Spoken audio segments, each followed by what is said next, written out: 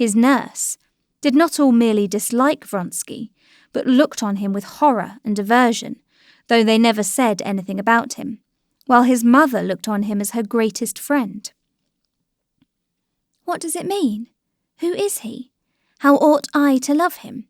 If I don't know, it's my fault. Either I'm stupid or a naughty boy, thought the child, and this was what caused his dubious, inquiring, sometimes hostile expression, and the shyness and uncertainty which Vronsky found so irksome. This child's presence always and infallibly called up in Vronsky that strange feeling of inexplicable loathing which he had experienced of late. This child's presence called up both in Vronsky and in Anna a feeling akin to the feeling of a sailor who sees by the compass that the direction in which he is swiftly moving is far from the right one, but that to arrest his motion is not in his power, that every instant is carrying him further and further away, and then to admit to himself his deviation from the right direction is the same as admitting his certain ruin. This child, with his innocent outlook upon life, was the compass that showed them the point to which they had departed from what they knew but did not want to know. This time, Seriosa was not at home, and she was completely alone. She was sitting on the terrace waiting for the return of her son, who had gone out for his walk and been caught in the rain. She had sent a manservant and a maid out to look for him. Dressed in a white gown, deeply embroidered, she was sitting in a corner of the terrace behind some flowers, and did not hear him. Bending her curly black head, she pressed her forehead against a cool watering pot that stood on the parapet, and both her lovely hands, with the rings he knew so well, clasped the pot. The beauty of her whole figure, her head, her neck, her hands, struck Vronsky every time as something new and unexpected. He stood still, gazing at her in ecstasy. But, directly he would have made a step to come nearer to her, she was aware of his presence, pushed away the watering pot, and turned her flushed face towards him. "What's the matter? Are you ill?" he said to her in French, going up to her. He would have run to her, but remembering that there might be spectators, he looked round towards the balcony bar and reddened a little, as he always reddened, feeling that he had to be afraid and be on his guard. "No, I'm quite well," she said, getting up and pressing his outstretched hand tightly. "I did not expect thee." "Mercy, what cold hands," he said. "You startled me," she said. "I'm alone, and expecting Seriosa. He's out for a walk. They'll come in from this side." But, in spite of her efforts to be calm, her lips were quivering. "Forgive me for coming, but I couldn't pass the day without seeing you," he went on, speaking French as he always did to avoid using the stiff Russian plural form, so impossibly frigid between them, and the dangerously intimate singular. "Forgive you? I'm so glad." "But you're ill or worried," he went on, not letting go her hands and bending over her. "What were you thinking of?" "Always the same thing," she said with a smile. She spoke the truth. If ever, at any moment, she had been asked what she was thinking of, she could have answered truly, of the same thing, of her happiness and her unhappiness. She was thinking, just when he came upon her, of this. Why was it, she wondered, that to others, to Betsy, she knew of her secret connection with Tushkevich, it was all easy, while to her it was such torture? Today this thought gained special poignancy from certain other considerations. She asked him about the races. He answered her questions, and, seeing that she was agitated, trying to calm her, he began telling her in the simplest tone the details of his preparations for the races. Tell him or not tell him, she thought, looking into his quiet, affectionate eyes. He is so happy, so absorbed in his races, that he won't understand as he ought. He won't understand all the gravity of this fact to us. "You haven't told me what you were thinking of when I came in," he said, interrupting his narrative. "Please tell me."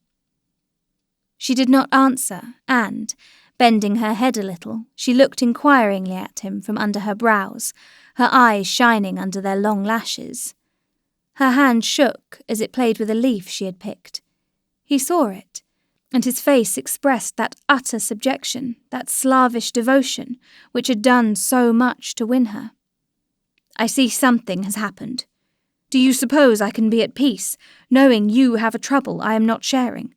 Tell me, for God's sake," he repeated imploringly. "Yes, I shan't be able to forgive him if he does not realize all the gravity of it. Better not tell. Why put him to the proof?" she thought, still staring at him in the same way, and feeling the hand that held the leaf was trembling more and more. "For God's sake," he repeated, taking her hand. "Shall I tell you?" "Yes, yes, yes." "I am with child," she said, softly and deliberately. The leaf in her hand shook more violently, but she did not take her eyes off him, watching how he would take it. He turned white, would have said something, but stopped. He dropped her hand, and his head sank on his breast. Yes, he realizes all the gravity of it, she thought, and gratefully she pressed his hand. But she was mistaken in thinking he realized the gravity of the fact as she, a woman, realized it. On hearing it, he felt come upon him with tenfold intensity that strange feeling of loathing of someone. But at the same time, he felt that the turning point he had been longing for had come now, that it was impossible to go on concealing things from her husband, and it was inevitable in one way or another that they should soon put an end to their unnatural position. But besides that, her emotion physically affected him in the same way. He looked at her with a look of submissive tenderness, kissed her hand, got up, and in silence paced up and down the terrace. "Yes," he said, going up to her resolutely. "Neither you nor I have looked on our relations as a passing amusement, and now our fate is sealed. It is absolutely necessary to put an end," he looked round as he spoke, "to the deception in which we are living." "Put an end? How put an end, Alexei?" she said softly. She was calmer now, and her face lighted up with a tender smile. "Leave your husband and make our life one." "It is one as it is," she answered, scarcely audibly. "Yes, but all together, all together." "But how, Alexei? Tell me how," she said in melancholy mockery at the hopelessness of her own position. "Is there any way out of such a position? Am I not the wife of my husband?" "There is a way out of every position. We must take our line," he said. "Anything's better than the position in which you're living. Of course, I see how you torture yourself over everything, the world and your son and your husband." "Oh, not over my husband," she said with a quiet smile. "I don't know him. I don't think of him. He doesn't exist." "You're not speaking sincerely. I know you. You worry about him too." "Oh, he doesn't even know," she said, and suddenly a hot flush came over her. Her cheeks, her brows, her neck crimsoned, and tears of shame came into her eyes. "But we won't talk of him."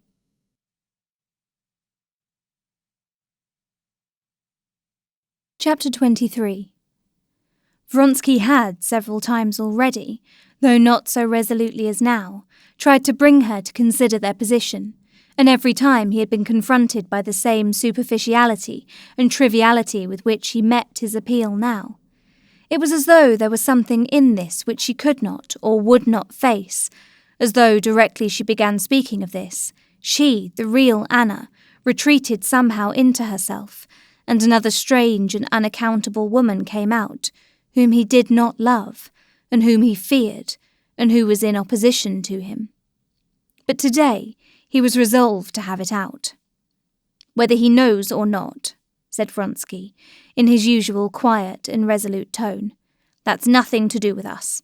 We cannot, you cannot stay like this, especially now." "What's to be done, according to you?" she asked with the same frivolous irony. She, who had so feared he would take her condition too lightly, was now vexed with him for deducing from it the necessity of taking some step. "Tell him everything, and leave him." "Very well. Suppose I do that," she said. "Do you know what the result of that would be? I can tell you it all beforehand."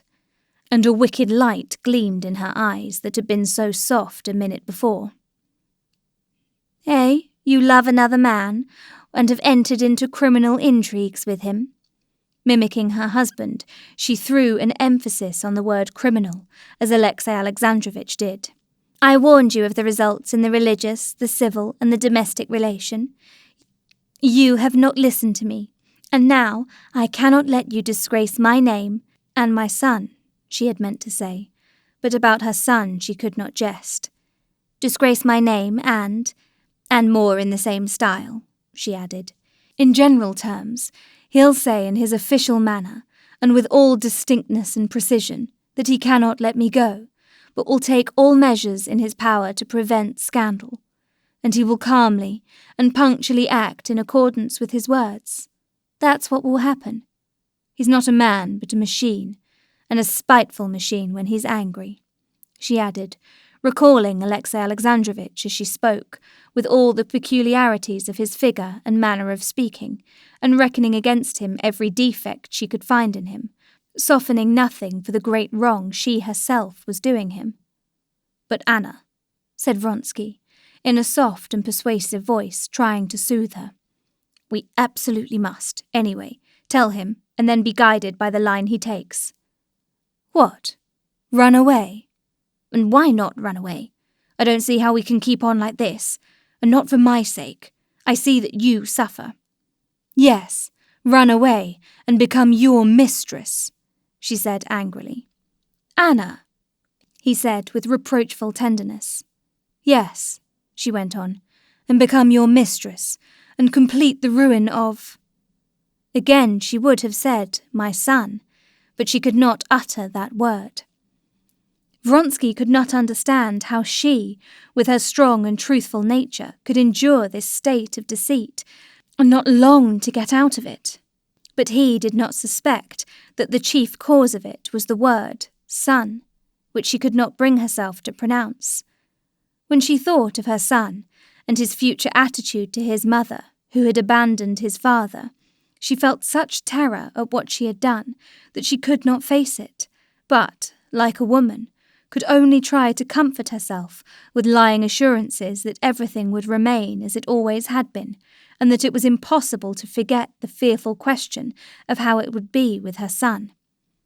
"I beg you, I entreat you," she said suddenly, taking his hand, and speaking in quite a different tone, sincere and tender.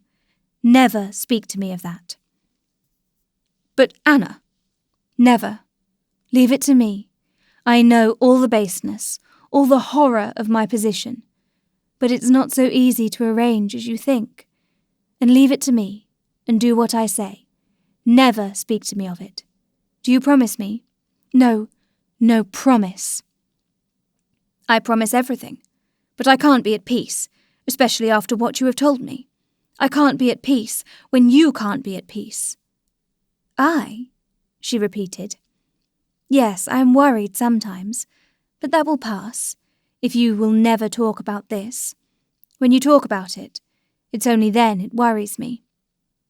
"I don't understand," he said. "I know," she interrupted him, "how hard it is for your truthful nature to lie, and I grieve for you. I often think that you have ruined your whole life for me." "I was just thinking the very same thing," he said. "How could you sacrifice everything for my sake?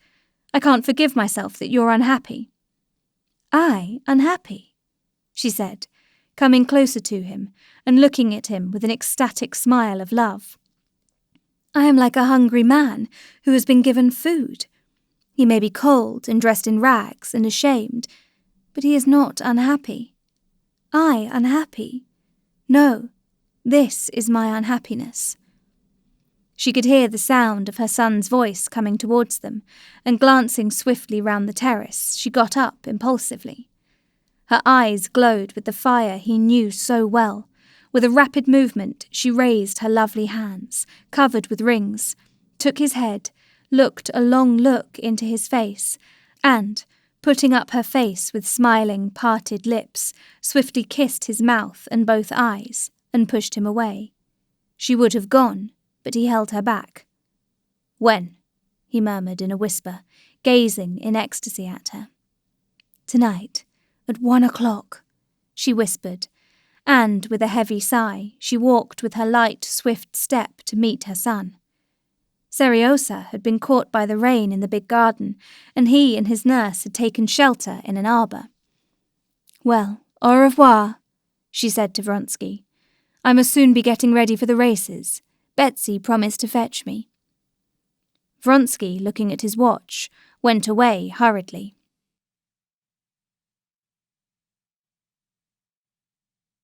Chapter 24. When Vronsky looked at his watch on the Karenin's balcony, he was so greatly agitated and lost in his thoughts that he saw the figures on the watch's face, but could not take in what time it was. He came out onto the high road and walked, picking his way carefully through the mud to his carriage. He was so completely absorbed in his feeling for Anna that he did not even think what o'clock it was and whether he had time to go to Bryansky's. He had left him, as often happens, only the external faculty of memory that points out each step one has to take, one after the other. He went up to his coachman, who was dozing on the box in the shadow, already lengthening, of a thick lime tree. He admired the shifting clouds of midges circling over the hot horses, and, waking the coachman, he jumped into the carriage and told him to drive to Bryansky. It was only after driving nearly 5 miles that he sufficiently recovered himself to look at his watch and realize that it was 5:30 and he was late. There were several races fixed for that day: the Mounted Guards race, then the Officers' 1.5 mile race, then the 3-mile race, and then the race for which he was entered. He could still be in time for his race, but if he went to Bryansky's he could only just be in time, and he would arrive when the whole of the court would be in their places. That would be a pity. But he had promised Bryansky to come, and so he decided to drive on, telling the coachman not to spare the horses. He reached Bryansky's, spent 5 minutes there, and galloped back. This rapid drive calmed him. All that was painful in his relations with Anna, all the feeling of indefiniteness left by their conversation, had slipped out of his mind. He was thinking now with pleasure and excitement of the race, of his being anyhow in time, and now and then the thought of the blissful interview awaiting for him that night flashed across his imagination like a flaming light. The excitement of the approaching race gained upon him as he drove further and further into the atmosphere of the races, overtaking carriages driving up from the summer villas or out of Petersburg. At his quarters no one was left at home. All were at the races, and his valet was looking out for him at the gate. While he was changing his clothes, his valet told him that the second race had begun already, that a lot of gentlemen had been to ask for him, and a boy had twice run up from the stables. Dressing without hurry, he never hurried himself and never lost his self-possession, Vronsky drove to the sheds. From the sheds he could see a perfect sea of carriages and people on foot, soldiers surrounding the racecourse, and pavilions swarming with people. The second race was apparently going on, for just as he went into the sheds he heard a bell ringing. Going towards the stable, he met the white-legged chestnut, Mahotin's gladiator, being led to the racecourse in a blue forage horsecloth, with what looked like huge ears edged with blue. "Where's Court?" he asked the stable boy. "In the stable, putting on the saddle." In the open horsebox stood Frou-Frou, saddled ready. They were just going to lead her out. "I'm not too late." All right," said the Englishman. "Don't upset yourself." Vronsky once more took in one glance the exquisite lines of his favourite mare, who was quivering all over, and with an effort he tore himself from the sight of her and went out of the stable. He went towards the pavilions at the most favourable moment for escaping attention. The 1.5 mile race was just finishing, and all eyes were fixed on the horse guard in front and the light hussar behind, urging their horses on with a last effort close to the winning post. From the centre and outside of the ring, all were crowding to the winning post, and a group of soldiers and officers of the horse guards were shouting loudly for their delight at the expected triumph of their officer and comrade. Vronsky moved into the middle of the crowd unnoticed, almost at the very moment when the bell rang at the finish of the race, and the tall, mud-spattered horse guard who came in first, bending over the saddle, let go the reins of his panting grey horse that looked dark with sweat. The horse, stiffening out its legs, with an effort stopped its rapid course, and the officer of the horse guards looked round him like a man waking up from a heavy sleep, and just managed to smile. A crowd of friends and outsiders pressed round him. Vronsky intentionally avoided that select crowd of the upper world, which was moving and talking with discreet freedom before the pavilions. He knew that Madame Karenina was there, and Betsy, and his brother's wife, and he purposely did not go near them for fear of something distracting his attention. But he was continually met and stopped by acquaintances, who told him about the previous races, and kept asking him why he was so late. At the time when the racers had to go to the pavilion to receive the prizes, and all attention was directed to that point, Vronsky's elder brother, Alexander, a colonel with heavy fringed epaulets, came up to him. He was not tall, though as broadly built as Alexei, and handsomer and rosier than he. He had a red nose, and an open, drunken-looking face. "Did you get my note?" he said. "There's never any finding you." Alexander Vronsky, in spite of the dissolute life, and in especial the drunken habits for which he was notorious, was quite one of the court circle. Now, as he talked to his brother of a matter bound to be exceedingly disagreeable to him, knowing that the eyes of many people might be fixed upon him, he kept a smiling countenance, as though he were jesting with his brother about something of little moment. "I got it, and I really can't make out what you are worrying yourself about," said Alexei. "I'm worrying myself because the remark has just been made to me that you weren't here and that you were seen in Peterhof on Monday. There are matters which only concern those directly interested in them, and the matter you are so worried about is, yes, but if so, you may as well cut the service. I beg you not to meddle, that's all I have to say." Alexei Vronsky's frowning face turned white, and his prominent lower jaw quivered, which happened rarely with him. Being a man of very warm heart, he was seldom angry, but when he was angry, and when his chin quivered, then, as Alexander Vronsky knew, he was dangerous. Alexander Vronsky smiled gaily.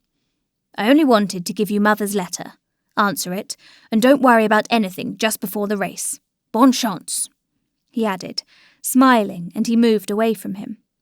But after him, another friendly greeting brought Vronsky to a standstill. "So you don't recognize your friends? How are you, mon cher?" said Stefan Arkadyevitch, as conspicuously brilliant in the middle of all the Petersburg brilliance as he was in Moscow, his face rosy, and his whiskers sleek and glossy. "I came up yesterday. I'm delighted that I shall see your triumph. When shall we meet?"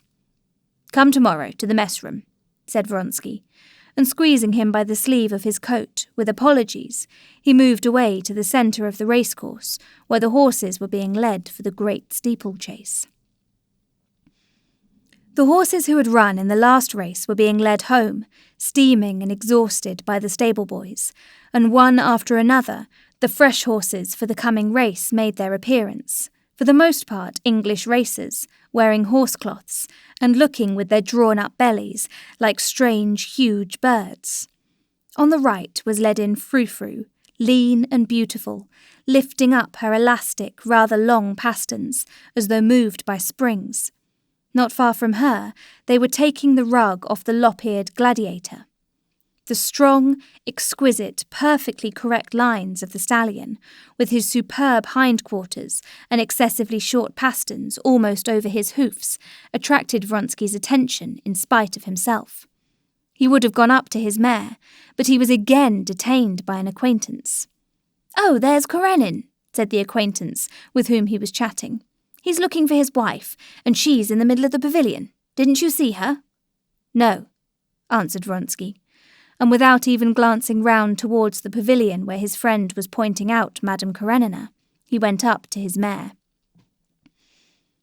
Vronsky had not had time to look at the saddle, about which he had to give some direction, when the competitors were summoned to the pavilion to receive their numbers and places in the row at starting.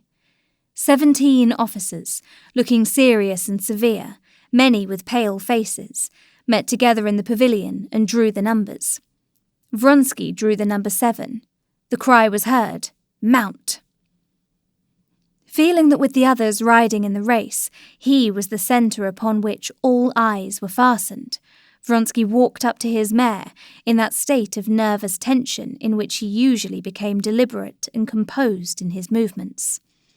Cord, in honour of the races, had put on his best clothes, a black coat buttoned up, a stiffly starched collar which propped up his cheeks, a round black hat, and top boots.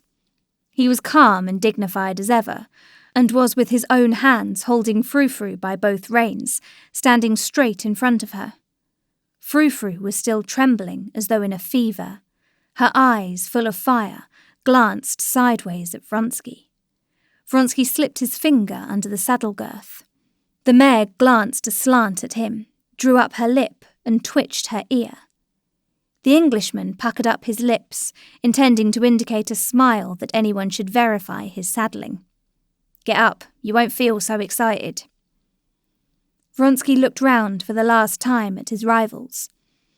He knew that they would not see him during the race. 2 were already riding forward to the point from which they were to start. Goltzin, a friend of Vronsky's and one of his more formidable rivals, was moving round a bay horse that would not let him mount. A little light hussar in tight riding breeches rode off at a gallop, crouched up like a cat on the saddle, in imitation of English jockeys. Prince Kuzovlev sat with a white face on his thoroughbred mare from the Gobrovsky stud, while an English groom led her by the bridle.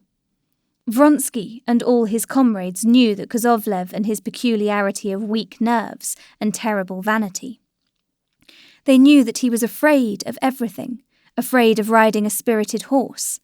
But now, just because it was terrible, because people broke their necks, and there was a doctor standing at each obstacle, and an ambulance with a cross on it, and a sister of mercy, he had made up his mind to take part in the race. Their eyes met, and Vronsky gave him a friendly and encouraging nod. Only one he did not see, his chief rival, Mahotin on Gladiator. "Don't be in a hurry," said Cord to Vronsky, "and remember one thing. Don't hold her in at the fences, and don't urge her on. Let her go as she likes." All right," said Vronsky, taking the reins. "If you can, lead the race, but don't lose heart till the last minute, even if you're behind." Before the mare had time to move, Vronsky stepped with an agile, vigorous movement into the steel-toothed stirrup, and lightly and firmly seated himself on the creaking leather of the saddle. Getting his right foot in the stirrup, he smoothed the double reins, as he always did, between his fingers, and Cord let go. As though she did not know which foot to put first, Frou-Frou started, dragging at the reins with her long neck, and as though she were on springs, shaking her rider from side to side. Cord quickened his step, following him.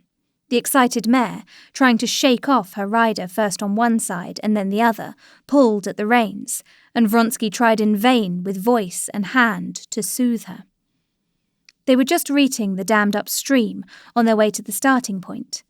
Several of the riders were in front and several behind, when suddenly Vronsky heard the sound of a horse galloping in the mud behind him, and he was overtaken by Mahotin on his white-legged, lop-eared Gladiator. Mahotin smiled, showing his long teeth, but Vronsky looked angrily at him. He did not like him, and regarded him now as his most formidable rival. He was angry with him for galloping past and exciting his mare. Frou-Frou started into a gallop, her left foot forward, made 2 bounds, and fretting at the tightened reins, passed into a jolting trot, bumping her rider up and down. Cord, too, scowled and followed Vronsky almost at a trot.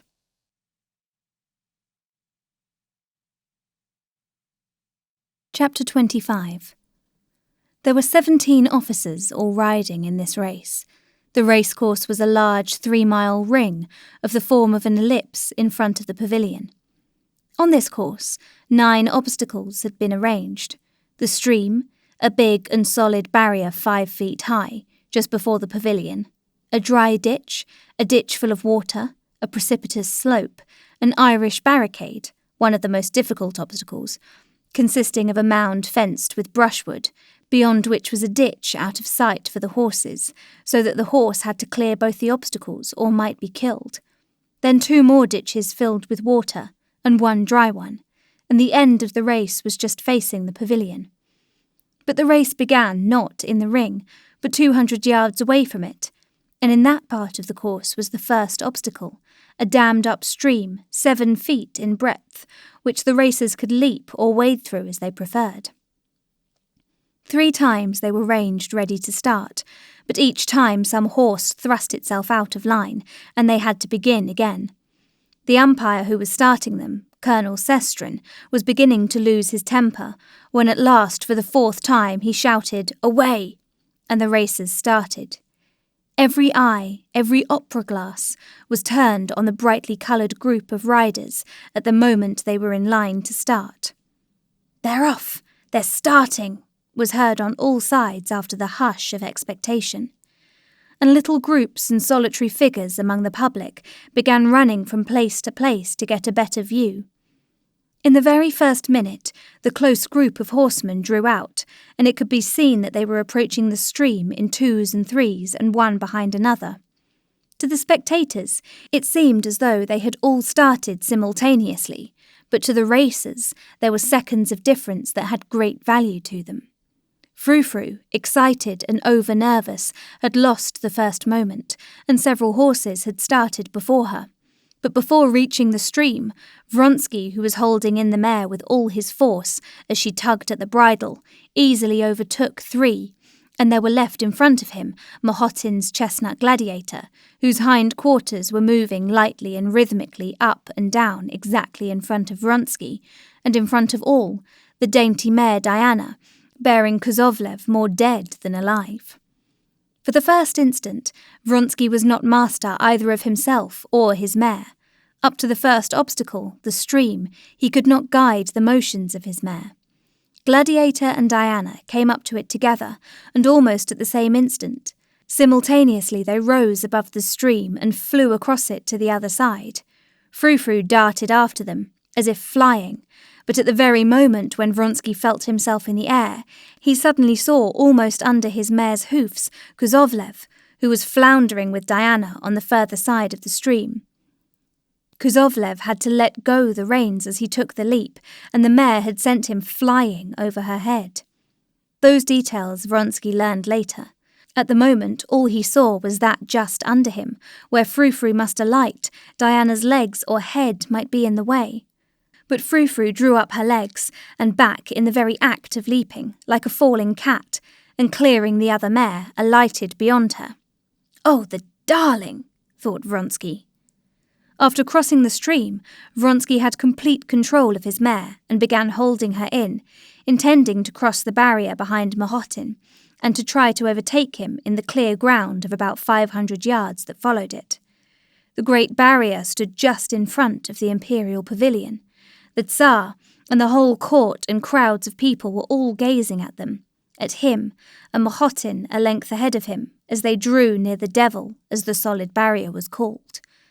Vronsky was aware of those eyes fastened upon him from all sides, but he saw nothing except the ears and neck of his own mare, the ground racing to meet him, and the black and white legs of Gladiator beating time swiftly before him, and keeping always the same distance ahead. Gladiator rose, with no sound of knocking against anything. With a wave of his short tail, he disappeared from Vronsky's sight. "Bravo!" cried a voice. At the same instant, under Vronsky's eyes, right before him flashed the palings of the barrier. Without the slightest change in her action, his mare flew over it, the palings vanished, and he heard only a crash behind him. The mare, excited by Gladiator's keeping ahead, had risen too short before the barrier and grazed it with her hind hooves. But her pace never changed, and Vronsky, feeling a spatter of mud in his face, realized that he was once more the same distance from Gladiator. Once more he perceived in front of him the same back and short tail, and again the same swiftly moving white legs that got no further away. At the very moment when Vronsky thought that now was the time to overtake Mahotin, Frou-Frou herself, understanding his thoughts, without any incitement on his part, gained ground considerably, and began getting alongside of Mahotin on the most favourable side, close to the inner cord. Mahotin would not let her pass that side. Vronsky had hardly formed the thought that he could not perhaps pass on the outer side, when Frou-Frou shifted her pace and began overtaking him on the other side. Frou-Frou's shoulder, beginning by now to be dark with sweat, was even with Gladiator's back. For a few lengths they moved evenly, but before the obstacle they were approaching, Vronsky began working at the reins, anxious to avoid having to take the outer circle, and swiftly passed Mahotin just upon the declivity. He caught a glimpse of his mud-stained face as he flashed by. He even fancied that he smiled. Vronsky passed Mahotin, but he was immediately aware of him close upon him, and he never ceased hearing the even thudding hooves and the rapid and still quite fresh breathing of Gladiator. The next two obstacles, the watercourse and the barrier, were easily crossed, but Vronsky began to hear the snorting and thud of Gladiator closer upon him. He urged on his mare, and to his delight felt that she easily quickened her pace, and the thud of Gladiator's hoofs was again heard at the same distance away. Vronsky was at the head of the race, just as he wanted to be and as Cord had advised, and now he felt sure of being the winner. His excitement, his delight, and his tenderness for Frou-Frou grew keener and keener. He longed to look round again, but he did not dare to do this, and tried to be cool, and not to urge on his mare so to keep the same reserve of force in her as he felt that Gladiator still kept. There remained only one obstacle, the most difficult. If he could cross it ahead of the others, he would come in first. He was flying towards the Irish barricade. Frou-Frou and he both together saw the barricade in the distance, and both the man and the mare had a moment's hesitation. He saw the uncertainty in the mare's ears and lifted the whip, but at the same time felt that his fears were groundless. The mare knew what was wanted. She quickened her pace and rose smoothly, just as he had fancied she would, and as she left the ground gave herself up to the force of her rush, which carried her far beyond the ditch, and with the same rhythm, without effort, with the same leg forward, Frou-Frou fell back into her pace again. "Bravo, Vronsky!" He heard shouts from a knot of men. He knew they were his friends in the regiment, who were standing at the obstacle. He could not fail to recognize Yashvin's voice, though he did not see him. "Oh, my sweet!" he said inwardly to Frou-Frou, as he listened for what was happening behind. "He's cleared it," he thought, catching the thud of Gladiator's hoofs behind him. There remained only the last ditch, filled with water and 5 feet wide. Vronsky did not even look at it, but anxious to get in a long way first, began sawing away at the reins, lifting the mare's head and letting it go in time with her paces. He felt that the mare was at her very last reserve of strength. Not her neck and her shoulders merely were wet, but the sweat was standing in drops on her mane, her head, her sharp ears, and her breath came in short, sharp gasps. But he knew that she had the strength left more than enough for the remaining 500 yards. It was only from feeling himself nearer the ground, and from the peculiar smoothness of his motion, that Vronsky knew how greatly the mare had quickened her pace. She flew over the ditch as though not noticing it. She flew over it like a bird. But at the same instant, Vronsky, to his horror, felt that he had failed to keep up with the mare's pace, that he had, he did not know how, made a fearful, unpardonable mistake in recovering his seat in the saddle. All at once his position had shifted, and he knew that something awful had happened. He could not yet make out what had happened, when the white legs of a chestnut horse flashed close by to him, and Mahotin passed at a swift gallop. Vronsky was touching the ground with one foot, and his mare was sinking on that foot. He just had time to free his leg when she fell on one side, gasping painfully, and, making vain efforts to rise with her delicate, soaking neck, she fluttered on the ground at his feet like a shot bird. The clumsy movement made by Vronsky had broken her back, but that he only knew much later.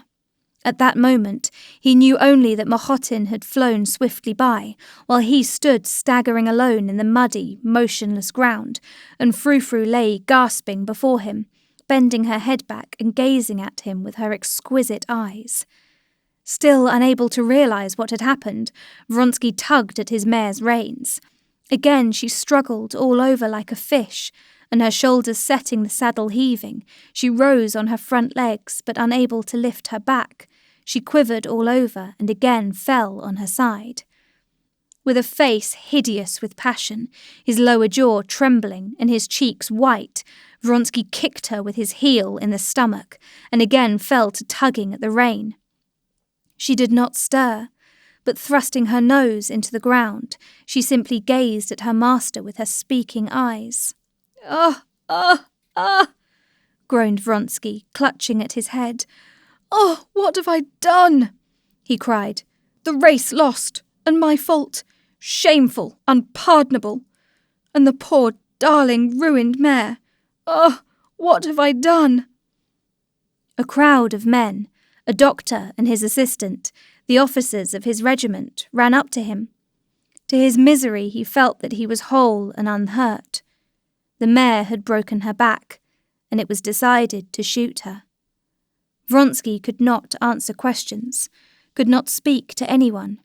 He turned, and without picking up his cap that had fallen off, walked away from the racecourse, not knowing where he was going. He felt utterly wretched. For the first time in his life, he knew the bitterest sort of misfortune, misfortune beyond remedy, and caused by his own fault. Yashvin overtook him with his cap and led him home, and half an hour later Vronsky had regained his self-possession, but the memory of that race remained for long in his heart, the cruelest and bitterest memory of his life.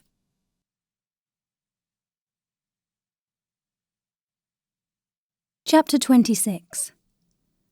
The external relations of Alexei Alexandrovich and his wife had remained unchanged.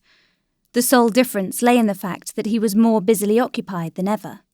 As in former years, at the beginning of the spring he had gone to a foreign watering place for the sake of his health, deranged by the winter's work that every year grew heavier. And, just as always, he returned in July and at once fell to work as usual with increased energy. As usual, too, his wife had moved for the summer to a villa out of town, while he remained in Petersburg. From the date of their conversation after the party at Princess Tverskaya's, he had never spoken again to Anna of his suspicions and his jealousies, and that habitual tone of his bantering mimicry was the most convenient tone possible for his present attitude to his wife. He was a little colder to his wife. He simply seemed to be slightly displeased with her for that first midnight conversation, which she had repelled. In his attitude to her, there was a shade of vexation, but nothing more. "You would not be open with me," he seemed to say, mentally addressing her. "So much the worse for you. Now you may beg as you please, but I won't be open with you. So much the worse for you," he said mentally, like a man who, after vainly attempting to extinguish a fire, should fly in a rage with his efforts and say, "Oh, very well then, you shall burn for this." This man, so subtle and astute in official life, did not realize all the senselessness of such an attitude to his wife. He did not realize it, because it was too terrible to him to realize his actual position, and he shut down and locked and sealed up in his heart that secret place where lay hid his feelings towards his family, that is, his wife and son. He who had been such a careful father, had from the end of that winter become peculiarly frigid to his son and adopted to him just the same bantering tone he used with his wife. "Aha, young man," was the greeting with which he met him. Alexey Alexandrovitch asserted and believed that he had never in any previous year had so much official business as that year, but he was not aware that he sought work for himself that year, that this was one of the means for keeping shut that secret place where lay hid his feelings towards his wife and son and his thoughts about them, which became more terrible the longer they lay there. If anyone had had the right to ask Alexey Alexandrovitch what he thought of his wife's behaviour, the mild and peaceable Alexey Alexandrovitch would have made no answer, but he would have been greatly angered with any man who should question him on that subject. For this reason, there positively came into Alexey Alexandrovitch's face a look of haughtiness and severity whenever anyone inquired after his wife's health. Alexey Alexandrovitch did not want to think at all about his wife's behaviour, and he actually succeeded in not thinking about it at all. Alexey Alexandrovitch's permanent summer villa was in Peterhof, and the Countess Lydia Ivanovna used as a rule to spend the summer there, close to Anna and constantly seeing her. That year, Countess Lydia Ivanovna declined to settle in Peterhof, was not once at Anna Arkadyevna's, and in conversation with Alexey Alexandrovitch hinted at the unsuitability of Anna's close intimacy with Betsy and Vronsky. Alexey Alexandrovitch sternly cut her short, roundly declaring his wife to be above suspicion, and from that time began to avoid Countess Lydia Ivanovna. He did not want to see, and did not see, that many people in society cast dubious glances on his wife. He did not want to understand, and did not understand, why his wife had so particularly insisted on staying at Zarskoe, where Betsy was staying, and not far from the camp of Vronsky's regiment. He did not allow himself to think about it, and he did not think about it. But all the same, though, he never admitted it to himself, and had no proofs, not even suspicious evidence, in the bottom of his heart. He knew beyond all doubt that he was a deceived husband, and he was profoundly miserable about it. How often, during those 8 years of happy life with his wife, Alexey Alexandrovitch had looked at other men's faithless wives and other deceived husbands and asked himself, how can people descend to that? How is it they don't put an end to such a hideous position? But now, when the misfortune had come upon himself, he was so far from thinking of putting an end to the position that he would not recognize it at all, would not recognize it just because it was too awful, too unnatural. Since his return from abroad, Alexey Alexandrovitch had twice been at their country villa. Once he dined there, another time he spent the evening there with a party of friends, but he had not once stayed the night there, as it had been his habit to do in previous years. The day of the races had been a very busy day for Alexey Alexandrovitch, but when mentally sketching out the day in the morning, he made up his mind to go to their country house to see his wife immediately after dinner, and from there to the races, which all the court were to witness, and at which he was bound to be present. He was going to see his wife, because he had determined to see her once a week to keep up appearances, and besides, on that day, as it was the 15th, he had to give his wife some money for her expenses, according to their usual arrangement. With his habitual control over his thoughts, though he thought all this about his wife, he did not let his thoughts stray further in regard to her. That morning was a very full one for Alexey Alexandrovitch. The evening before, Countess Lydia Ivanovna had sent him a pamphlet by a celebrated traveller in China, who was staying in Petersburg, and with it she enclosed a note begging him to see the traveller himself, as he was an extremely interesting person from various points of view and likely to be useful. Alexey Alexandrovitch had not had time to read the pamphlet through in the evening, and had finished it in the morning. Then people began arriving with petitions, and there came the reports, interviews, appointments, dismissals, apportionment of rewards, pensions, grants, notes, the workaday round, as Alexey Alexandrovitch called it, that always took up so much time. Then there was private business of his own, a visit from the doctor and the steward who managed his property. The steward did not take up much time.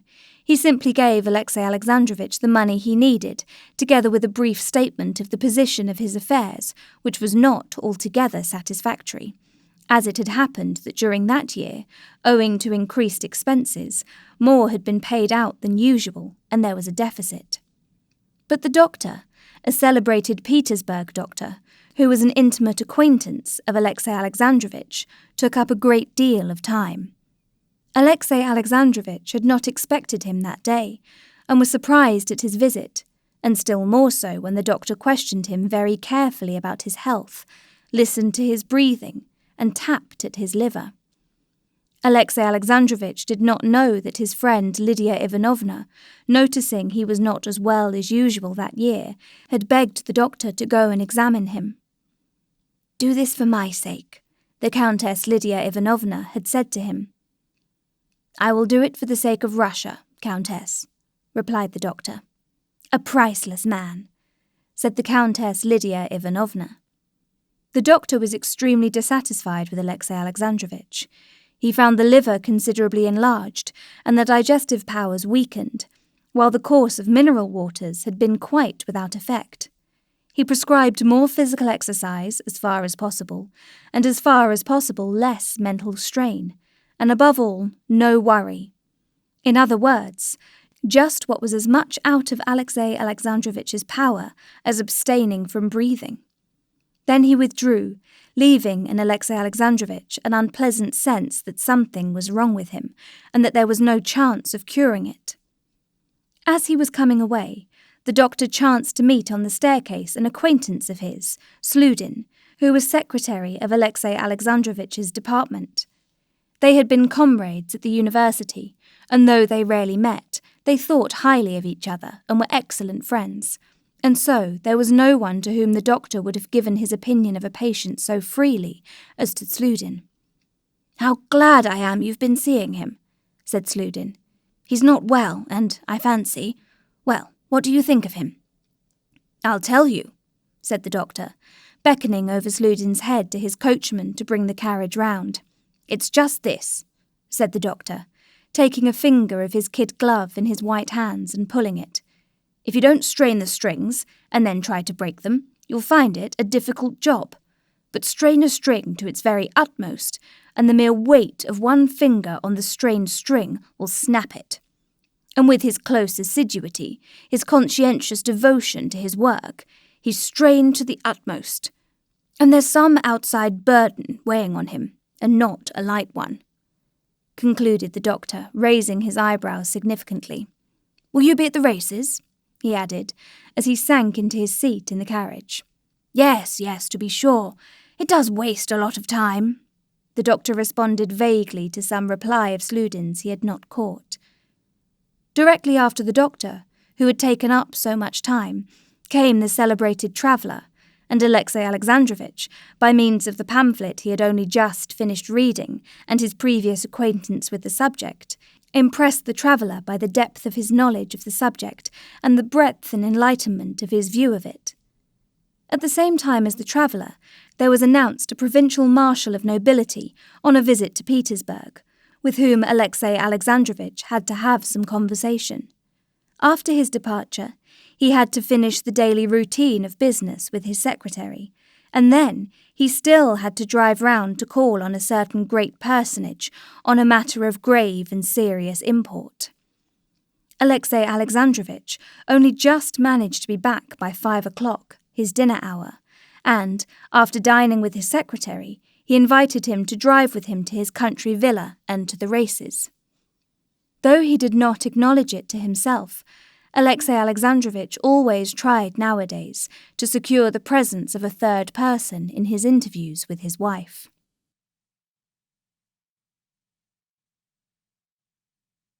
Chapter 27. Anna was upstairs, standing before the looking-glass, and, with Anushka's assistance, pinning the last ribbon on her gown, when she heard carriage wheels crunching the gravel at the entrance. "It's too early for Betsy," she thought, and glancing out of the window she caught sight of the carriage and the black hat of Alexey Alexandrovitch, and the ears that she knew so well sticking up each side of it. How unlucky! Can he be going to stay the night?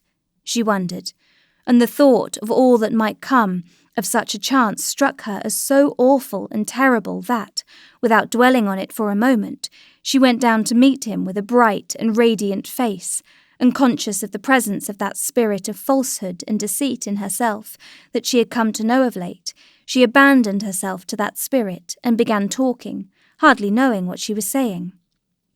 "Ah, how nice of you," she said, giving her husband her hand and greeting Sludin, who was like one of the family, with a smile. "You're staying the night, I hope," was the first word the spirit of falsehood prompted her to utter.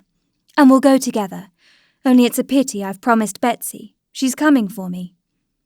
Alexey Alexandrovitch knit his brows at Betsy's name. "Oh, I'm not going to separate the inseparables," he said in his usual bantering tone. "I'm going with Mihail Vassilievich. I'm ordered exercise by the doctors, too. I'll walk, and fancy myself at the springs again." "There's no hurry," said Anna. "Would you like tea?" She rang. "Bring in tea, and tell Seryosa that Alexey Alexandrovitch is here. Well, tell me, how have you been? Mihail Vassilievich, you've not been to see me before. Look how lovely it is out on the terrace," she said, turning first to one and then to the other. She spoke very simply and naturally, but too much and too fast. She was the more aware of this from noticing in the inquisitive look Mihail Vassilievich turned on her that he was, as it were, keeping watch on her. Mihail Vassilievich promptly went out on the terrace. She sat down beside her husband. "You don't look quite well," she said. "Yes," he said. "The doctor's been with me today and wasted an hour of my time. I feel that someone of our friends must have sent him. My health's so precious, it seems." "No, what did he say?" She questioned him about his health and what he had been doing, and tried to persuade him to take a rest and come out to her. All this she said brightly, rapidly, and with a peculiar brilliance in her eyes. But Alexey Alexandrovitch did not now attach any special significance to this tone of hers. He heard only her words, and gave them only the direct sense they bore. And he answered simply, though jestingly. There was nothing remarkable in all this conversation, but never after could Anna recall this brief scene without an agonizing pang of shame. Seryosa came in, preceded by his governess. If Alexey Alexandrovitch had allowed himself to observe, he would have noticed the timid and bewildered eyes with which Seryosa glanced first at his father and then at his mother. But he would not see anything, and he did not see it. "Ah, the young man. He's grown. Really, he's getting quite a man. How are you, young man?" And he gave his hand to the scared child. Seryosa had been shy of his father before, but now, ever since Alexey Alexandrovitch had taken to calling him young man, and since that insoluble question had occurred to him whether Vronsky were a friend or a foe, he avoided his father. He looked round towards his mother as though seeking shelter. It was only with his mother that he was at ease. Meanwhile, Alexey Alexandrovitch was holding his son by the shoulder while he was speaking to the governess, and Seryosa was so miserably uncomfortable that Anna saw he was on the point of tears. Anna, who had flushed a little the instant her son came in, noticing that Seryosa was uncomfortable, got up hurriedly, took Alexey Alexandrovitch's hand from her son's shoulder, and, kissing the boy, led him out onto the terrace, and quickly came back. "It's time to start, though," said she, glancing at her watch. "How is it Betsy doesn't come?" "Yes," said Alexey Alexandrovitch, and getting up, he folded his hands and cracked his fingers. "I've come to give you some money, too, for nightingales, we know, can't live on fairy tales," he said. "You want it, I expect." "No, I don't. Yes, I do," she said, not looking at him, and crimsoning to the roots of her hair. "But you'll come back here after the races, I suppose?" "Oh, yes," answered Alexey Alexandrovitch. And here's the glory of Peterhof, Princess Tverskaya," he added, looking out of the window at the elegant English carriage with the tiny seats placed extremely high. "What elegance! Charming! Well, let us be starting too, then." Princess Tverskaya did not get out of her carriage, but her groom, in high boots, a cape, and black hat, darted out at the entrance. "I'm going. Goodbye," said Anna, and kissing her son, she went up to Alexey Alexandrovitch and held out her hand to him. "It was ever so nice of you to come." Alexey Alexandrovitch kissed her hand. "Well, au revoir then. You'll come back for tea. That's delightful," she said, and went out, gay and radiant. But as soon as she no longer saw him, she was aware of the spot on her hand that his lips had touched, and she shuddered with repulsion.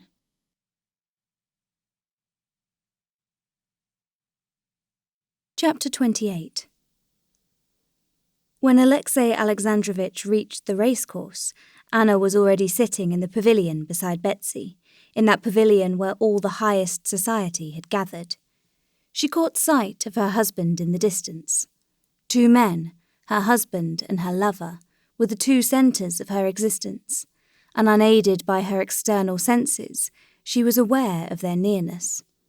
She was aware of her husband approaching a long way off, and she could not help following him in the surging crowd in the midst of which he was moving. She watched his progress towards the pavilion, saw him now responding condescendingly to an ingratiating bow, now exchanging friendly, nonchalant greetings with his equals, now assiduously trying to catch the eye of some great one of this world, and taking off his big round hat that squeezed the tips of his ears. All these ways of his she knew, and all were hateful to her. Nothing but ambition, nothing but the desire to get on. That's all there is in his soul, she thought. As for these lofty ideals, love of culture, religion, they are only so many tools for getting on. From his glances towards the ladies' pavilion, he was staring straight at her, but did not distinguish his wife in the sea of muslin, ribbons, feathers, parasols, and flowers. She saw that he was looking for her, but she purposely avoided noticing him. "Alexey Alexandrovitch," Princess Betsy called to him. "I'm sure you don't see your wife. Here she is." He smiled his chilly smile. "There's so much splendour here that one's eyes are dazzled," he said, and he went into the pavilion. He smiled to his wife, as a man should smile on meeting his wife after only just parting from her, and greeted the princess and other acquaintances, giving to each what was due, that is to say, jesting with the ladies and dealing out friendly greetings among the men. Below, near the pavilion, was standing an adjutant general of whom Alexey Alexandrovitch had a high opinion, noted for his intelligence and culture. Alexey Alexandrovitch entered into conversation with him. There was an interval between the races, and so nothing hindered conversation. The adjutant general expressed his disapproval of the races. Alexey Alexandrovitch replied defending them. Anna heard his high, measured tones, not losing one word, and every word struck her as false and stabbed her ears with pain. When the 3-mile steeplechase was beginning, she bent forward and gazed with fixed eyes at Vronsky as he went up to his horse and mounted, and at the same time she heard that loathsome, never-ceasing voice of her husband. She was in an agony of terror for Vronsky, but a still greater agony was the never-ceasing, as it seemed to her, stream of her husband's shrill voice with its familiar intonations.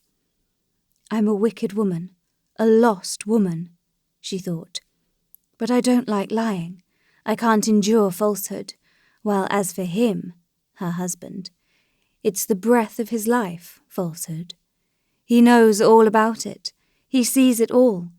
Why does he care if he can talk so calmly? If he were to kill me, if he were to kill Vronsky, I might respect him.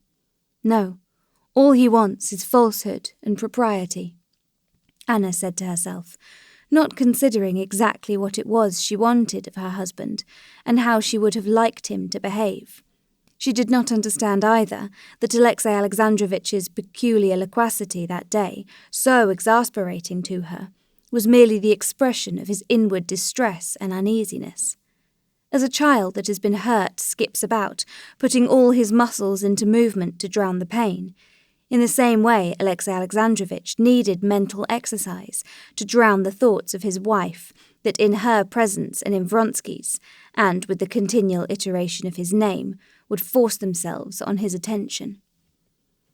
It was as natural for him to talk well and cleverly as it is natural for a child to skip about. He was saying, "Danger in the races of officers, of cavalrymen, is an essential element in the race. If England can point to the most brilliant feats of cavalry and military history, it is simply owing to the fact that she has historically developed this force both in beasts and in men.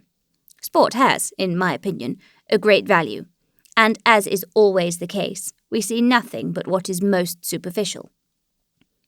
"It's not superficial," said Princess Tverskaya. "One of the officers, they say, has broken 2 ribs." Alexei Alexandrovich smiled his smile, which covered his teeth, but revealed nothing more. "We'll admit, Princess, that that's not superficial," he said, "but internal. But that's not the point." And he turned again to the general with whom he was talking seriously.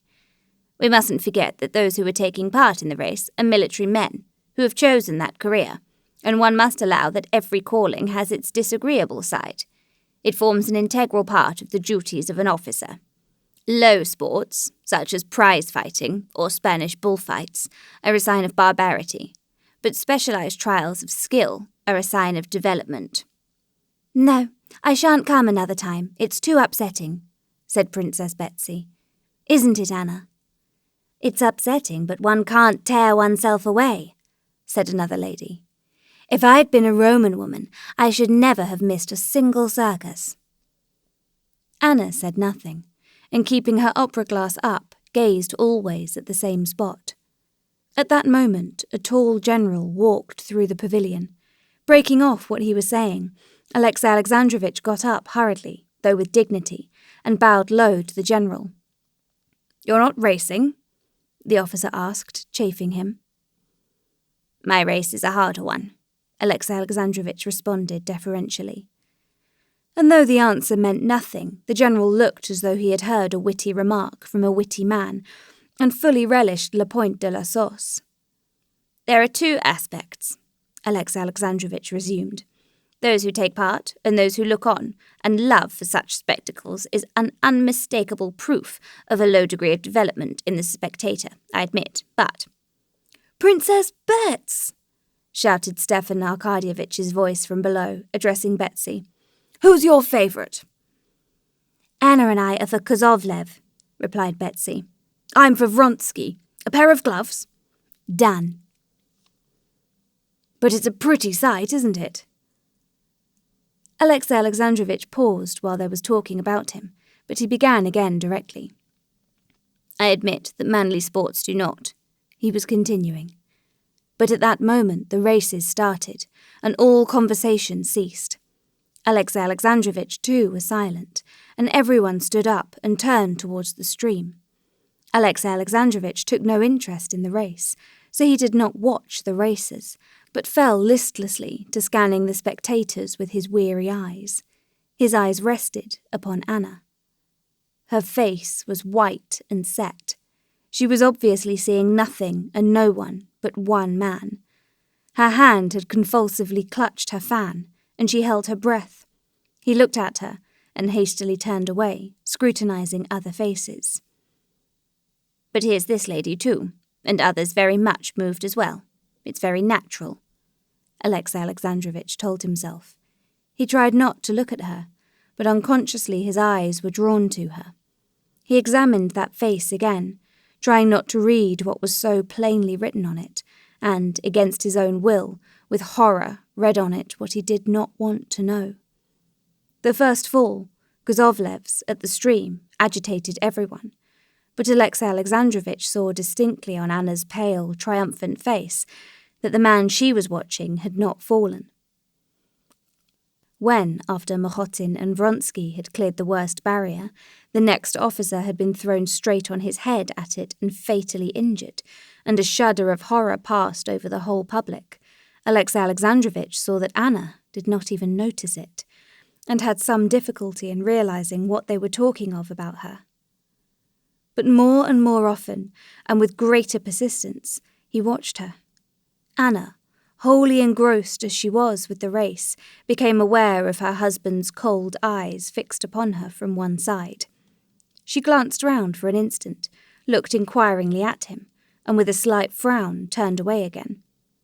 I don't care," she seemed to say to him, and she did not once glance at him again.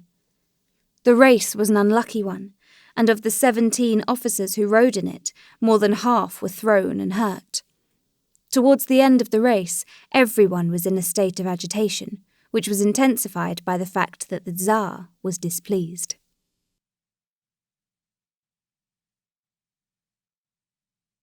Chapter 29. Everyone was loudly expressing disapprobation. Everyone was repeating a phrase someone had uttered, "The lions and gladiators will be the next thing," and everyone was feeling horrified, so that when Vronsky fell to the ground and Anna moaned aloud, there was nothing very out of the way in it.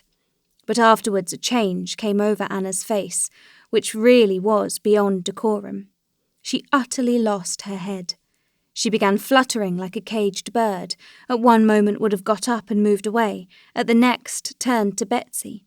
"Let us go, let us go," she said. But Betsy did not hear her. She was bending down, talking to a general who had come up to her. Alexei Alexandrovitch went up to Anna and courteously offered his arm. "Let us go, if you like," he said in French, but Anna was listening to the general and did not notice her husband. "He's broken his leg, too, so they say," the general was saying. "This is beyond everything." Without answering her husband, Anna lifted her opera glass and gazed towards the place where Vronsky had fallen, but it was so far off, and there was such a crowd of people about it, that she could make out nothing. She laid down the opera glass and would have moved away, but at that moment an officer galloped up and made some announcement to the Tsar. Anna craned forward, listening. "Stiva! Stiva!" she cried to her brother. But her brother did not hear her. Again she would have moved away. "Once more, I offer you my arm if you want to be going," said Alexei Alexandrovitch, reaching towards her hand. She drew back from him with aversion, and without looking in his face answered, No, let me be, I'll stay." She saw now that from the place of Vronsky's accident, an officer was running across the course towards the pavilion. Betsy waved her handkerchief to him. The officer brought back the news that the rider was not killed, but the horse had broken its back. On hearing this, Anna sat down hurriedly and hid her face in her fan. Alexei Alexandrovitch saw that she was weeping and could not control her tears, nor even the sobs that were shaking her bosom. Alexei Alexandrovitch stood so as to screen her, giving her time to recover herself.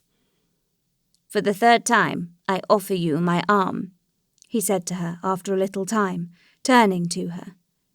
Anna gazed at him and did not know what to say.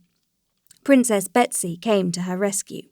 No, Alexei Alexandrovitch. I brought Anna and I promised to take her home," put in Betsy. "Excuse me, Princess," he said, smiling courteously but looking her very firmly in the face. "But I see that Anna's not very well, and I wish her to come home with me." Anna looked about her in a frightened way, got up submissively, and laid her hand on her husband's arm.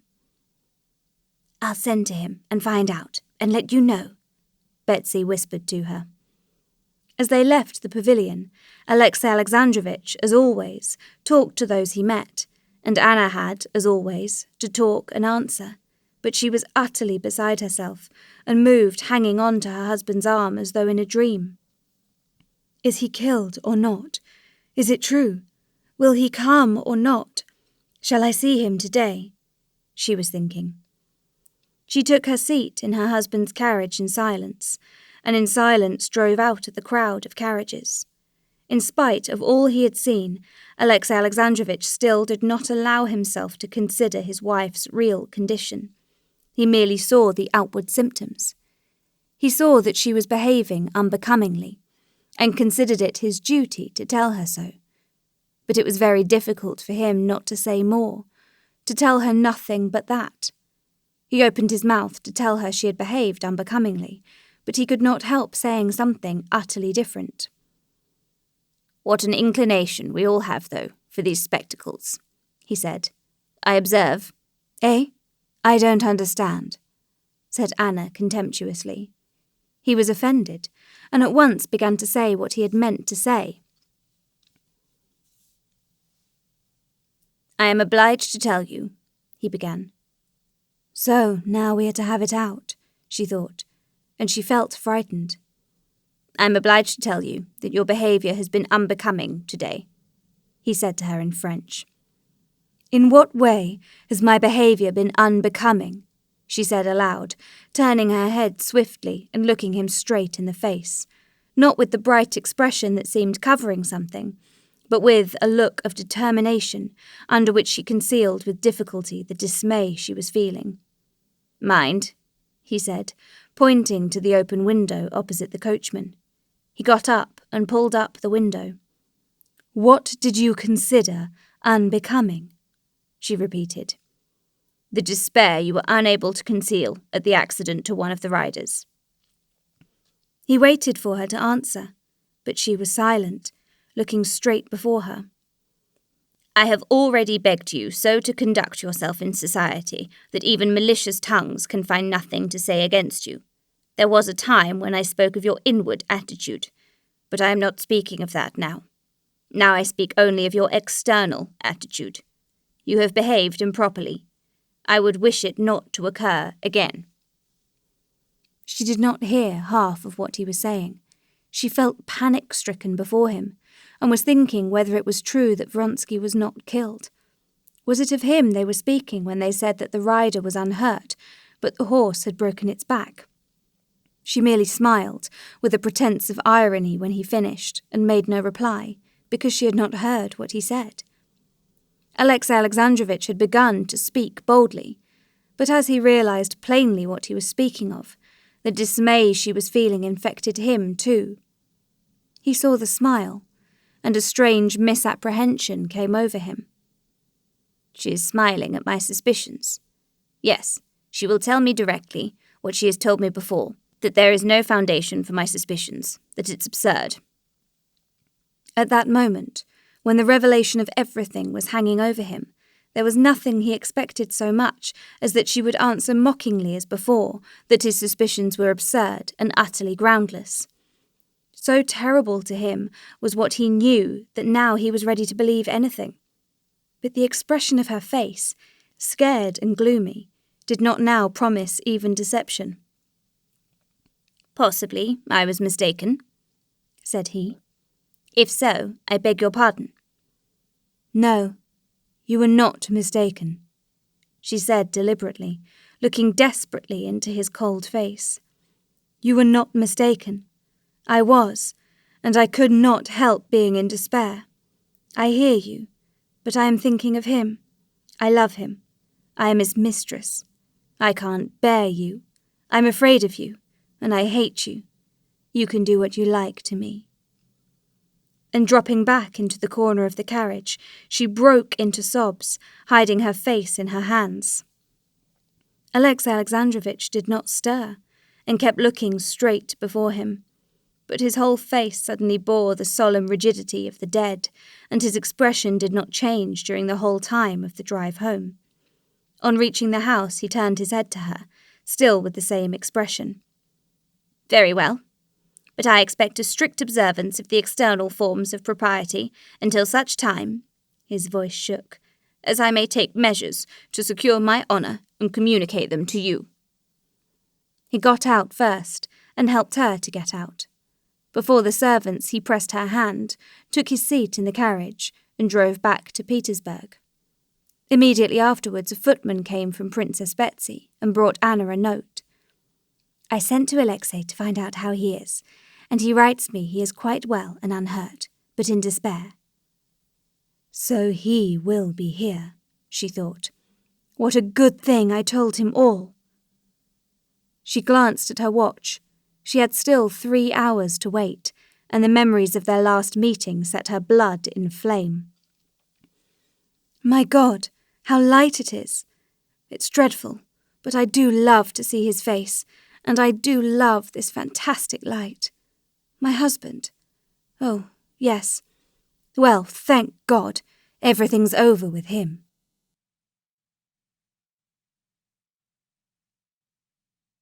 Chapter 30. In the little German watering place to which the Shabbatskoys had betaken themselves, as in all places indeed where people are gathered together, the usual process, as it were, of the crystallization of society went on, assigning to each member of that society a definite and unalterable place. Just as the particle of water in frost definitely and unalterably takes the special form of the crystal of snow, so each new person that arrived at the springs was at once placed in his special place. Fürst Shabbatskoy, samt Gemahlin und Tochter, by the apartments they took, and from their name and from the friends they made, were immediately crystallized into a definite place marked out for them. There was the visiting of the watering place that year a real German Fürstin, in consequence of which the crystallizing process went on more vigorously than ever. Princess Shabbatskoya wished, above everything, to present her daughter to this German princess, and the day after their arrival she duly performed this rite. Kitty made a low and graceful curtsy in the very simple, that is to say, very elegant frock that had been ordered her from Paris. The German princess said, I hope the roses will soon come back to this pretty little face. And for the Shabbatskoys, certain definite lines of existence were at once laid down from which there was no departing. The Shabbatskoys made the acquaintance, too, of the family of an English lady somebody, and of a German countess and her son, wounded in the last war, and of a learned Swede, and of M. Canute and his sister. But yet, inevitably, the Shabbatskoys were thrown most into the society of a Moscow lady, Maria Yevgenyevna Rizhcheva, and her daughter, whom Kitty disliked, because she had fallen ill, like herself, over a love affair, and a Moscow colonel, whom Kitty had known from childhood, and always seen in uniform and epaulets, and who now, with his little eyes and his open neck and flowered cravat, was uncommonly ridiculous and tedious, because there was no getting rid of him. When all this was so firmly established, Kitty began to be very much bored, especially as the prince went away to Carlsbad and she was left alone with her mother. She took no interest in the people she knew, feeling that nothing fresh would come of them. Her chief mental interest in the watering place consisted in watching and making theories about the people she did not know. It was characteristic of Kitty that she always imagined everything in people in the most favourable light possible, especially so in those people she did not know. And now, as she made surmises as to who people were, and what their relations to one another, and what they were like, Kitty endowed them with the most marvellous and noble characters, and found confirmation of her idea in her observations. Of these people, the one that attracted her most was a Russian girl who had come to the watering place with an invalid Russian lady, Madame Stahl, as everyone called her. Madame Stahl belonged to the highest society, but she was so ill that she could not walk, and only on exceptionally fine days made her appearance at the springs in an invalid carriage. But it was not so much from ill health as from pride, so Princess Shabbatskoya interpreted it, that Madame Stahl had not made the acquaintance of anyone among the Russians there. The Russian girl looked after Madame Stahl, and besides that, she was, as Kitty observed, on friendly terms with all the invalids who were seriously ill, and there were many of them at the springs, and looked after them in the most natural way. This Russian girl was not, as Kitty gathered, related to Madame Stahl, nor was she a paid attendant. Madame Stahl called her Varenka, and other people called her Mademoiselle Varenka. Apart from the interest Kitty took in this girl's relations with Madame Stahl and with other unknown persons, Kitty, as often happened, felt an inexplicable attraction to Mademoiselle Varenka, and was aware when their eyes met that she too liked her. Of Mademoiselle Varenka, one would not say that she had passed her first youth, but she was, as it were, a creature without youth. She might have been taken for 19 or for 30. If her features were criticised separately, she was handsome rather than plain, in spite of the sickly hue of her face. She would have been a good figure, too, if it had not been for her extreme thinness and the size of her head, which was too large for her medium height. But she was not likely to be attractive to men. She was like a fine flower, already past its bloom and without fragrance, though the petals were still unwithered. Moreover, she would have been unattractive to men also from the lack of just what Kitty had too much of the suppressed fire of vitality and the consciousness of her own attractiveness. She always seemed absorbed in work about which there could be no doubt, and so it seemed she could not take interest in anything outside it. It was just this contrast with her own position that was for Kitty the great attraction of Mademoiselle Varenka. Kitty felt that in her manner of life, she would find an example of what she was now so painfully seeking: interest in life, a dignity in life, apart from the worldly relations of girls with men, which so revolted Kitty, and appeared to her now as a shameful hawking about of goods in search of a purchaser. The more attentively Kitty watched her unknown friend, the more convinced she was this girl was the perfect creature she fancied her, and the more eagerly she wished to make her acquaintance. The two girls used to meet several times a day, and every time they met, Kitty's eyes said, "Who are you? What are you? Are you really the exquisite creature I imagined you to be? But for goodness sake don't suppose," her eyes added, "that I would force my acquaintance on you. I simply admire you and like you." "I like you too, and you're very, very sweet. And I should like you better still, if I had time," answered the eyes of the unknown girl. Kitty saw indeed that she was always busy. Either she was taking the children of a Russian family home from the Springs, or fetching a shawl for a sick lady and wrapping her up in it, or trying to interest an irritable invalid, or selecting and buying cakes for tea for someone. Soon after the arrival of the Shabbatskoys, there appeared in the morning crowd at the Springs 2 persons who attracted universal and unfavourable attention. There was a tall man with a stooping figure and huge hands, in an old coat too short for him, with black, simple and yet terrible eyes, and a pockmarked, kind-looking woman, very badly and tastelessly dressed. Recognizing these persons as Russians, Kitty had already in her imagination begun constructing a delightful and touching romance about them. But the princess, having ascertained from the visitors' list that this was Nikolai Levin and Maria Nikolaevna, explained to Kitty what a bad man this Levin was, and all her fancies about these two vanished. Not so much from what her mother told her, as from the fact that it was Konstantin's brother. This pair suddenly seemed to Kitty intensely unpleasant. This Levin, with his continual twitching of his head, aroused in her now an irrepressible feeling of disgust. It seemed to her that his big, terrible eyes, which persistently pursued her, expressed a feeling of hatred and contempt, and she tried to avoid meeting him.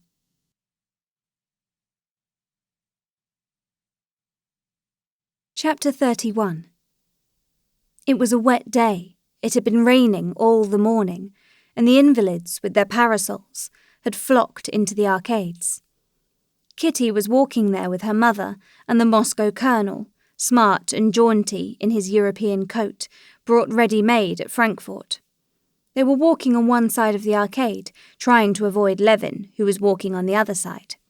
Varenka, in her dark dress, in a black hat with a turned-down brim, was walking up and down the whole length of the arcade with a blind Frenchwoman, and every time she met Kitty, they exchanged friendly glances. "Mamma, couldn't I speak to her?" said Kitty, watching her unknown friend, and noticing that she was going up to the spring, and that they might come there together. Oh, if you want to so much. I'll find out about her first and make her acquaintance myself, answered her mother. What do you see in her out of the way? A companion, she must be. If you like, I'll make acquaintance with Madame Stahl.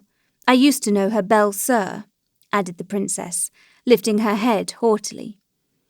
Kitty knew that the princess was offended that Madame Stahl had seemed to avoid making her acquaintance.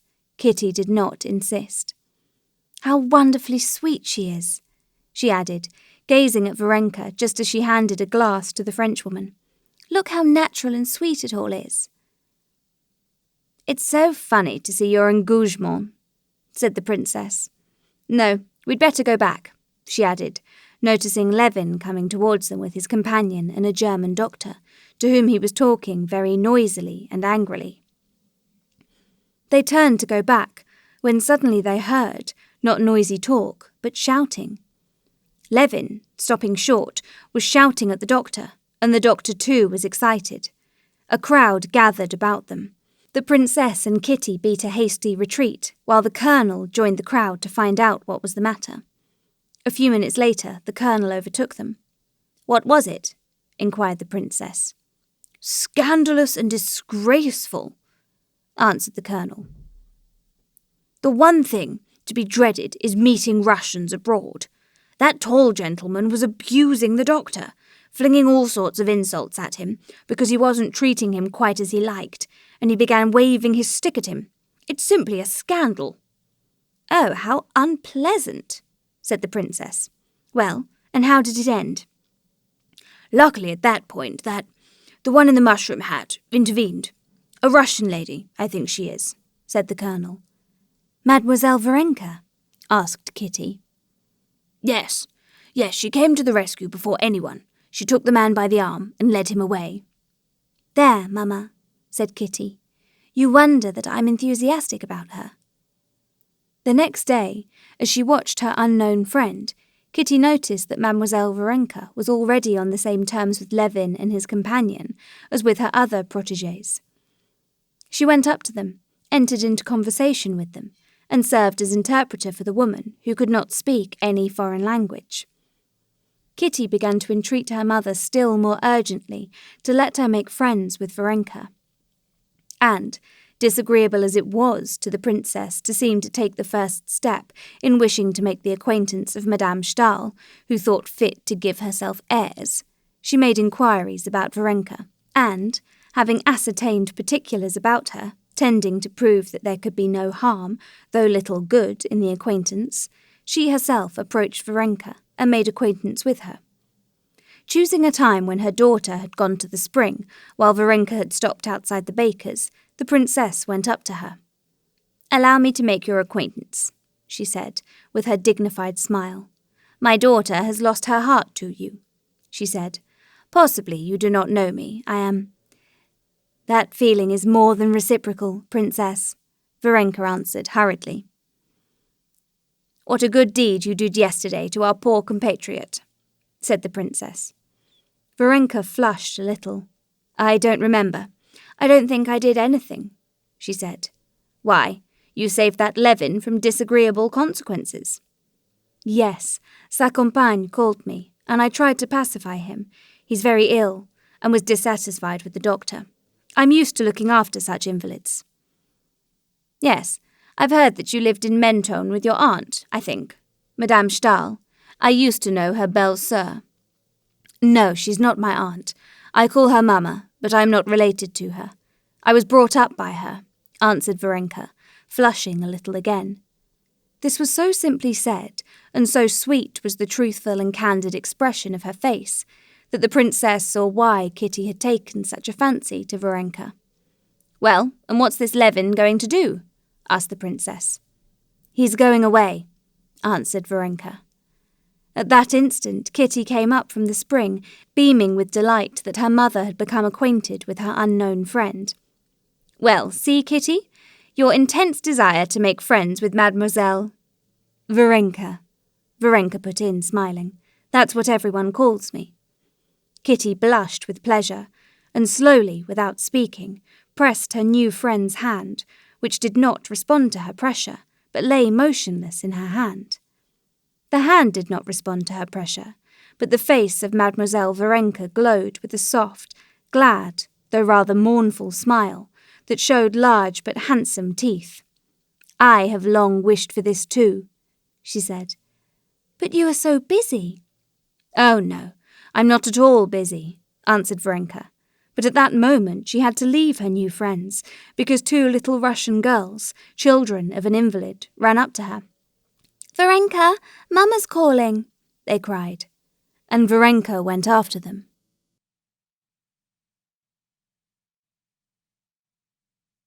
Chapter 32. The particulars with which the princess had learned in regard to Varenka's past and her relations with Madame Stahl were as follows. Madame Stahl, of whom some people said that she had worried her husband out of his life, while others said it was he who had made her wretched by his immoral behaviour, had always been a woman of weak health and enthusiastic temperament. When, after separation from her husband, she gave birth to her only child, the child had died almost immediately, and the family of Madame Stahl, knowing her sensibility and fearing the news would kill her, had substituted another child, a baby born the same night and in the same house in Petersburg, the daughter of the chief cook of the imperial household. This was Varenka. Madame Stahl learned later on that Varenka was not her own child, but she went on bringing her up, especially as very soon afterwards Varenka had not a relation of her own living. Madame Stahl had now been living more than 10 years continuously abroad, in the south, never leaving her couch. And some people said that Madame Stahl had made her social position as a philanthropic, highly religious woman. Other people said she really was at heart the highly ethical being, living for nothing but the good of her fellow creatures, which she represented herself to be. No one knew what her faith was, Catholic, Protestant, or Orthodox. But one fact was indisputable. She was in amicable relations with the highest dignitaries of all the churches and sects.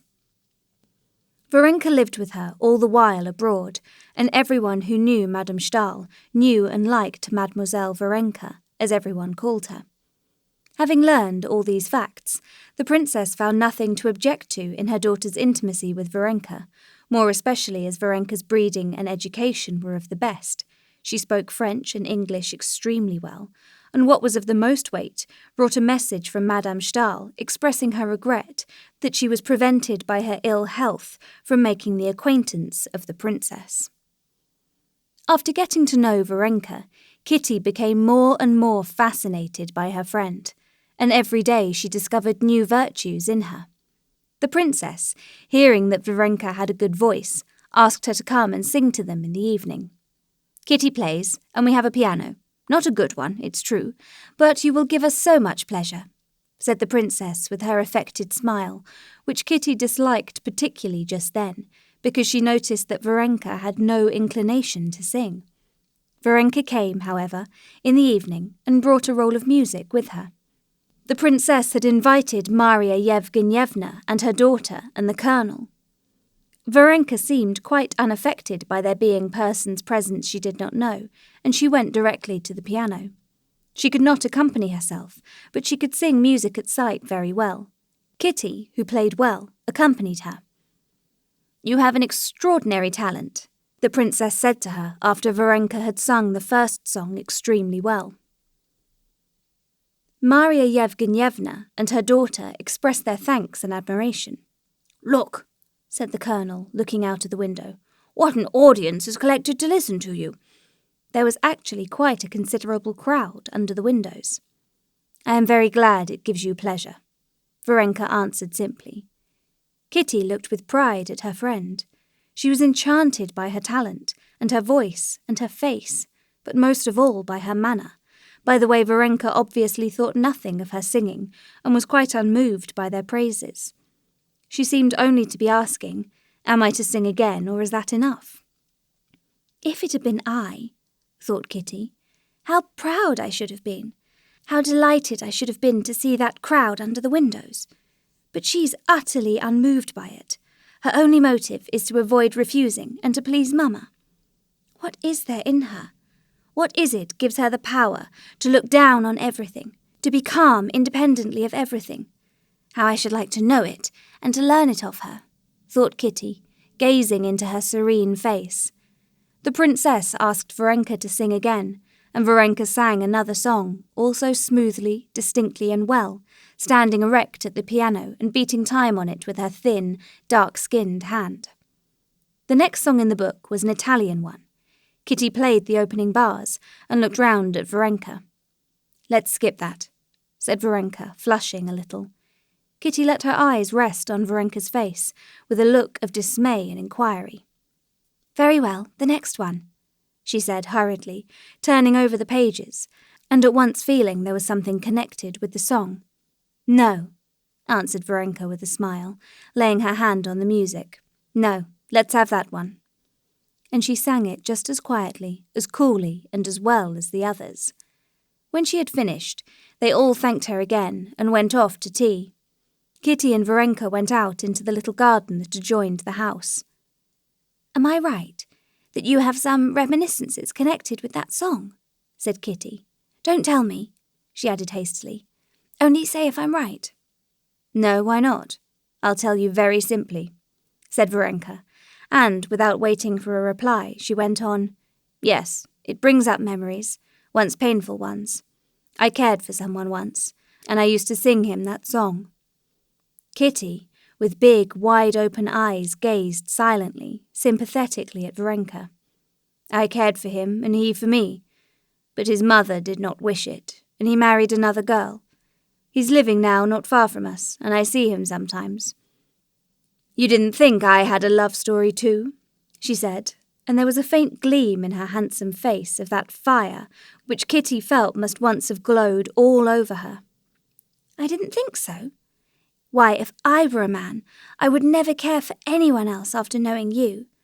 Only I can't understand how he could, to please his mother, forget you and make you unhappy.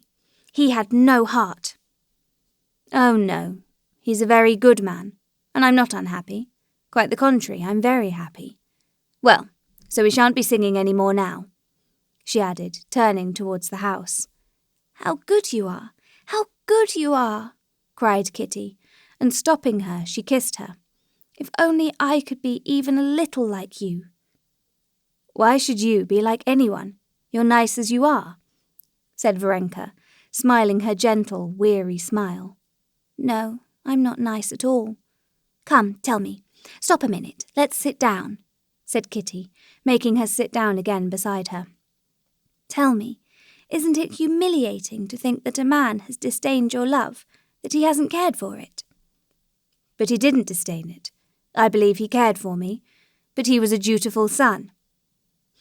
"Yes, but if it hadn't been on account of his mother, if it had been his own doing," said Kitty, feeling she was giving away her secret, and that her face, burning with the flush of shame, had betrayed her already.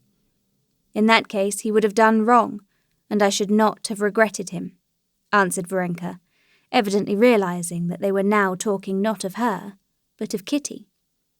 "But the humiliation," said Kitty, "the humiliation one can never forget. Can never forget," she said, remembering her look at the last ball during the pause in the music. "Where is the humiliation? Why, you did nothing wrong." "Worse than wrong. Shameful." Varenka shook her head and laid her hand on Kitty's hand. "Why, what is there shameful?" she said. "You didn't tell a man who didn't care for you that you loved him, did you?" "Of course not. I never said a word. But he knew it. No, there are looks, there are ways. I can't forget it if I live 100 years. "Why so?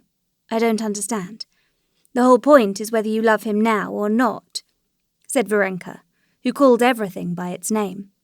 "I hate him. I can't forgive myself." "Why? What for?" "The shame, the humiliation." "Oh, if everyone were as sensitive as you are," said Varenka. "There isn't a girl who hasn't been through the same, and it's all so unimportant." "Why, what is important?" said Kitty, looking into her face with inquisitive wonder. "Oh, there's so much that's important," said Varenka, smiling. Why, what? Oh, so much that's more important, answered Varenka, not knowing what to say. But at that instant they heard the princess's voice from the window. Kitty, it's cold. Either get a shawl or come indoors. It's really time to go in, said Varenka, getting up. I have to go on to Madame Berth's. She asked me to. Kitty held her by the hand, and with passionate curiosity and entreaty her eyes asked her, What is it? What is this of such importance that gives you such tranquillity? You know, tell me. But Varenka did not even know what Kitty's eyes were asking her. She merely thought that she had to go to see Madame Berth too that evening, and to make haste home in time for Maman's tea at 12 o'clock. She went indoors, collected her music, and saying goodbye to everyone, was about to go.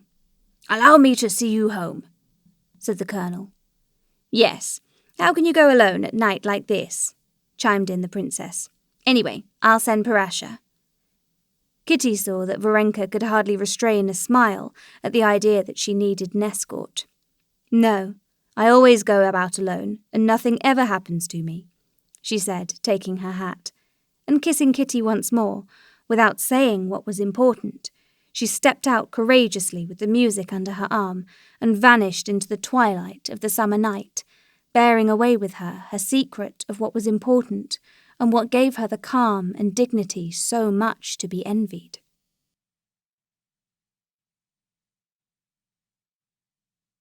Chapter 33. Kitty made the acquaintance of Madame Stahl too, and this acquaintance, together with her friendship with Varenka, did not merely exercise a great influence on her, it also comforted her in her mental distress. She found this comfort through a completely new world being opened up to her by means of this acquaintance, a world having nothing in common with her past, an exalted, noble world, from the height of which she could contemplate her past calmly. It was revealed to her that besides the instinctive life to which Kitty had given herself up hitherto, there was a spiritual life. This life was disclosed in religion, but a religion having nothing in common with that one which Kitty had known from childhood, and which found expression in litanies and all-night services at the widow's home, where one might meet one's friends, and in learning by heart Slavonic texts with the priest.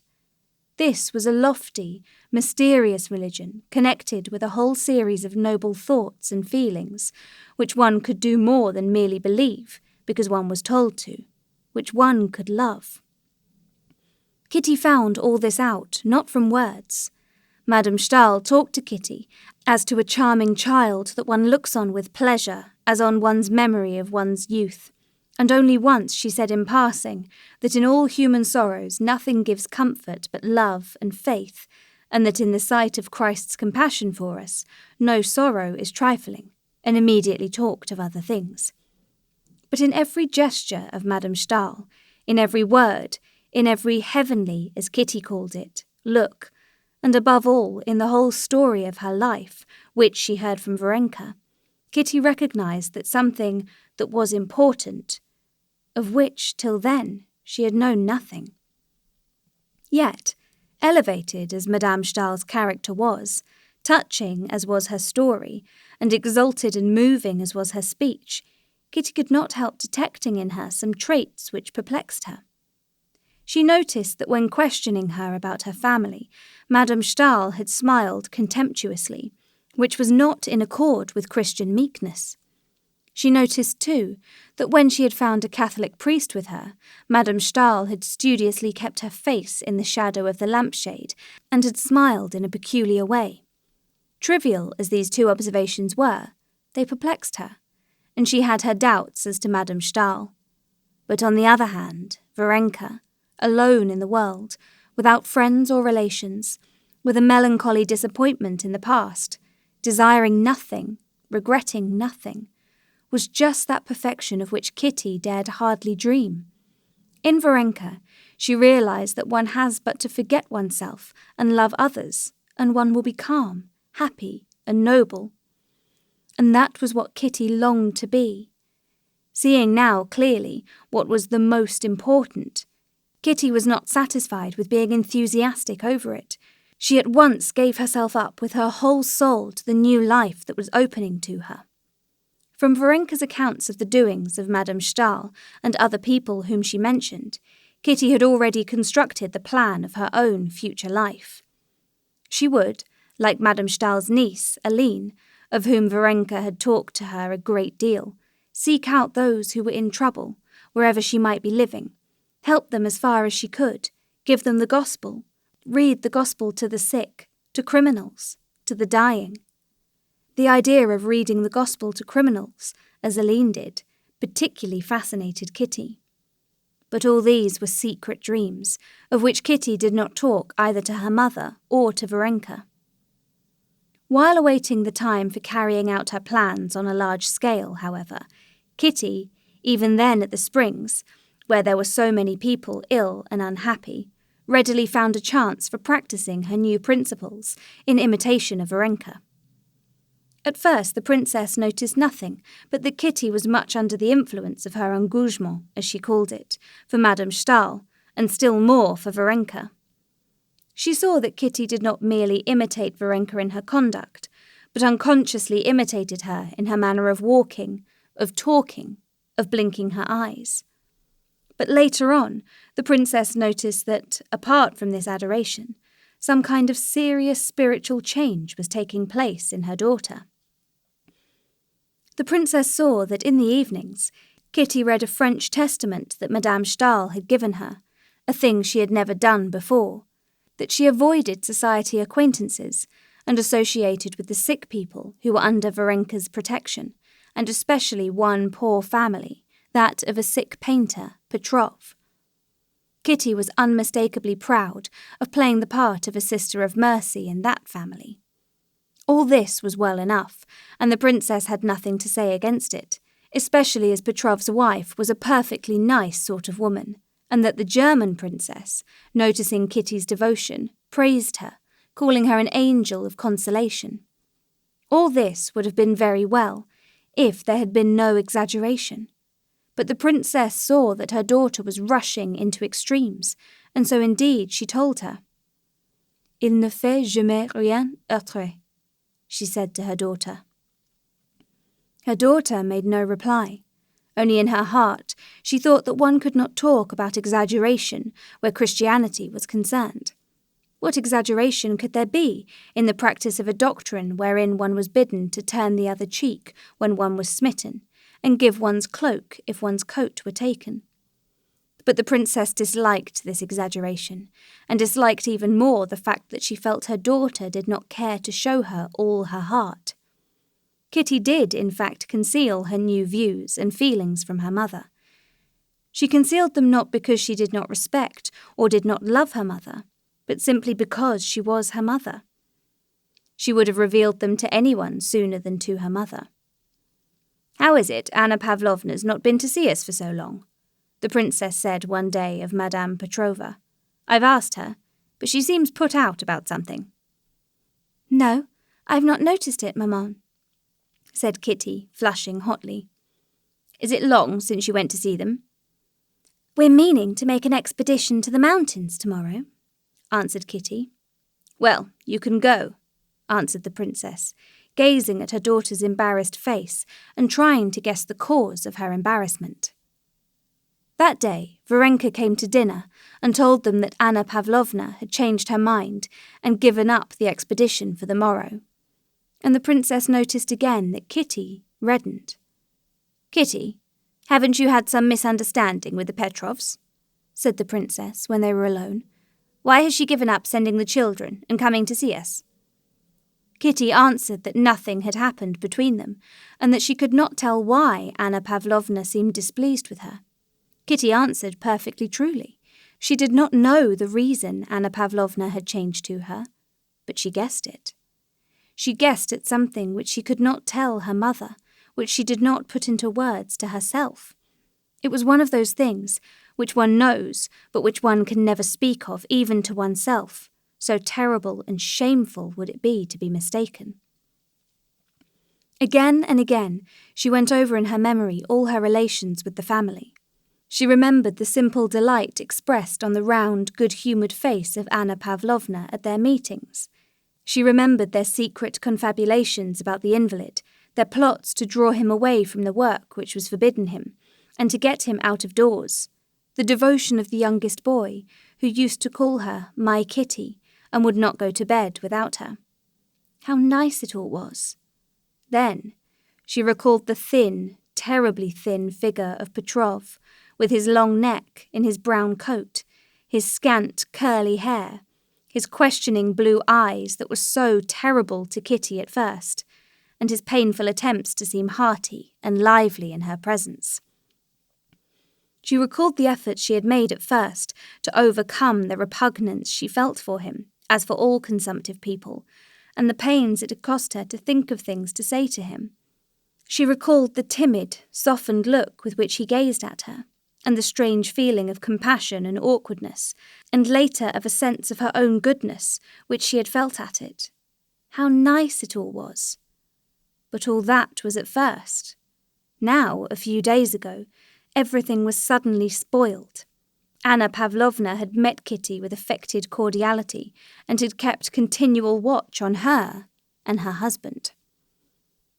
Could that touching pleasure he showed when she came near be the cause of Anna Pavlovna's coolness? Yes, she mused.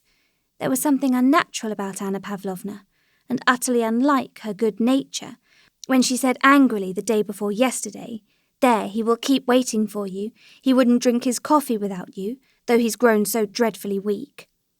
Yes, perhaps, too, she didn't like it when I gave him the rug. It was all so simple, but he took it so awkwardly, and was so long thanking me that I felt awkward too. And then that portrait of me he did so well, and most of all, that look of confusion and tenderness. Yes, that's it.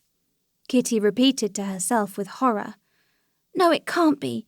It oughtn't to be. He's so much to be pitied, she said to herself directly after. This doubt poisoned the charm of her new life.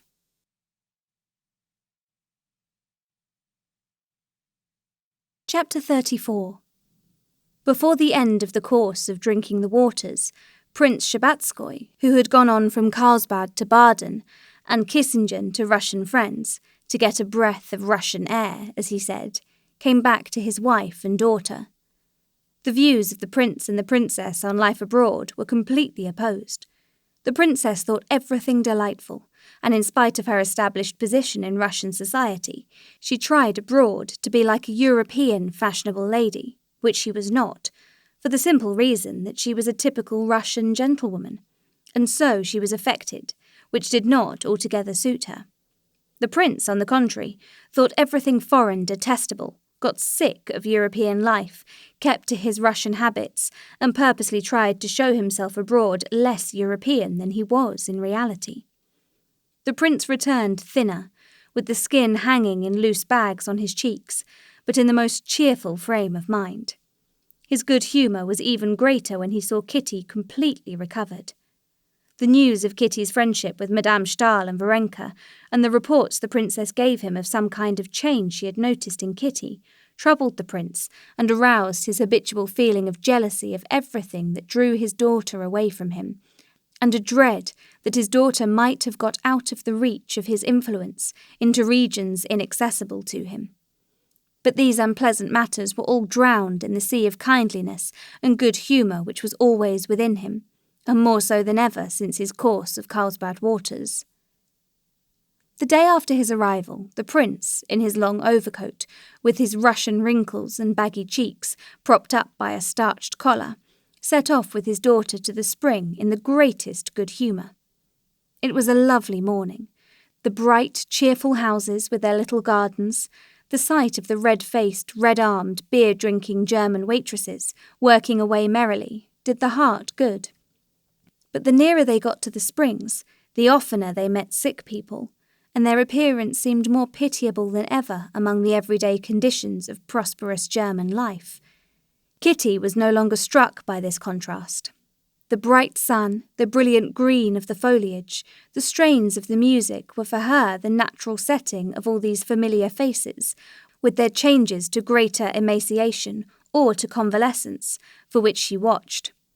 But to the prince the brightness and gaiety of the June morning, and the sound of the orchestra playing a gay waltz then in fashion, and above all, the appearance of the healthy attendants, seemed something unseemly and monstrous, in conjunction with these slowly moving, dying figures gathered together from all parts of Europe.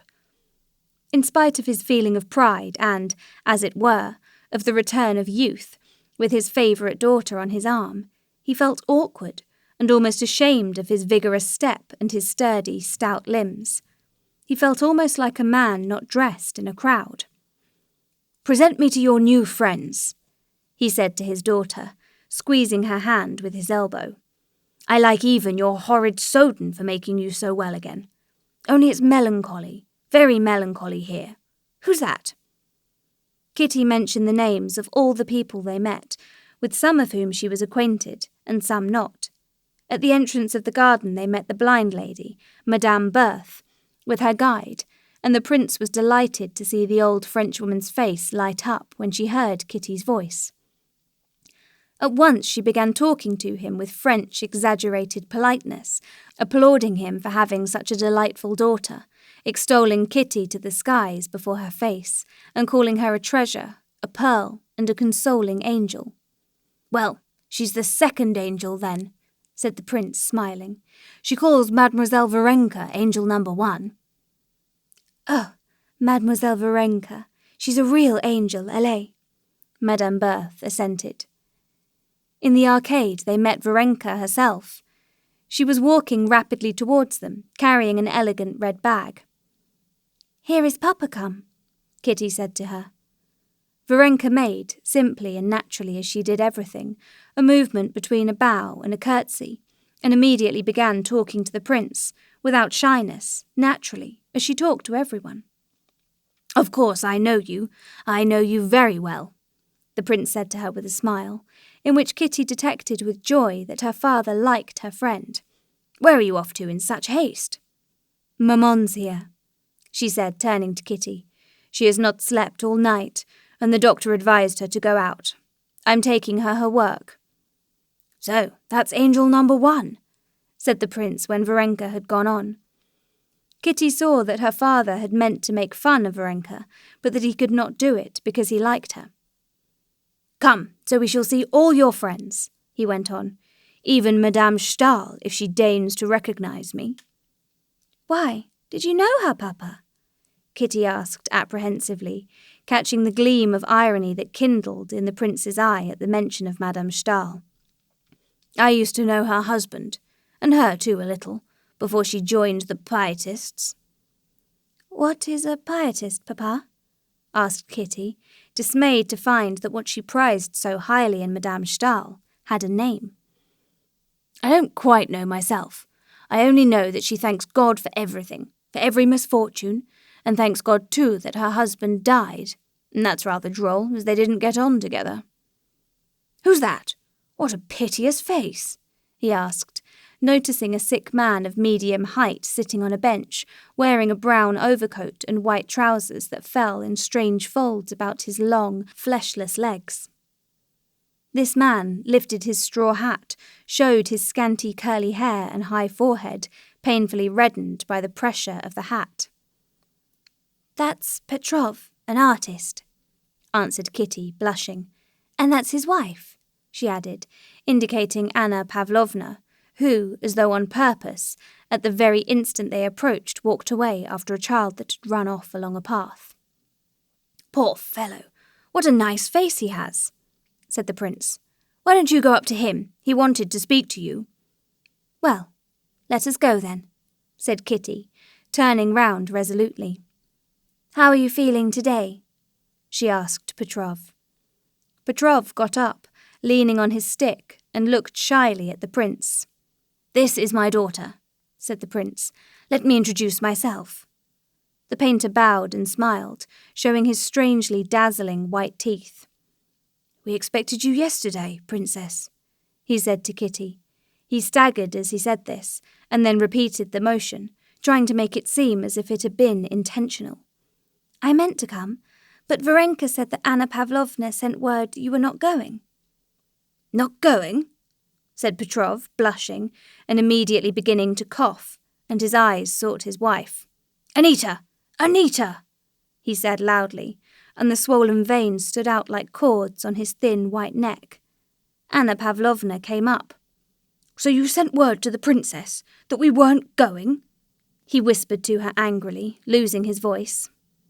Good morning, princess, said Anna Pavlovna, with an assumed smile utterly unlike her former manner. Very glad to make your acquaintance, she said to the prince. You've long been expected, prince.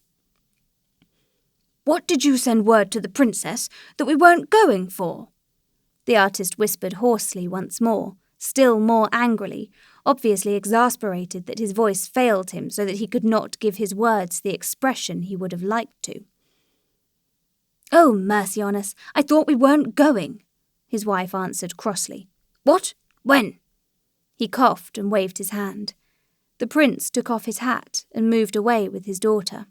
Ah, he sighed deeply. Oh, poor things. Yes, Papa, answered Kitty. And you must know, they've 3 children, no servant, and scarcely any means. He gets something from the academy, she went on briskly, trying to drown the distress that the queer change in Anna Pavlovna's manner to her had aroused in her. Oh, here's Madame Stahl, said Kitty, indicating an invalid carriage where, propped on pillows, something in grey and blue was lying under a sunshade. This was Madame Stahl. Behind her stood the gloomy, healthy-looking German workman who pushed the carriage. Close by was standing a flaxen-headed Swedish count, whom Kitty knew by name. Several invalids were lingering near the low carriage, staring at the lady as though she were some curiosity.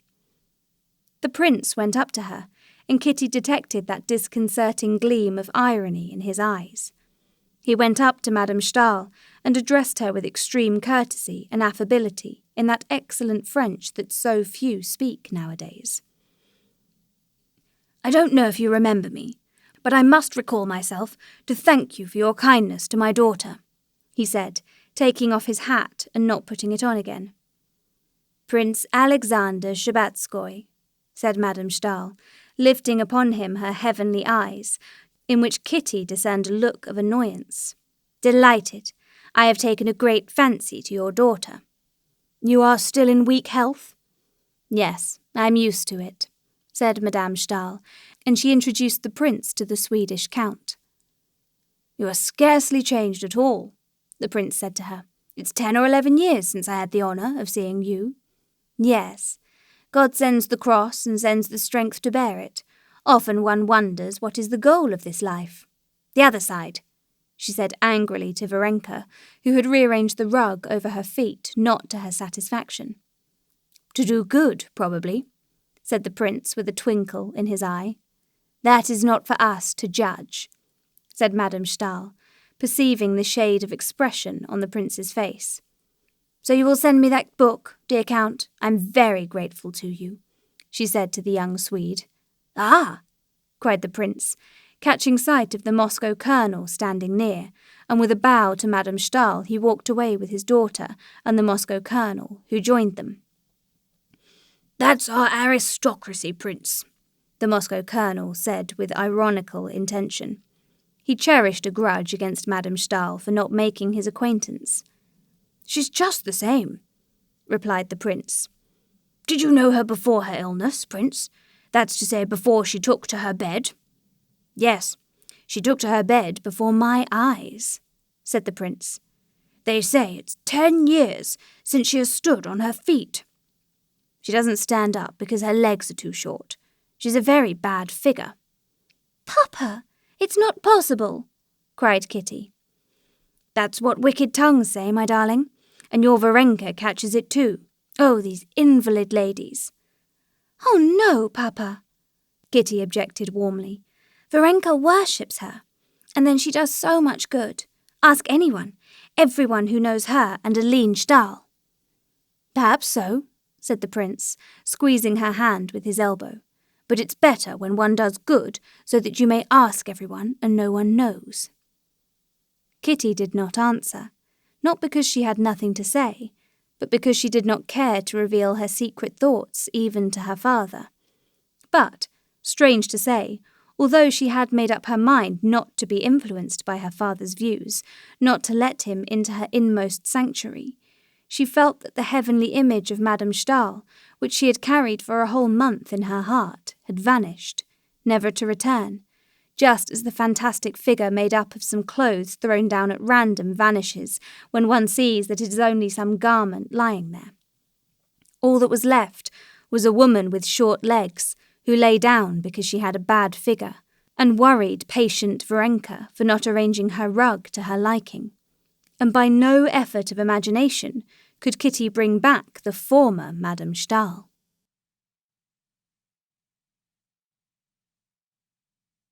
Chapter 35. The prince communicated his good humour to his family and his friends, and even to the German landlord in whose rooms the Shabbatskoys were staying. On coming back with Kitty from the Springs, the prince, who had asked the colonel and Maria Yevgenyevna and Varenka all to come and have coffee with them, gave orders for a table and chairs to be taken into the garden under the chestnut tree, and lunch to be laid there. The landlord and servants, too, grew brisker under the influence of his good spirits. They knew his open-handedness, and half an hour later, the invalid doctor from Hamburg, who lived on the top floor, looked enviously out of the window at the merry party of healthy Russians assembled under the chestnut tree. In the trembling circles of shadow cast by the leaves, at a table covered with a white cloth and set with coffee pot, bread and butter, cheese and cold game, sat the princess in a high cap with lilac ribbons, distributing cups and bread and butter. At the other end sat the prince, eating heartily and talking loudly and merrily. The prince had spread out near him his purchases, carved boxes, and knickknacks, paper knives of all sorts, of which he bought a heap at every watering place, and bestowed them upon everyone, including Lieschen, the servant girl, and the landlord, with whom he jested in his comically bad German, assuring him it was not the water had cured Kitty, but his splendid cookery, especially his plum soup. The princess laughed at her husband for his Russian ways, but she was more lively and good-humoured than she had been all the while she had been at the waters. The colonel smiled, as he always did, at the prince's jokes, but as far as regards Europe, of which he believed himself to be making a careful study, he took the princess's side. The simple-hearted Maria Yevgenyevna simply roared with laughter at everything absurd the prince said, and his jokes made Varenka helpless with feeble but infectious laughter, which was something Kitty had never seen before. Kitty was glad of all this, but she could not be light-hearted. She could not solve the problem her father had unconsciously set her by his good-humoured view of her friends, and of the life that had so attracted her. To this doubt there was joined the change in her relations with the Petrovs, which had been so conspicuously and unpleasantly marked that morning.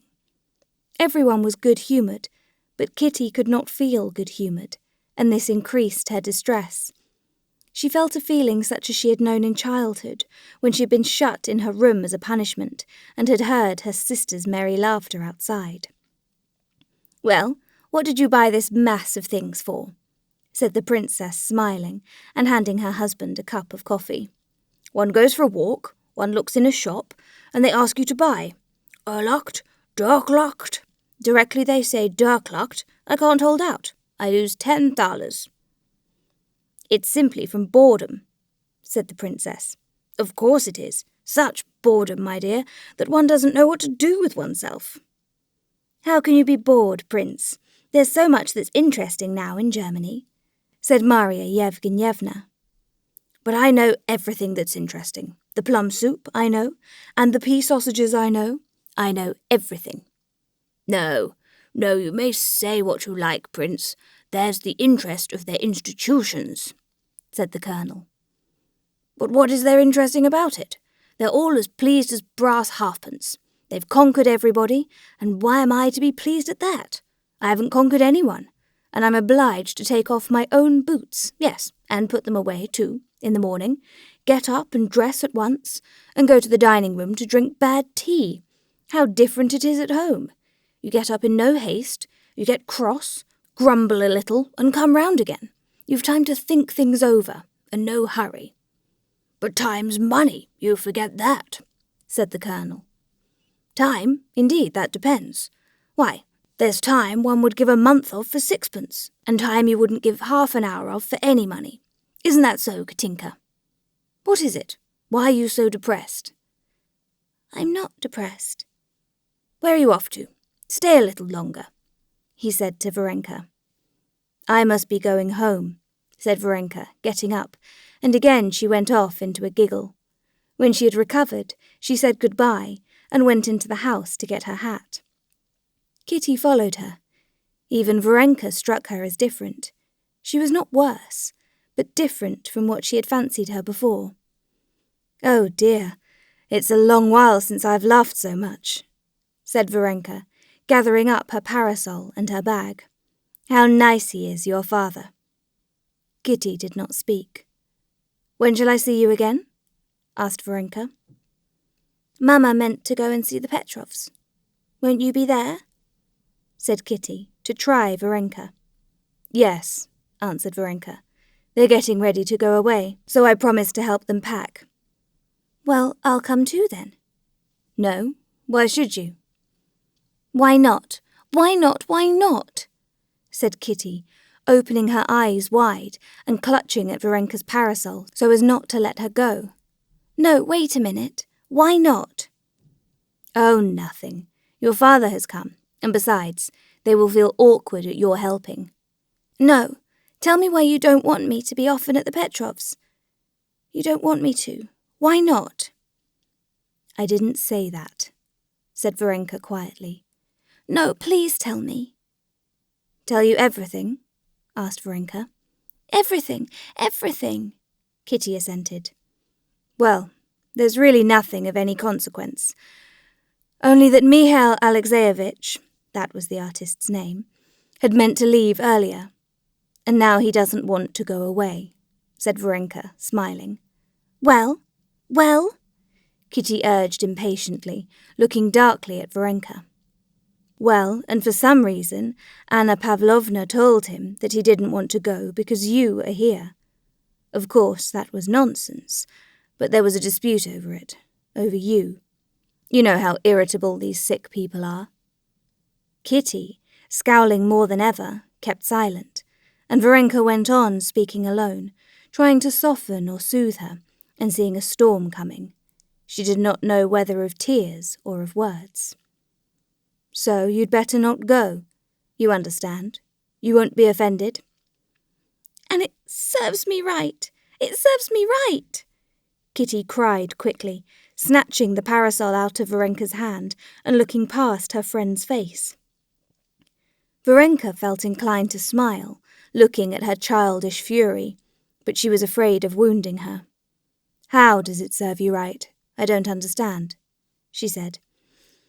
It serves me right, because it was all a sham, because it was all done on purpose and not from the heart. What business had I to interfere with outsiders? And so it's come about that I'm a cause of a quarrel, and that I've done what nobody asked me to do, because it was all a sham, a sham, a sham. A sham? With what object? Said Varenka gently. Oh, it's so idiotic, so hateful. There was no need whatever for me.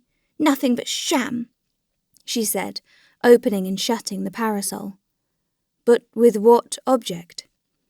To seem better to people, to myself, to God, to deceive everyone. No, now I won't descend to that. I'll be bad, but anyway not a liar, a cheat. But who is a cheat? Said Varenka reproachfully. You speak as if... But Kitty was in one of her gusts of fury, and she would not let her finish. I don't talk about you, not about you at all. You're perfection. Yes, I know you're all perfection. But what am I to do if I'm bad? This would never have been if I weren't bad. So let me be what I am. I won't be a sham. What have I to do with Anna Pavlovna? Let them go their way and me go mine. I can't be different. And yet it's not that. It's not that. What is not that? Asked Varenka in bewilderment. Everything. I can't act except from the heart, and you act from principle. I liked you simply, but you most likely only wanted to save me, to improve me. You are unjust, said Varenka. I'm not speaking of other people. I'm speaking of myself.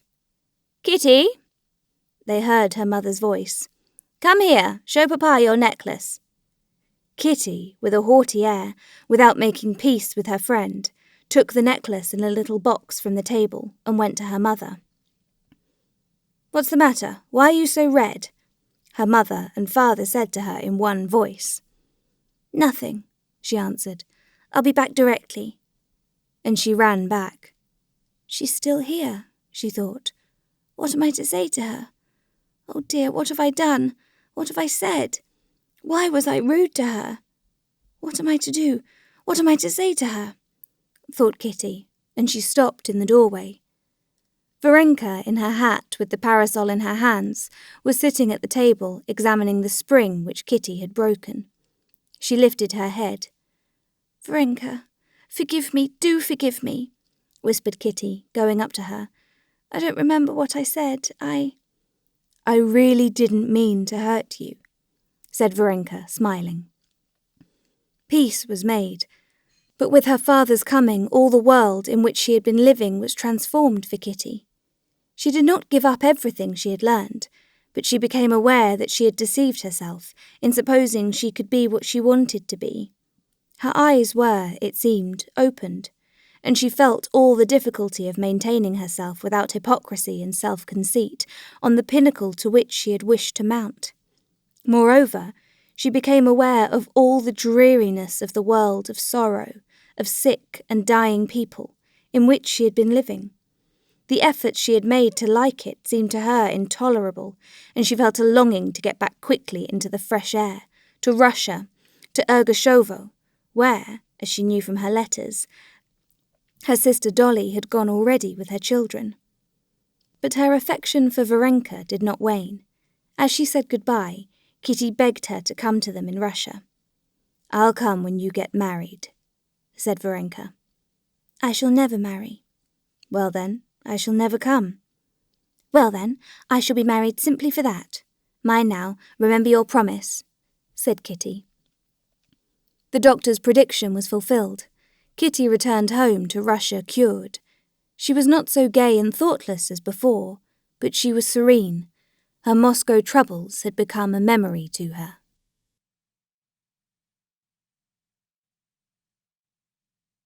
Part 3. Chapter 1.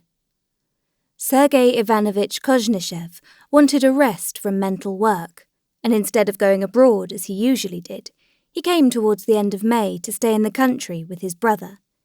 In his judgment, the best sort of life was a country life. He had come now to enjoy such a life at his brother's. Konstantin Levin was very glad to have him, especially as he did not expect his brother Nikolai that summer. But in spite of his affection and respect for Sergei Ivanovich, Konstantin Levin was uncomfortable with his brother in the country. It made him uncomfortable, and it positively annoyed him to see his brother's attitude to the country. To Konstantin Levin, the country was the background of life, that is, of pleasures, endeavours, labour. To Sergei Ivanovich, the country meant on one hand rest from work, on the other a valuable antidote to the corrupt influences of town, which he took with satisfaction and a sense of its utility. To Konstantin Levin, the country was good first because it afforded a field for labour, of the usefulness of which there could be no doubt. To Sergei Ivanovich, the country was particularly good because there it was impossible and fitting to do nothing. Moreover, Sergei Ivanovich's attitude to the peasants rather piqued Konstantin. Sergei Ivanovich used to say that he knew and liked the peasantry, and he often talked to the peasants, which he knew how to do without affectation or condescension, and from every such conversation he would deduce general conclusions in favour of the peasantry and in confirmation of his knowing them. Konstantin Levin did not like such an attitude to the peasants. To Konstantin, the peasant was simply the chief partner in their common labour, and in spite of all the respect and the love, almost that of kinship he had for the peasant, sucked in, probably, as he said to himself, with the milk of his peasant nurse, still as a fellow worker with him, while sometimes enthusiastic over the vigour, gentleness and justice of these men, he was very often, when their common labours called for other qualities, exasperated with the peasant for his carelessness, lack of method, drunkenness, and lying. If he had been asked whether he liked or didn't like the peasants, Konstantin Levin would have been absolutely at a loss what to reply. He liked and did not like the peasants, just as he liked and did not like men in general. Of course, being a good-hearted man, he liked men rather than he disliked them, and so too with the peasants. But like or dislike the people as something apart he could not only because he lived with the people and all his interests were bound up with theirs, but also because he regarded himself as a part of the people, did not see any special qualities or failings distinguishing himself and the people, and could not contrast himself with them. Moreover, although he had lived so long in the closest relations with the peasants, as farmer and arbitrator, and, what was more, as adviser, the peasants trusted him, and for 30 miles round they would come to ask his advice. He had no definite views of the people, and would have been as much at a loss to answer the question whether he knew the people as the question whether he liked them. For him to say he knew the peasantry would have been the same as to say he knew men. He was continually watching and getting to know people of all sorts, and among them peasants, whom he regarded as good and interesting people, and he was continually observing new points in them, altering his former views of them, and forming new ones. With Sergei Ivanovitch it was quite the contrary. Just as he liked and praised a country life in comparison with the life he did not like, so too he liked the peasantry in contradiction to the class of men he did not like. So too he liked the peasantry in contradistinction to the class of men he did not like, and so too he knew the peasantry as something distinct from and opposed to men generally. In his methodical brain there were distinctly formulated certain aspects of peasant life, deduced partly from that life itself, but chiefly from contrast with other modes of life. He never changed his opinion of the peasantry and his sympathetic attitude towards them. In the discussions that arose between the brothers on their views of the peasantry, Sergei Ivanovitch always got the better of his brother, precisely because Sergei Ivanovitch had definite ideas about the peasant, his character, his qualities, and his taste. Konstantin Levin had no definite and unalterable idea on the subject, and so in their arguments, Konstantin was readily convicted of contradicting himself. In Sergei Ivanovitch's eyes, his brother was a capital fellow, with his heart in the right place, as he expressed it in French, but with a mind which, though fairly quick, was too much influenced by the impressions of the moment, and consequently filled with contradictions.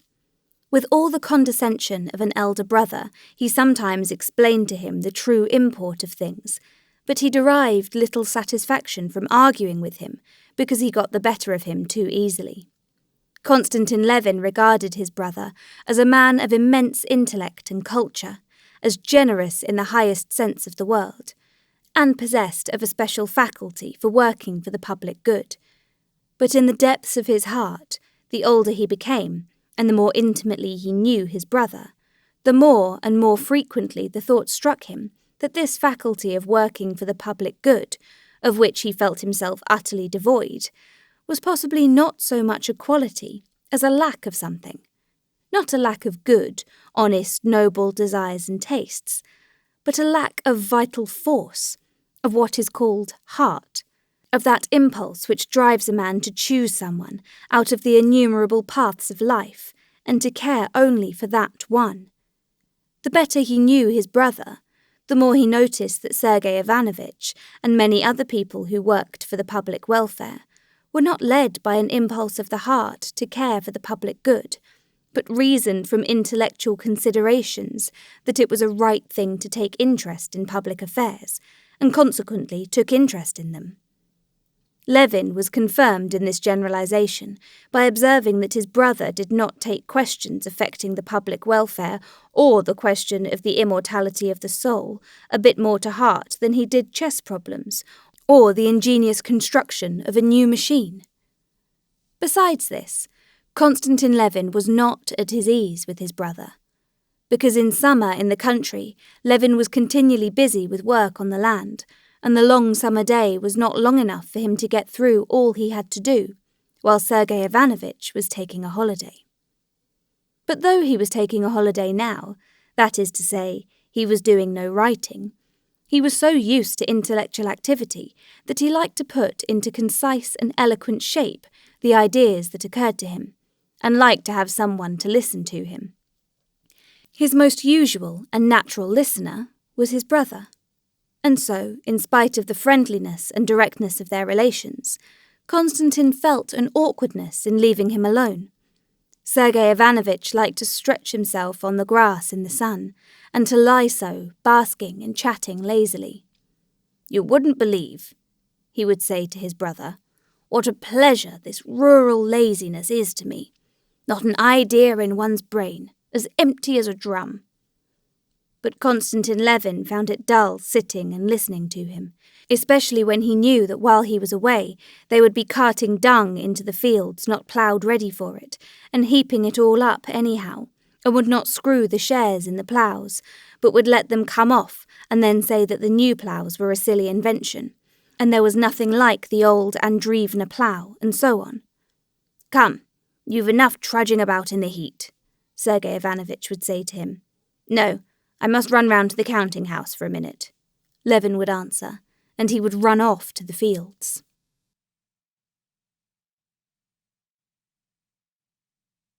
Chapter 2.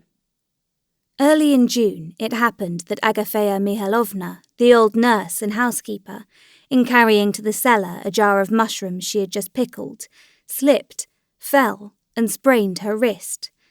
The district doctor, a talkative young medical student who had just finished his studies, came to see her. He examined the wrist and said it was not broken, was delighted at a chance of talking to the celebrated Sergei Ivanovich Kozhnishev, and to show his advanced views of things, told him all the scandal of the district, complaining of the poor state into which the district council had fallen. Sergei Ivanovich listened attentively, asked him questions, and, roused by a new listener, he talked fluently, uttered a few keen and weighty observations, respectfully appreciated by the young doctor, and was soon in that eager frame of mind his brother knew so well, which always, with him, followed a brilliant and eager conversation. After the departure of the doctor, he wanted to go with a fishing rod to the river. Sergei Ivanovich was fond of angling, and was, it seemed, proud of being able to care for such a stupid occupation. Konstantin Levin, whose presence was needed in the ploughland and meadows, had come to take his brother in the trap. It was that time of the year, the turning point of summer, when the crops of the present year are a certainty, when one begins to think of sowing for the next year, and the mowing is at hand, when the rye is all in ear, though its ears are still light, not yet full, and it waves in grey-green billows in the wind, when the green oats, with tufts of yellow grass scattered here and there among it, droop irregularly over the late-sown fields, when the early buckwheat is already out and hiding the ground, when the fallow lands, trodden hard as stone by the cattle, are half ploughed over, with paths left untouched by the plough, when from the dry dung-heaps carted onto the fields there comes at sunset a smell of manure mixed with meadow-sweet, and on the low-lying lands the riverside meadows are a thick sea of grass waiting for the mowing, with blackened heaps of the stalks of sorrel among it. It was the time when there comes a brief pause in the toil of the fields, before the beginning of the labours of harvest, every year recurring, every year straining every nerve of the peasants. The crop was a splendid one, and bright, hot summer days had set in with short, dewy nights. The brothers had to drive through the woods to reach the meadows. Sergei Ivanovich was all the while admiring the beauty of the woods, which were a tangled mass of leaves, pointing out to his brother now an old lime tree on the point of flowering, dark on the shady side, and brightly spotted with yellow stipules, now the young shoots of this year's saplings brilliant with emerald. Konstantin Levin did not like talking and hearing about the beauty of nature. Words for him took away the beauty of what he saw. He assented to what his brother said, but he could not help beginning to think of other things. When they came out of the woods, all his attention was engrossed by the view of the fallow land on the upland, in parts yellow with grass, in parts trampled and checkered with furrows, in parts dotted with ridges of dung, and in parts even ploughed. A string of carts was moving across it. Levin counted the carts, and was pleased that all that were wanted had been brought, and at the sight of the meadows his thoughts passed to the mowing. He always felt something special moving him to the quick at the haymaking. On reaching the meadow, Levin stopped the horse.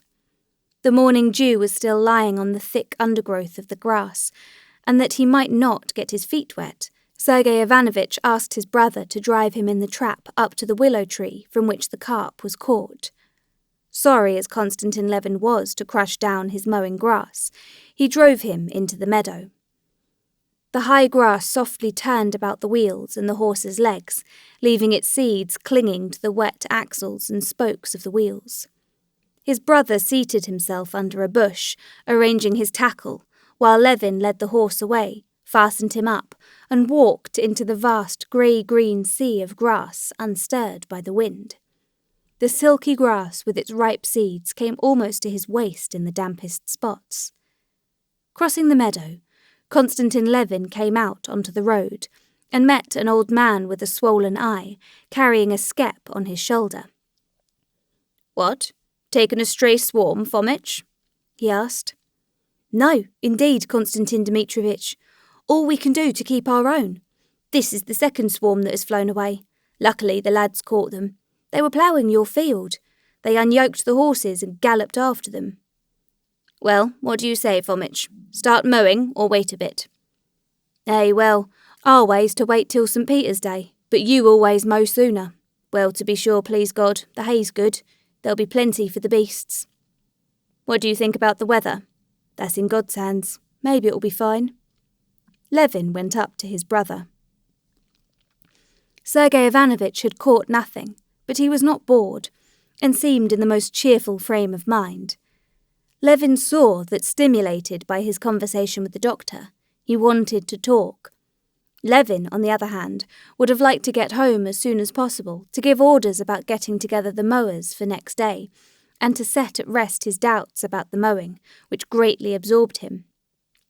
"Well, let's be going," he said. "Why be in such a hurry? Let's stay a little. But how wet you are! Even though one catches nothing, it's nice. That's the best thing about every part of sport, that one has to do with nature. How exquisite this steely water is," said Sergei Ivanovich. "These riverside banks always remind me of the riddle. Do you know it? The grass says to the water, 'We quiver and we quiver.'" "I don't know the riddle," answered Levin wearily.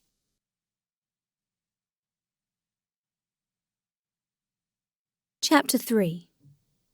"Do you know, I've been thinking about you," said Sergei Ivanovich. "It's beyond everything that's being done in the district, according to what this doctor tells me. He's a very intelligent fellow. As I've told you before, I tell you again. It's not right for you not to go to the meetings, and altogether to keep out of the district business. If decent people won't go into it, of course it's bound to all go wrong. We pay the money, and it all goes in salaries, and there are no schools, no district nurses, nor midwives, nor drugstores, nothing." "Well, I did try, you know," Levin said slowly and unwillingly. "I can't, and so there's no help for it." "But why can't you? I must own I can't make it out. Indifference, incapacity, I won't admit. Surely it's not simply laziness." "None of those things. I've tried, and I see I can do nothing, said Levin. He had hardly grasped what his brother was saying. Looking towards the ploughland across the river, he made out something black, but he could not distinguish whether it was a horse or the bailiff on horseback. Why is it you can do nothing? You made an attempt and didn't succeed, as you think, and you give in. How can you have so little self-respect? Self-respect, said Levin, stung to the quick by his brother's words. I don't understand. If they told me at college that other people understood the integral calculus and I didn't, then pride would have come in.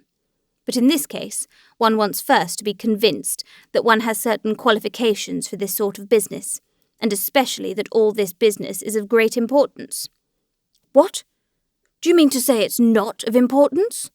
Said Sergei Ivanovitch, stung to the quick too at his brother's considering anything of no importance that interested him, and still more at his obviously paying little attention to what he was saying. I don't think it important. It does not take hold of me. I can't help it, answered Levin, making out that what he saw was the bailiff, and that the bailiff seemed to be letting the peasants go off the ploughed land. They were turning the plough over. Can they have finished ploughing? He wondered. Come, really though, said the elder brother, with a frown on his handsome, clever face. There's a limit to everything. It's very well to be original and genuine, and to dislike everything conventional. I know all about that. But really, what you're saying either has no meaning, or it has a very wrong meaning. How can you think it a matter of no importance whether the peasant, whom you love as you assert— I never did assert it, thought Konstantin Levin— dies without help? The ignorant peasant women starve the children, and the people stagnate in darkness, and are helpless in the hands of every village clerk, while you have at your disposal a means of helping them, and don't help them because to your mind it's of no importance. And Sergei Ivanovitch put before him the alternative. Either you are so undeveloped that you can't see all that you can do, or you won't sacrifice your ease, your vanity, or whatever it is, to do it. Konstantin Levin felt that there was no course open to him but to submit, or to confess to the lack of zeal for the public good, and this mortified him and hurt his feelings. It's both, he said resolutely. I don't see that it was possible. What? Was it impossible, if the money were properly laid out, to provide medical aid? Impossible, as it seems to me, for the 3,000 square miles of our district, what with our thaws and the storms and the work in the fields. I don't see how it is possible to provide the medical aid all over. And besides, I don't believe in medicine. Oh, well, that's unfair. I can quote you thousands of instances. But the schools, anyway. Why have schools? What do you mean? Can there be two opinions on the advantage of education? If it's a good thing for you, it's a good thing for everyone. Konstantin Levin felt himself morally pinned against a wall, and so he got hot, and unconsciously blurted out the chief cause of his indifference to public business. Perhaps it may all be very good, but why should I worry myself about establishing dispensaries which I shall never make use of, and schools to which I shall never send my children, to which even the peasants don't want to send their children, and to which I've no very firm faith that they ought to send them, said he. Sergei Ivanovitch was for a minute surprised at this unexpected view of the subject, but he promptly made a new plan of attack. He was silent for a while, drew out a hook, threw it in again, and turned to his brother, smiling. Come, now. In the first place, the dispensary is needed. We ourselves sent for the district doctor, for Agafea Mihailovna. No, well, but I fancy her wrist will never be straight again. That remains to be proved. Next, the peasant who can read and write is a workman of more use and value to you. No, you can ask anyone you like, Konstantin Levin answered with decision. The man that can read and write is much inferior as a workman. And mending the high roads is an impossibility, and as soon as they put bridges up, they're stolen. Still, that's not the point, said Sergei Ivanovitch, frowning. He disliked contradiction, and still more, arguments that were continually skipping from one thing to another, introducing new and disconnected points, so that there was no knowing to which to reply. "Do you admit that education is a benefit for the people?" "Yes, I admit it," said Levin without thinking, and he was conscious immediately that he had said what he did not think. He felt that if he admitted that, it would be proved that he had been talking meaningless rubbish. How it would be proved he could not tell, but he knew that this would inevitably be logically proved to him, and he awaited the proofs. The argument turned out to be far simpler than he had expected. "If you admit that this is a benefit," said Sergei Ivanovitch, "then, as an honest man, you cannot help caring about it and sympathizing with the movement, and so wishing to work for it." "But I still do not admit this movement to be just," said Konstantin Levin, reddening a little. "What? But you said just now—" "That's to say, I don't admit its being either good or possible." "That you can't tell without making the trial." "Well, supposing that's so," said Levin, though he did not suppose so at all. "Supposing that is so, still I don't see, all the same, what I'm to worry myself about it for." "How so?" "No, since we are talking, explain it to me from the philosophical point of view," said Levin. "I can't see where philosophy comes in," said Sergei Ivanovitch, in a tone Levin fancied, as though he did not admit his brother's right to talk about philosophy. And that irritated Levin. "I'll tell you then," he said with heat. "I imagine the mainspring of all our actions is, after all, self-interest. Now, in the local institutions, I, as a nobleman, see nothing that could conduce to my prosperity, and the roads are not better and could not be better. My horses carry me well enough over bad ones. Doctors and dispensaries are no use to me. An arbitrator of disputes is no use to me. I never appeal to him, and never shall appeal to him. The schools are no good to me, but positively harmful, as I told you.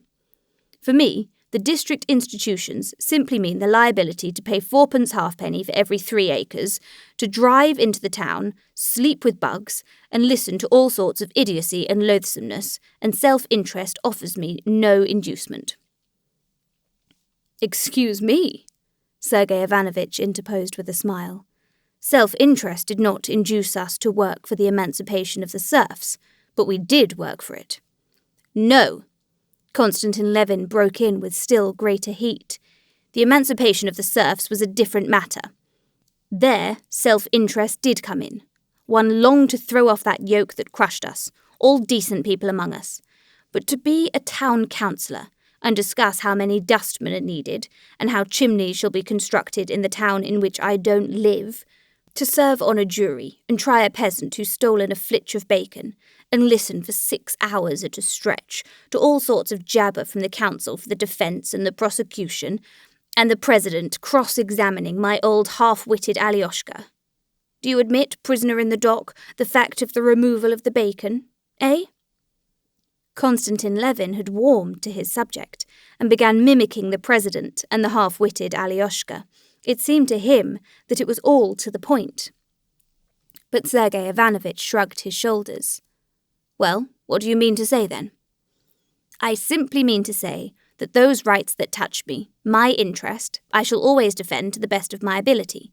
And when they made raids on us students, and the police read our letters, I was ready to defend those rights to the utmost, to defend my rights to education and freedom. I can understand compulsory military service, which affects my children, my brothers, and myself. I am ready to deliberate on what concerns me. But deliberating on how to spend 40,000 rubles of district county money, or judging the half-witted Alyoshka, I don't understand, and I can't do it." Konstantin Levin spoke as though the floodgates of his speech had burst open. Sergei Ivanovitch smiled. "But tomorrow it will be your turn to be tried. Would it have suited your tastes better to be tried in the old criminal tribunal?" "I'm not going to be tried. I shan't murder anybody. I've no need of it. Well, I tell you what," he went on, flying off again to a subject quite beside the point. "Our district self-government, and all the rest of it. It's just like the birch branches we stick in the ground on Trinity Day, for instance, to look like a copse which has grown up of itself in Europe. I can't gush over these birch branches and believe in them." Sergei Ivanovich merely shrugged his shoulders, as though to express his wonder how the birch branches had come into their argument at that point, though he really did understand at once what his brother meant. "Excuse me, but you know one really can't argue in that way," he observed. But Konstantin Levin wanted to justify himself for the failing, of which he was conscious, of lack of zeal for the public welfare, and he went on. "I imagine," he said, "that no sort of activity is likely to be lasting if it is not founded on self-interest. That's a universal principle, a philosophical article," he said, repeating the word philosophical with determination, as though wishing to show that he had as much right as anyone else to talk of philosophy. Sergei Ivanovich smiled. He too has a philosophy of his own at the service of his natural tendencies, he thought. "Come, you'd better let philosophy alone," he said. "The chief problem of the philosophy of all ages consists just in finding the indispensable connection which exists between individual and social interests. But that's not the point. What is to the point is a correction I must make in your comparison. The birches are not simply stuck in, but some are sown and some are planted, and one must deal carefully with them.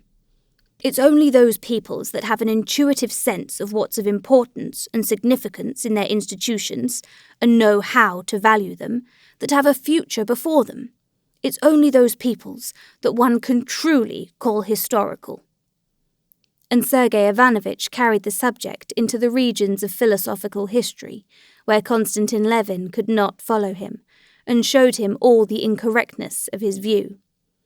"As for your dislike of it, excuse my saying so, that's simply our Russian sloth and our old serf owners' ways, and I'm convinced that in you it's a temporary error and will pass." Konstantin was silent. He felt himself vanquished on all sides, but he felt at the same time that what he wanted to say was unintelligible to his brother. Only he could not make up his mind whether it was unintelligible because he was not capable of expressing his meaning clearly, or because his brother would not or could not understand him. But he did not pursue the speculation, and without replying, he fell to musing on a quite different and personal matter. Sergei Ivanovich wound up the last line, untied his horse, and they drove off.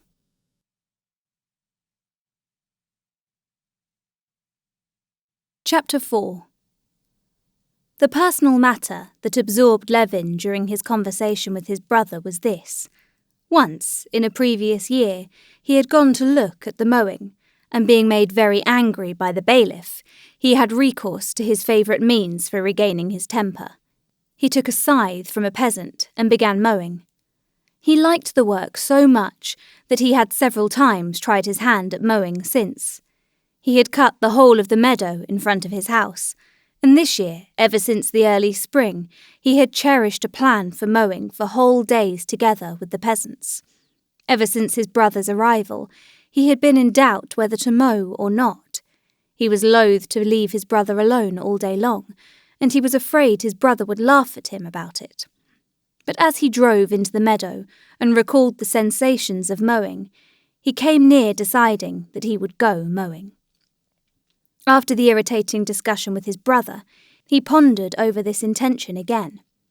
"I must have physical exercise, or my temper'll certainly be ruined," he thought, and he determined he would go mowing, however awkward he might feel about it with his brother or the peasants. Towards evening, Konstantin Levin went to his counting-house, gave directions as to the work to be done, and sent about the village to summon the mowers for the morrow, to cut the hay in Kalinov meadow, the largest and best of his grasslands. "And send for my scythe, please, to Tit, for him to set it, and bring it round tomorrow. I shall maybe do some mowing myself, too," he said, trying not to be embarrassed. The bailiff smiled and said, "Yes, sir." At tea, the same evening, Levin said to his brother, "I fancy the fine weather will last. Tomorrow I shall start mowing." "I am so fond of that form of field labour," said Sergei Ivanovich. "I am awfully fond of it. I sometimes mow myself with the peasants, and tomorrow I want to try mowing the whole day." Sergei Ivanovich lifted his head and looked with interest at his brother. "How do you mean? Just like one of the peasants, all day long?" "Yes, it's very pleasant," said Levin. "It's splendid as exercise, only you'll hardly be able to stand it," said Sergei Ivanovich without a shade of irony. "I've tried it. It's hard work at first, but you get into it. I dare say I shall manage to keep up." "Really? What an idea! But tell me, how do the peasants look at it? I suppose they laugh in their sleeves at their masters being such a queer fish." "No, I don't think so. But it's so delightful, and at the same time such hard work, that one has no time to think about it." "But how will you be dining with them? To send you a bottle of Lafitte and roast turkey out there would be a little awkward." "No, I'll simply come home at the time of their noonday rest." Next morning, Konstantin Levin got up earlier than usual, but he was detained giving directions on the farm, and when he reached the mowing grass, the mowers were already at their second row. From the uplands, he could get a view of the shaded, cut part of the meadow below, with its greyish ridges of cut grass and the black heaps of coats taken off by the mowers at the place from which they had started cutting. Gradually, as he rode towards the meadow, the peasants came into sight, some in coats, some in their shirts mowing, one behind another in a long string, swinging their scythes differently. He counted 42 of them. They were mowing slowly over the uneven, low-lying parts of the meadow, where there had been an old dam. Levin recognised some of his own men. Here was old Yermil, in a very long white smock, bending forward to swing a scythe. There was a young fellow, Vaska, who had been a coachman of Levin's, taking every row with a wide sweep. Here too was Tit, Levin's preceptor in the art of mowing, a thin little peasant. He was in front of all, and cut his wide row without bending, as though playing with the scythe. Levin got off his mare, and fastening her up by the roadside, went to meet Tit, who took a second scythe out of a bush and gave it to him. "It's ready, sir. It's like a razor, cuts of itself," said Tit, taking off his cap with a smile and giving him the scythe. Levin took the scythe and began trying it. As they finished their rows, the mowers, hot and good-humoured, came out into the road, one after another, and, laughing a little, greeted the master. They all stared at him, but no one made any remark, till a tall old man, with a wrinkled, beardless face, wearing a short sheepskin jacket, came out into the road and accosted him. "Look'ee now, master. Once take hold of the rope, there's no letting it go," he said, and Levin heard smothered laughter among the mowers. "I'll try not to let it go," he said, taking his stand behind Tit and waiting for the time to begin. "Mindy," repeated the old man. Tit made room, and Levin started behind him. The grass was short close to the road, and Levin, who had not done any mowing for a long while and was disconcerted by the eyes fastened upon him, cut badly for the first moments, though he swung his scythe vigorously. Behind him he heard voices. "It's not set right. The handle's too high. See how he has to stoop to it," said one. "Press more in the heel," said another. "Never mind, he'll get on all right," the old man resumed. "He's made a start. You swing it too wide, you'll tire yourself out.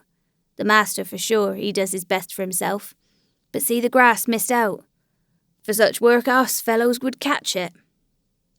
The grass became softer, and Levin, listening without answering, followed Tit, trying to do the best he could. They moved 100 paces. Tit kept moving on, without stopping, not showing the slightest weariness, but Levin was already beginning to be afraid he would not be able to keep it up. He was so tired. He felt as he swung his scythe that he was at the very end of his strength and was making up his mind to ask Tit to stop, but at that very moment Tit stopped of his own accord and, stooping down, picked up some grass, rubbed his scythe and began wetting it. Levin straightened himself and, drawing a deep breath, looked round. Behind him came a peasant, and he too was evidently tired, for he stopped at once without waiting to mow up to Levin, and began whetting his scythe. Tit sharpened his scythe and Levin's, and they went on. The next time it was just the same. Tit moved on with sweep after sweep of his scythe, not stopping nor showing signs of weariness. Levin followed him, trying not to get left behind, and he found it harder and harder. The moment came when he felt he had no strength left, but at that very moment Tit stopped and whetted the scythes. So they mowed the first row, and this long row seemed particularly hard work to Levin. But when the end was reached and Tit, shouldering his scythe, began with deliberate stride returning on the tracks left by his heels in the cut grass, and Levin walked back in the same way over the space he had cut, in spite of the sweat that ran in streams over his face and fell in drops down his nose, and drenched his back as though he had been soaked in water, he felt very happy. What delighted him particularly was that now he knew he would be able to hold out. His pleasure was only disturbed by his row not being well cut.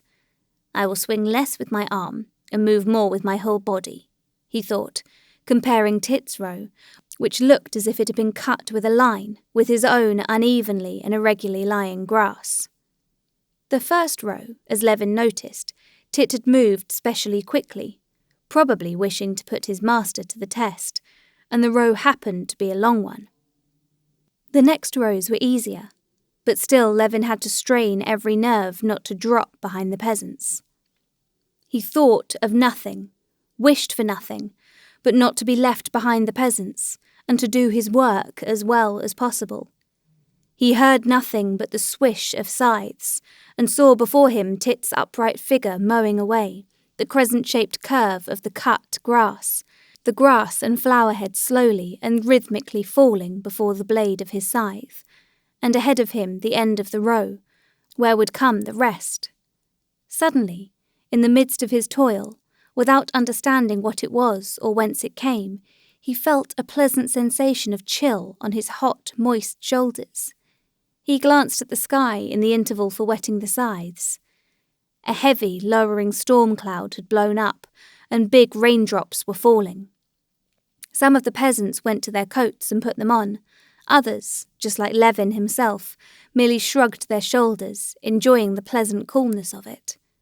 Another row, and yet another row followed. Long rows and short rows, with good grass and with poor grass. Levin lost all sense of time, and could not have told whether it was late or early now. A change began to come over his work, which gave him immense satisfaction. In the midst of his toil, there were moments during which he forgot what he was doing, and it came all easy to him. And at those same moments his row was almost as smooth and well cut as Tit's. In the midst of his toil, there were moments during which he forgot what he was doing, and it came all easy to him, and at those same moments his row was almost as smooth and well cut as Tit's. And so soon as he recollected what he was doing, and began trying to do better, he was at once conscious of all the difficulty of his task, and the row was badly mown. On finishing yet another row, he would have gone back to the top of the meadow again to begin the next, but Tit stopped, and going up to the old man said something in a low voice to him. They both looked at the sun. "What are they talking about? And why doesn't he go back?" thought Levin, not guessing that the peasants had been mowing no less than 4 hours without stopping, and it was time for their lunch. "Lunch, sir," said the old man. "Is it really time? That's right. Lunch, then." Levin gave his scythe to Tit, and together with the peasants, who were crossing the long stretch of mown grass, slightly sprinkled with rain to get their bread from the heap of coats, he went towards his house. Only then he suddenly awoke to the fact that he had been wrong about the weather, and the rain was drenching his hay. "The hay will be spoiled," he said. "Not a bit of it, sir. Mow in the rain, and you'll rake in fine weather," said the old man. Levin untied his horse and rode home to his coffee. Sergei Ivanovitch was only just getting up. When he had drunk his coffee, Levin rode back again to the mowing before Sergei Ivanovich had had time to dress and come down to the dining room.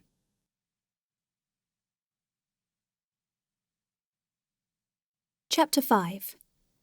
After lunch, Levin was not in the same place in the string of mowers as before, but stood between the old man who had accosted him jocosely and now invited him to be his neighbour, and a young peasant who had only been married in the autumn and who was mowing this summer for the first time. The old man, holding himself erect, moved in front, with his feet turned out, taking long, regular strides, and with a precise and regular action which seemed to cost him no more effort than swinging one's arms in walking, as though it were in play. He laid down the high, even row of grass. It was as though it were not he, but the sharp scythe of itself swishing through the juicy grass. Behind Levin came the lad Mishka.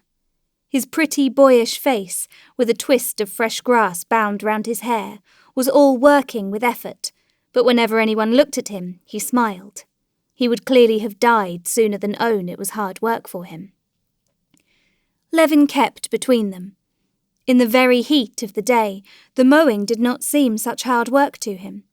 The perspiration with which he was drenched cooled him, while the sun that burned his back, his head, and his arms bare to the elbow, gave a vigour and dogged energy to his labour, and more often now came those moments of unconsciousness when it was possible not to think what one was doing. The scythe cut of itself. These were happy moments. Still more delightful were the moments when they reached the stream where the rows ended, and the old man rubbed his scythe with the wet, thick grass, rinsed its blade in the fresh water of the stream, ladled out a little in a tin dipper, and offered Levin a drink. "What do you say to my homebrew, eh? Good, eh?" said he, winking. And truly, Levin had never drunk any liquor so good as this warm water with green bits floating in it, and a taste of rust from the tin dipper.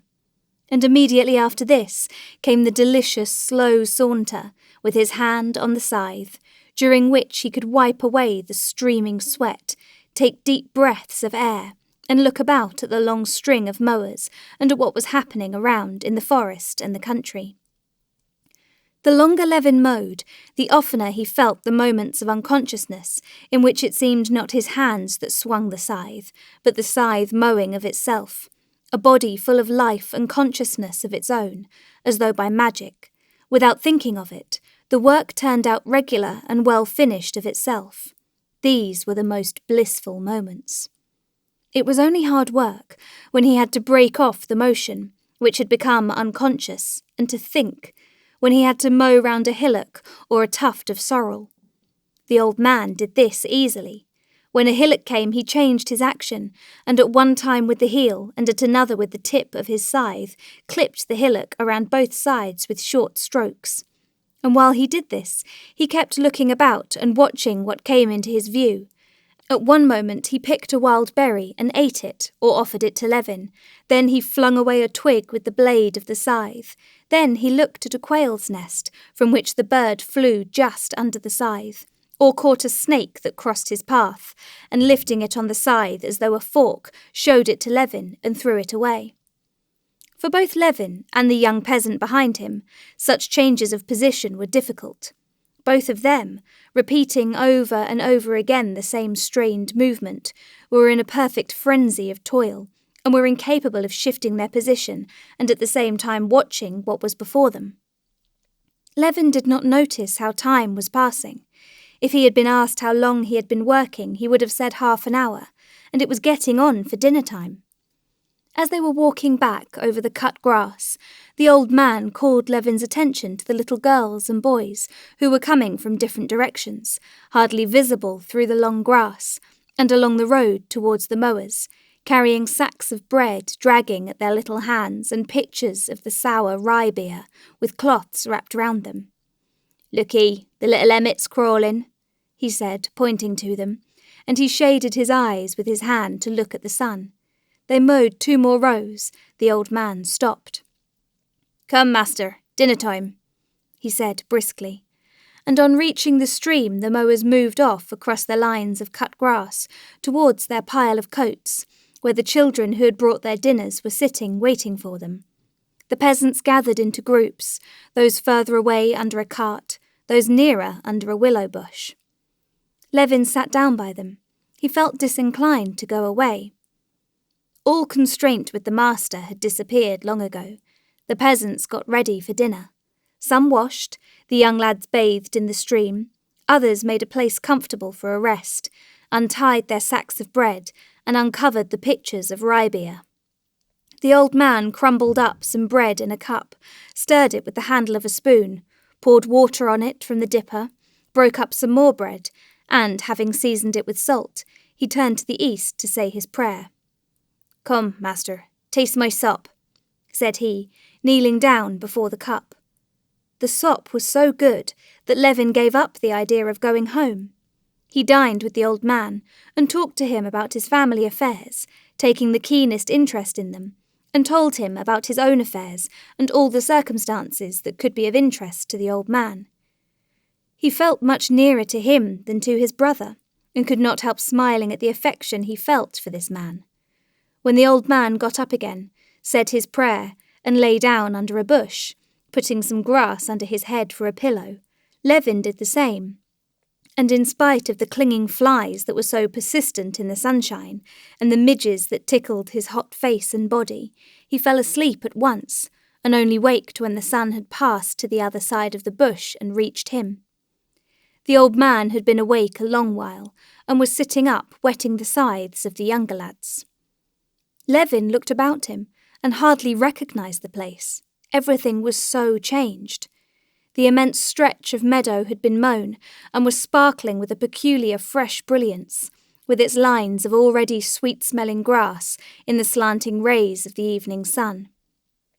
And the bushes about the river had been cut down, and the river itself, not visible before, now gleaming like steel in its bends, and the moving, ascending peasants, and the sharp wall of grass of the unmown part of the meadow, and the hawks hovering over the stripped meadow. All was perfectly new. Raising himself, Levin began considering how much had been cut and how much more could still be done that day. The work done was exceptionally much for 42 men. They had cut the whole of that big meadow, which had, in the years of serf labour, taken 30 scythes 2 days to mow.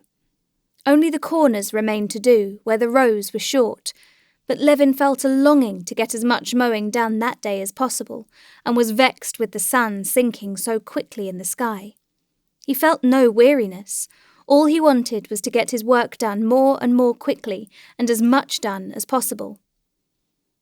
"Could you cut Mashkin upland too? What do you think?" he said to the old man. "As God wills. The sun's not high. A little vodka for the lads." At the afternoon rest, when they were sitting down again, and those who smoked had lighted their pipes, the old man told the men that Mashkin's upland's to be cut. There'll be some vodka. "Why not cut it? Come on, Tit, we'll look sharp. We can eat at night, come on," cried voices. Eating up their bread, the mowers went back to work. "Come, lads, keep it up," said Tit, and ran on ahead almost at a trot. Get along, said the old man, hurrying after him and easily overtaking him. "I'll mow you down, look out." And young and old mowed away, as though they were racing with one another. But however fast they worked, they did not spoil the grass, and the rows were laid just as neatly and exactly. The little piece left uncut in the corner was mown in 5 minutes. The last of the mowers were just ending their rows, while the foremost snatched up their coats onto their shoulders and crossed the road towards Mashkin Upland. The sun was already sinking into the trees when they went up with their jingling dippers into the wooded ravine of Mashkin Upland. The grass was up to their waists in the middle of the hollow, soft, tender and feathery, spotted here and there among the trees with wild heart's ease.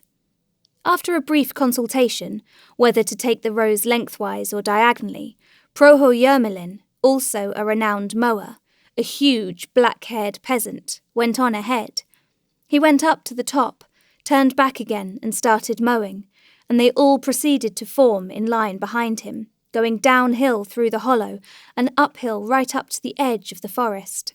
The sun sank behind the forest. The dew was falling by now. The mowers were in sun only on the hillside, but below, where a mist was rising, and on the opposite side, they mowed into fresh, dewy shade. The work went rapidly. The grass cut with a juicy sound and was at once laid in high, fragrant rows.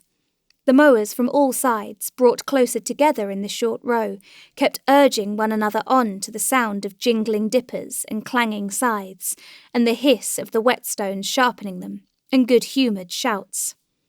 Levin still kept between the young peasant and the old man.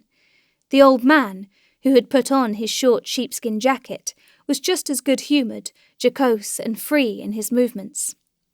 Among the trees, they were continually cutting with their scythes the so-called birch mushrooms, swollen fat in the succulent grass.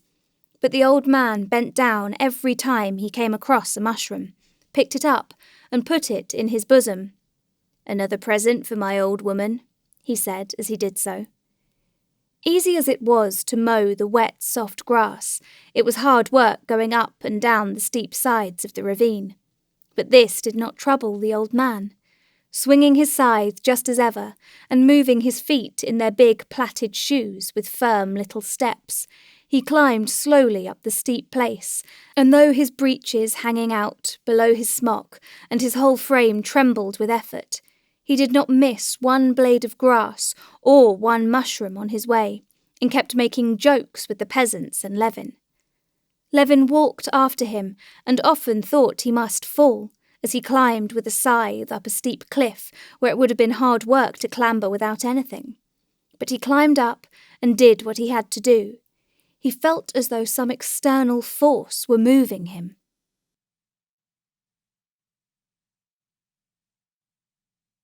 Chapter 6. Mashland Upland was mown, the last row finished. The peasants had put on their coats and were gaily trudging home. Levin got on his horse and, parting regretfully from the peasants, rode homewards. On the hillside he looked back. He could not see them in the mist that had risen from the valley. He could only hear rough, good-humoured voices, laughter, and the sound of clanking scythes. Sergei Ivanovitch had long ago finished dinner and was drinking iced lemon and water in his own room, looking through the reviews and papers, which he had only just received by post, when Levin rushed into the room, talking merrily, with his wet and matted hair sticking to his forehead, and his back and chest grimed and moist. "Oh, we mowed the whole meadow. Oh, it is nice. Delicious. And how have you been getting on?" said Levin, completely forgetting the disagreeable conversation of the previous day. "Mercy, what do you look like?" said Sergei Ivanovitch, for the first moment looking round with some dissatisfaction. "And the door, do shut the door," he cried. "You must have let in a dozen at least." Sergei Ivanovitch could not endure flies, and in his room he never opened the window except at night, and carefully kept the door shut. "Not one, on my honour. But if I have, I'll catch them. You wouldn't believe what a pleasure it is. How have you spent the day?" "Very well. But have you really been mowing the whole day? I expect you're as hungry as a wolf. Kuzma has got everything ready for you." "No, I don't feel hungry even. I had something to eat there, but I'll go and wash." "Yes, go along. I'll come to you directly," said Sergei Ivanovitch, shaking his head as he looked at his brother. "Go along, make haste," he added, smiling, and gathering up his books, he prepared to go too. He, too, felt suddenly good-humoured and disinclined to leave his brother's side. "But what did you do while it was raining?" "Rain? Why, there was scarcely a drop. I'll come directly. So you had a nice day too. That's first rate." And Levin went off to change his clothes. 5 minutes later, the brothers met in the dining room. Although it seemed to Levin that he was not hungry, and he sat down to dinner simply so as not to hurt Kuzma's feelings, yet when he began to eat, the dinner struck him as extraordinarily good. Sergei Ivanovitch watched him with a smile. "Oh, by the way, there's a letter for you," said he. "Kuzma, bring it down, please, and mind you shut the doors." The letter was from Oblonsky. Levin read it aloud. Oblonsky wrote to him from Petersburg. I've had a letter from Dolly. She's at Ergoshovo and everything seems going wrong there. Do ride over and see her, please. Help her with advice. You know all about it. She will be so glad to see you. She's quite alone, poor thing. My mother-in-law and all of them are still abroad. That's capital. I will certainly ride over to her, said Levin. Or we'll go together. She's such a splendid woman, isn't she? They're not far from here, then? 25 miles, or perhaps it is 30. But a capital road. Capital. We'll drive over. I shall be delighted, said Sergei Ivanovich, still smiling. The sight of his younger brother's appearance had immediately put him in a good humour. Well, you have an appetite, he said, looking at his dark red sunburnt face and neck bent over the plate. Splendid. You can't imagine what an effectual remedy it is for every sort of foolishness. I want to enrich medicine with a new word. Arbeitskur. Well, but you don't need it, I should fancy. No, but for all sorts of nervous invalids. Yes, it ought to be tried. I'd meant to come to the mowing to look at you, but it was so unbearably hot that I got no further than the forest. I sat there a little, and went on by the forest to the village, met your old nurse, and sounded her as to the peasants' view of you. As far as I can make out, they don't approve of this. She said it's not a gentleman's work.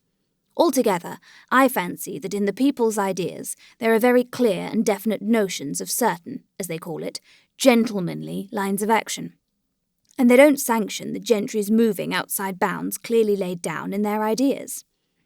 Maybe so, but anyway, it's a pleasure such as I have never known in my life. And there's no harm in it, you know. Is there? Answered Levin. I can't help it if they don't like it, though I do believe it's all right, eh? Altogether, pursued Sergei Ivanovich. You're satisfied with your day?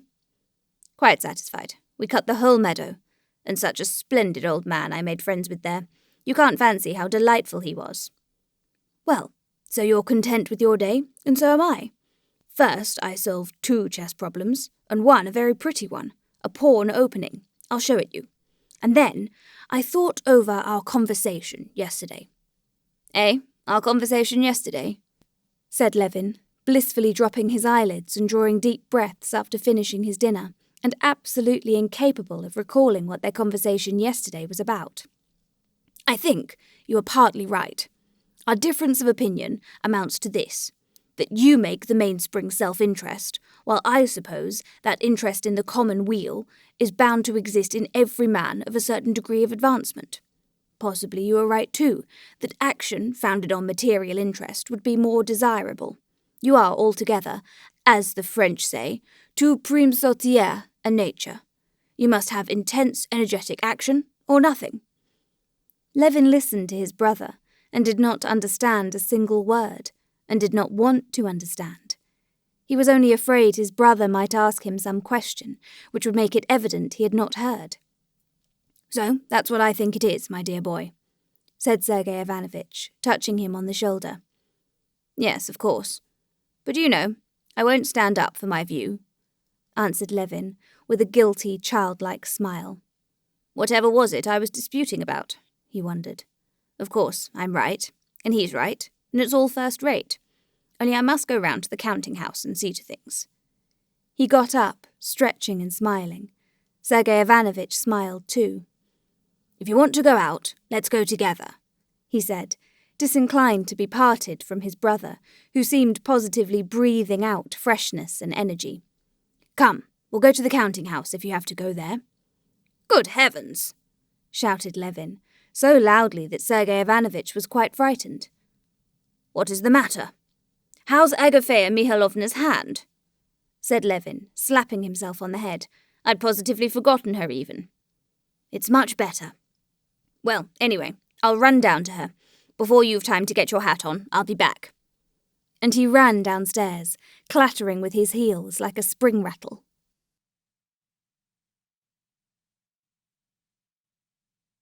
Chapter 7. Stefan Arkadyevitch had gone to Petersburg to perform the most natural and essential office duty, so familiar to everyone in the government service, though incomprehensible to outsiders. That duty, but for which one could hardly be in government service, of reminding the ministry of his existence, and having, for the due performance of this rite, taken all the available cash from home, was gaily and agreeably spending his days at the races and in the summer villas. Meanwhile, Dolly and the children had moved into the country to cut down expenses as much as possible. She had gone to Ergoshovo, the estate that had been her dowry, and the one where in spring the forest had been sold. It was nearly 40 miles from Levin's Pokrovskoe. The big old house at Ergoshovo had been pulled down long ago, and the old prince had had the lodge done up and built onto. 20 years before, when Dolly was a child, the lodge had been roomy and comfortable, though, like all lodges, it stood sideways to the entrance avenue and faced the south. But by now this lodge was old and dilapidated. When Stefan Arkadyevitch had gone down in the spring to sell the forest, Dolly had begged him to look over the house and order what repairs might be needed. Stefan Arkadyevitch, like all unfaithful husbands indeed, was very solicitous to his wife's comfort, and he had himself looked over the house and given instructions about everything that he considered necessary. What he considered necessary was to cover all the furniture with cretonne, to put up curtains, to weed the garden, to make a little bridge on the pond, and to plant flowers. But he forgot many other essential matters, the want of which greatly distressed Darya Alexandrovna later on. In spite of Stefan Arkadyevitch's efforts to be an attentive father and husband, he never could keep in his mind that he had a wife and children. He had bachelor tastes, and it was in accordance with them that he shaped his life. On his return to Moscow, he informed his wife with pride that everything was ready, that the house would be a little paradise, and that he advised her most certainly to go. His wife staying away in the country was very agreeable to Stefan Arkadyevitch from every point of view. It did the children good, it decreased expenses, and it left him more at liberty. Darya Alexandrovna regarded staying in the country for the summer as essential for the children, especially for the little girl, who had not succeeded in regaining her strength after the scarlatina, and also as a means of escaping the petty humiliations, the little bills owing to the wood merchant, the fishmonger, the shoemaker, which made her miserable. Besides this, she was pleased to go away to the country because she was dreaming of getting her sister Kitty to stay with her there. Kitty was to be back from abroad in the middle of the summer, and bathing had been prescribed for her. Kitty wrote that no prospect was so alluring as to spend the summer with Dolly at Ergoshovo, full of childish associations for both of them. The first days of her existence in the country were very hard for Dolly. She used to stay in the country as a child, and the impression she had retained of it was that the country was a refuge from all the unpleasantness of the town, that life there, though not luxurious, Dolly could easily make up her mind to that, was cheap and comfortable, and there was plenty of everything. Everything was cheap, everything could be got, and children were happy. But now, coming to the country as the head of a family, she perceived that it was all utterly unlike what she had fancied. The day after their arrival there was a heavy fall of rain, and in the night the water came through in the corridor and in the nursery, so that the beds had to be carried into the drawing-room. There was no kitchen maid to be found. Of the 9 cows, it appeared from the words of the cowherd woman that some were about to calve, others had just calved, others were old, and others again hard-uddered, and there was not butter nor milk enough even for the children. There were no eggs. They could get no fowls. Old purplish stringy cocks were all they had for roasting and boiling. Impossible to get women to scrub the floors. All were potato hoeing. Driving was out of the question, because one of the horses was restive and bolted in the shafts. There was no place where they could bathe. The whole of the riverbank was trampled by the cattle and open to the road. Even walks were impossible, for the cattle strayed into the garden through a gap in the hedge, and there was one terrible bull who bellowed, and therefore might be expected to gore somebody. There were no proper cupboards for their clothes. What cupboards were there either would not close at all, or burst open whenever anyone passed by them. There were no pots and pans. There was no copper in the wash-house, nor even an ironing board in the maid's room. Finding instead of peace and rest all these, from her point of view, fearful calamities, Daria Alexandrovna was at first in despair. She exerted herself to the utmost, felt the hopelessness of the position, and was every instant suppressing the tears that started into her eyes. The bailiff, a retired quartermaster, whom Stefan Arkadyevitch had taken a fancy to and had appointed bailiff on account of his handsome and respectful appearance as a hall porter, showed no sympathy for Daria Alexandrovna's woes. He said respectfully, "Nothing can be done, the peasants are such a wretched lot," and did nothing to help her. The position seemed hopeless, but in the Oblonskys' household, as in all families indeed, there was one inconspicuous but most valuable and useful person, Maria Philimonovna. She soothed her mistress, assured her that everything would come round. It was her expression, and Matvey had borrowed it from her, and without fuss or hurry proceeded to set to work herself.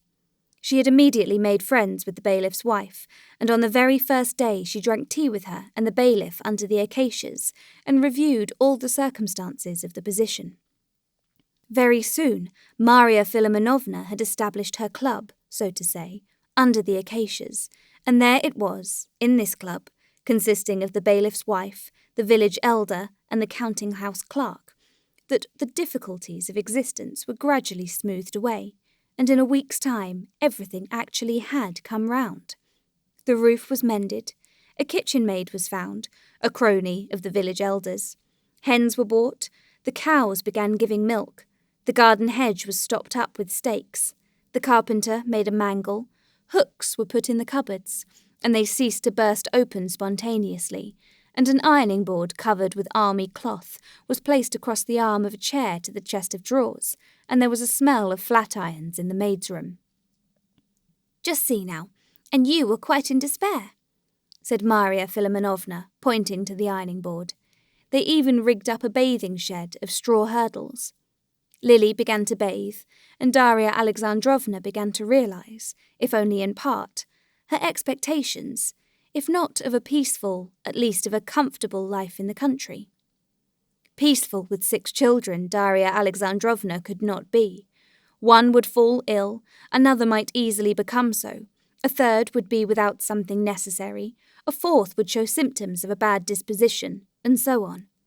Rare indeed were the brief periods of peace, but these cares and anxieties were for Daria Alexandrovna the sole happiness possible. Had it not been for them, she would have been left alone to brood over her husband who did not love her.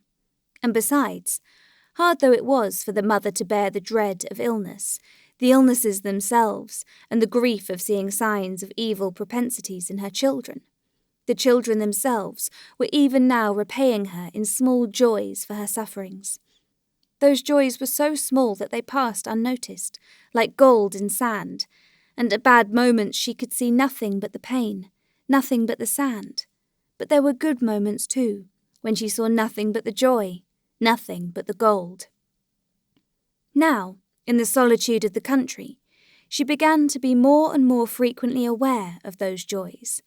Often, looking at them, she would make every possible effort to persuade herself that she was mistaken, that she as a mother was partial to her children. All the same, she could not help saying to herself that she had charming children, all 6 of them in different ways, but a set of children such as is not often to be met with, and she was happy in them, and proud of them.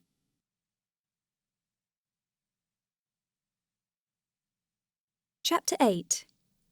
Towards the end of May, when everything had been more or less satisfactorily arranged, she received her husband's answer to her complaints of the disorganized state of things in the country. He wrote begging her forgiveness for not having thought of everything before, and promised to come down at the first chance. This chance did not present itself. Until the beginning of June, Daria Alexandrovna stayed alone in the country. On the Sunday in St. Peter's week, Daria Alexandrovna drove to Mass for all her children to take the sacrament. Daria Alexandrovna, in her intimate philosophical talks with her sister, her mother, and her friends, very often astonished them by the freedom of her views in regard to religion. She had a strange religion of transmigration of souls all her own, in which she had a firm faith, troubling herself little about the dogmas of the church. But in her family she was strict in carrying out all that was required by the church, and not merely in order to set an example, but with all her heart in it. The fact that the children had not been at the sacrament for nearly a year worried her extremely, and with the full approval and sympathy of Maria Philimonovna, she decided that this should take place now, in the summer. For several days before, Daria Alexandrovna was busily deliberating on how to dress all the children. Frocks were made or altered and washed, seams and flounces were let out, buttons were sewed on, and ribbons got ready. One dress, Tanya's, which the English governess had undertaken, cost Daria Alexandrovna much loss of temper. The English governess, in altering it, had made the seams in the wrong place and taken up the sleeves too much, and altogether spoilt the dress. It was so narrow on Tanya's shoulders that it was quite painful to look at her. But Maria Philimonovna had the happy thought of putting in gussets and adding a little shoulder cape. The dress was set right, but there was nearly a quarrel with the English governess. On the morning, however, all was happily arranged, and towards 10 o'clock, the time at which they had asked the priest to wait for them for the Mass, the children, in their new dresses, with beaming faces, stood on the step before the carriage waiting for their mother.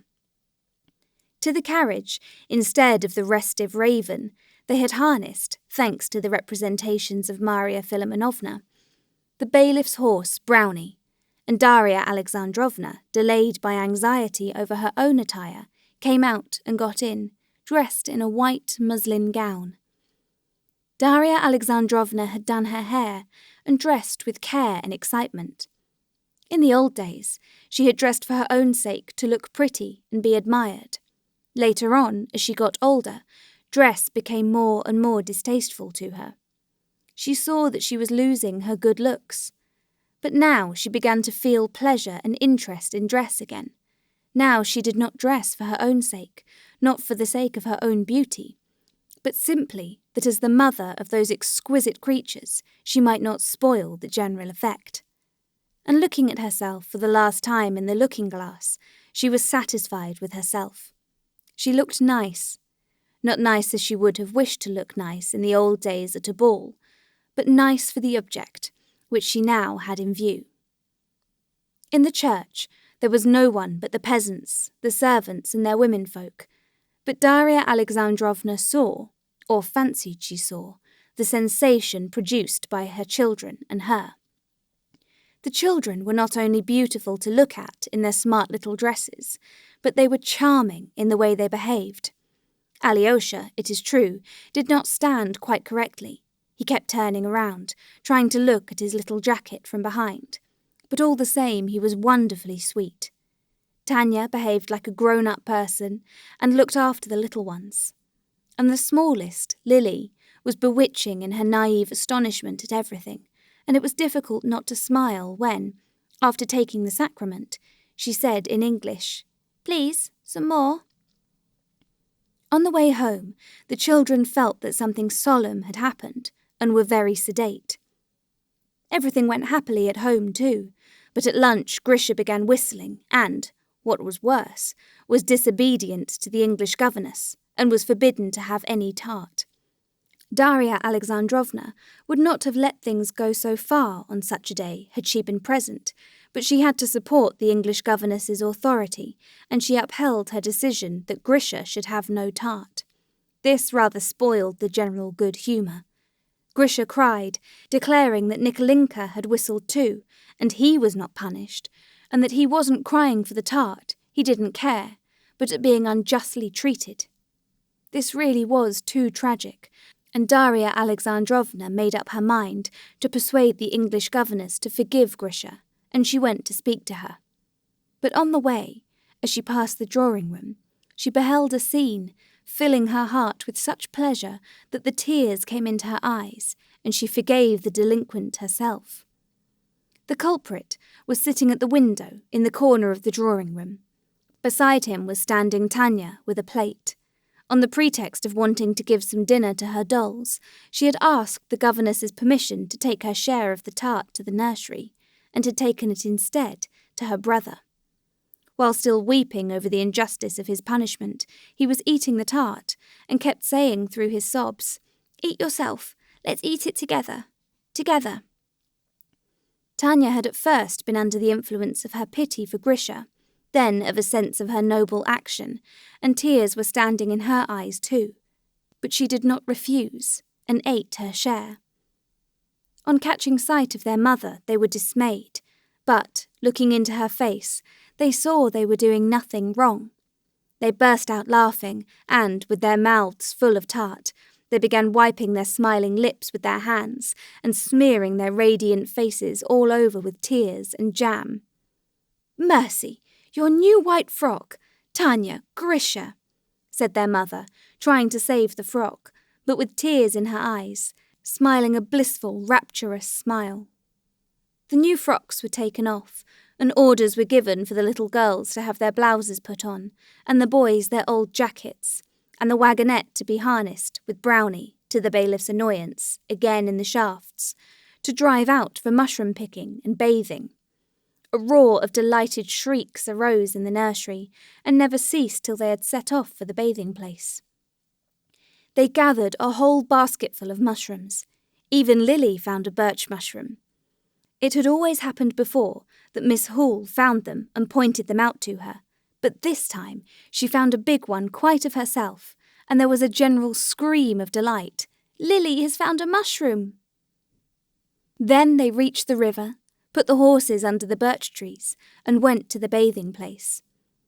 The coachman, Terenti, fastened the horses, who kept whisking away the flies, to a tree, and, treading down the grass, lay down in the shade of a birch and smoked his shag, while the never-ceasing shrieks of delight of the children floated across to him from the bathing place.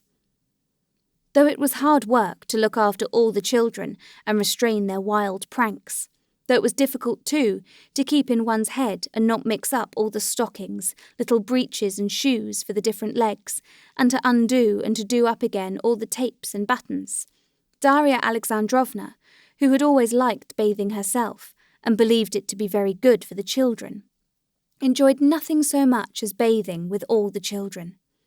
To go over those fat little legs, pulling on their stockings, to take in her arms and dip those little naked bodies, and to hear their screams of delight and alarm, to see the breathless faces with wide-open, scared and happy eyes of all her splashing cherubs, was a great pleasure to her. When half the children had been dressed, some peasant woman in holiday dress, out picking herbs, came up to the bathing shed and stopped shyly. Maria Filimonovna called one of them and handed her a sheet and a shirt that had dropped into the water for her to dry them, and Darya Alexandrovna began to talk to the women. At first they laughed behind their hands and did not understand her questions, but soon they grew bolder and began to talk, winning Darya Alexandrovna's heart at once by the genuine admiration of the children that they showed. "My, what a beauty, as white as sugar," said one, admiring Tanichka and shaking her head. "But thin. Yes, she has been ill." "And so they've been bathing you too?" said another to the baby. "No, he's only 3 months old," answered Darya Alexandrovna with pride. "You don't say so." "And have you any children?" "I've had 4. I've 2 living, a boy and a girl. I weaned her last carnival." "How old is she?" "Why, 2 years old." "Why did you nurse her so long?" "It's our custom, for 3 fasts." And the conversation became most interesting to Darya Alexandrovna. What sort of time did she have? What was the matter with the boy? Where was her husband? Did it often happen? Darya Alexandrovna felt disinclined to leave the peasant women. So interesting to her was their conversation, so completely identical were all their interests. What pleased her most of all was that she saw clearly what all the women admired more than anything was her having so many children, and such fine ones. The peasant women even made Darya Alexandrovna laugh, and offended the English governess because she was the cause of the laughter she did not understand. One of the younger women kept staring at the Englishwoman, who was dressing after all the rest, and when she put on her third petticoat, she could not refrain from the remark, "My, she keeps putting on and putting on, she'll never have done," she said, and they all went off into roars.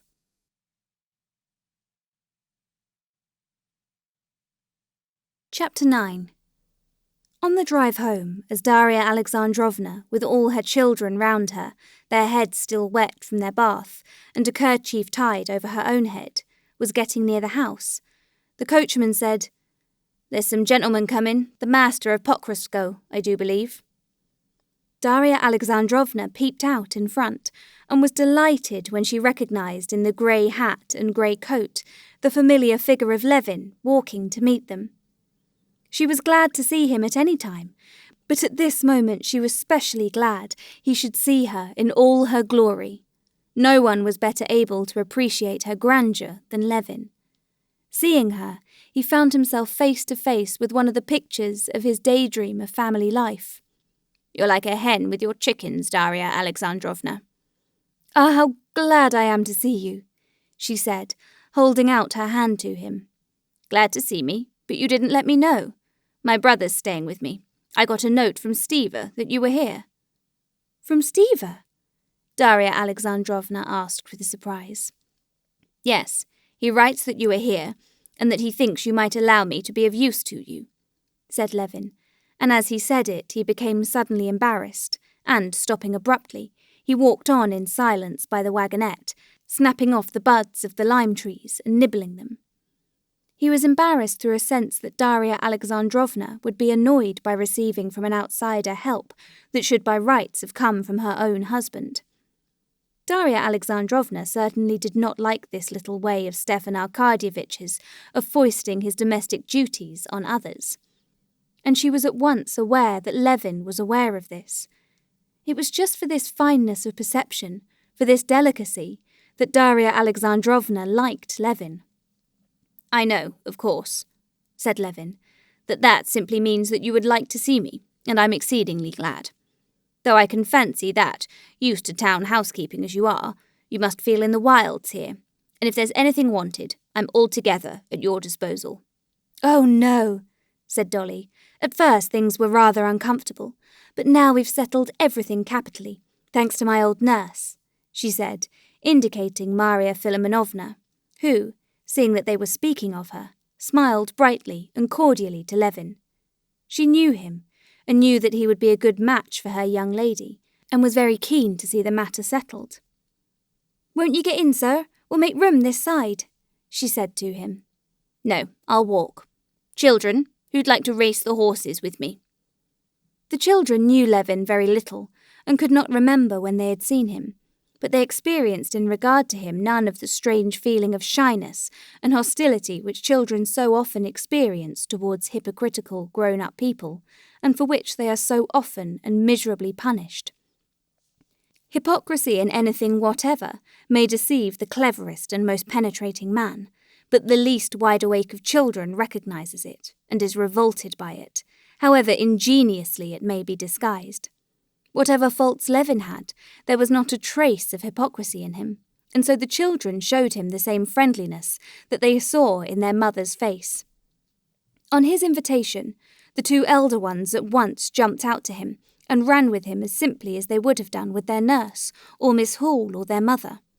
Lily, too, began begging to go to him, and her mother handed her to him. He sat her on his shoulder and ran along with her. Don't be afraid, Darya Alexandrovna," he said, smiling good-humouredly to the mother. "There's no chance of my hurting or dropping her." And, looking at his strong, agile, assiduously careful and needlessly wary movements, the mother felt her mind at rest, and smiled gaily and approvingly as she watched him. Here in the country, with children and with Darya Alexandrovna, with whom he was in sympathy, Levin was in a mood not infrequent with him, of childlike light-heartedness that she particularly liked in him. As he ran with the children, he taught them gymnastic feats, set Miss Hall laughing with his queer English accent, and talked to Darya Alexandrovna of his pursuits in the country. After dinner, Darya Alexandrovna, sitting alone with him on the balcony, began to speak of Kitty. "You know, Kitty's coming here, and is going to spend the summer with me." "Really?" he said, flushing, and at once, to change the conversation, he said, "Then I'll send you 2 cows, shall I? If you insist on a bill, you shall pay me 5 roubles a month, but it's really too bad of you." "No, thank you. We can manage very well now." "Oh, well then, I'll have a look at your cows, and if you'll allow me, I'll give directions about their food. Everything depends on their food." And Levin, to turn the conversation, explained to Darya Alexandrovna the theory of cow-keeping, based on the principle that the cow is simply a machine for the transformation of food into milk, and so on. He talked of this, and passionately longed to hear more of Kitty, and, at the same time, was afraid of hearing it. He dreaded the breaking up of the inward peace he had gained with such effort. Yes, but still all this has to be looked after, and who is there to look after it? Darya Alexandrovna responded, without interest. She had by now got her household matters so satisfactorily arranged, thanks to Maria Philimonovna, that she was disinclined to make any change in them. Besides, she had no faith in Levin's knowledge of farming. General principles, as to the cow being a machine for the production of milk, she looked on with suspicion. It seemed to her that such principles could only be a hindrance in farm management. It all seemed to her a far simpler matter. All that was needed, as Maria Philimonovna had explained, was to give Brindle and Whitebreast more food and drink, and not to let the cook carry all the kitchen slops to the laundry-maid's cow. That was clear. But general propositions as to feeding on meal and on grass were doubtful and obscure, and, what was most important, she wanted to talk about Kitty.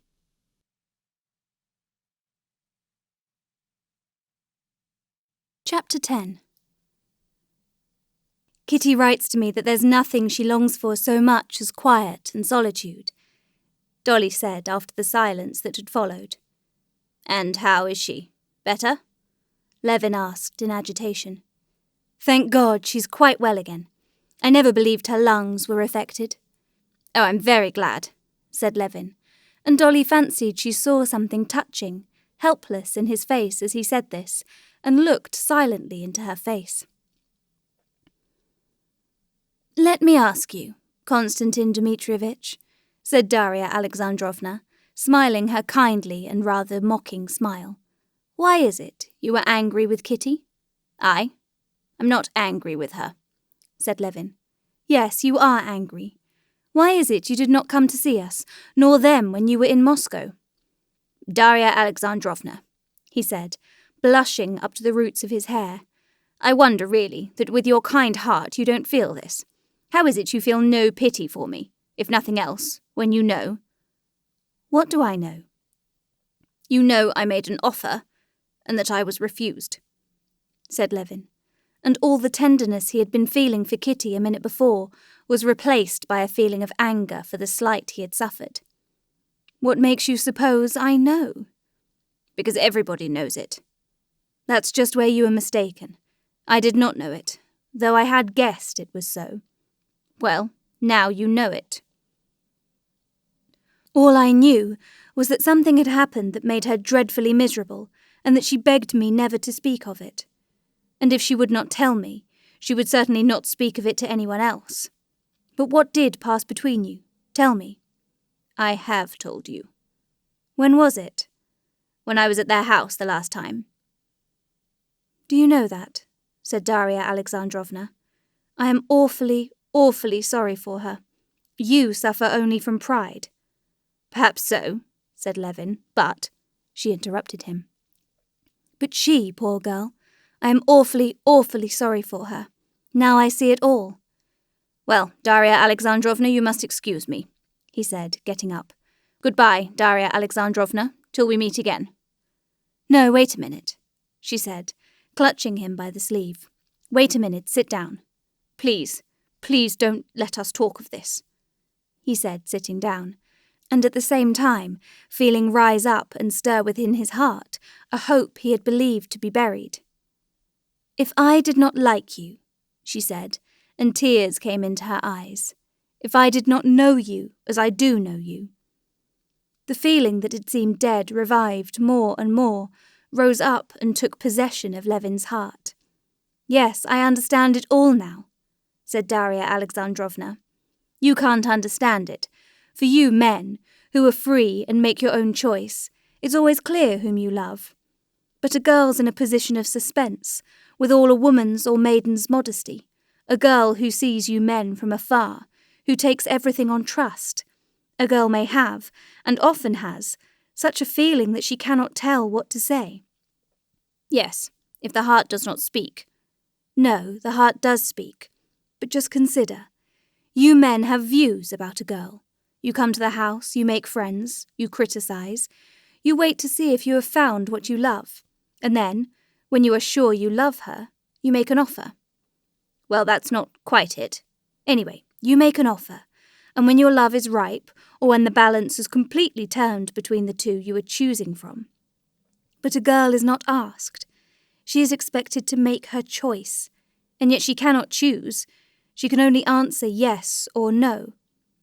"Yes, to choose between me and Vronsky," thought Levin, and the dead thing that had come to life within him died again, and only weighed on his heart and set it aching. "Darya Alexandrovna," he said, "that's how one chooses a new dress or some purchase or other, not love. The choice has been made, and so much the better, and there can be no repeating it." "Ah, pride, pride," said Darya Alexandrovna, as though despising him for the baseness of this feeling in comparison with the other feeling which only women know. "At the time when you made Kitty an offer, she was in a position in which she could not answer. She was in doubt between you and Vronsky. Him she was seeing every day, and you she had not seen for a long while. Supposing she had been older, I, for instance, in her place could have felt no doubt. I always disliked him, and so it has turned out." Levin recalled Kitty's answer. She had said, "No, that cannot be." "Darya Alexandrovna," he said dryly, "I appreciate your confidence in me. I believe you are making a mistake. But whether I am right or wrong, that pride you so despise makes any thought of Katerina Alexandrovna out of the question for me. You understand? Utterly out of the question." "I will only say one thing more. You know that I am speaking of my sister, whom I love as much as I love my own children. I don't say she cared for you. All I meant to say is that her refusal at that moment proves nothing." "I don't know," said Levin, jumping up. "If only you knew how you were hurting me. It's just as if a child of yours were dead, and they were to say to you, he would have been like this and like that, and he might have lived, and how happy you would have been in him, but he's dead, dead, dead." "How absurd you are," said Darya Alexandrovna, looking with mournful tenderness at Levin's excitement. "Yes, I see it all more and more clearly," she went on musingly. "So you won't come to see us then, when Kitty's here?" "No, I shan't come. Of course I won't avoid meeting Katerina Alexandrovna, but as far as I can, I will try to save her the annoyance of my presence." "You are very, very absurd," repeated Darya Alexandrovna, looking with tenderness into his face. "Very well then, let it be as though we had not spoken of this. What have you come for, Tanya?" she said in French to the little girl who had come in. "Where's my spade, Mamma?" "I speak French, and you must too." The little girl tried to say it in French, but could not remember the French for spade. The mother prompted her, and then told her in French where to look for the spade. And this made a disagreeable impression on Levin.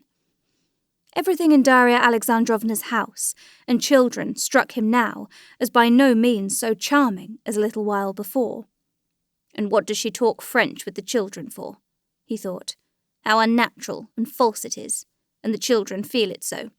Learning French and unlearning sincerity," he thought to himself, unaware that Darya Alexandrovna had thought all that over 20 times already, and yet, even at the cost of some loss of sincerity, believed it necessary to teach her children French in that way.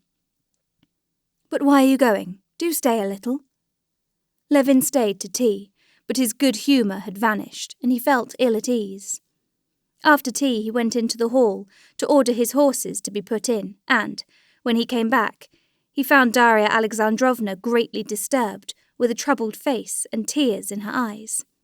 While Levin had been outside, an incident had occurred which had utterly shattered all the happiness she had been feeling that day, and her pride in her children. Grisha and Tanya had been fighting over a ball. Darya Alexandrovna, hearing a scream in the nursery, ran in and saw a terrible sight. Tanya was pulling Grisha's hair, while he, with a face hideous with rage, was beating her with his fists wherever he could get at her. Something snapped in Darya Alexandrovna's heart when she saw this. It was as if darkness had swooped down upon her life. She felt that these children of hers, that she was so proud of, were not merely most ordinary, but positively bad, ill-tempered children, with coarse, brutal propensities, wicked children. She could not talk or think of anything else, and she could not speak to Levin of her misery. Levin saw she was unhappy and tried to comfort her, saying that it showed nothing bad, that all children fight. But even as he said it, he was thinking in his heart, "No, I won't be artificial and talk French with my children, but my children won't be like that. All one has to do is not spoil children, not to distort their nature, and they'll be delightful. No, my children won't be like that." He said goodbye and drove away, and she did not try to keep him.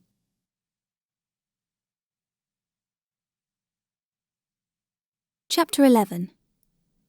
In the middle of July, the elder of the village on Levin's sister's estate, about 15 miles from Pokrovskoe, came to Levin to report on how things were going there and on the hay. The chief source of income on his sister's estate was from the riverside meadows. In former years, the hay had been bought by the peasants for 20 rubles the 3 acres. When Levin took over the management of the estate, he thought, on examining the grasslands, that they were worth more, and he fixed the price at 25 rubles the 3 acres. The peasants would not give that price and, as Levin suspected, kept off other purchasers. Then Levin had driven over himself and arranged to have the grass cut, partly by hired labour, partly at a payment of a certain proportion of the crop. His own peasants put every hindrance they could in the way of this new arrangement, but it was carried out, and the first year the meadows had yielded a profit almost double. The previous year, which was the 3rd year, the peasants had maintained the same opposition to the arrangement, and the hay had been cut on the same system. This year the peasants were doing all the mowing for a third of the hay crop, and the village elder had come now to announce that the hay had been cut, and that, fearing rain, they had invited the counting-house clerk over, had divided the crop in his presence, and had raked together 11 stacks as the owner's share. From the vague answers to his questions how much hay had been cut on the principal meadow, from the hurry of the village elder who had made the division, not asking leave, from the whole tone of the peasant, Levin perceived that there was something wrong in the division of the hay, and made up his mind to drive over himself to look into the matter.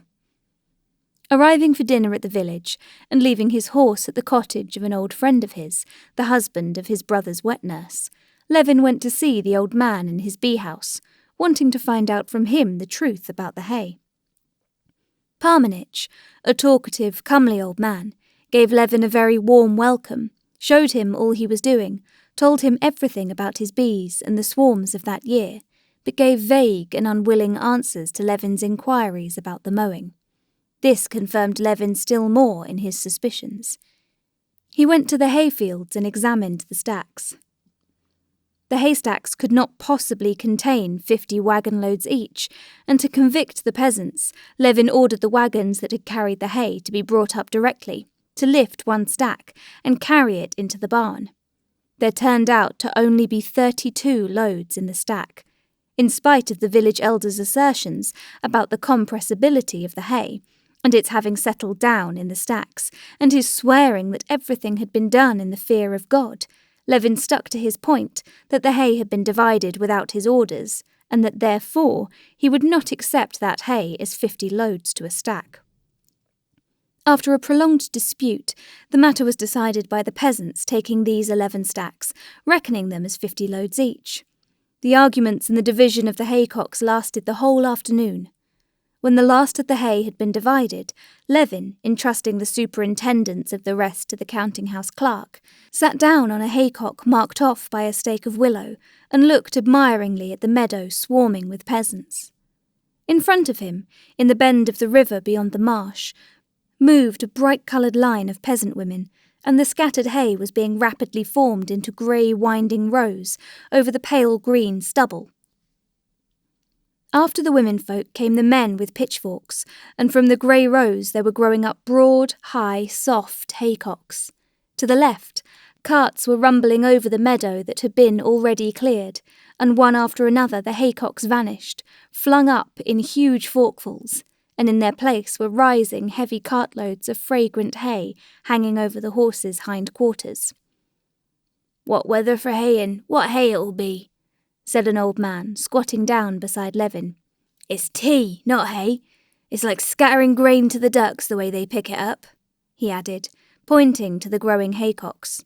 "Since dinner-time they've carried off a good half of it." "The last load, eh?" he shouted to a young peasant who drove by, standing in front of an empty cart, shaking the cord reins. "The last, Dad!" the lad shouted back, pulling in the horse, and, smiling, he looked round at a bright, rosy-cheeked peasant girl who sat in the cart smiling too, and drove on. "Who's that, your son?" asked Levin.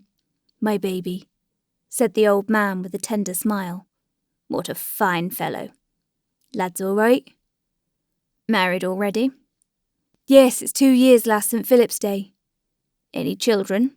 "Children indeed. Why, for over a year he was as innocent as a babe himself, and bashful too," answered the old man. "Well, the hay is as fragrant as tea," he repeated, wishing to change the subject. Levin looked more attentively at Ivan Parmenov and his wife. They were loading a haycock into the cart not far from him. Ivan Parmenov was standing on the cart, taking, laying in place, and stamping down huge bundles of clay, which his pretty young wife deftly handed up to him, at first in armfuls, and then on the pitchfork. The young wife worked easily, merrily, and dexterously. The close-packed hay did not once break away off her fork. First she gathered it together, stuck the fork into it, then with a rapid, supple movement, leaned the whole weight of her body on it, and at once with a bend of her back, under the red belt she drew herself up, and arching her full bosom under the white smock, with a smart turn swung the fork in her arms, and flung the bundle of hay high onto the cart. Ivan, obviously doing his best to save her every minute of unnecessary labour, made haste, opening his arms to clutch the bundle and lay it in the cart. As she raked together what was left of the hay, the young wife shook off the bits of hay that had fallen on her neck, and straightening the red kerchief that had dropped forward over her white brow, not browned like her face by the sun, she crept under the cart to tie up the load. Ivan directed her how to fasten the cord to the crosspiece, and at something she said he laughed aloud. In the expressions of both faces was to be seen vigorous, young, freshly awakened love.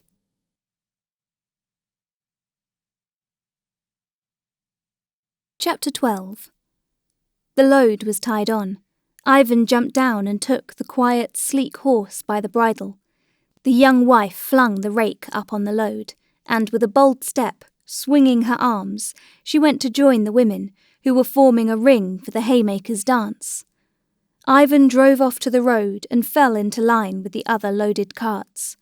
The peasant women, with their rakes on their shoulders, gay with bright flowers, and chattering with ringing, merry voices, walked behind the haycart. One wild, untrained female voice broke into a song, and sang it alone through a verse, and then the same verse was taken up and repeated by 100 strong, healthy voices, of all sorts, coarse and fine, singing in unison. The women, all singing, began to come close to Levin, and he felt as though a storm was swooping down upon him with a thunder of merriment. The storm swooped down, enveloped him and the haycock on which he was lying, and the other haycocks, and the wagon loads, and the whole meadow and distant fields all seemed to be shaking and singing to the measures of this wild, merry song, with its shouts and whistles and clapping. Levin felt envious of this health and mirthfulness. He longed to take part in the expression of this joy of life, but he could do nothing, and had to lie and look on and listen. When the peasants, with their singing, had vanished out of sight and hearing, a weary feeling of despondency at his own isolation, his physical inactivity, his alienation from this world came over Levin. Some of the very peasants who had been most active in wrangling with him over the hay, some whom he had treated with contumely, and who had tried to cheat him, those very peasants had greeted him good-humouredly, and evidently had not, were incapable of having any feeling of rancour against him, any regret, any recollection even of having tried to deceive him. All that was drowned in a sea of merry common labour. God gave the day, God gave the strength. And the day and the strength were consecrated to labour, and that labour was its own reward. For whom the labour? What would be its fruits? These were idle considerations, beside the point. Often Levin had admired this life. Often he had a sense of envy of the men who led this life. But today, for the first time, especially under the influence of what he had seen in the attitudes of Ivan Parmenov to his young wife, the idea presented itself definitely to his mind that it was in his power to exchange the dreary, artificial, idle, and individualistic life he was leading for this laborious, pure, and socially delightful life. The old man who had been sitting beside him had long ago gone home. The people had all separated. Those who lived near had gone home, while those who came from far were gathered into a group for supper and to spend the night in the meadow. Levin, unobserved by the peasants, still lay on the haycock, and still looked on and listened and mused. The peasants who remained for the night in the meadow scarcely slept all the short summer night.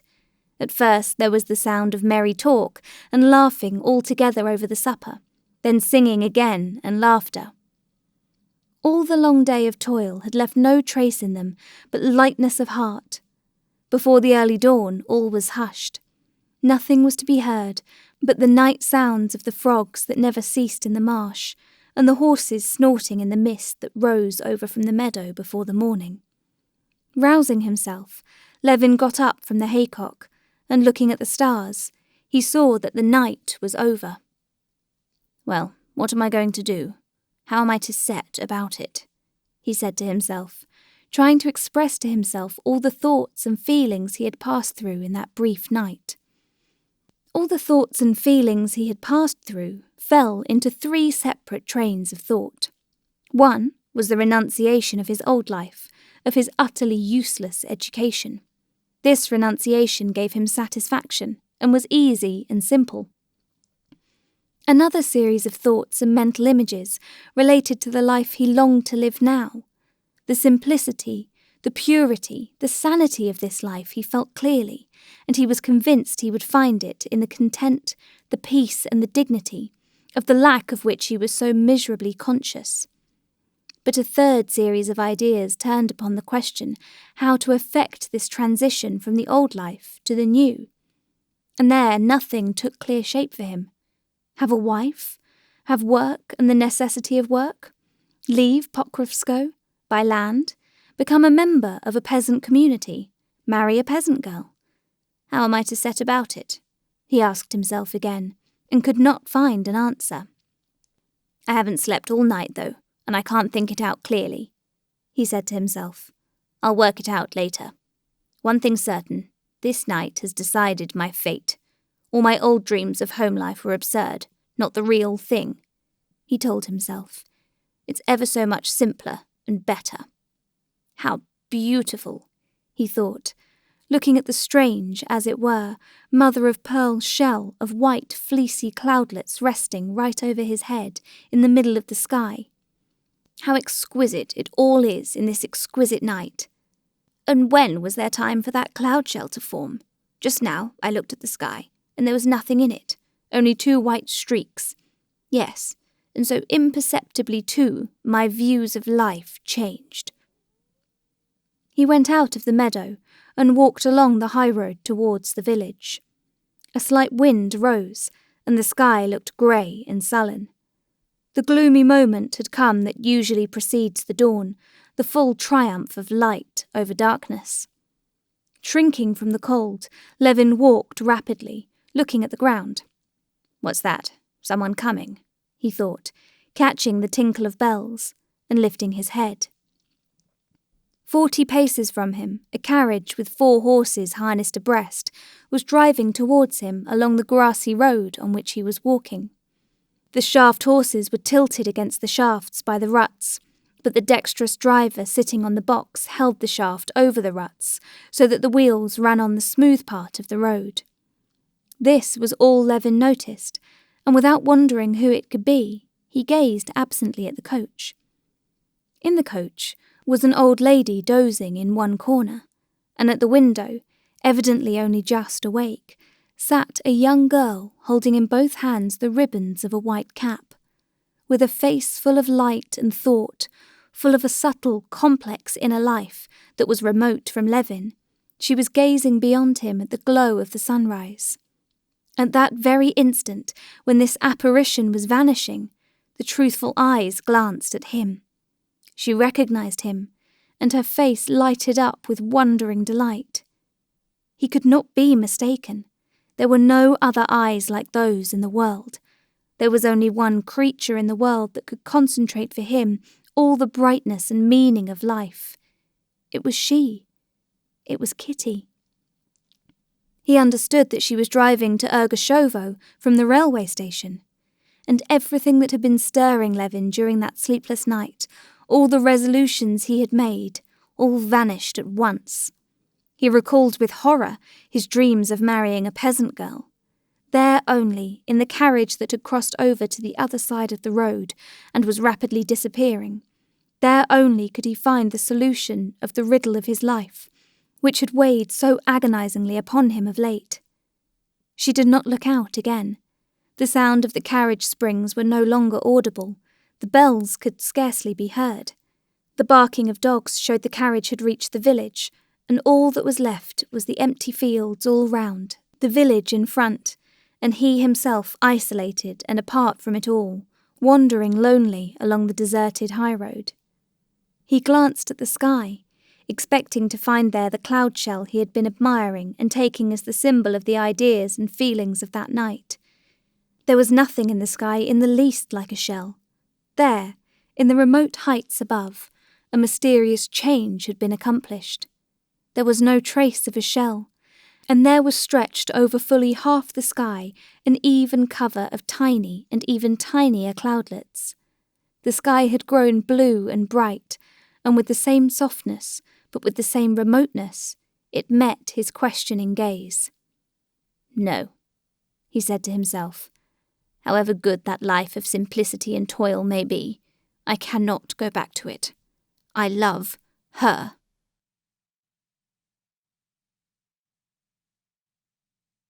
Chapter 13.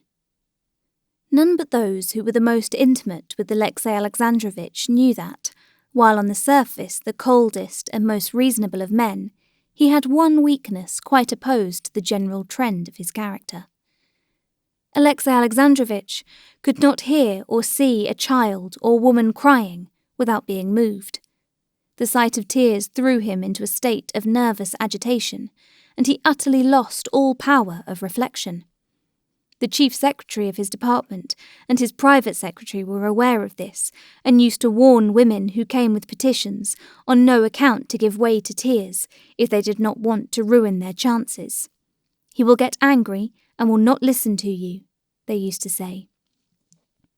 And, as a fact, in such cases the emotional disturbance set up in Alexei Alexandrovitch by the sight of tears found expression in hasty anger.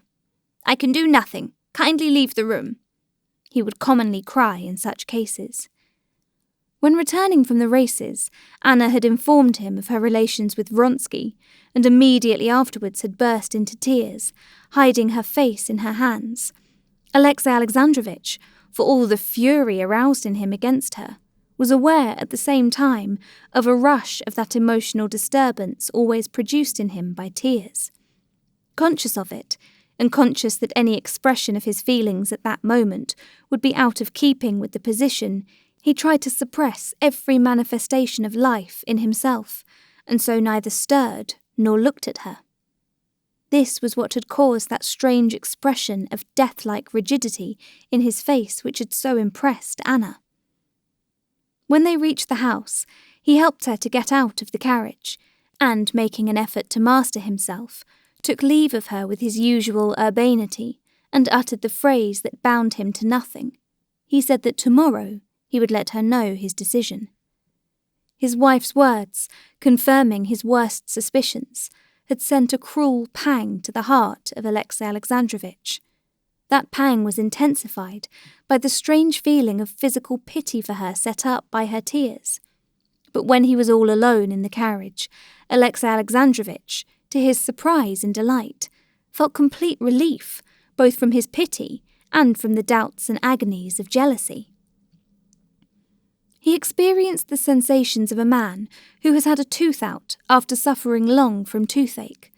After a fearful agony and a sense of something huge, bigger than the head itself, being torn out of his jaw, the sufferer, hardly able to believe his own good luck, feels all at once that what has so long poisoned his existence and enchained his attention exists no longer, and that he can live and think again, and take interest in other things besides his tooth.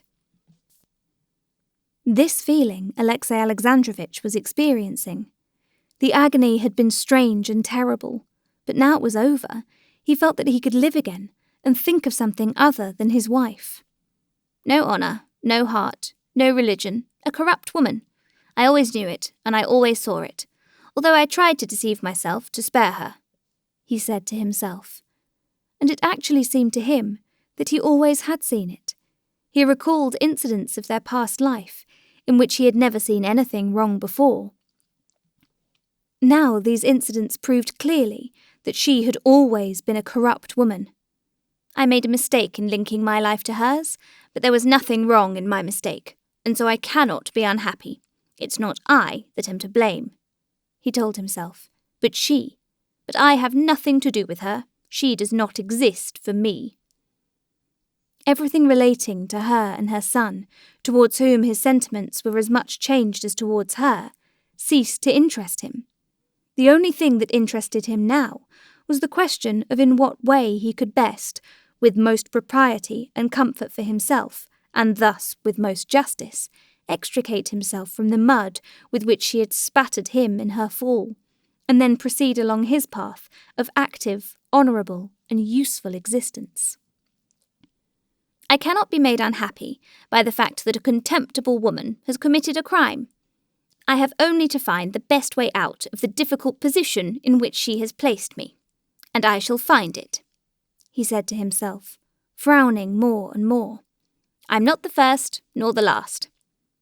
And to say nothing of historical instances dating from the fair Helen of Menelaus, recently revived in the memory of all, a whole list of contemporary examples of husbands with unfaithful wives in the highest society rose before Alexei Alexandrovitch's imagination.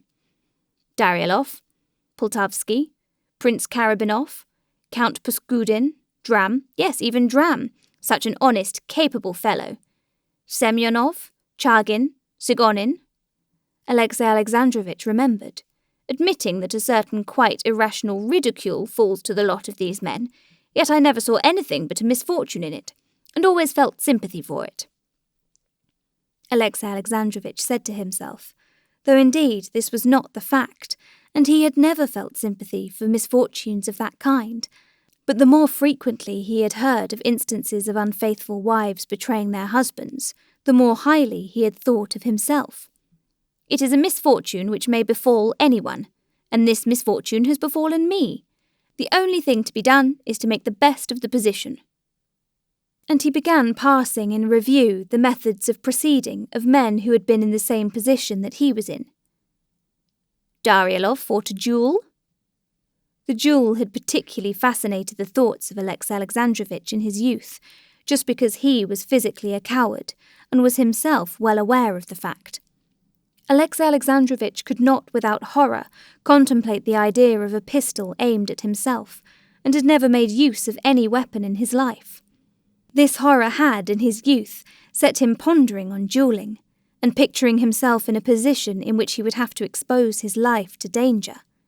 Having attained success and an established position in the world, he had long ago forgotten this feeling, but the habitual bent of feeling reasserted itself, and dread of his own cowardice proved even now so strong that Alexey Alexandrovitch spent a long while thinking over the question of duelling in all its aspects and hugging the idea of a duel, though he was fully aware beforehand that he would never, under any circumstances, fight one. There is no doubt our society is still so barbarous, it's not the same in England, that very many, and among these were those whose opinion Alexey Alexandrovitch particularly valued, look favourably on the duel. But what result is attained by it? Suppose I call him out? Alexey Alexandrovitch went on to himself, and vividly picturing the night he would spend after the challenge, and the pistol aimed at him, he shuddered, and knew that he never would do it. Suppose I call him out. Suppose I am taught, he went on musing, to shoot. I press the trigger, he said to himself, closing his eyes, and it turns out I have killed him, Alexey Alexandrovitch said to himself, and he shook his head as though to dispel such silly ideas. What sense is there in murdering a man in order to define one's relation to a guilty wife and son? I should still just as much have to decide what I ought to do with her. But what is more probable, and what would doubtless occur, I should be killed or wounded. I, the innocent person, should be the victim, killed or wounded. It's even more senseless. But apart from that, a challenge to fight would be an act hardly honest on my side. Don't I know perfectly well that my friends would never allow me to fight in a duel, would never allow the life of a statesman, needed by Russia, to be exposed to danger, knowing perfectly well beforehand that the matter would never come to real danger. It would amount to my simply trying to gain a certain sham reputation by such a challenge. That would be dishonest, and that would be false, and that would be deceiving myself and others. A duel is quite irrational, and no one expects it of me. My aim is simply to safeguard my reputation, which is essential for the uninterrupted pursuit of my public duties. Official duties, which had always been of great consequence in Alexey Alexandrovitch's eyes, seemed of special importance to his mind at this moment. Considering and rejecting the duel, Alexey Alexandrovitch turned to divorce, another solution selected by several of the husbands he remembered. Passing in mental review all the instances he knew of divorces, there were plenty of them in the very highest society with which he was familiar, Alexey Alexandrovitch could not find a single example in which the object of divorce was that which he had in view.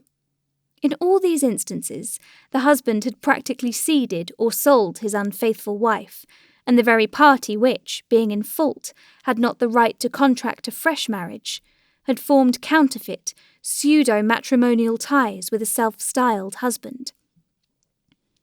In his own case, Alexey Alexandrovitch saw that a legal divorce, that is to say, one in which only the guilty wife would be repudiated, was impossible of attainment. He saw that the complex conditions of the life they led made the coarse proofs of his wife's guilt, required by the law, out of the question. He saw that a certain refinement in that life would not admit of such proofs being brought forward, even if he had them, and that to bring forward such proofs would damage him in the public estimation more than it would her. An attempt at divorce could lead to nothing but a public scandal, which would be a perfect godsend to his enemies for calumny and attacks on his high position in society. His chief object, to define the position with the least amount of disturbance possible, would not be attained by divorce either. Moreover, in the event of divorce, or even of an attempt to obtain a divorce, it was obvious that the wife broke off all relations with a husband and threw in her lot with the lover. And in spite of the complete, as he supposed, contempt and indifference he now felt for his wife, at the bottom of his heart, Alexey Alexandrovitch still had one feeling left in regard to her, a disinclination to see her free to throw in her lot with Vronsky, so that her crime would be to her advantage. The mere notion of this so exasperated Alexey Alexandrovitch that directly it rose to his mind he groaned with inward agony, and got up and changed his place in the carriage, and for a long while after he sat with scowling brows, wrapping his numbed and bony legs in the fleecy rug. Apart from formal divorce, one might still do like Karabinov, Paskudin, and that good fellow Dram, that is, separate from one's wife, he went on thinking, when he had regained his composure. But this step too presented the same drawback of public scandal as a divorce, and what was more, a separation, quite as much as a regular divorce, flung his wife into the arms of Vronsky. "No, it's out of the question, he said again, twisting his rug about him again. I cannot be unhappy, but neither she nor he ought to be happy. The feeling of jealousy, which had tortured him during the period of uncertainty, had passed away at the instant when the tooth had been with agony extracted by his wife's words. But that feeling had been replaced by another, the desire, not merely that she should not be triumphant, but that she should get due punishment for her crime. He did not acknowledge this feeling, but at the bottom of his heart he longed for her to suffer for having destroyed his peace of mind, his honour, and going once again over the conditions inseparable from a duel, a divorce, a separation, and once again rejecting them, Alexey Alexandrovitch felt convinced that there was only one solution: to keep her with him, concealing what had happened from the world, and using every measure in his power to break off the intrigue, and still more, though this he did not admit to himself, to punish her. I must inform her of my conclusion, that thinking over the terrible position in which she has placed her family, all other solutions will be worse for both sides than an external status quo, and that such I agree to retain on the strict condition of obedience on her part to my wishes, that is to say, cessation of all intercourse with her lover. When this decision had been finally adopted, another weighty consideration occurred to Alexey Alexandrovitch in support of it. By such a course only shall I be acting in accordance with the dictates of religion, he told himself. In adopting this course, I am not casting off a guilty wife, but giving her a chance of amendment, and indeed, difficult as the task will be to me, I shall devote part of my energies to her reformation and salvation. Though Alexey Alexandrovitch was perfectly aware that he could not exert any moral influence over his wife, that such an attempt at reformation could lead to nothing but falsity, though in passing through these difficult moments he had not once thought of seeking guidance in religion, yet now, when his conclusion corresponded, as it seemed to him, with the requirements of religion, this religious sanction to his decision gave him complete satisfaction, and to some extent restored his peace of mind. He was pleased to think that, even in such an important crisis in life, no one would be able to say that he had not acted in accordance with the principles of that religion whose banner he had always held aloft amid the general coolness and indifference. As he pondered over subsequent developments, Alexey Alexandrovitch did not see, indeed, why his relations with his wife should not remain practically the same as before. No doubt, she could never again regain his esteem, but there was not, and there could not be, any sort of reason that his existence should be troubled, and that he should suffer because she was a bad and faithless wife. Yes, time will pass, time which arranges all things, and the old relations will be re-established, Alexey Alexandrovitch told himself. So far re-established, that is, that I shall not be sensible of a break in the continuity of my life. She is bound to be unhappy, but I am not to blame, and so I cannot be unhappy.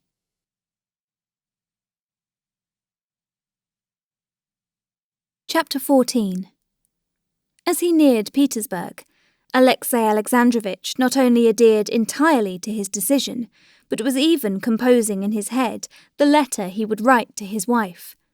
Going into the porter's room, Alexei Alexandrovitch glanced at the letters and papers brought from his office and directed that they should be brought to him in his study. "The horses can be taken out, and I will see no one," he said in answer to the porter, with a certain pleasure, indicative of his agreeable frame of mind, emphasizing the words, "See no one." In his study, Alexei Alexandrovitch walked up and down twice, and stopped at an immense writing table, on which 6 candles had already been lighted by the valet who had preceded him. He cracked his knuckles and sat down, sorting out his writing appurtenances. Putting his elbows on the table, he bent his head on one side, thought a minute, and began to write, without pausing for a second. He wrote without using any form of address to her, and wrote in French, making use of the plural vous, which has not the same note of coldness as the corresponding Russian form. "At our last conversation, I notified you of my intention to communicate to you my decision in regard to the subject of that conversation. Having carefully considered everything, I am writing now with the object of fulfilling that promise. My decision is as follows. Whatever your conduct may have been, I do not consider myself justified in breaking the ties in which we are bound by a higher power. The family cannot be broken up by a whim, a caprice, or even by the sin of one of the partners in the marriage, and our life must go on as it has done in the past. This is essential for me, for you, and for our son. I am fully persuaded that you have repented, and do repent, of what has called forth the present letter, and that you will cooperate with me in eradicating the cause of our estrangement and forgetting the past. In the contrary event, you can conjecture what awaits you and your son.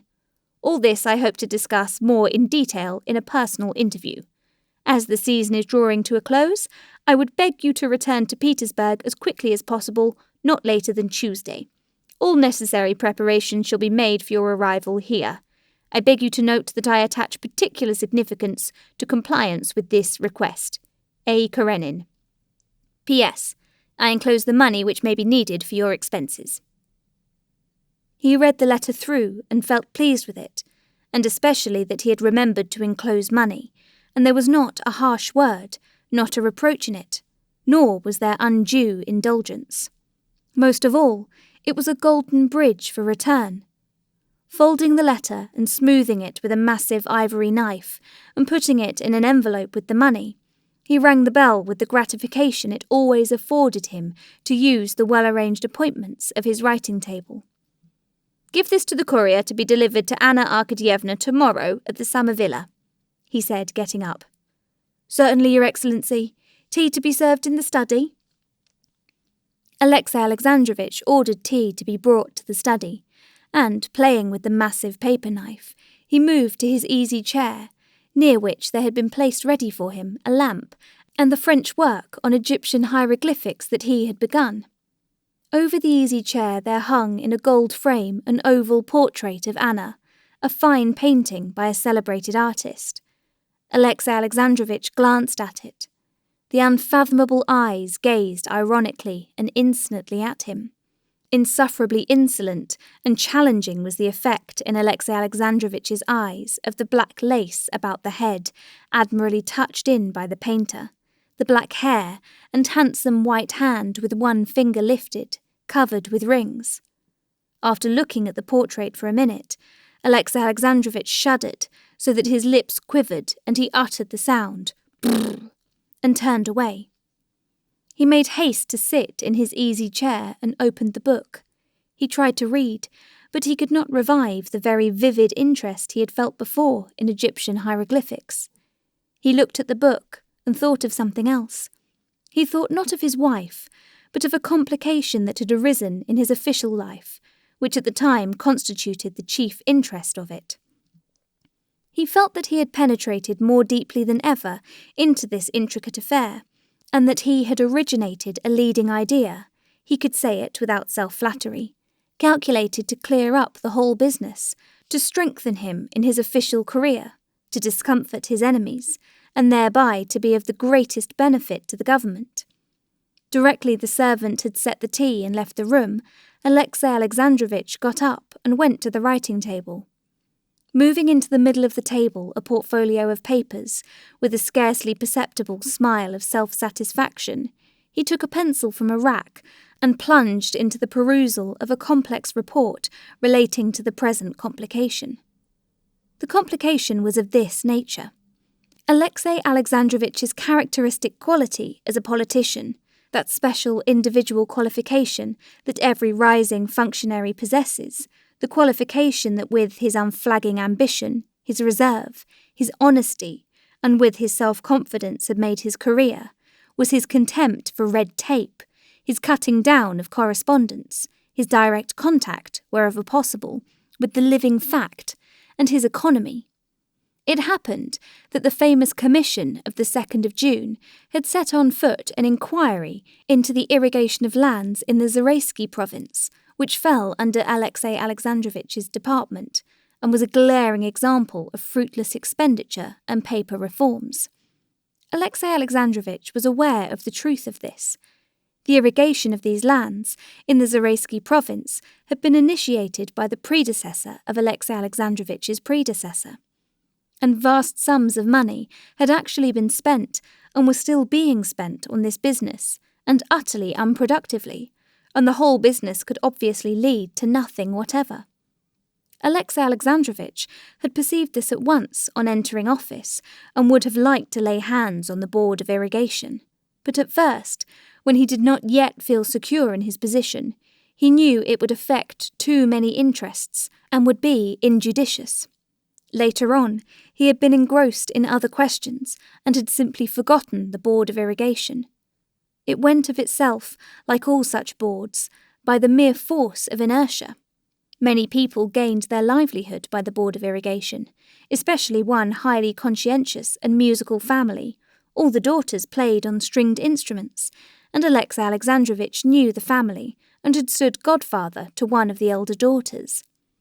The raising of this question by a hostile department was, in Alexey Alexandrovitch's opinion, a dishonourable proceeding, seeing that in every department there were things similar and worse, which no one inquired into, for well-known reasons of official etiquette.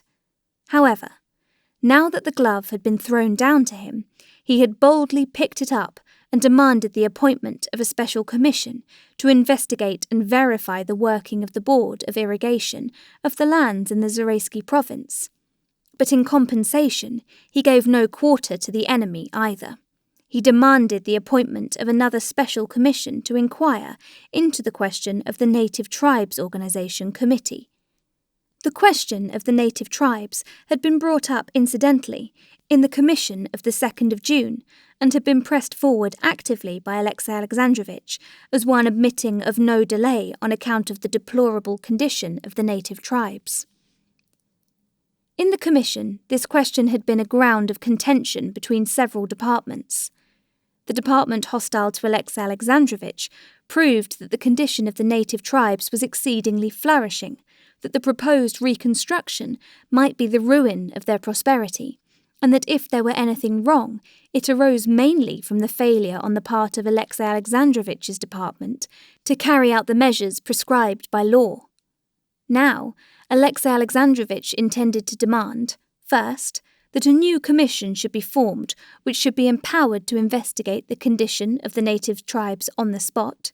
Secondly, that it should appear that the condition of the native tribes actually was such as it appeared to be from the official documents in the hands of the committee, that another new scientific commission should be appointed to investigate the deplorable condition of the native tribes from the 1. Political, 2. Administrative, 3. Economic, 4. Ethnographical, 5. Material, and 6. Religious points of view. Thirdly, that evidence should be required from the rival department of the measures that had been taken during the last 10 years by that department for averting the disastrous conditions in which the native tribes were now placed. And fourthly and finally, that the department explain why it had, as appeared from the evidence before the committee, from number 17,015 and 18,038, from December the 5th, 1863, and June the 7th, 1864, acted in direct contravention of the intent of the Law T, Act 18, and the Note to Act 36. A flash of eagerness suffused the face of Alexey Alexandrovitch as he rapidly wrote out a synopsis of these ideas for his own benefit. Having filled a sheet of paper, he got up, rang, and sent a note to the chief secretary of his department to look up certain necessary facts for him. Getting up and walking about the room, he glanced again at the portrait, frowned, and smiled contemptuously. After reading a little more of the book on Egyptian hieroglyphics and renewing his interest in it, Alexey Alexandrovitch went to bed at 11 o'clock, and recollecting as he lay in bed the incident with his wife, he saw it now in by no means such a gloomy light.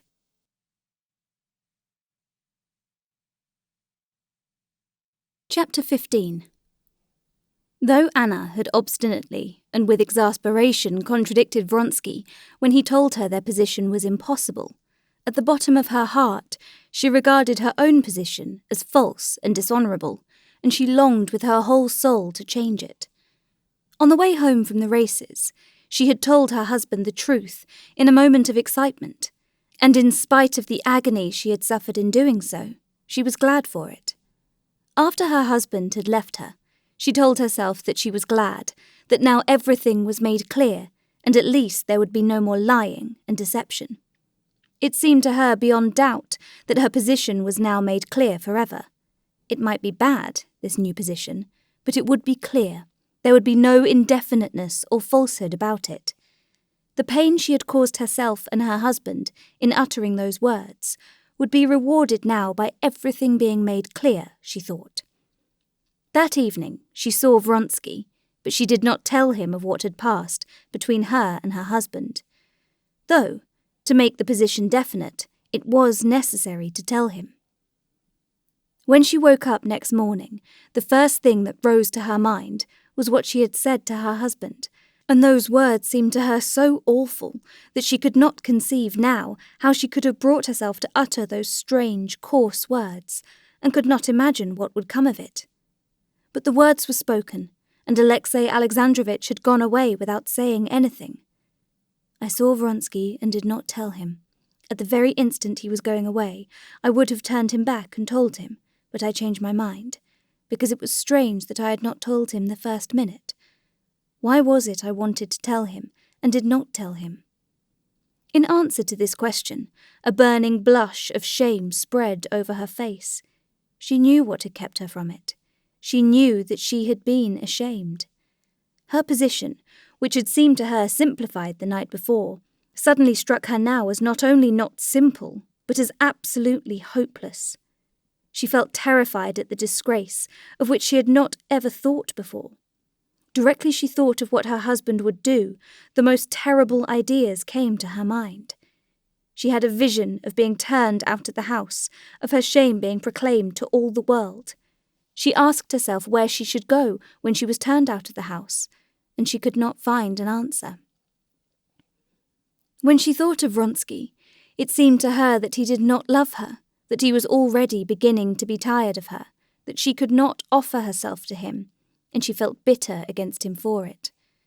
It seemed to her that the words that she had spoken to her husband and had continually repeated in her imagination, she had said to everyone, and everyone had heard them. She could not bring herself to look those of her own household in the face. She could not bring herself to call her maid, and still less go downstairs and see her son and his governess. The maid, who had been listening at her door for a long while, came into her room of her own accord. Anna glanced inquiringly into her face and blushed with a scared look. The maid begged her pardon for coming in, saying that she had fancied the bell rang. She brought her clothes and a note. The note was from Betsy. Betsy reminded her that Liza Merkelova and Baroness Schultz were coming to play croquet with her that morning, with their adorers, Kurlushki and old Stremov. "Come, if only as a study in morals, I shall expect you," she finished. Anna read the note and heaved a deep sigh. "Nothing. I need nothing. she said to Anushka, who was rearranging the bottles and brushes on the dressing table. You can go. I'll dress at once and come down. I need nothing. Anushka went out, but Anna did not begin dressing and sat in the same position, her head and hands hanging listlessly. And every now and then she shivered all over, seemed as though she would make some gesture, utter some word, and sank back into lifelessness again. She repeated continually, my God, my God. But neither God nor my had any meaning to her. The idea of seeking help in her difficulty in religion was as remote from her as seeking help from Alexei Alexandrovitch himself, although she had never had doubts of the faith in which she had been brought up. She knew that the support of religion was possible only upon condition of renouncing what made up for her the whole meaning of life. She was not simply miserable. She began to feel alarm at the new spiritual condition, never experienced before, in which she found herself. She felt as though everything were beginning to double in her soul, just as objects sometimes appear double to overtired eyes. She hardly knew at times what it was she feared and what she hoped for. Whether she feared or desired what had happened, or what was going to happen, and exactly what she longed for, she could not have said. "Oh, what am I doing?" she said to herself, feeling a sudden thrill of pain in both sides of her head. When she came to herself, she saw that she was holding her hair in both hands, each side of her temples, and pulling it. She jumped up and began walking about. "The coffee is ready, and Mademoiselle and Seriosha are waiting," said Anushka, coming back again and finding Anna in the same position. "Seriosha? What about Seriosha?" Anna asked, with sudden eagerness, recollecting her son's existence for the first time that morning. "He's been naughty, I think," answered Anushka with a smile. "In what way?" "Some peaches were lying on the table in the corner room. I think he slipped in and ate one of them on the sly." The recollection of her son suddenly roused Anna from the helpless condition in which she found herself. She recalled the partly sincere, though greatly exaggerated, role of the mother living for her child, which she had taken up of late years, and she felt with joy that in the plight in which she found herself she had a support, quite apart from her relation to her husband or to Vronsky. This support was her son. In whatever position she might be placed, she could not lose her son. Her husband might put her to shame and turn her out. Vronsky might grow cold to her and go on living his own life apart. She thought of him again with bitterness and reproach. She could not leave her son. She had an aim in life, and she must act to secure this relation to her son, so that he might not be taken from her. Quickly, indeed, as quickly as possible, she must take action before he was taken from her. She must take her son and go away. Here was the one thing she had to do now. She needed consolation. She must be calm and get out of this insufferable position. The thought of immediate action binding her to her son, of going away somewhere with him, gave her this consolation. She dressed quickly, went downstairs, and with resolute steps walked into the drawing-room, where she found, as usual, waiting for her, the coffee, Seriosha, and his governess. Seriosha, all in white, with his back and head bent, was standing at a table under a looking-glass, and with an expression of intense concentration which she knew well, and in which he resembled his father. He was doing something to the flowers he carried. The governess had a particularly severe expression. Seriosha screamed shrilly, as he often did, "Oh, Mama!" and stopped, hesitating whether to go to greet his mother and put down the flowers, or to finish making the wreath and go on with the flowers. The governess, after saying good morning, began a long and detailed account of Seriosha's naughtiness, but Anna did not hear her. She was considering whether she would take her with her or not.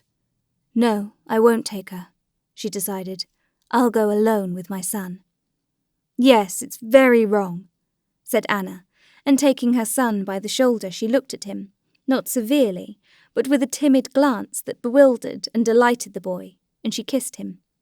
"Leave him to me," she said to the astonished governess, and not letting go of her son, she sat down at the table, where coffee was set ready for her. "Mama, I didn't," he said, trying to make out from her expression what was in store for him in regard to the peaches. "Seriosha," she said, as soon as the governess had left the room. "That was wrong, but you'll never do it again, will you? You love me?" She felt that the tears were coming into her eyes. "Can I help loving him?" she said to herself, looking deeply into his scared and at the same time delighted eyes. "And can he ever join his father in punishing me? Is it possible he will not feel for me?"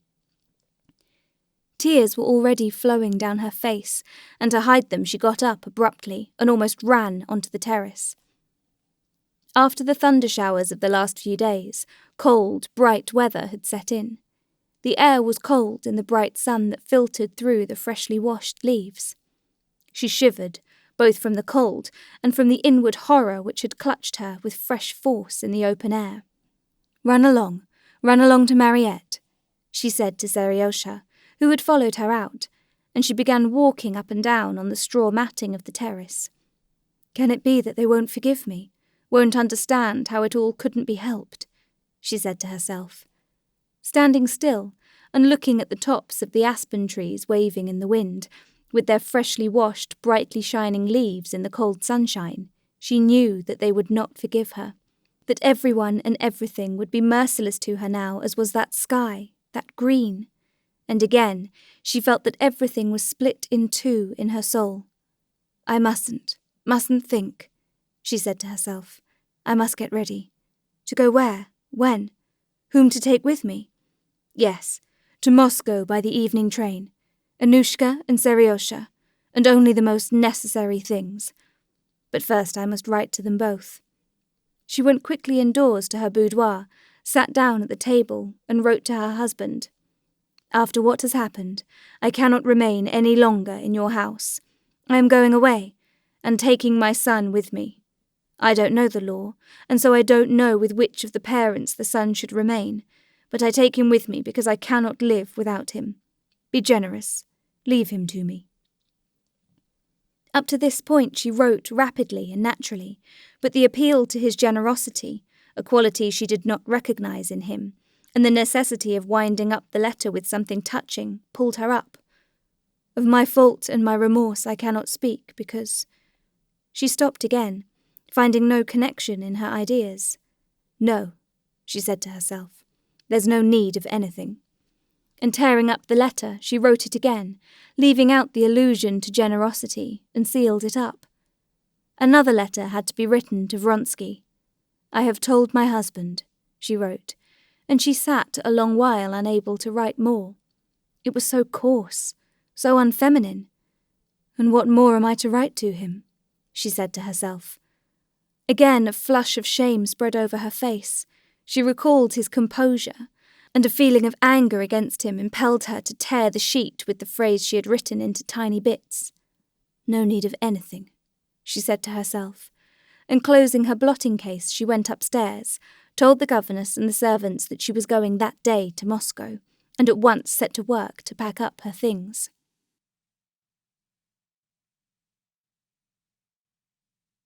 Chapter 16. All of the rooms of the summer villa were full of porters, gardeners and footmen going to and fro carrying out things. Cupboards and chests were open. Twice they had sent to the shop for cord. Pieces of newspaper were tossing about on the floor. 2 trunks, some bags and strapped-up rugs, had been carried down into the hall. The carriage and 2 hired cabs were waiting at the steps. Anna, forgetting her inward agitation in the work of packing, was standing at a table in her boudoir, packing her travelling bag, when Anushka called her attention to the rattle of some carriage driving up. Anna looked out of the window and saw Alexei Alexandrovitch's courier on the steps, ringing at the front doorbell. "Run and find out what it is," she said, and with a calm sense of being prepared for anything, she sat down in a low chair, folding her hands on her knees. A footman brought in a thick packet, directed in Alexei Alexandrovitch's hand. "The courier has orders to wait for an answer," he said. "Very well," she said, and as soon as he had left the room she tore open the letter with trembling fingers. A roll of unfolded notes done up in a wrapper fell out of it. She disengaged the letter and began reading it at the end. "Preparations will be made for your arrival here. I attach particular significance to compliance," she read. She ran on, then back, read it all through, and once more read the letter all through again from the beginning. When she had finished, she felt that she was cold all over, and that a fearful calamity, such as she had not expected, had burst upon her. In the morning, she had regretted that she had spoken to her husband, and wished for nothing so much as that those words could be unspoken, and here this letter regarded them as unspoken, and gave her what she had wanted. But now this letter seemed to her more awful than anything she had been able to conceive. "He's right," she said. "Of course, he's always right. He's a Christian, he's generous. Yes, vile, base creature. And no one understands it except me, and no one ever will, and I can't explain it. They say he's so religious, so high-principled, so upright, so clever. But they don't see what I've seen. They don't know how he has crushed my life for 8 years, crushed everything that was living in me. He has not once even thought that I'm a live woman who must have love. They don't know how at every step he's humiliated me, and has been just as pleased with himself. Haven't I striven with all my strength to find something to give meaning to my life? Haven't I struggled to love him, to love my son when I could not love my husband? But the time came when I knew that I couldn't cheat myself any longer, that I was alive, that I was not to blame, that God has made me so that I must love and live. And now what does he do? If he'd killed me, if he'd killed him, I could have borne anything. I could have forgiven anything, but no. How was it I didn't guess what he would do? He's doing just what's characteristic of his mean character. He'll keep himself in the right, while me, in my ruin, he'll drive to lower to worse ruin yet. He recalled the words from the letter. "You can conjecture what awaits you and your son." That's a threat to take away my child, and most likely by their stupid law he can. But I know very well why he says it. He doesn't believe even in my love for my child, or he despises it, just as he always used to ridicule it. He despises that feeling in me, but he knows that I won't abandon my child, that I can't abandon my child, that there could be no life for me without my child, even with him whom I love. But that if I abandoned my child and ran away from him, I should be acting like the most infamous, basest of women. He knows that, and knows that I am incapable of doing that. She recalled another sentence in the letter. "Our life must go on as it has done in the past." That life was miserable enough in the old days. It has been awful of late. What will it be now? And he knows all that. He knows that I can't repent that I breathe, that I love. He knows that it can lead to nothing but lying and deceit. But he wants to go on torturing me. I know him. I know that he's at home and is happy in deceit like a fish swimming in the water. No, I won't give him that happiness. I'll break through the spiderweb of lies in which he wants to catch me, come what may. Anything's better than lying and deceit. But how? My God, was ever a woman so miserable as I am? No, I will break through it. I will break through it, she cried, jumping up and keeping back her tears. And she went to the writing table to write him another letter. But at the bottom of her heart, she felt that she was not strong enough to break through anything, that she was not strong enough to get out of her old position, however false and dishonourable it might be. She sat down at the writing table, but instead of writing she clasped her hands on the table and, laying her head on them, burst into tears, with sobs and heaving breast like a child crying. She was weeping that her dream of her position being made clear and definite had been annihilated for ever. She knew beforehand that everything would go in the old way, and far worse, indeed, than in the old way.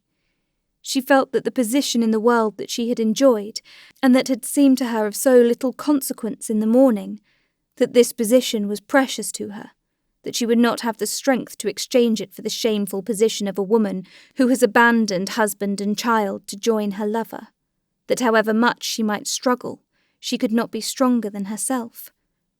She would never know freedom in love, but would remain forever a guilty wife, with the menace of detection hanging over her at every instant, deceiving her husband for the sake of a shameful connection with a man living apart and away from her, whose life she could never share. She knew that this was how it would be, and at the same time it was so awful that she could not even conceive what it would end in.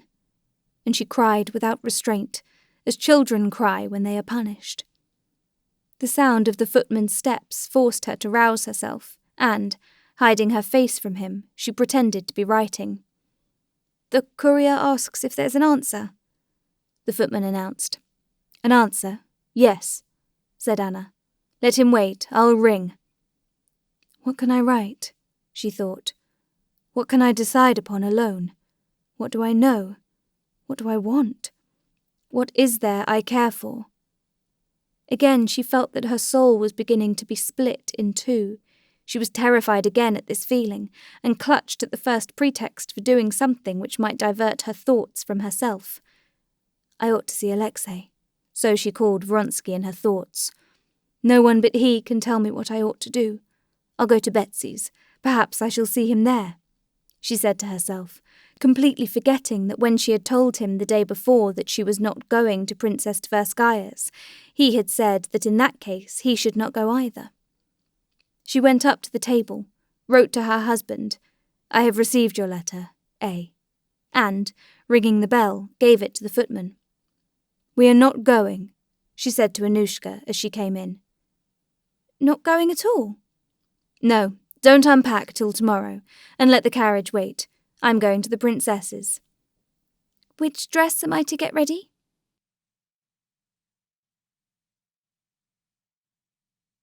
Chapter 17.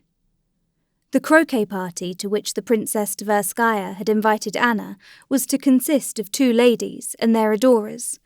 These 2 ladies were the chief representatives of a select new Petersburg circle, nicknamed, in imitation of some imitation, Les Sept Merveilles du Monde.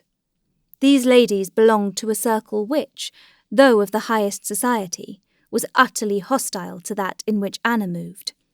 Moreover, Stremov, one of the most influential people in Petersburg and the elderly admirer of Liza Merkelova, was Alexei Alexandrovich's enemy in the political world.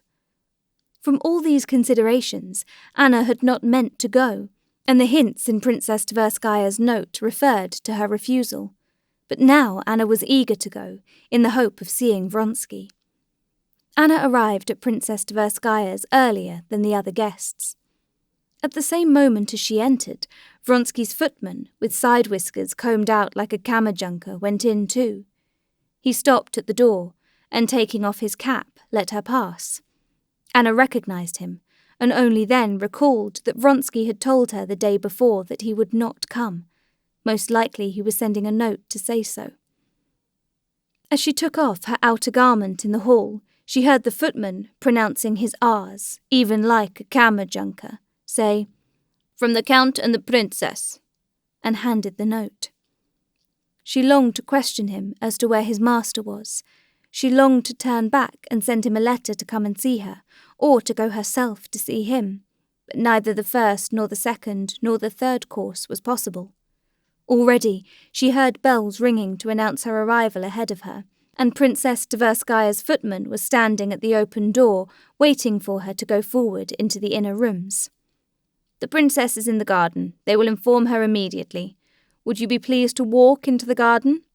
announced another footman in another room.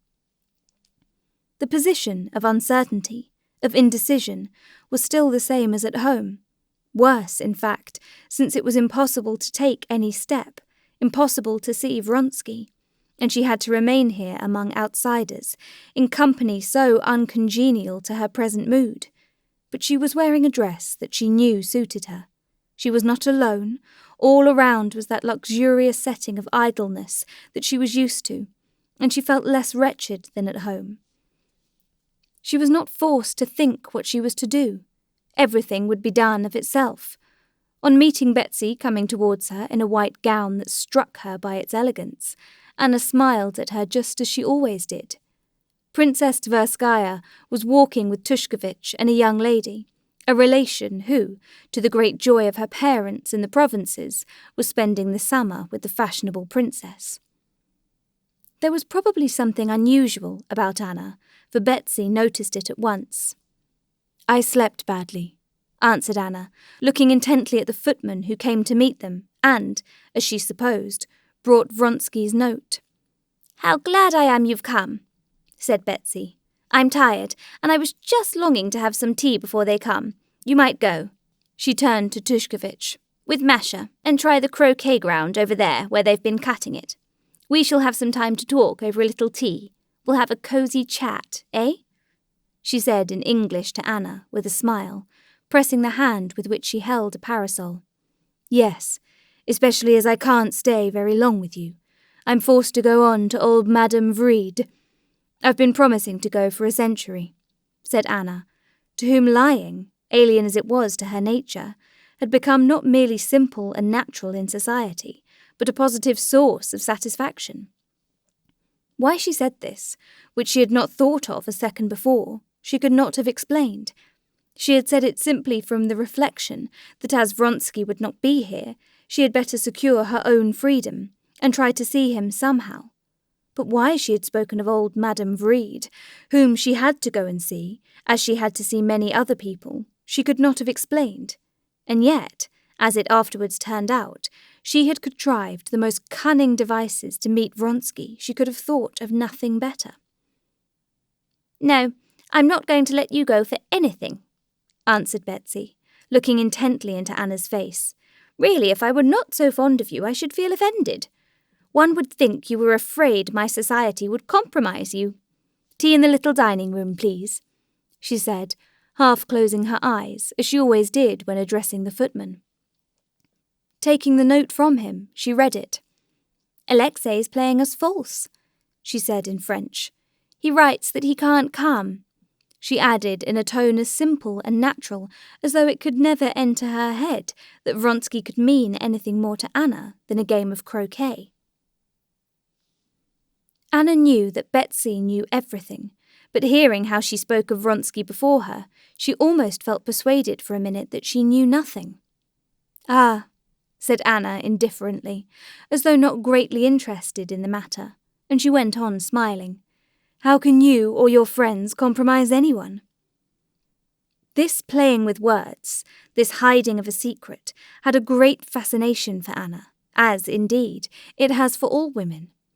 And it was not the necessity of concealment, not the aim with which the concealment was contrived, but the process of concealment itself which attracted her. "I can't be more Catholic than the Pope," she said. "Stremov and Liza Merkelova, why, they're the cream of society. Besides, they're received everywhere, and I," she laid special stress on the I, "have never been strict and intolerant. It's simply that I haven't the time." "No, you don't care, perhaps, to meet Stremov. Let him and Alexei Alexandrovitch tilt at each other in the committee. That's no affair of ours. But in the world, he's the most amiable man I know, and a devoted croquet player. You shall see. And in spite of his absurd position as Liza's lovesick swain at his age, you ought to see how he carries off the absurd position. He's very nice. Sappho Schultz, you don't know? Oh, that's a new type, quite new." Betsy said all this, and at the same time, from her good-humoured, shrewd glance, Anna felt that she partly guessed her plight and was hatching something for her benefit. They were in the little boudoir. "I must write to Alexei, though." And Betsy sat down to the table, scribbled a few lines, and put the note in an envelope. "I'm telling him to come to dinner. I've had one lady extra to dinner with me, and no man to take her in. Look what I've said. Will that persuade him? Excuse me, I must leave you for a minute. Would you seal it up, please, and send it off?" she said from the door. "I have to give some directions."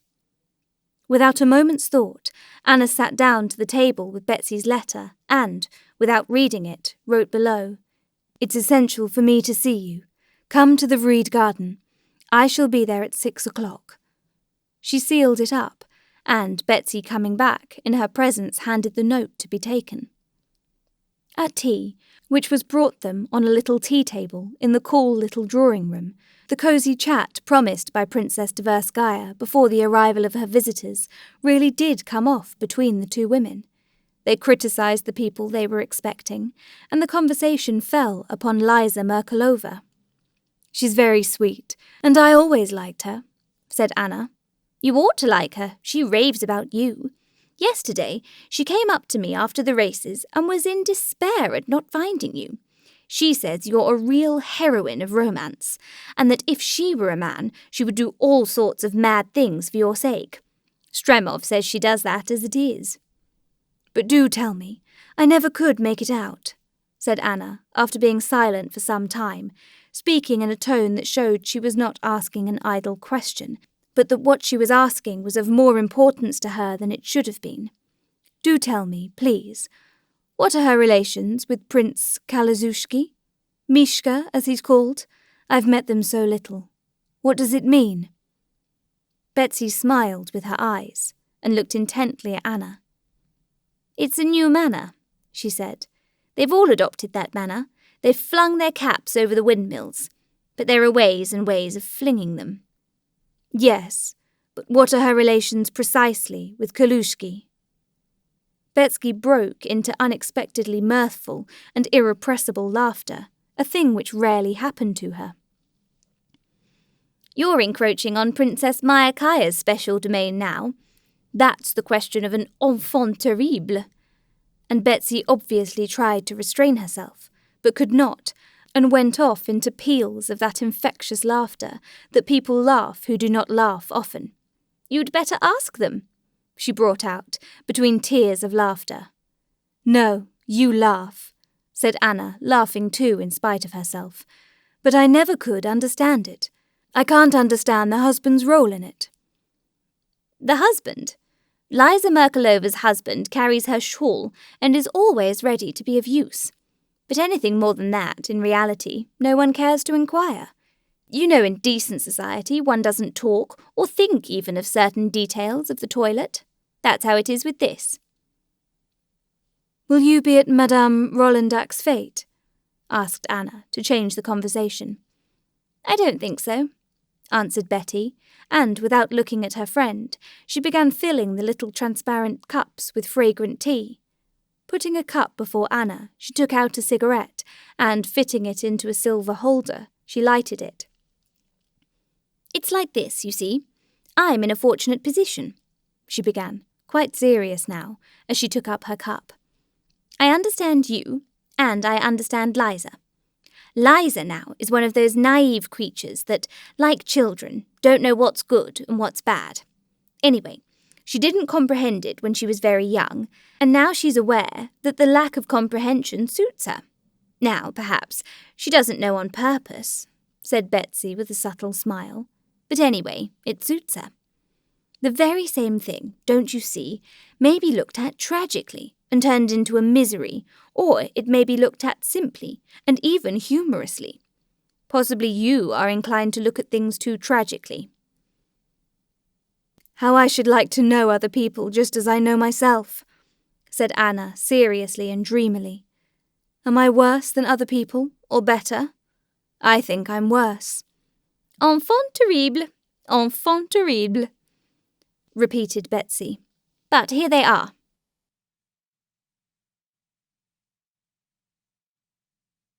Chapter 18. They heard the sound of steps and a man's voice, then a woman's voice and laughter, and immediately thereafter walked in the expected guests, Sappho Schultz, and a young man beaming with excess of health, the so-called Vaska. It was evident that ample supplies of beefsteak, truffles and burgundy never failed to reach him at the fitting hour. Vaska bowed to the two ladies and glanced at them, but only for 1 second. He walked after Sappho into the drawing room and followed her about as though he were chained to her, keeping his sparkling eyes fixed on her as though he wanted to eat her. Sappho Stolz was a blonde beauty with black eyes. She walked with smart little steps in high-heeled shoes and shook hands with the ladies vigorously, like a man. Anna had never met this new star of fashion and was struck by her beauty, the exaggerated extreme to which her dress was carried, and the boldness of her manners. On her head there was such a superstructure of soft golden hair, her own and false mixed, that her head was equal in size to the elegantly rounded bust, of which so much was exposed in front.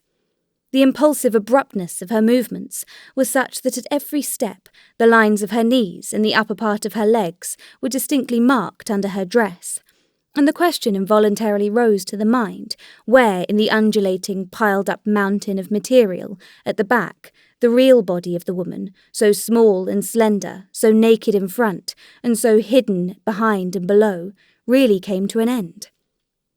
Betsy made haste to introduce her to Anna. "Only fancy, we all but ran over 2 soldiers," she began telling them at once, using her eyes, smiling and twitching away her tail, which she flung back at one stroke all on one side. "I drove here with Vaska. To be sure, you don't know each other." In mentioning his surname, she introduced the young man, and reddening a little, broke into a ringing laugh at her mistake, that is, at her having called him Vaska to a stranger. Vaska bowed once more to Anna, but he said nothing to her. He addressed Sappho. "You've lost your bet. We got here first. Pay up," said he, smiling. Sappho laughed still more festively.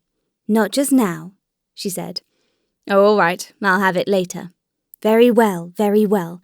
Oh, yes." She turned suddenly to Princess Betsy. "I am a nice person. I positively forgot it. I've brought you a visitor, and here he comes." The unexpected young visitor, whom Sappho had invited, and whom she had forgotten, was, however, a personage of such consequence that, in spite of his youth, both the ladies rose on his entrance. He was a new admirer of Sappho's. He now dogged her footsteps like Vaska. Soon after Prince Kalushki arrived, and Liza Merkelova with Stremov. Liza Merkelova was a thin brunette, with an oriental, languid type of face, and, as everyone used to say, exquisite, enigmatic eyes. The tone of her dark dress, Anna immediately observed and appreciated the fact, was in perfect harmony with her style of beauty. Liza was as soft and enervated as Sappho was smart and abrupt. But to Anna's taste, Liza was far more attractive. Betsy had said to Anna that she had adopted the pose of an innocent child, but when Anna saw her, she felt that this was not the truth. She really was both innocent and corrupt, but a sweet and passive woman.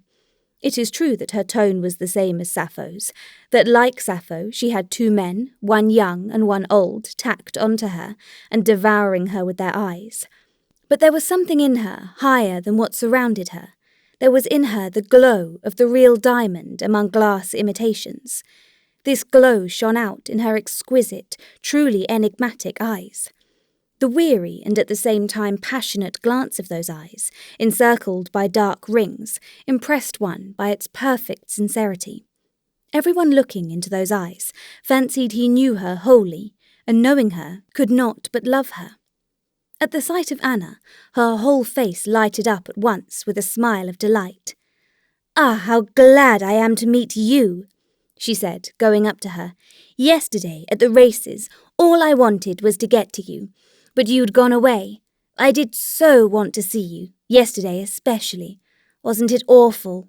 she said, looking at Anna with eyes that seemed to lay bare all her soul. "Yes, I had no idea it would be so thrilling," said Anna, blushing.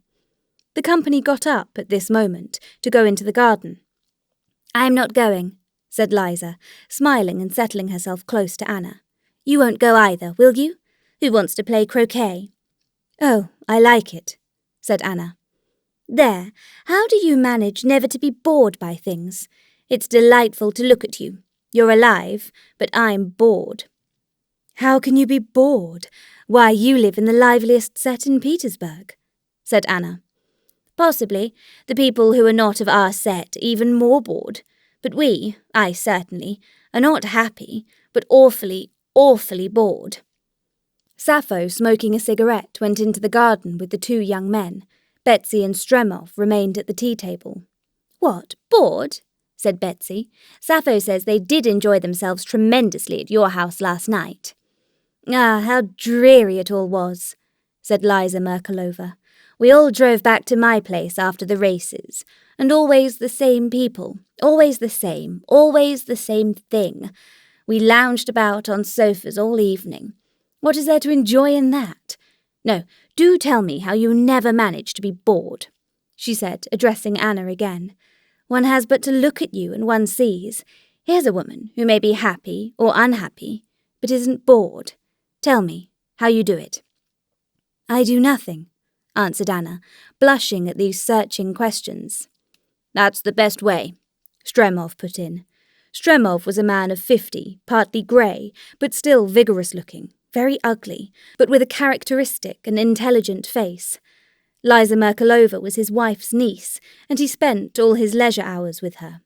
On meeting Anna Karenina, as he was Alexei Alexandrovich's enemy in the government, he tried, like a shrewd man and a man of the world, to be particularly cordial with her, the wife of his enemy. "Nothing," he put in with a subtle smile. "That's the very best way. I told you long ago," he said, turning to Liza Merkelova, "that if you don't want to be bored, you mustn't think you're going to be bored. It's just as you mustn't be afraid of not being able to fall asleep if you're afraid of sleeplessness. That's just what Anna Arkadyevna has just said." "I should be very glad if I had said it, for it's not only clever, but true," said Anna, smiling. "Do tell me why it is one can't go to sleep, and one can't help being bored."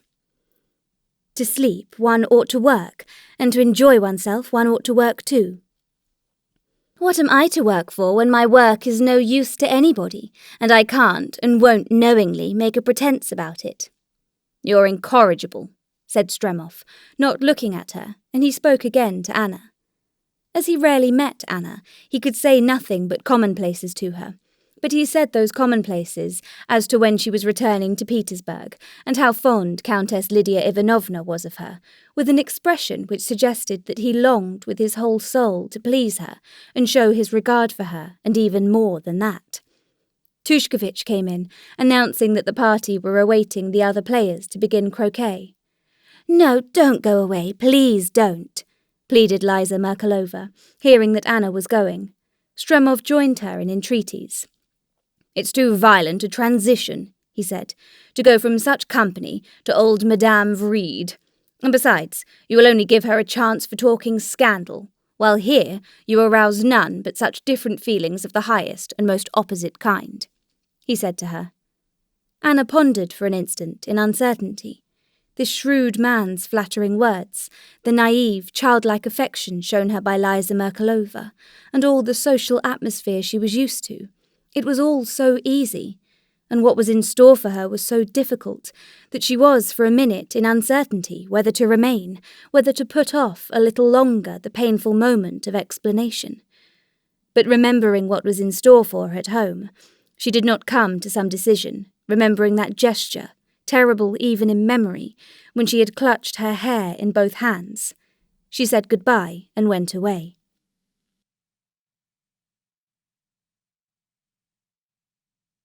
Chapter 19.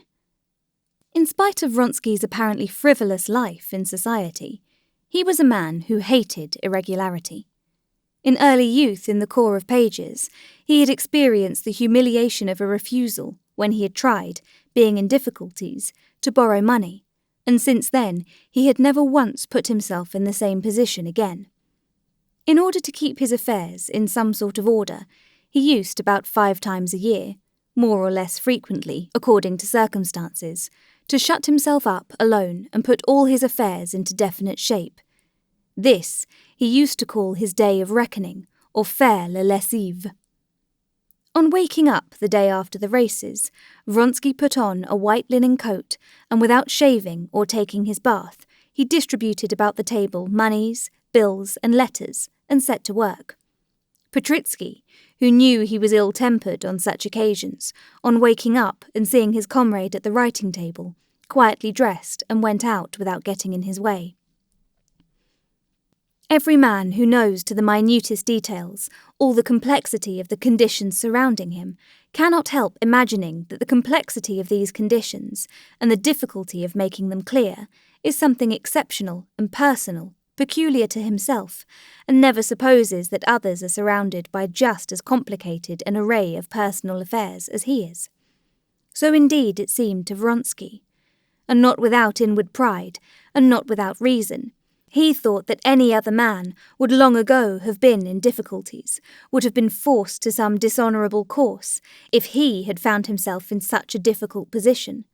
But Vronsky felt that now especially it was essential for him to clear up and define his position if he were to avoid getting into difficulties. What Vronsky attacked first as being the easiest was his pecuniary position. Writing out on notepaper in his minute hand all that he owed, and adding up the amount, and found that his debts amounted to 17,000 and some odd hundreds, which he left out for the sake of clearness. Reckoning up his money and his bank book, he found that he had left 1,800 roubles, and nothing coming in before the new year. Reckoning over again his list of debts, Vronsky copied it, dividing it into 3 classes. In the first class, he put the debts which he would have to pay at once, or for which he must in any case have the money ready, so that on demand for payment there could not be a moment's delay in paying.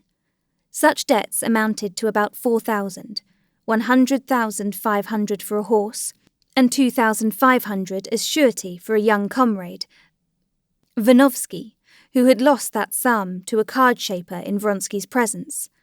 Vronsky had wanted to pay the money at the time. He had that amount then, but Vanovsky and Yashvin had insisted that they would pay, and not Vronsky, who had not played. That was so far well, but Vronsky knew that in this dirty business, though his only share in all was undertaking by word of mouth to be surety for Vanovsky, it was absolutely necessary for him to have the 2,500 roubles, so as to be able to fling it at the swindler and have no more words with him. And so, for this first and most important division, he must have 4,000 roubles. The second class, 8,000 roubles, consisted of less important debts. These were principally accounts owing, in connection with his racehorses, to the purveyor of oats and hay, the English saddler, and so on. He would have to pay some 2,000 roubles on these debts too, in order to be quite free from anxiety. The last class of debts, to shops, to hotels, to his tailor, were such as need not be considered. So that he needed at least 6,000 roubles for current expenses, and he only had 1,800. For a man with 100,000 roubles of revenue, which was what everyone fixed as Vronsky's income, such debts, one would suppose, could hardly be embarrassing. But the fact was that he was far from having 100,000. His father's immense property, which alone yielded a yearly income of 200,000, was left undivided between the brothers. At the time when the elder brother, with a mass of debts, married Princess Varia Tchikova, the daughter of a Decembrist without any fortune whatever, Alexei had given up to his elder brother almost the whole income from his father's estate, reserving for himself only 25,000 a year from it. Alexei had said at the time to his brother that that sum would be sufficient for him until he married, which he probably never would do. And his brother, who was in command of one of the most expensive regiments, and was only just married, could not decline the gift. His mother, who had her own separate property, had allowed Alexei every year 20,000 in addition to the 25,000 he had reserved, and Alexei had spent it all. Of late his mother, incensed with him on account of his love affair and his leaving Moscow, had given up sending him the money, and in consequence of this, Vronsky, who had been in the habit of living on the scale of 45,000 a year, having only received 20,000 that year, found himself now in difficulties. To get out of these difficulties, he could not apply to his mother for money. Her last letter, which he had received the day before, had particularly exasperated him by the hints in it that she was quite ready to help him to succeed in the world and in the army, but not to lead a life which was a scandal to all good society. His mother's attempt to buy him stung him to the quick and made him feel colder than ever to her. But he could not draw back from the generous word when it was once uttered, even though he felt now, vaguely foreseeing certain eventualities in his intrigue with Madame Karenina, that this generous word had been spoken thoughtlessly, and that even though he were not married, he might need all the 100,000 of income. But it was impossible to draw back. He had only to recall his brother's wife, to remember how that sweet, delightful Varia sought, at every convenient opportunity, to remind him that she remembered his generosity and appreciated it, to grasp the impossibility of taking back his gift. It was as impossible as beating a woman, stealing, or lying. One thing only could and ought to be done, and Vronsky determined upon it without an instant's hesitation. To borrow money from a moneylender, 10,000 roubles, a proceeding which presented no difficulty, to cut down his expenses generally, and to sell his racehorses. Resolving on this, he promptly wrote a note to Rolandak, who had more than once sent to him with offers to buy horses from him. Then he sent for the Englishman and the moneylender, and divided what money he had according to the accounts he intended to pay. Having finished this business, he wrote a cold and cutting answer to his mother. Then he took out of his notebook 3 notes of Anna's, read them again, burned them, and remembering their conversation on the previous day, he sank into meditation.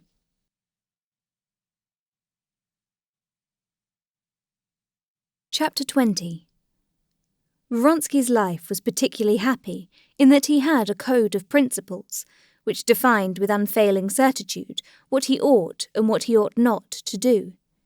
This code of principles covered only a very small circle of contingencies, but then the principles were never doubtful, and Vronsky, as he never went outside that circle, had never a moment's hesitation about doing what he ought to do.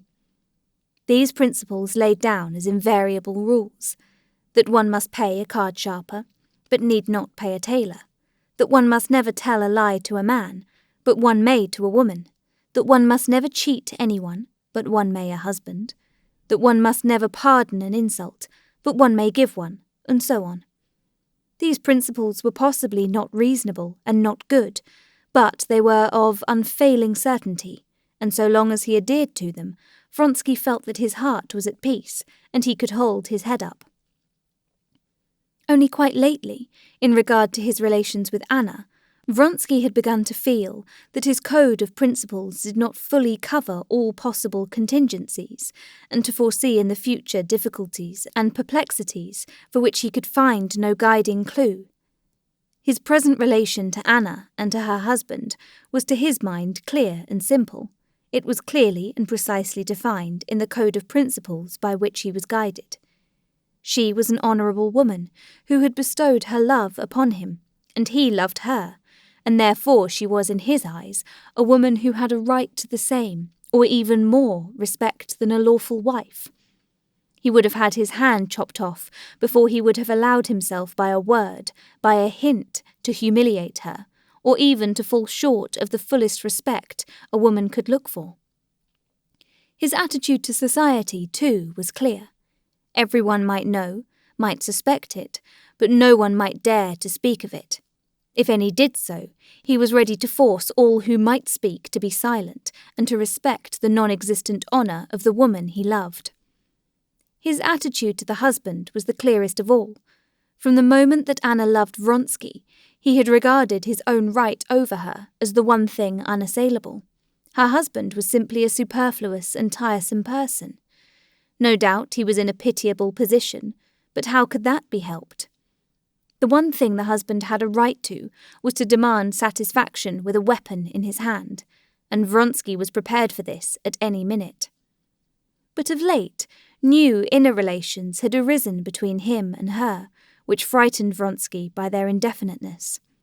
Only the day before, she had told him that she was with child, and he felt that this fact, and what she expected of him, called for something not fully defined in that code of principles by which he had hitherto steered his course in life. And he had been indeed caught unawares, and at that first moment when she spoke to him of her position, his heart had prompted him to beg her to leave her husband. He had said that, but now, thinking things over, he saw clearly that it would be better to manage to avoid that, and at the same time, as he told himself so, he was afraid whether it was not wrong. If I told her to leave her husband, that must mean uniting her life with mine. Am I prepared for that? How can I take her away now, when I have no money? Supposing I could arrange, but how can I take her away while I'm in the service? If I say that, I ought to be prepared to do it. That is, I ought to have the money, and to retire from the army. And he grew thoughtful. The question whether to retire from the service or not brought him to the other and perhaps the chief, though hidden interest of his life, of which none knew but he. Ambition was the old dream of his youth and childhood, a dream which he did not confess even to himself, though it was so strong that now this passion was even doing battle with his love. His first steps in the world and in the service had been successful, but 2 years before he had made a great mistake. Anxious to show his independence and to advance, he had refused a post that had been offered him, hoping that this refusal would heighten his value, but it turned out that he had been too bold, and he was passed over. And having, whether he liked or not, taken up for himself the position of an independent man, he carried it off with great tact and good sense, behaving as though he bore no grudge against anyone, did not regard himself as injured in any way, and cared for nothing but to be left alone since he was enjoying himself. In reality, he had ceased to enjoy himself as long as the year before, when he went away to Moscow. He felt that this independent attitude of a man who might have done anything but cared to do nothing was already beginning to pall, that many people were beginning to fancy that he was not really capable of anything but being a straightforward, good-natured fellow. His connection with Madame Karenina, by creating so much sensation and attracting general attention, had given him a fresh distinction which soothed his gnawing worm of ambition for a while, but a week before that worm had been roused up again with fresh force. The friend of his childhood, a man of the same set, of the same coterie, his comrade in the corps of pages, Serpuhovskoy, who had left school with him and had been his rival in class, in gymnastics, in their scrapes and their dreams of glory, had come back a few days before from Central Asia, where he had gained 2 steps up in rank, and an order rarely bestowed upon generals so young. As soon as he arrived in Petersburg, people began to talk about him as a newly risen star of the first magnitude. A schoolfellow of Vronsky's, and of the same age, he was a general and was expecting a command, which might have influence on the course of political events, while Vronsky, independent and brilliant and beloved by a charming woman though he was simply a cavalry captain who was readily allowed to be as independent as ever he liked.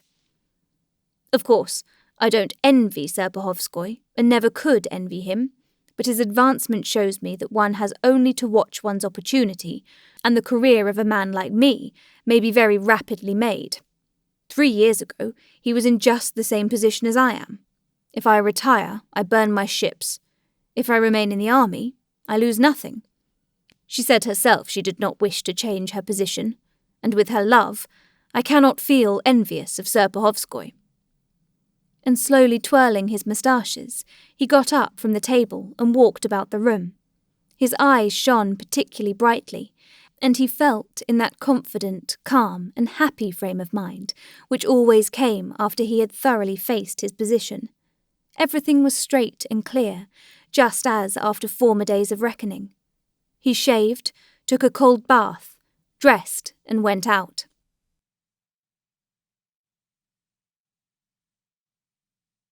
Chapter 21. "We've come to fetch you. Your lessive lasted a long time today," said Petritsky. "Well, is it over?"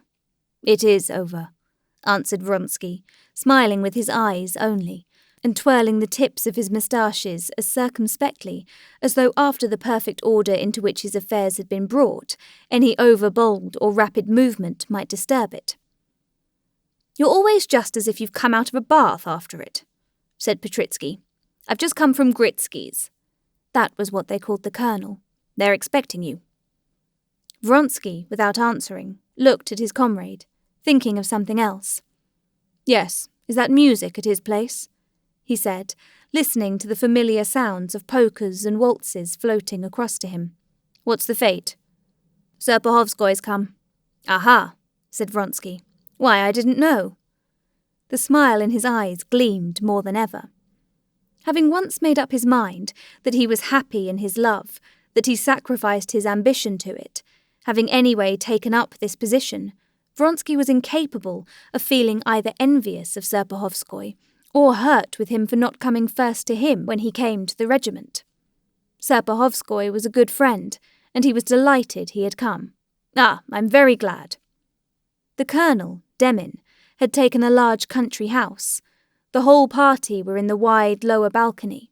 In the courtyard, the first objects that met Vronsky's eyes were a band of singers in white linen coats standing near a barrel of vodka, and the robust, good-humoured figure of the colonel surrounded by officers. He had gone out as far as the first step of the balcony and was loudly shouting across the band that played Offenbach's quadrille, waving his arms and giving some orders to a few soldiers standing on one side. A group of soldiers, a quartermaster, and several subalterns came up to the balcony with Vronsky. The colonel returned to the table, went out again onto the steps with a tumbler in his hand, and proposed a toast. "To the health of our former comrade, the gallant general, Prince Serpuhovskoy! Hurrah!" The colonel was followed by Serpuhovskoy, who came out onto the steps smiling, with a glass in his hand. "You always get younger, Bondarenko," he said to the rosy-cheeked, smart-looking quartermaster standing just before him, still youngish-looking, though doing his second term of service. It was 3 years since Vronsky had seen Serpuhovskoy. He looked more robust, had let his whiskers grow, but was still the same graceful figure, whose face and figure was even more striking from their softness and nobility than their beauty. The only change Vronsky detected in him was that subdued, continual radiance of beaming content which settles on the faces of men who are successful and are sure of the recognition of their success by everyone. Vronsky knew that radiant air and immediately observed it in Serpuhovskoy. As Serpuhovskoy came down the steps, he saw Vronsky. A smile of pleasure lighted up his face. He tossed his head upwards and waved the glass in his hand, greeting Vronsky, and showing him by the gesture that he could not come to him before the quartermaster, who stood craning forward, his lips ready to be kissed. "Here he is," shouted the colonel. "Yashvin told me you were in one of your gloomy tempers." Serpuhovskoy kissed the moist, fresh lips of the gallant-looking quartermaster, and wiping his mouth with his handkerchief, went up to Vronsky. "How glad I am," he said, squeezing his hand and drawing him on one side. "You look after him," the colonel shouted to Yashvin, pointing to Vronsky, and he went downstairs below to the soldiers. "Why weren't you at the races yesterday? I expected to see you there," said Vronsky, scrutinizing Serpuhovskoy. "I did go, but late. I beg your pardon," he added, and he turned to the adjutant. "Please have this divided from me, each man as much as it runs to." And he hurriedly took notes for 300 rubles from his pocketbook, blushing a little. "Vronsky, had anything to eat or drink?" asked Yashvin. "Hi, something for the count to eat. Ah, here it is. Have a glass." The fete at the colonel's lasted a long while. There was a great deal of drinking. They tossed Serpuhovskoy in the air and caught him several times. Then they did the same to the colonel. Then, to the accompaniment of the band, the colonel himself danced with Petritsky.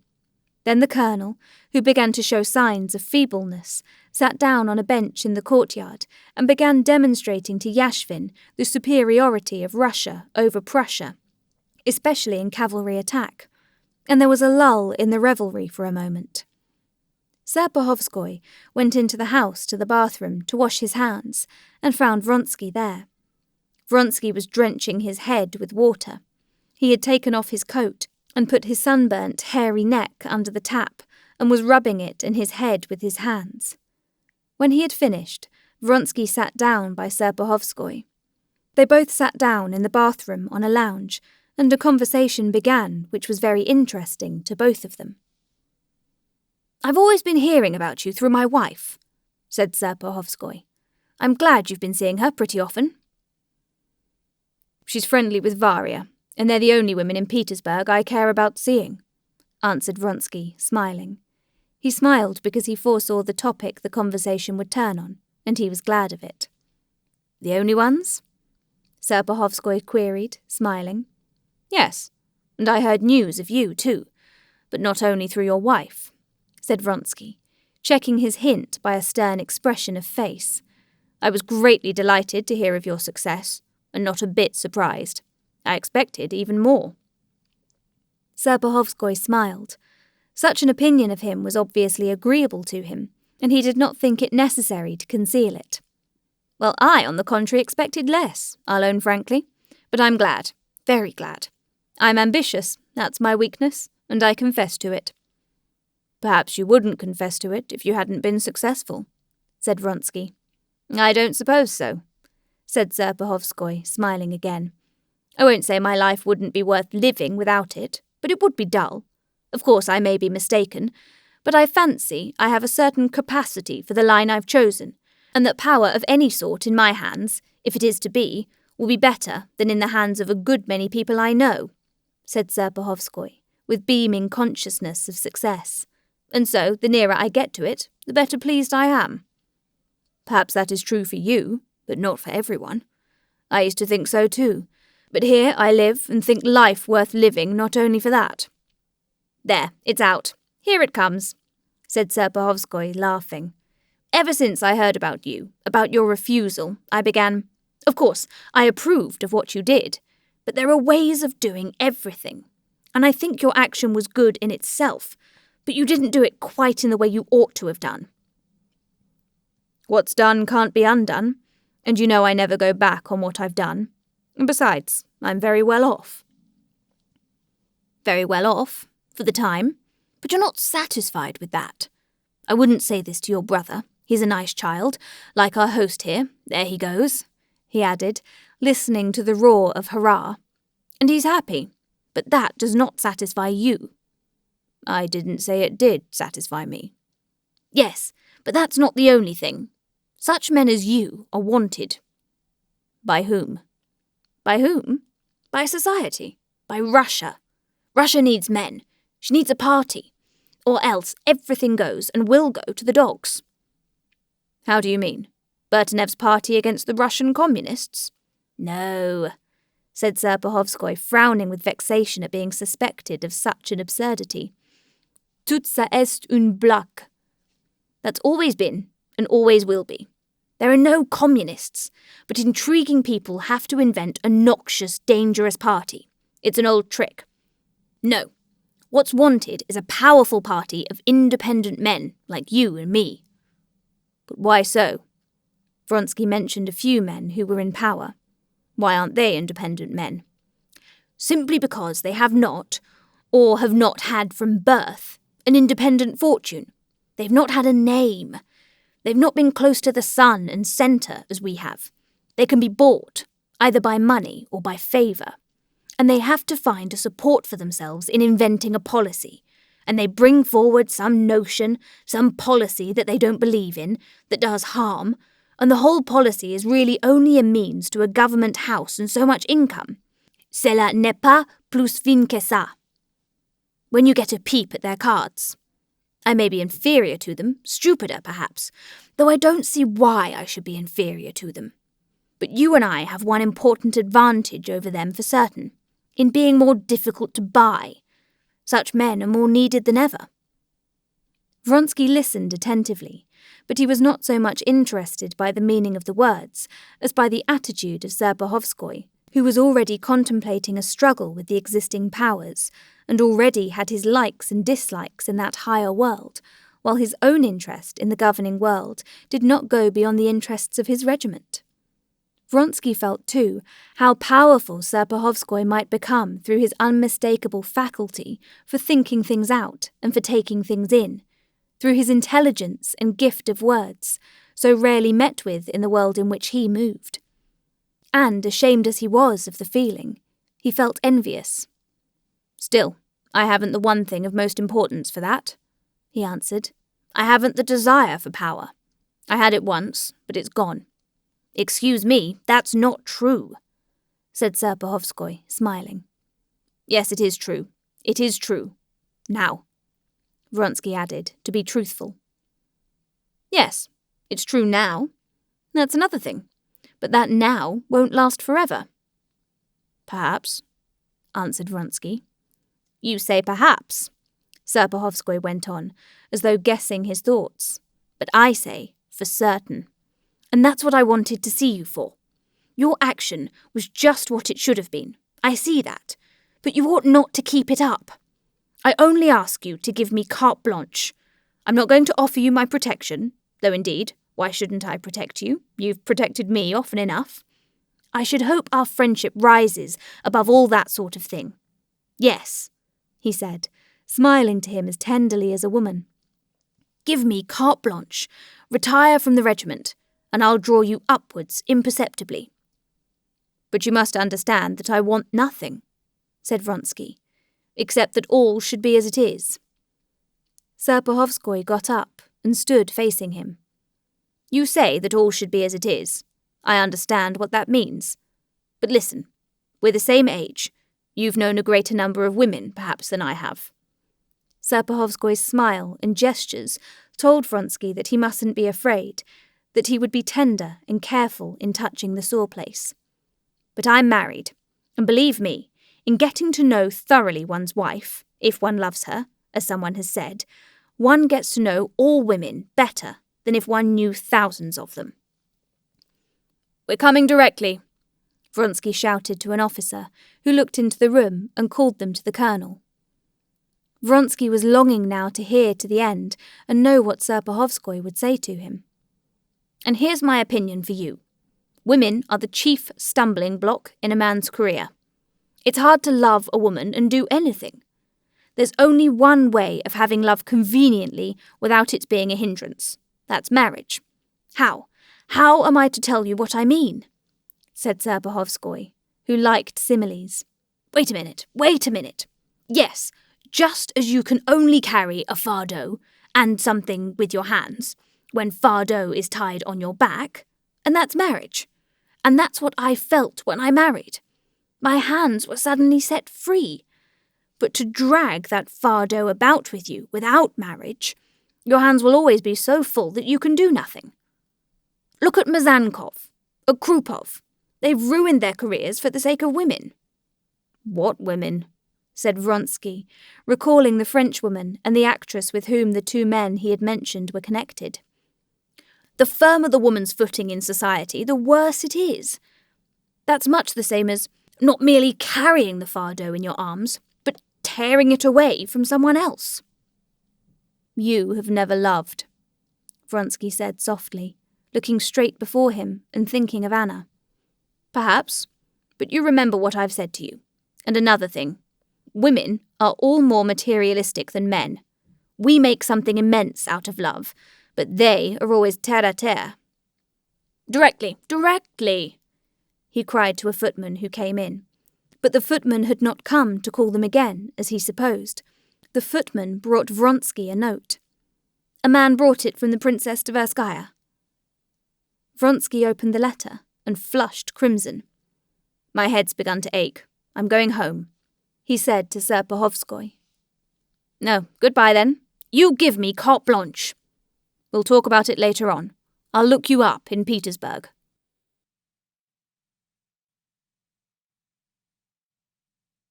Chapter 22. It was 6 o'clock already, and so, in order to be there quickly, and at the same time not to drive with his own horses, known to everyone, Vronsky got into Yashvin's hired fly and told the driver to drive as quickly as possible. It was a roomy, old-fashioned fly, with seats for 4. He sat in one corner, stretched his legs out on the front seat, and sank into meditation. A vague sense of the order into which his affairs had been brought, a vague recollection of the friendliness and flattery of Serpuhovskoy, who had considered him a man that was needed, and most of all, the anticipation of the interview before him, all blended into a general, joyous sense of life. This feeling was so strong that he could not help smiling. He dropped his legs, crossed one leg over the other knee, and taking it in his hand, felt the springy muscle of the calf, where it had been grazed the day before by his fall, and leaning back, he drew several deep breaths. "I'm happy, very happy," he said to himself.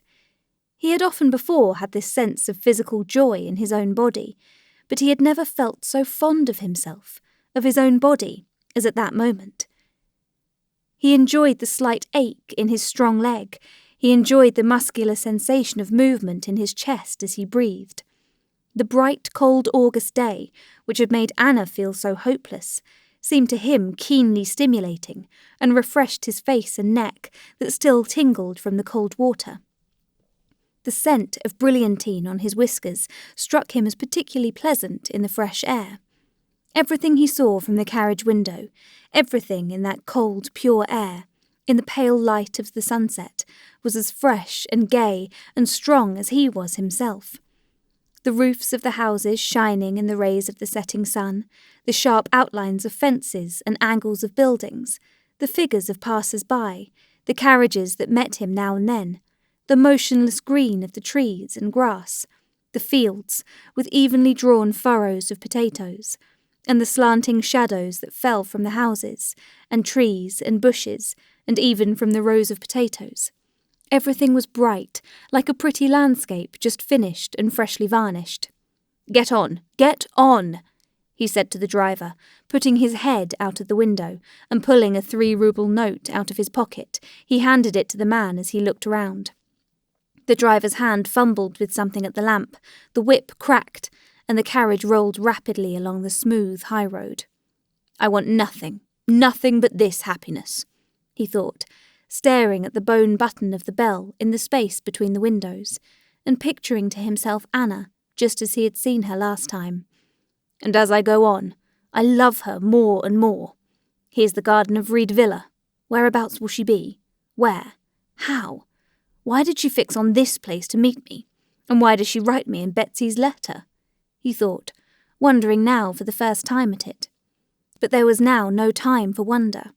He called to the driver to stop before reaching the avenue, and opening the door, jumped out of the carriage as it was moving, and went into the avenue that led up to the house. There was no one in the avenue, but looking round to the right, he caught sight of her. Her face was hidden by a veil, but he drank in with glad eyes the special movement in walking, peculiar to her alone, the slope of the shoulders and the setting of the head, and at once a sort of electric shock ran all over him. With fresh force, he felt conscious of himself from the springy motions of his legs to the movements of his lungs as he breathed, and something set his lips twitching. Joining him, she pressed his hand tightly. "You're not angry that I sent for you? I absolutely had to see you," she said, and the serious and set line of her lips, which he saw under the veil, transformed his mood at once. "I? Angry? But how have you come? Where from?" "Never mind," she said, laying her hand on this. "Come along, I must talk to you." He saw that something had happened, and that the interview would not be a joyous one. In her presence, he had no will of his own. Without knowing the grounds of her distress, he already felt the same distress unconsciously passing over him. "What is it? What?" he asked her, squeezing her hand with his elbow, and trying to read her thoughts in her face. She walked a few steps in silence, gathering up her courage. Then suddenly she stopped.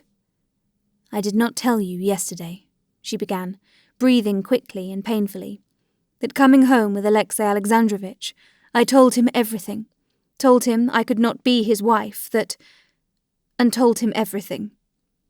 He heard her, unconsciously bending his whole figure down to her, as though hoping in this way to soften the hardness of her position for her. But directly she had said this, he suddenly drew himself up, and a proud and hard expression came over his face.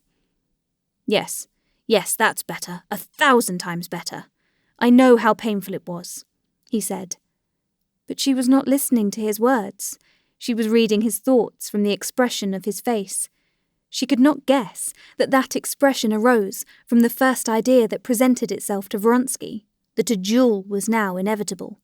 The idea of a duel had never crossed her mind, and so she put a different interpretation on this passing expression of hardness.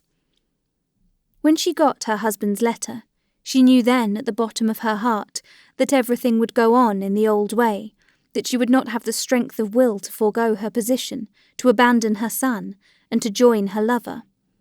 The morning spent at Princess Tverskaya's had confirmed her still more in this. But this interview was still of the utmost gravity for her. She hoped that this interview would transform her position and save her. If, on hearing this news, he were to say to her resolutely, passionately, without an instant's wavering, "Throw up everything and come with me," she would give up her son and go away with him. But this news had not produced what she had expected in him. He simply seemed as though he were resenting some affront. "It was not in the least painful to me. It happened of itself," she said irritably. "And see." She pulled her husband's letter out of her glove. I understand," he interrupted her, taking the letter but not reading it, and trying to soothe her. "The one thing I longed for, the one thing I prayed for, was to cut short this position so as to devote my life to your happiness." "Why do you tell me that?" she said. "Do you suppose I can doubt it? If I doubted—" "Who's that coming?" said Vronsky suddenly, pointing to two ladies walking towards them. "Perhaps they know us." And he hurriedly turned off, drawing her after him into a side path. "Oh, I don't care," she said. Her lips were quivering. He fancied that her eyes looked with strange fury at him from under the veil. "I tell you that's not the point. I can't doubt that. But see what he writes to me. Read it." She stood still again. Again, just as at the first moment of hearing of her rupture with her husband, Vronsky, on reading the letter, was unconsciously carried away by the natural sensation roused in him by his own relation to the betrayed husband. Now, while he held his letter in his hands, he could not help picturing the challenge, which he would most likely find at home today or tomorrow, and the duel itself, in which, with the same cold and haughty expression that his face was assuming at this moment, he would await the injured husband's shot, after having himself fired into the air. And at that instant there flashed across his mind the thought of what Serpuhovskoy had just said to him, and what he himself had been thinking in the morning, that it was better not to bind himself, and he knew that this thought he could not tell her. Having read the letter, he raised his eyes to her, and there was no determination in them. She saw at once that he had been thinking about it before by himself. She knew that whatever he might say to her, he would not say all he thought, and she knew that her last hope had failed her. This was not what she had been reckoning on. "You see the sort of man he is," she said with a shaking voice. "He—" "Forgive me, but I rejoice at it," Vronsky interrupted. "For God's sake, let me finish," he added, his eyes imploring her to give him time to explain his words. "I rejoice, because things cannot possibly remain as he supposes." "Why can't they?" Anna said, restraining her tears, and obviously attaching no sort of consequence to what he said. She felt that her fate was sealed. Vronsky meant that after the duel, inevitable, he thought, things could not go on as before, but he said something different. "It can't go on. I hope that now you will leave him. I hope—" He was confused and reddened. "That you will let me arrange and plan our life. Tomorrow," he was beginning. But she did not let him go on. "But my child!" she shrieked. "You see what he writes. I should have to leave him, and I can't and won't do that." "But for God's sake, which is better? Leave your child, or keep up this degrading position?" "To whom is it degrading?" "To all, and most of all to you." "You say degrading. Don't say that. Those words have no meaning for me," she said in a shaking voice. She did not want him now to say what was untrue. She had nothing left her but his love, and she wanted to love him. "Don't you understand that from the day I loved you, everything has changed for me? For me there is one thing, and one thing only. your love. If that's mine, I feel so exalted, so strong, that nothing can be humiliating to me. I am proud of my position, because proud of being, proud—" She could not say what she was proud of. Tears of shame and despair choked her utterance. She stood still and sobbed. He felt too, something swelling in his throat and twitching in his nose, and for the first time in his life he felt on the point of weeping. He could not have said exactly what it was touched him so. He felt sorry for her, and he felt he could not help her. And with that he knew that he was to blame for her wretchedness, and that he had done something wrong.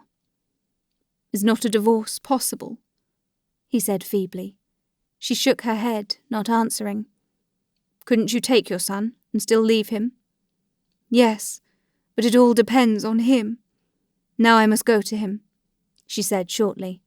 Her presentiment that all would again go in the old way had not deceived her. "On Tuesday I shall be in Petersburg, and everything can be settled." "Yes," she said, "but don't let us talk any more of it." Anna's carriage, which she had sent away and ordered to come back to the little gate of the Vreede garden, drove up. Anna said goodbye to Vronsky and drove home.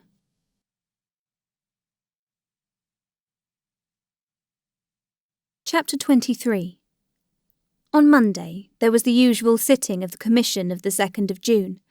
Alexei Alexandrovitch walked into the hall where the sitting was held, greeted the members and the president as usual, and sat down in his place, putting his hand on the papers laid ready before him.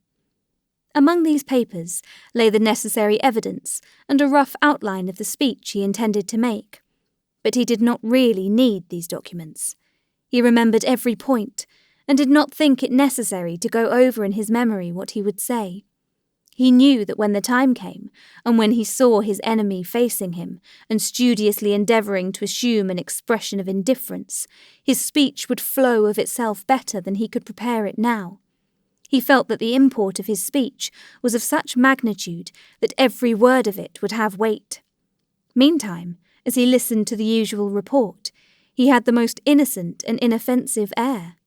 No one, looking at his white hands, with their swollen veins and long fingers, so softly stroking the edges of the white paper that lay before him, and at the air of weariness with which his head drooped on one side, would have suspected that in a few minutes a torrent of words would flow from his lips that would arouse a fearful storm, set the members shouting and attacking one another, and force the president to call for order.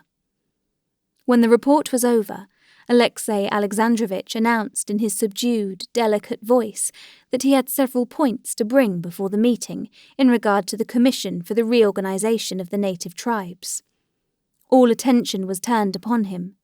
Alexei Alexandrovitch cleared his throat, and not looking at his opponent, but selecting, as he always did while he was delivering his speeches, the first person sitting opposite him, an inoffensive little old man who never had an opinion of any sort in the commission, began to expound his views.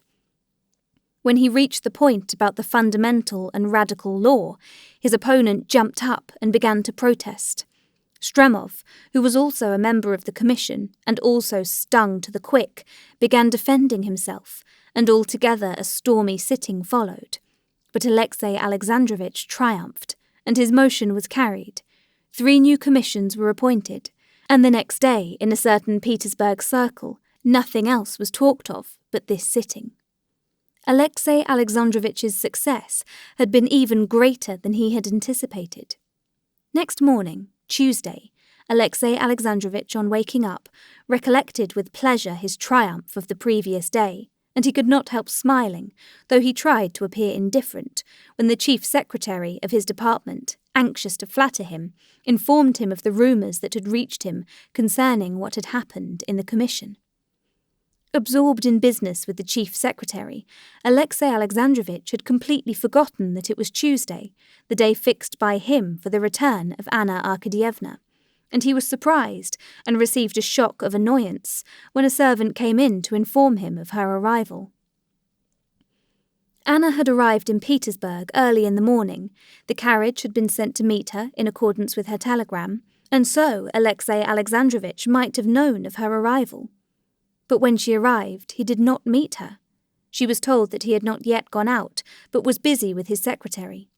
She sent word to her husband that she had come, went to her own room, and occupied herself in sorting out her things, expecting he would come to her. But an hour passed, he did not come. She went into the dining room on the pretext of giving some directions, and spoke loudly on purpose, expecting him to come out there. But he did not come, though she heard him go to the door of his study as he parted from the chief secretary. She knew that he usually went out quickly to his office, and she wanted to see him before that, so that their attitude to one another might be defined. She walked across the drawing room and went resolutely to him.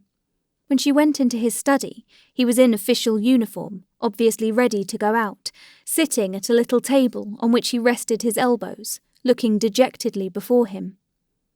She saw him before he saw her, and she saw that he was thinking of her. On seeing her, he would have risen, but changed his mind. Then his face flushed hotly, a thing Anna had never seen before, and he got up quickly and went to meet her, not looking at her eyes, but above them at her forehead and hair. He went up to her, took her by the hand, and asked her to sit down. "I'm very glad you have come," he said, sitting down beside her, and obviously wishing to say something. He stuttered. Several times he tried to begin to speak, but stopped. In spite of the fact that, preparing herself for meeting him, she had schooled herself to despise and reproach him, she did not know what to say to him, and she felt sorry for him. And so the silence lasted for some time. "Is Seriosha quite well?" he said, and not waiting for an answer, he added, "I shan't be dining at home today, and I've got to go out directly." "I had thought of going to Moscow," she said. "No, you did quite right to come," he said, and was silent again. Seeing that he was powerless to begin the conversation, she began herself. "Alexei Alexandrovitch," she said, gazing at him and not dropping her eyes under his persistent gaze at her hair. "I'm a guilty woman. I'm a bad woman. But I am the same as I was, and I told you then, and I have come to tell you that I can change nothing."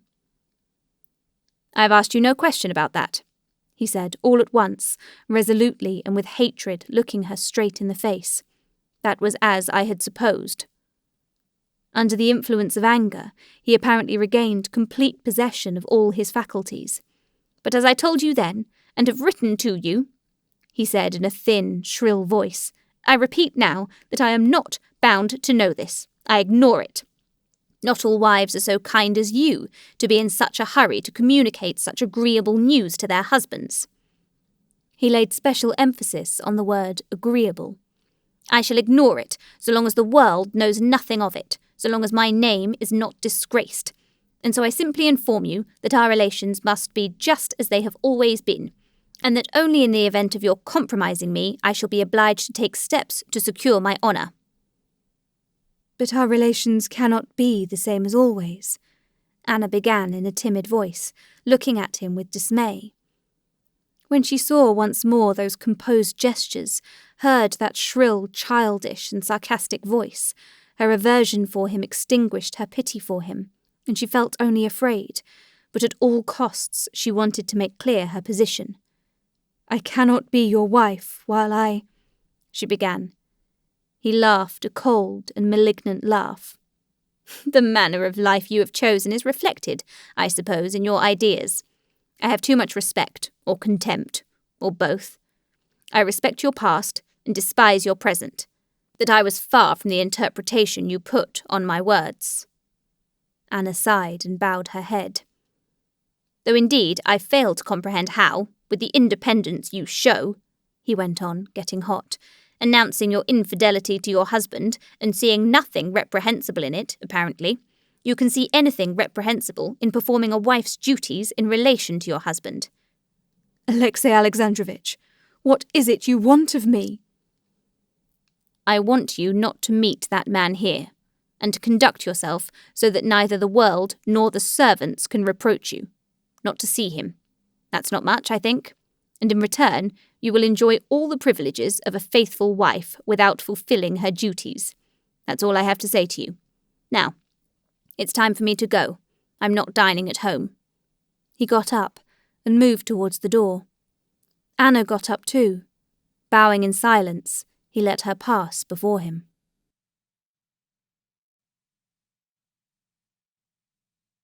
Chapter 24. The night spent by Levin on the haycock did not pass without result for him. The way in which he had been managing his land revolted him and had lost all attraction for him. In spite of the magnificent harvest, never had there been, or at least never it seemed to him, had there been so many hindrances and so many quarrels between him and the peasants as that year, and the origin of these failures and this hostility was now perfectly comprehensible to him. The delight he had experienced in the work itself, and the consequent greater intimacy with the peasants, the envy he felt of them, of their life, the desire to adopt that life, which had been to him that night not a dream but an intention, the execution of which he had thought out in detail, all this had so transformed his view of the farming of the land, as he had managed it, that he could not take his former interest in it, and could not help seeing that unpleasant relation between him and the workpeople which was the foundation of it all. The herd of improved cows, such as Parva, the whole land ploughed over and enriched, the 9 level fields surrounded with hedges, the 240 acres heavily manured, the seed sown in drills, all the rest of it. It was all splendid, if only the work had been done for themselves, or for themselves and comrades, people in sympathy with them. But he saw clearly now, his work on a book of agriculture, in which the chief element in husbandry was to have been the labourer, greatly assisted him in this, that the sort of farming he was carrying on was nothing but a cruel and stubborn struggle between him and the labourers, in which there was on one side, his side, a continual, intense effort to change everything to a pattern he considered better, on the other side, the natural order of things. And in this struggle he saw that with immense expenditure of force on his side, and with no effort or even intention on the other side, all that was attained was that the work did not go to the liking of either side, and that splendid tools, splendid cattle and land, were spoiled with no good to anyone. Worst of all, the energy expended in this work was not simply wasted. He could not help feeling now, since the meaning of this system had become clear to him, that the aim of his energy was a most unworthy one. In reality, what was the struggle about? He was struggling for every farthing of his share, and he could not help it, for he had only to relax his efforts, and he would not have had the money to pay his labourers' wages, while they were only struggling to be able to do their work easily and agreeably, that is to say, as they were used to doing it. It was for his interests that every labourer should work as hard as possible, and that while doing so he should keep his wits about him, so as to try not to break the winnowing machines, the horse rakes, the thrashing machines, that he should attend to what he was doing. What the labourer wanted was to work as pleasantly as possible, with rests, and above all, carelessly and heedlessly, without thinking. That summer, Levin saw this at every step. He sent the men to mow some clover for hay, picking out the worst patches where the clover was overgrown with grass and weeds and of no use for seed. Again and again they mowed the best acres of clover, justifying themselves by the pretence that the bailiff had told them to, and trying to pacify him with the assurance that it would be splendid hay. But he knew that it was owing to those acres being so much easier to mow. He sent out a hay machine for pitching the hay. It was broken at the first row, because it was dull work for a peasant to sit on the seat in front with the great wings waving above him. And he was told, "Don't trouble, Your Honour, sure the women folks will pitch it quick enough."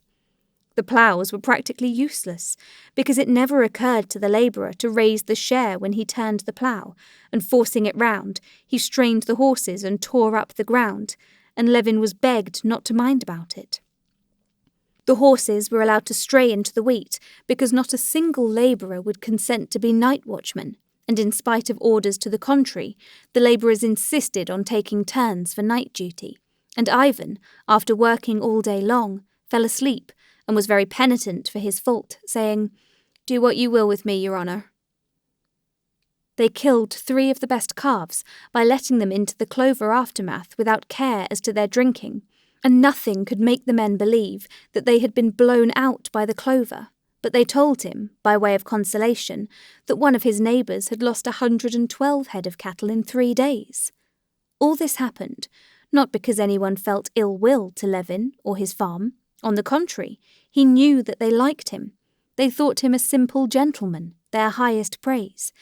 But it happened simply because all they wanted was to work merrily and carelessly, and his interests were not only remote and incomprehensible to them, but fatally opposed to their most just claims. Before long, Levin had felt dissatisfaction with his own position in regard to the land. He saw where his boat leaked, but he did not look for the leak, perhaps purposely deceiving himself. Nothing would be left him if he lost faith in it. But now he could deceive himself no longer. The farming of the land, as he was managing it, had become not merely unattractive but revolting to him, and he could take no further interest in it. To this now was joined the presence, only 25 miles off, of Kitty Sherbatskoya, whom he longed to see and could not see. Darya Alexandrovna Oblonskaya had invited him, when he was over there, to come with the object of renewing his offer to her sister, who would, so she gave him to understand, accept him now. Levin himself had felt on seeing Kitty Sherbatskoya that he had never ceased to love her, but he could not go over to the Oblonskys knowing she was there. The fact that he had made her an offer, and she had refused him, had placed an insuperable barrier between her and him. I can't ask her to be my wife, merely because she can't be the wife of the man she wanted to marry, he said to himself. The thought of this made him cold and hostile to her. I should not be able to speak to her without a feeling of reproach. I could not look at her without resentment, and she will only hate me all the more, as she's bound to. And besides, how can I now, after what Darya Alexandrovna told me, go to see them? Can I help showing that I know what she told me? And me to go magnanimously to forgive her and have pity on her? Me go through a performance before her of forgiving and deigning to bestow my love on her? What induced Darya Alexandrovna to tell me that? By chance I might have seen her. Then everything would have happened of itself.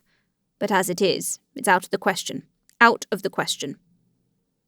Darya Alexandrovna sent him a letter, asking for a side saddle for Kitty's use.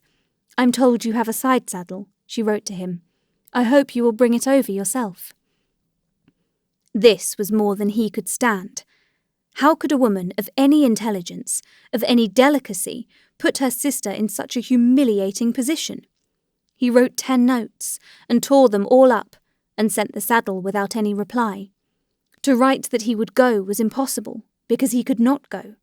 To write that he would not come, because something prevented him, or that he would be away, that was still worse. He sent the saddle without an answer, and with a sense of having done something shameful, he handed over all the now revolting business of the estate to the bailiff, and set off next day to a remote district to see his friend Shvayatsky, who had splendid marshes for grouse in his neighbourhood, and had lately written to ask him to keep a long-standing promise to stay with him.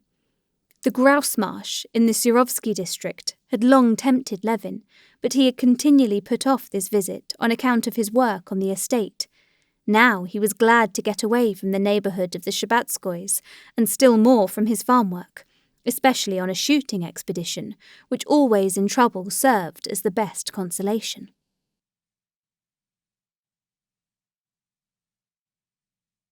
Chapter 25. In the Surovsky district, there were no railways nor service of post-horses, and Levin drove there with his own horses in his big, old-fashioned carriage. He stopped halfway at a well-to-do peasant's to feed his horses. A bald, well-preserved old man, with a broad red beard, grey on his cheeks, opened the gate, squeezing against the gatepost to let the 3 horses pass. Directing the coachman to a place under the shed in a big, clean, tidy yard, with charred, old-fashioned ploughs in it, the old man asked Levin to come into the parlour. A cleanly dressed young woman, with clogs on her bare feet, was scrubbing the floor in the new outer room. She was frightened of the dog and ran in after Levin and uttered a shriek, but began laughing at her own fright at once when she was told the dog would not hurt her. Pointing Levin with her bare arm to the door into the parlour, she bent down again, hiding her handsome face, and went on scrubbing. "Would you like the samovar?" she asked. "Yes, please." The parlour was a big room, with a Dutch stove and a screen dividing it into two. Under the holy pictures stood a table painted in patterns, a bench and 2 chairs. Near the entrance was a dresser full of crockery. The shutters were closed, there were few flies, and it was so clean that Levin was anxious that Laska, who had been running along the road and bathing in puddles, should not muddy the floor, and ordered her to a place in the corner by the door. After looking round the parlour, Levin went out in the backyard. The good-looking woman in clogs, swinging the empty pails on the yoke, ran on before him to the well for water. "Look sharp, my girl," the old man shouted after her, good-humouredly, and he went up to Levin. "Well, sir, are you going to Nikolai Ivanovich Sviashki? His honour comes to us too," he began, chatting, leaning his elbows on the railing of the steps. In the middle of the old man's account of his acquaintance with Sviashki, the gates creaked again, and labourers came into the yard from the fields, with wooden ploughs and harrows. The horses harnessed to the ploughs and harrows were sleek and fat. The labourers were obviously of the household. 2 were young men in cotton shirts and caps, and 2 others were hired labourers in homespun shirts. One an old man, the other a young fellow.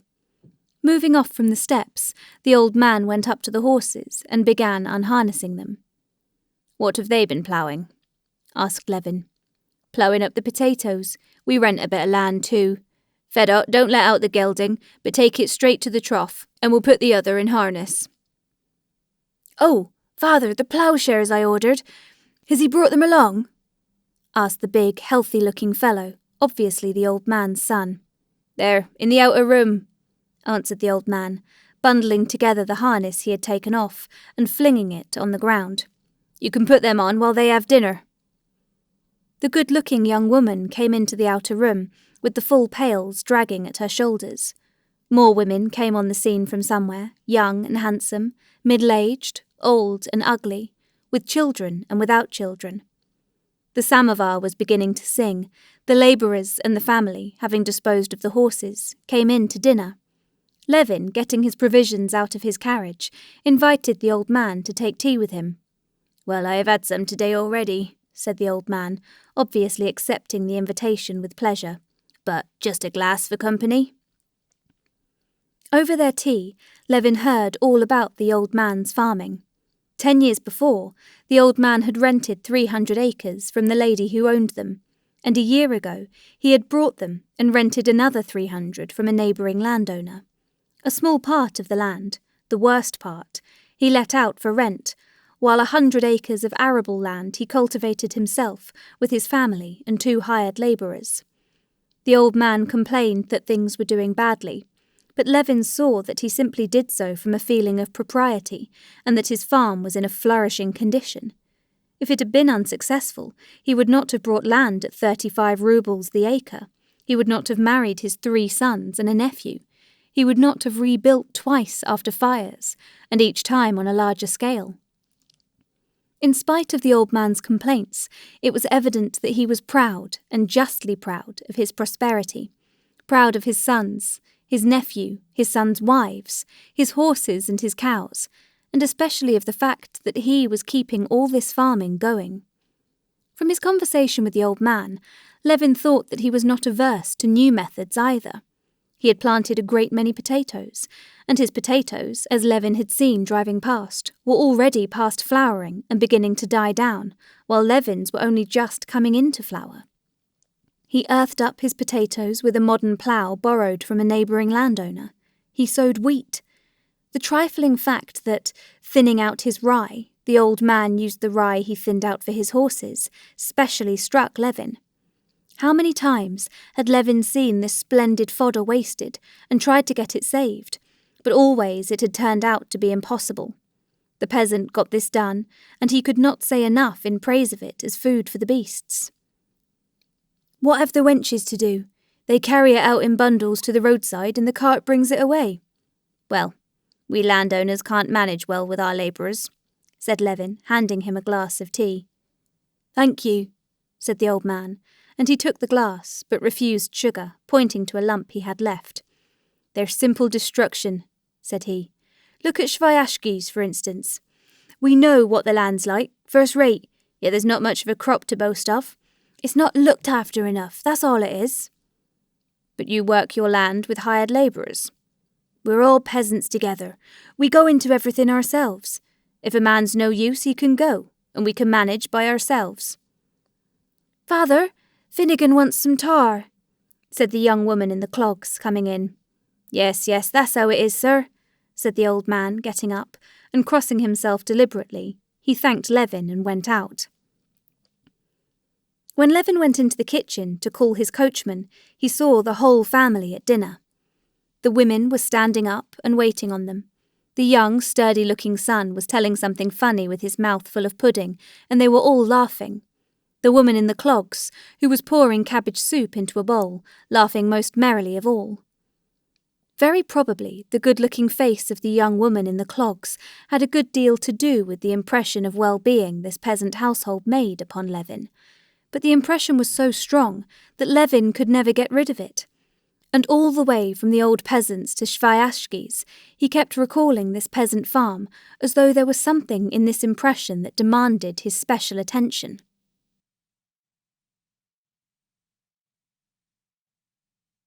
Chapter 26.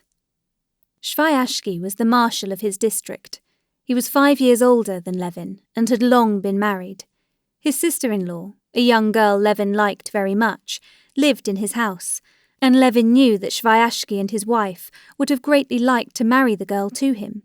He knew this with certainty, as so-called eligible young men always know it, though he could never have brought himself to speak of it to anyone, and he knew too that, although he wanted to get married, and although by every token this very attractive girl would make an excellent wife, he could no more have married her, even if he had not been in love with Kitty Shabbatskoya, than he could have flown up into the sky.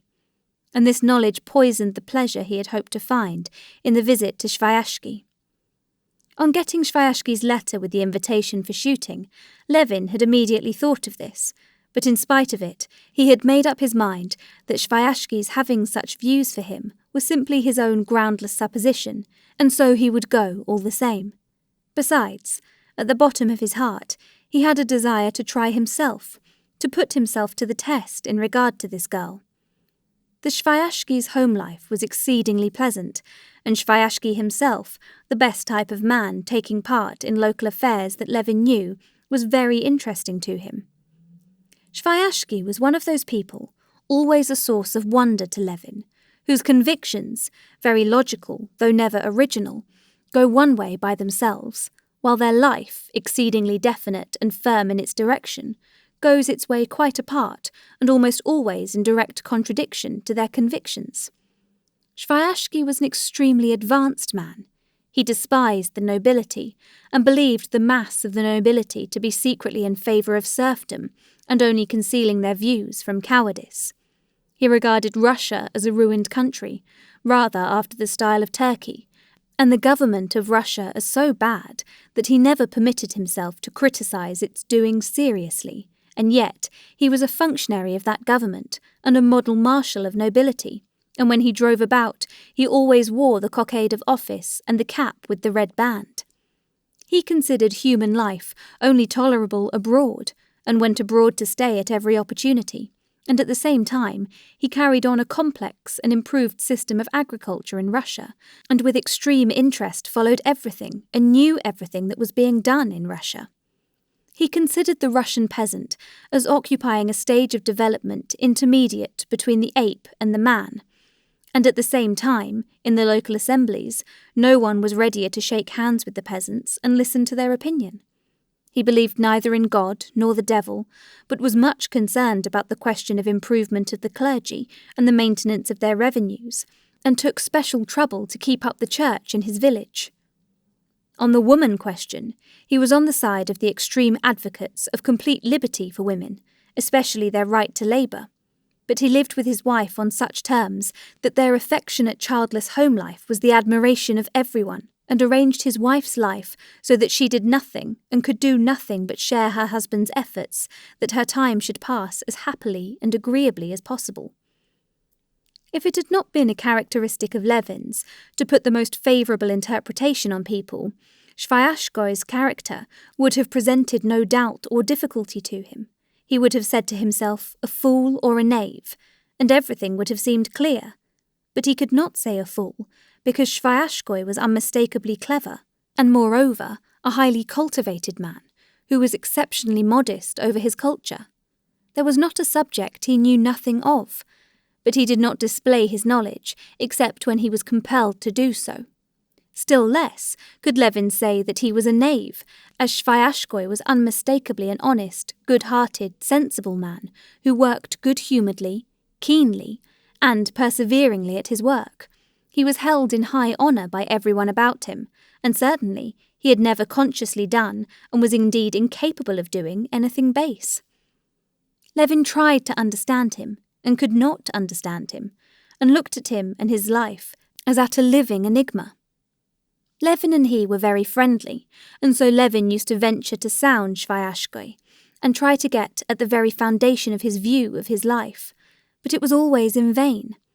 Every time Levin tried to penetrate beyond the outer chambers of Sviashkoy's mind, which were hospitably open to all, he noticed that Sviashkoy was slightly disconcerted. Faint signs of alarm were visible in his eyes, as though he were afraid Levin would understand him, and he would give him a kindly, good-humoured repulse. Just now, since his disenchantment with farming, Levin was particularly glad to stay with Sviashkoy.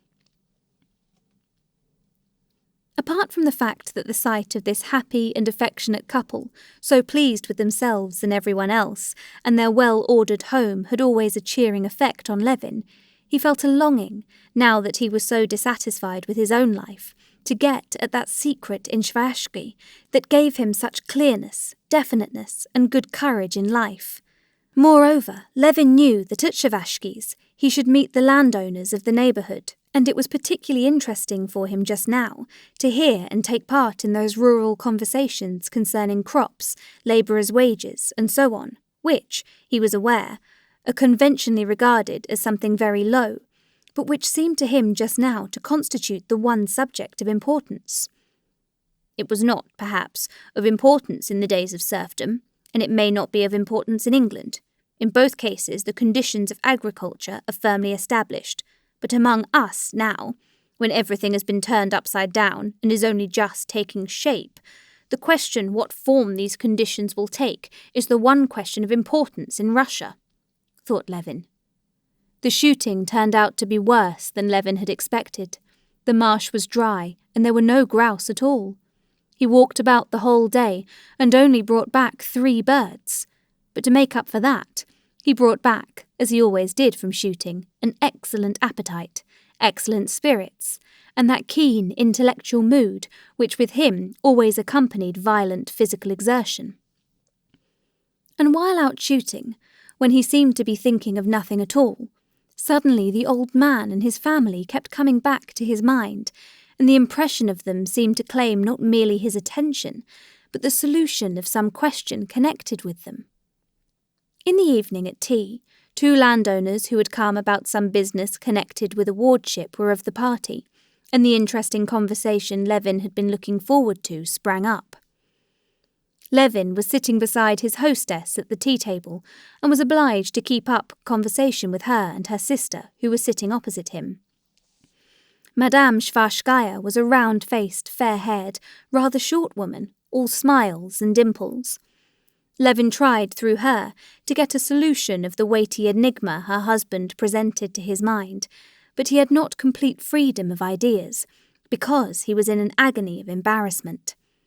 This agony of embarrassment was due to the fact that the sister-in-law was sitting opposite him, in a dress specially put on, as he fancied, for his benefit, cut particularly open in the shape of a trapeze on her white bosom. This quadrangular opening, in spite of the bosom's being very white, or just because it was very white, deprived Levin of the full use of his faculties.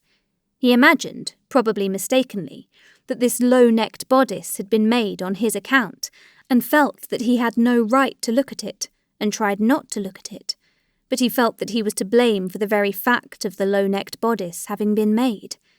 It seemed to Levin that he had deceived someone, that he ought to explain something, but that to explain it was impossible, and for that reason he was continually blushing, was ill at ease and awkward. His awkwardness infected the pretty sister-in-law too. But their hostess appeared not to observe this, and kept purposely drawing her into the conversation. "You say," she said, pursuing the subject that had been started, "that my husband cannot be interested in what's Russian. It's quite the contrary. He is always in cheerful spirits abroad, but not as he is here. Here, he feels in his proper place. He has so much to do, and he has the faculty of interesting himself in everything. Oh, you've not been to see our school, have you?" "I've seen it.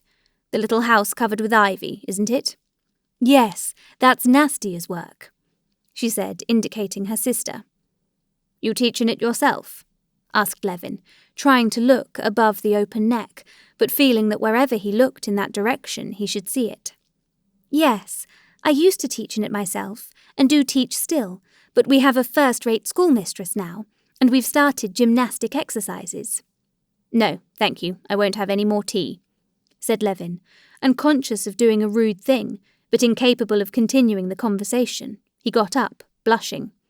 "I hear a very interesting conversation," he added, and walked to the other end of the table, where Shavashkoy was sitting with the two gentlemen of the neighbourhood. Shavashkoy was sitting sideways, with one elbow on the table and a cup in one hand, while with the other hand he gathered up his beard, held it to his nose and let it drop again, as though he was smelling it. His brilliant black eyes were looking straight at the excited country gentleman with grey whiskers, and apparently he derived amusement from his remarks. The gentleman was complaining of the peasants. It was evident to Levin that Svyashkoy knew an answer to this gentleman's complaints, which would at once demolish his whole contention, but that in his position he could not give utterance to this answer, and listened, not without pleasure, to the landowner's comic speeches. The gentleman with the grey whiskers was obviously an inveterate adherent of serfdom and a devoted agriculturist who had lived all his life in the country. Levin saw proofs of this in his dress, in the old-fashioned threadbare coat, obviously not his everyday attire, in his shrewd, deep-set eyes, in his idiomatic, fluent Russian, in the imperious tone that had become habitual from long use, and in the resolute gestures of his large, red, sunburnt hands, with an old betrothal ring on the little finger.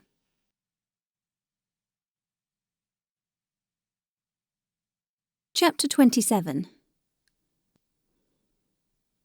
"If I'd only the heart to throw up what's been set going, such a lot of trouble wasted, I'd turn my back on the whole business, sell up, go off, like Nikolai Ivanovitch, to hear La Belle Hélène," said the landowner, a pleasant smile lighting up his shrewd old face. "But you see, you don't throw it up," said Nikolai Ivanovitch Svyashky, "so there must be something gained." "The only gain is that I live in my own house, neither bought nor hired. Besides, one keeps hoping the people will learn sense. Though, instead of that, you'd never believe it, the drunkenness, the immorality. They keep chopping and changing their bits of land. Not a sight of a horse or a cow. The peasant's dying of hunger, but just go and take him on as a labourer. He'll do his best to do you a mischief, and then bring you up before the justice of the peace."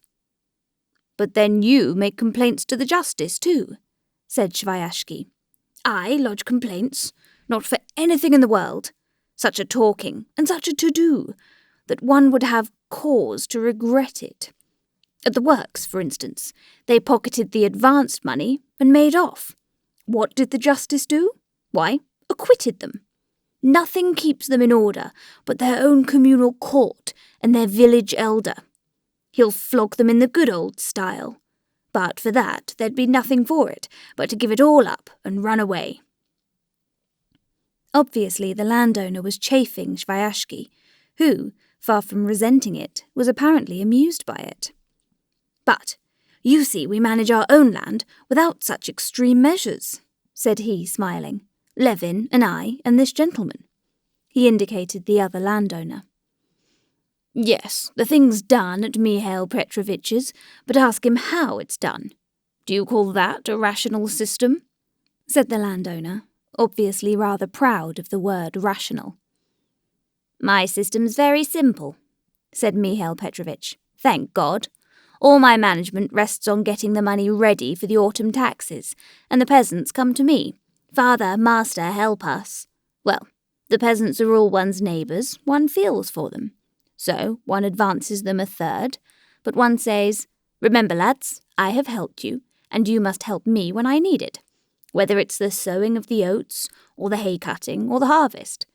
And well, one agrees, so much for each taxpayer, though there are dishonest ones among them too, it's true." Levin, who had long been familiar with these patriarchal methods, exchanged glances with Sviashki and interrupted Mihail Petrovitch, turning again to the gentleman with the grey whiskers. "Then what do you think?" he asked. "What system is one to adopt nowadays?"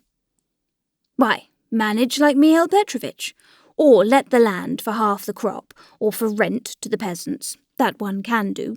Only that's just how the general prosperity of the country is being ruined. Where the land with serf labour and good management gave a yield of 9-1, on the half-crop system it yields 3-1.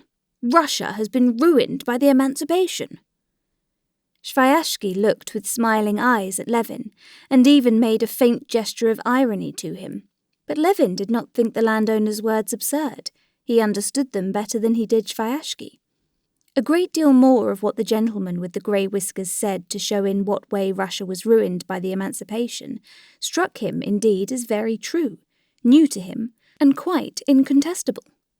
The landowner unmistakably spoke his own individual thought, a thing that very rarely happens, and a thought to which he had been brought, not by a desire of finding some exercise for an idle brain, but a thought which had grown up out of the conditions of his life, which he had brooded over in the solitude of his village, and had considered in every aspect.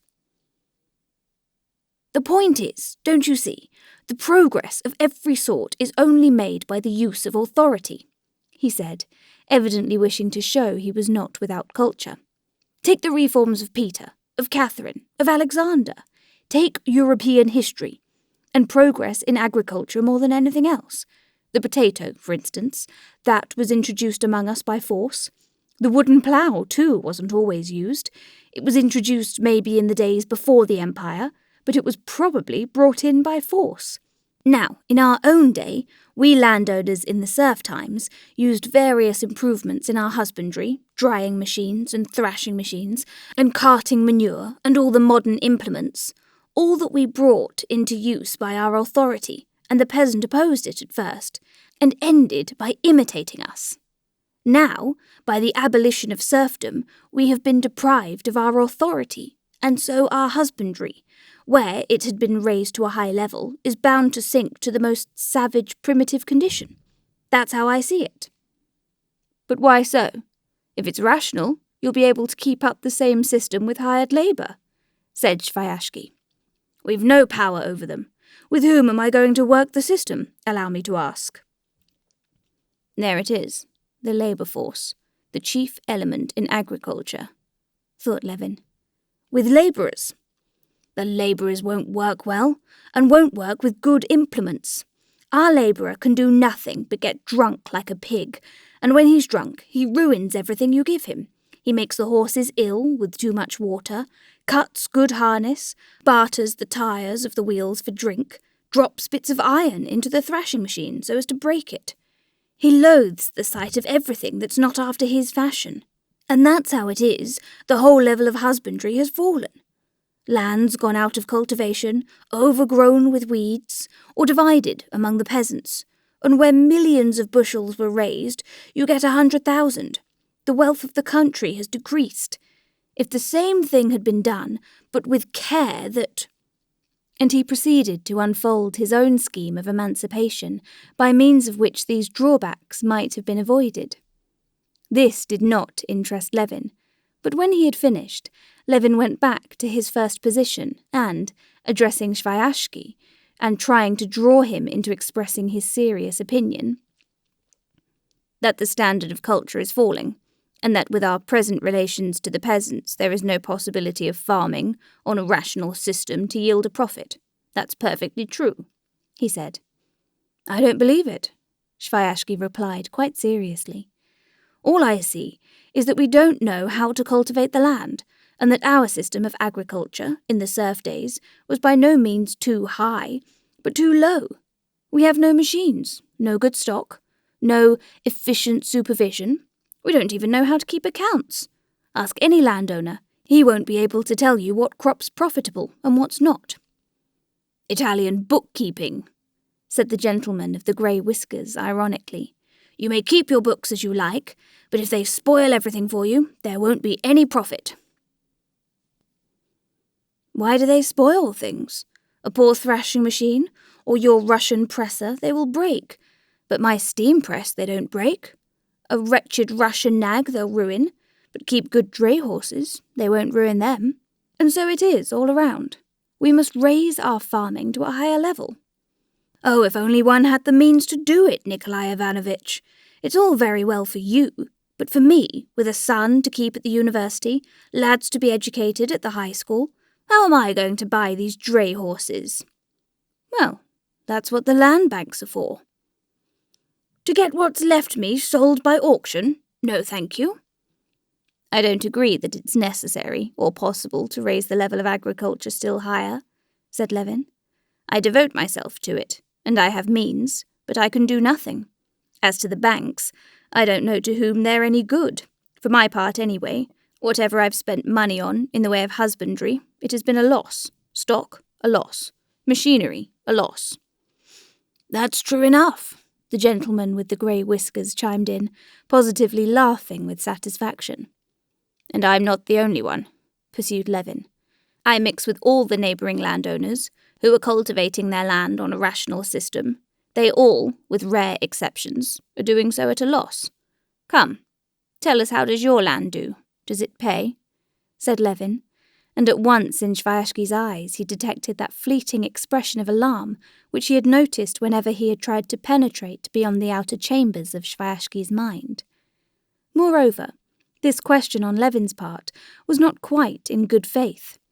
Madame Sviashkaya had just told him at tea that they had that summer invited a German expert in bookkeeping from Moscow, who, for a consideration of 500 rubles, had investigated the management of their property, and found that it was costing them a loss of 3,000 odd rubles. She did not remember the precise sum, but it appeared that the German had worked it out to the fraction of a farthing. The grey-whiskered landowner smiled at the mention of the profits of Sviashki's family, obviously aware how much gain his neighbour and marshal was likely to be making. Possibly it does not pay, answered Sviashki. That merely proves either that I'm a bad manager, or that I've sunk my capital for the increase of my rents. Oh, rent! Levin cried with horror. Rent there may be in Europe, where land has been improved by the labour put into it, but with us all the land is deteriorating from the labour put into it. In other words, they're working it out, so there's no question of rent. How no rent? It's a law. Then we are outside the law. Rent explains nothing for us, but simply muddles us. No. Tell me, how can there be a theory of rent? Will you have some junket? Masha, pass us some junket or raspberries. He turned to his wife. Extraordinarily late the raspberries are lasting this year. And in the happiest frame of mind, Sviashki got up and walked off, apparently supposing the conversation to have ended at the very point when to Levin it seemed that it was only just beginning.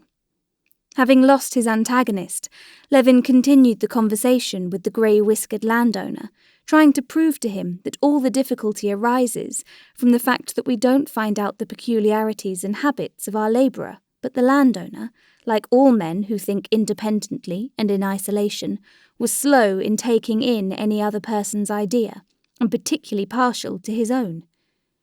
He stuck to it that the Russian peasant is a swine and likes swinishness, and that to get him out of his swinishness one must have authority, and there is none. One must have the stick, and we have become so liberal that we have all of a sudden replaced the stick that served us for 1,000 years by lawyers and model prisons, where the worthless stinking peasant is fed on good soup and has a fixed allowance of cubic feet of air. What makes you think, said Levin, trying to get back to the question, that it's impossible to find some relation to the labourer in which the labour would become productive?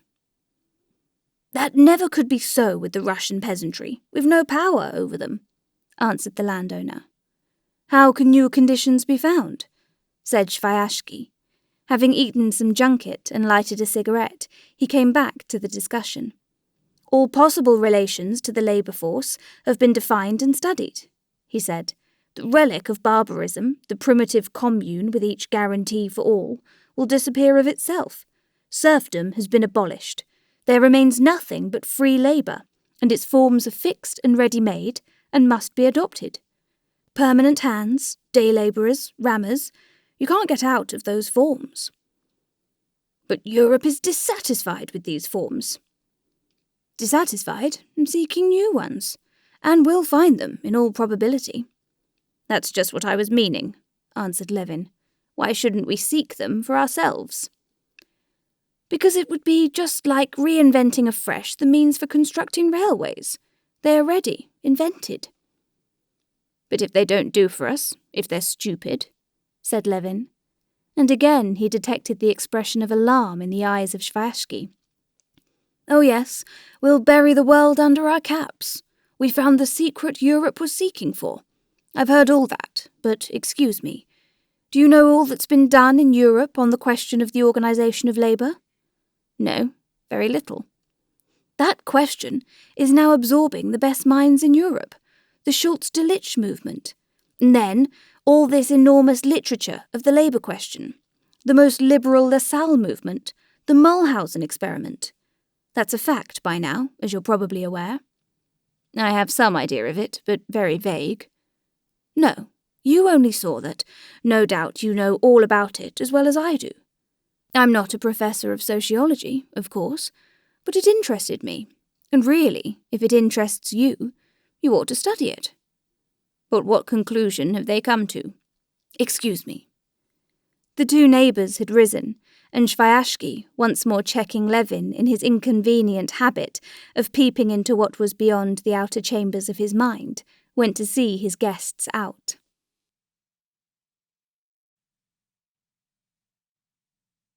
Chapter 28. Levin was insufferably bored that evening with the ladies. He was stirred as he had never been before by the idea that the dissatisfaction he was feeling with his system of managing his land was not an exceptional case, but the general condition of things in Russia, that the organisation of some relation of the labourers to the soil in which they would work, as with the peasant he had met halfway to the Sviashkis, was not a dream, but a problem which must be solved. And it seemed to him that the problem could be solved, and that he ought to try and solve it. After saying good-night to the ladies, and promising to stay the whole of the next day, so as to make an expedition on horseback with them to see an interesting ruin in the Crown Forest, Levin went, before going to bed, into his host's study to get the books on the labour question that Sviashki had offered him. Sviashki's study was a huge room, surrounded by bookcases, with 2 tables in it.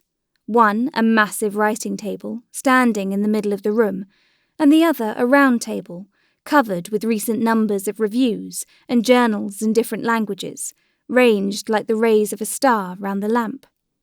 On the writing table was a stand of drawers, marked with gold lettering and full of papers of various sorts. Sviashki took out the books and sat down in a rocking chair. "What are you looking at there?" he said to Levin, who was standing at the round table looking through the reviews. "Oh, yes, there's a very interesting article here," said Sviashki on the review Levin was holding in his hand. "It appears," he went on with eager interest, "that Friedrich was not, after all, the person chiefly responsible for the partition of Poland. It is proved." And with his characteristic clearness, he summed up those new, very important and interesting revelations. Although Levin was engrossed at the moment by his ideas about the problem of the land, he wondered, as he heard Sviashki, what is there inside of him?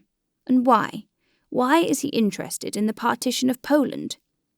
When Sviashki had finished, Levin could not help asking, well, and what then? But there was nothing to follow. It was simply interesting that it had been proved to be so and so. But Sviashki did not explain, and saw no need to explain why it was interesting to him. Yes, but I was very much interested by your irritable neighbour, said Levin, sighing. He's a clever fellow, and said a lot that was true. Oh, get along with you. An inveterate supporter of serfdom at heart, like all of them, said Sviashki. Whose marshal you are. Yes, I only marshal them in the other direction, said Sviashki, laughing. I'll tell you what interests me very much, said Levin.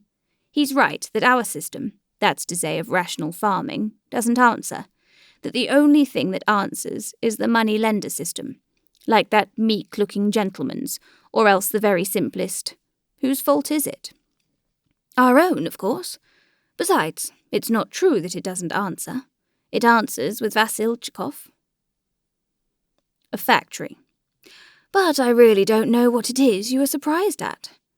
The people are at such a low stage of rationale and moral development that it's obvious they're bound to oppose everything that's strange to them. In Europe, a rational system answers because the people are educated. It follows that we must educate the people. That's all.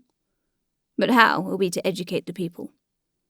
To educate the people, 3 things are needed. Schools, and schools, and schools. But you said yourself the people are at such a low stage of material development.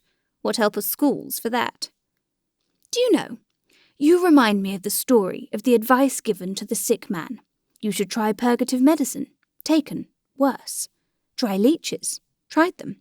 Worse. Well then, there's nothing left but to pray to God. Tried it. Worse. That's how it is with us. I say political economy. You say worse. I say socialism, worse. Education, worse. But how do schools help matters? They give the peasant fresh wants. Well, that's a thing I've never understood, Levin replied with heat. In what way are schools going to help the people to improve their material position? You say schools, education will give them fresh wants. So much the worse, since they won't be capable of satisfying them. And in what way a knowledge of addition and subtraction and the catechism is going to improve their material condition, I could never make out. The day before yesterday, I met a peasant woman in the evening with a little baby and asked her where she was going. She said she was going to the wise woman. Her boy had screaming fits, so she was taking him to be doctored. I asked, why, how does the wise woman cure screaming fits? She puts the child in the hen roost and repeats some charm. Well, you're saying it yourself. What's wanted to prevent her taking her child to the hen roost to cure it of screaming fits is just... Sviashki said, smiling good-humouredly. Oh, no, said Levin with annoyance. That method of doctoring I merely meant as a simile for doctoring the people with schools. The people are poor and ignorant. That we see as surely as the peasant woman sees the baby is ill because it screams. But in what way this trouble of poverty and ignorance is to be cured by schools is as incomprehensible as how the hen roost affects the screaming. What has to be cured is what makes him poor. Well, in that, at least, you're in agreement with Spencer, whom you dislike so much. He says, too, that education may be the consequence of greater prosperity and comfort, or more frequent washing, as he says, but not of being able to read and write. Well then, I'm very glad, or the contrary, very sorry, that I'm in agreement with Spencer. Only I've known it a long while. Schools can do no good. What will do good is an economic organisation in which the people will become richer, will have more leisure, and then there will be more schools. Still, all over Europe now, schools are obligatory. And how far do you agree with Spencer yourself about it? Asked Levin. But there was a gleam of alarm in Sviashki's eyes, and he said, smiling, No, that screaming story is positively capital. Did you really hear it yourself?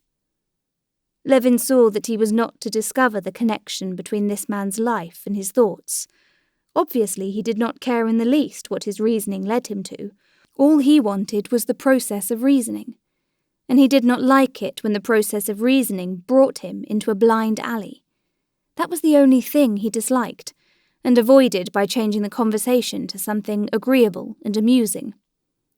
All the impressions of the day, beginning with the impression made by the old peasant, which served, as it were, as the fundamental basis of all the conceptions and ideas of the day, threw Levin into violent excitement. This dear good Sviashki, keeping a stock of ideas simply for social purposes, and obviously having some other principles hidden from Levin, while with the crowd, whose name is Legion, he guided public opinion by ideas he did not share. That irascible country gentleman, perfectly correct in the conclusions that he had been worried into by life, but wrong in his exasperation against a whole class, and that the best class in Russia, his own dissatisfaction with the work he had been doing, and the vague hope of finding a remedy for all was blended in a sense of inward turmoil and anticipation of some solution near at hand. Left alone in the room assigned him, lying on a spring mattress that yielded unexpectedly at every movement of his arm or his leg, Levin did not fall asleep for a long while. Not one conversation with Sviashki, though he had said a great deal that was clever, had interested Levin, but the conclusions of the irascible landowner required consideration. Levin could not help recalling every word he had said, and in imagination amending his own replies. Yes, I ought to have said to him, you say that our husbandry does not answer because the peasant hates improvements, and that they must be forced on him by authority. If no system of husbandry answered at all without these improvements, you would be quite right. But the only system that does answer is where labourer is working in accordance with his habits, just as on the old peasant's land halfway here. Your and our general dissatisfaction with the system shows that either we are to blame or the labourers. We have gone our own way, the European way, a long while, without asking ourselves about the qualities of our labour force. Let us try to look upon the labour force not as an abstract force, but as the Russian peasant with his instincts, and we shall arrange our system of culture in accordance with that. Imagine, I ought to have said to him, that you have the same system as the old peasant has, that you have found means of making your labourers take an interest in the success of the work, and have found the happy mean in the way of improvements which they will admit, and you will, without exhausting the soil, get 2 or 3 times the yield you got before. Divide it in halves, give half as the share of labour, the surplus left you will be greater, and the share of labour will be greater too. And to do this, one must lower the standard of husbandry and interest the labourers in its success. How to do this? That's a matter of detail, but undoubtedly it can be done. This idea threw Levin into a great excitement. He did not sleep half the night, thinking over in detail the putting of his idea into practice. He had not intended to go away next day, but he now determined to go home early in the morning. Besides, the sister-in-law with her low-necked bodice aroused in him a feeling akin to shame and remorse for some utterly base action. Most important of all, he must get back without delay. He would have to make haste to put his new project to the peasants before the sowing of the winter wheat, so that the sowing might be undertaken on a new basis. He had made up his mind to revolutionize his whole system.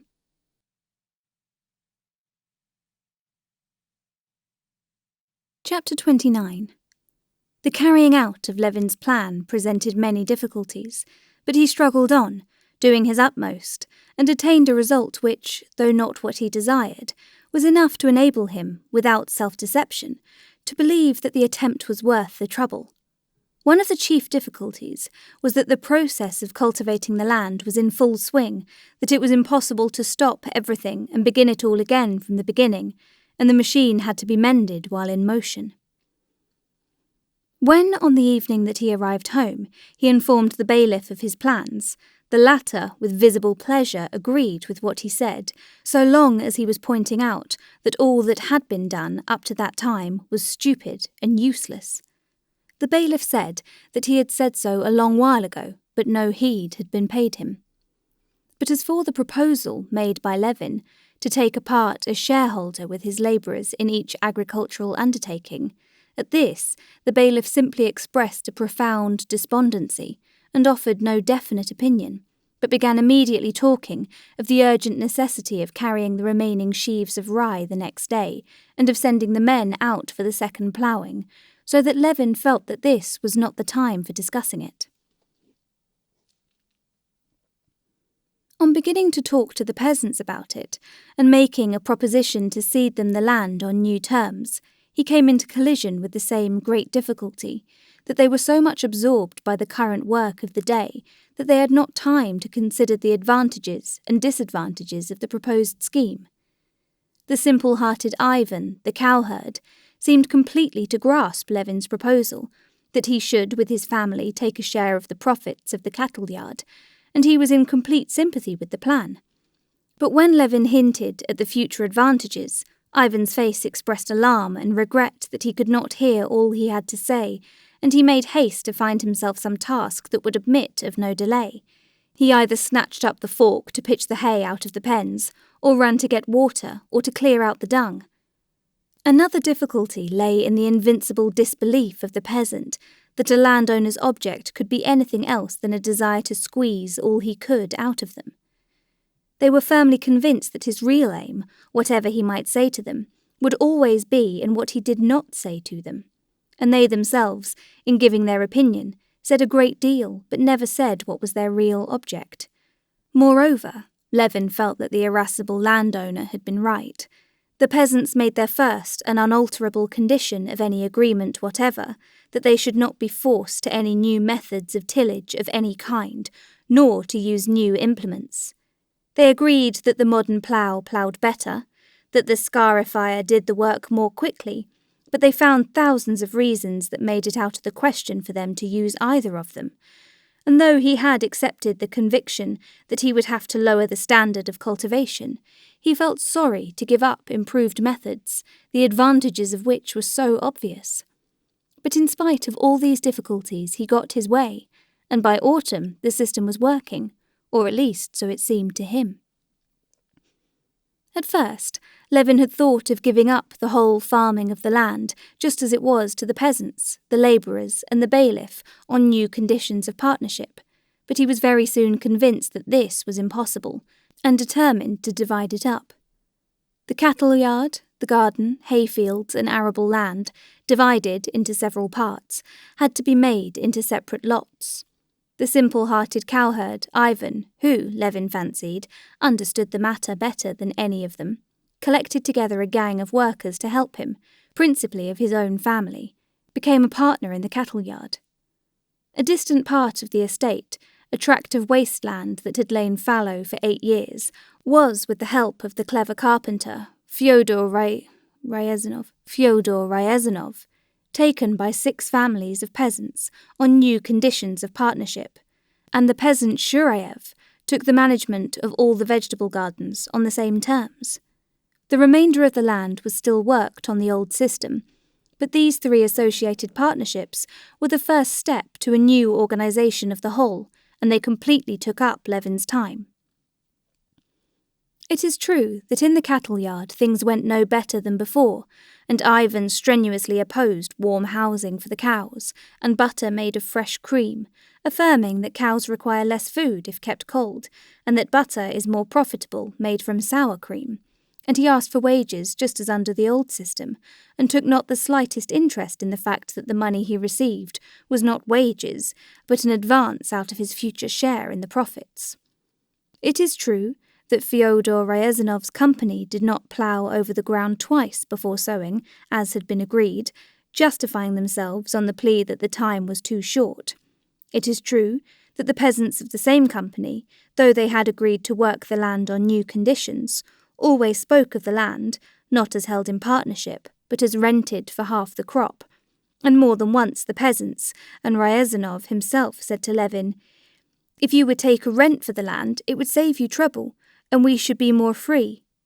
Moreover, the same peasants kept putting off, on various excuses, the building of a cattle yard and barn on the land as agreed upon, and delayed doing it till the winter.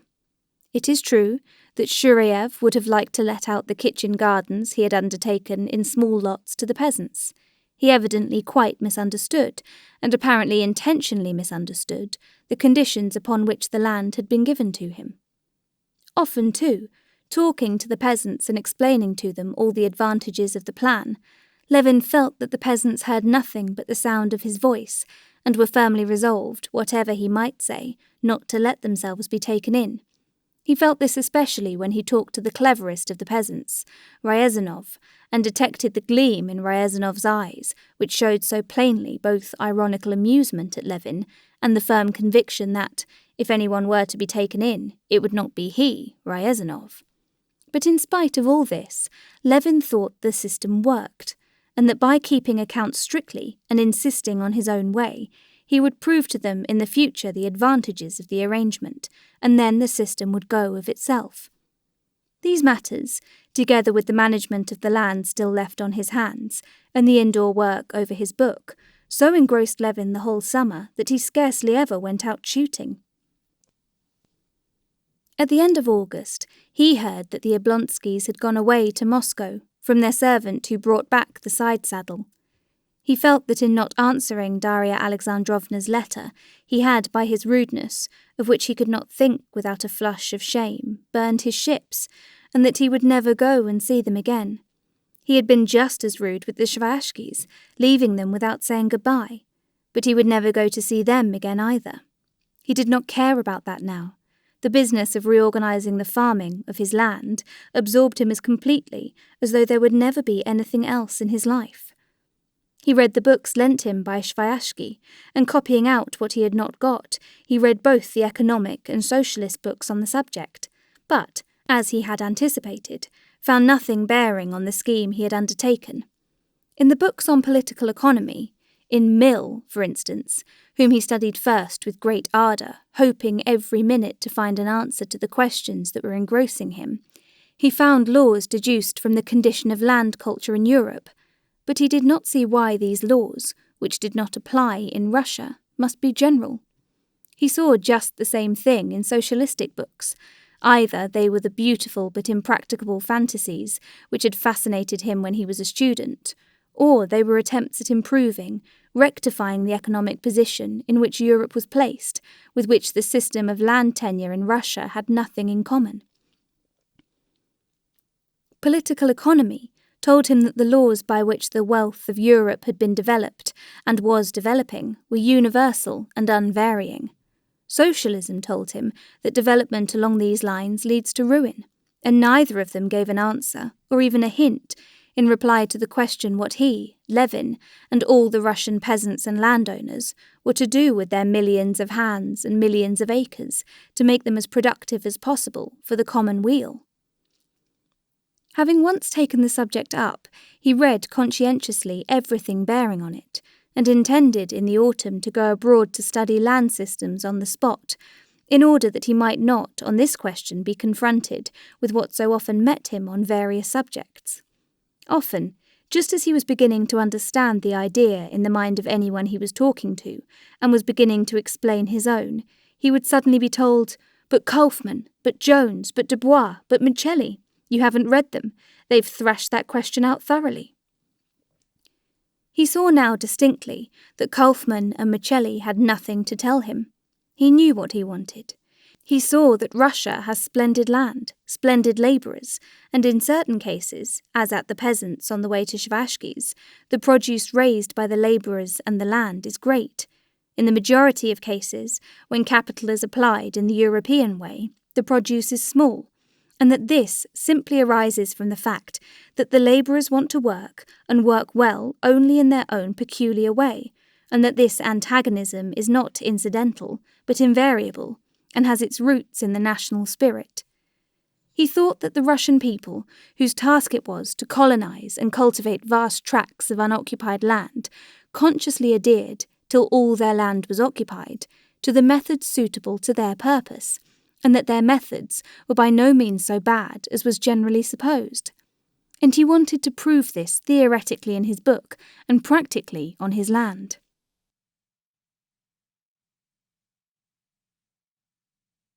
Chapter 30. At the end of September, the timber had been carted for building the cattle yard on the land that had been allotted to the Association of Peasants, and the butter from the cows was sold and the profits divided. In practice, the system worked capitally, or at least so it seemed to Levin.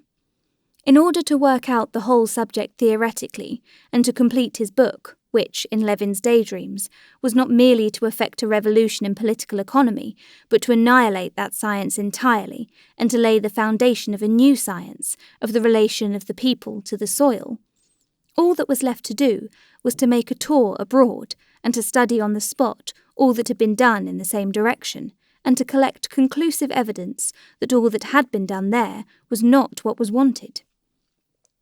Levin was only waiting for the delivery of his wheat to receive the money for it and go abroad. But the rains began, preventing the harvesting of the corn and the potatoes left in the fields, and putting a stop to all work, even to the delivery of the wheat. The mud was impassable along the roads, 2 mills were carried away, and the weather got worse and worse. On the 30th of September, the sun came out in the morning, and hoping for fine weather, Levin began making final preparations for his journey. He gave orders for the wheat to be delivered, sent the bailiff to the merchant to get the money owing him, and went out himself to give some final directions on the estate before setting off. Having finished all his business, soaked through with the streams of water which kept running down the leather behind his neck and his gaiters, but in the keenest and most confident temper, Levin returned homewards in the evening. The weather had become worse than ever towards evening. The hail lashed the drenched mare so cruelly that she went along sideways, shaking her head and ears.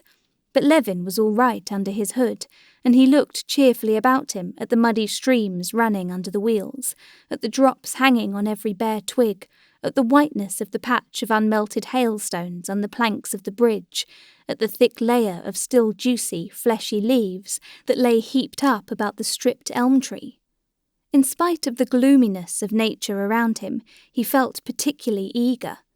The talks he had been having with the peasants in the further village had shown that they were beginning to get used to their new position. The old servant to whose hut he had gone to get dry evidently approved of Levin's plan, and of his own accord proposed to enter the partnership by the purchase of cattle. "I have only to go stubbornly on towards my aim, and I shall attain my end," thought Levin. "And it's something to work and take trouble for. This is not a matter of myself individually. The question of the public welfare comes into it. The whole system of culture, the chief element in the condition of the people, must be completely transformed. Instead of poverty, general prosperity and content. Instead of hostility, harmony and unity of interests. In short, a bloodless revolution, but a revolution of the greatest magnitude, beginning in the little circle of our district, then the province, then Russia, the whole world. Because a just idea cannot but be fruitful. Yes, it's an aim worth working for. And it's being me, Kostya Levin, who went to a ball in a black tie and was refused by a Shabbatskoye girl, and who was intrinsically such a pitiful, worthless creature. That proves nothing. I feel sure Franklin felt just as worthless, and he too had no faith in himself, thinking of himself as a whole. That means nothing. And he too, most likely, had an Agafea Mihailovna to whom he confided his secrets. Musing on such thoughts, Levin returned home in the darkness. The bailiff, who had been to the merchant, had come back and brought part of the money for the wheat.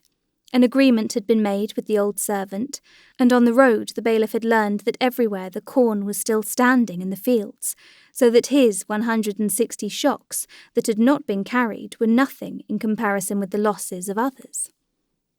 After dinner, Levin was sitting, as he usually did, in an easy chair with a book, and as he read he went on thinking of the journey before him in connection with his book. Today all the significance of his book rose before him with special distinctness, and whole periods ranged themselves in his mind in illustration of his theories. I must write that down, he thought. That ought to form a brief introduction, which I thought unnecessary before." He got up to go to his writing table, and Laska, lying at his feet, got up too, stretching and looking at him as though to inquire where to go. But he had not time to write it down, for the head peasants had come round, and Levin went out into the hall to them. After his levee, that is to say, giving directions about the labours of the next day, and seeing all the peasants who had business with him, Levin went back to his study and sat down to work. Laska lay under the table. Agafea Mihalovna settled herself in her place with her stocking. After writing for a little while, Levin suddenly thought with exceptional vividness of Kitty, her refusal, and their last meeting. He got up and began walking about the room. "What's the use of being dreary?" said Agafea Mihalovna. "Come, why do you stay on at home?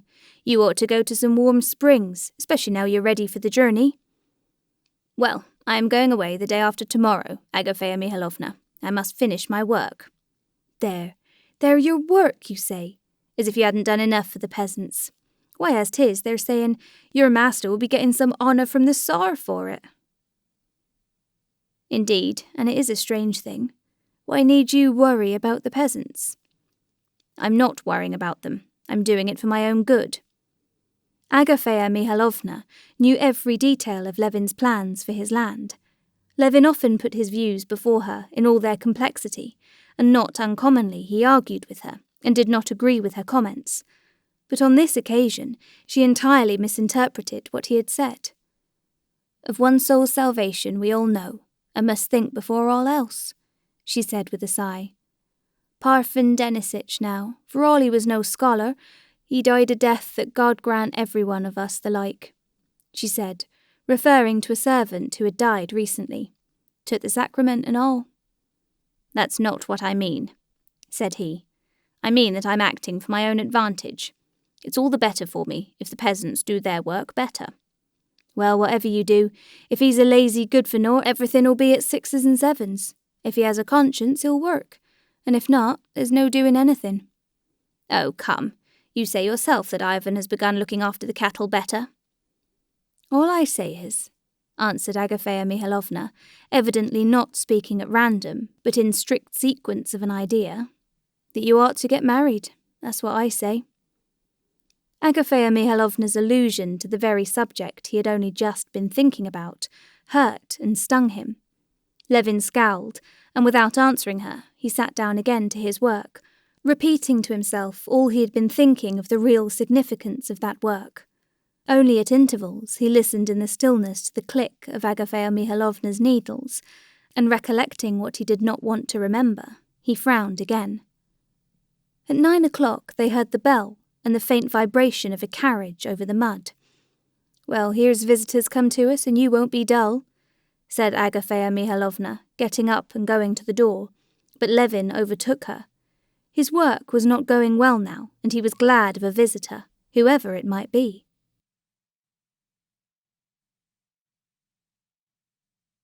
Chapter 31. Running halfway down the staircase, Levin caught a sound he knew, a familiar cough in the hall, but he heard it indistinctly through the sound of his own footsteps, and hoped he was mistaken. Then he caught sight of a long, bony, familiar figure, and now it seemed there was no possibility of mistake, and yet he still went on hoping that this tall man taking off his fur cloak and coughing was not his brother Nikolai. Levin loved his brother, but being with him was always a torture. Just now, when Levin, under the influence of the thoughts that had come to him and Agafea Mihalovna's hint, was in a troubled and uncertain humour, the meeting with his brother that he had to face seemed particularly difficult. Instead of a lively, healthy visitor, some outsider who would, he hoped, cheer him up in his uncertain humour, he had to see his brother, who knew him through and through, who would call forth all the thoughts nearest his heart, would force him to show himself fully, and that he was not disposed to do. Angry with himself for so base a feeling, Levin ran into the hall. As soon as he had seen his brother close, this feeling of selfish disappointment vanished instantly and was replaced by pity.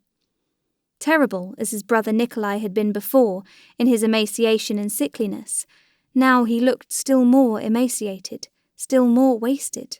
He was a skeleton covered with skin. He stood in the hall, jerking his long, thin neck and pulling the scarf off it, and smiled a strange and pitiful smile. When he saw that smile, submissive and humble, Levin felt something clutching at his throat. "You see, I've come to see you," said Nikolai in a thick voice, never for 1 second taking his eyes off his brother's face. "I've been meaning to a long while, but I've been unwell all the time. Now I'm ever so much better," he said, rubbing his beard with his big, thin hands. Yes, yes, answered Levin, and he felt still more frightened when, kissing him, he felt with his lips the dryness of his brother's skin, and saw close to him his big eyes, full of a strange light. A few weeks before, Konstantin Levin had written to his brother that through the sale of the small part of the property that had remained undivided, there was a sum of about 2,000 rubles to come to him as his share. Nikolai said that he had come now to take this money and, what was more important, to stay a while in the old nest, to get in touch with the earth, so as to renew his strength like the heroes of old for the work that lay before him. In spite of his exaggerated stoop and the emaciation that was so striking from his height, his movements were as rapid and abrupt as ever. Levin led him into his study. His brother dressed with particular care, a thing he never used to do, combed his scanty, lank hair, and, smiling, went upstairs. He was in the most affectionate and good-humoured mood, just as Levin often remembered him in childhood. He even referred to Sergei Ivanovitch without rancour. When he saw Agafea Mihalovna, he made jokes with her and asked after the old servants. The news of the death of Parfen Denisitch made a painful impression on him. A look of fear crossed his face, but he regained his serenity immediately. "Of course, he was quite old," he said, and changed the subject. "Well, I'll spend a month or 2 with you, and then I'm off to Moscow. Do you know, Mayakov has promised me a place there, and I'm going into the service. Now I'm going to arrange my life quite differently," he went on. "You know I got rid of that woman." "Maria Nikolaevna? Why, what for?" "Oh, she was a horrid woman. She caused me all sorts of worries." But he did not say what the annoyances were. He could not say that he had cast off Maria Nikolaevna because the tea was weak, and above all, because she would look after him as though he were an invalid. "Besides, I want to turn over a new leaf completely now. I've done silly things, of course, like everyone else, but money's the last consideration. I don't regret it. So long as there's health, and my health, thank God, is quite restored." Levin listened and racked his brains, but could think of nothing to say. Nikolai probably felt the same. He began questioning his brother about his affairs, and Levin was glad to talk about himself, because then he could speak without hypocrisy. He told his brother of his plans and his doings. His brother listened, but evidently he was not interested by it. These 2 men were so akin, so near each other, that the slightest gesture, the tone of voice, told both more than can be said in words. Both of them now only had one thought, the illness of Nikolai and the nearness of his death, which stifled all else. But neither of them dared to speak of it, and so whatever they said, not uttering that one thought that filled their minds, was all falsehood. Never had Levin been so glad when the evening was over and it was time to go to bed. Never with any outside person, never on any official visit, had he been so unnatural and false as he was that evening. And the consciousness of this unnaturalness, and the remorse he felt at it, made him even more unnatural. He wanted to weep over his dying, dearly loved brother, and he had to listen and keep on talking of how he meant to live. As the house was damp, and only one bedroom had been kept heated, Levin put his brother to sleep in his own bedroom behind a screen. His brother got into bed, and whether he slept or did not sleep, tossed about like a sick man, coughed, and when he could not get his throat clear, mumbled something. Sometimes, when his breathing was painful, he said, "Oh, my God!" Sometimes when he was choking, he muttered angrily, "Ah, the devil!" Levin could not sleep for a long while, hearing him. His thoughts were of the most various, but the end of all his thoughts was the same. Death.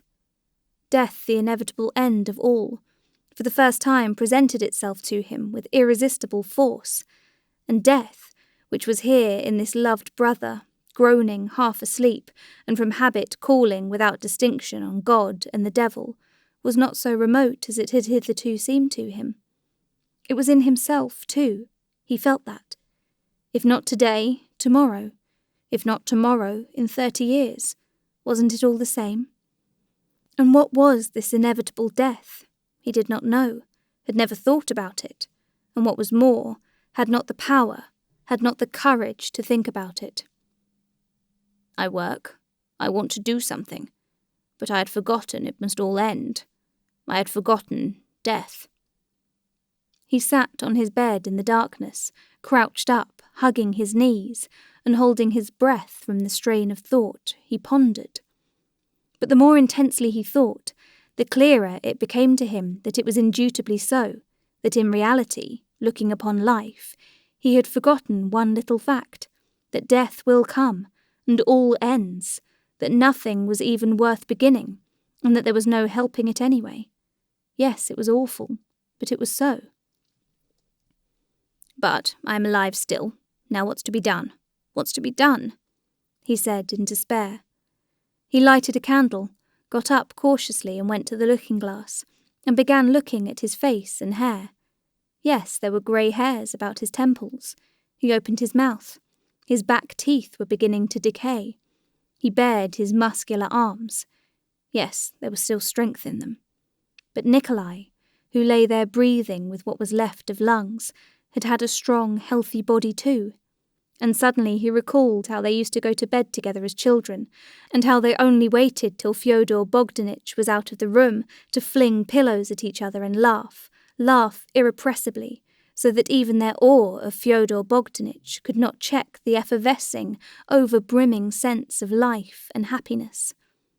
And now that bent, hollow chest, and I, not knowing what will become of me, or wherefore. Ka-ha! Ka-ha!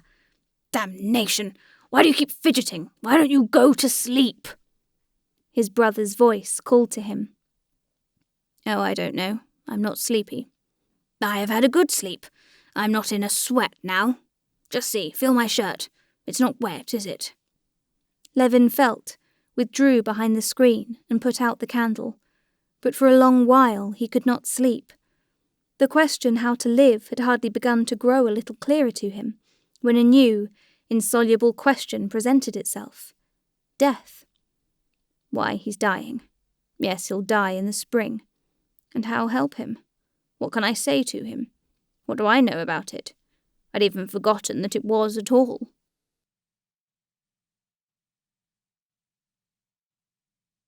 Chapter 32.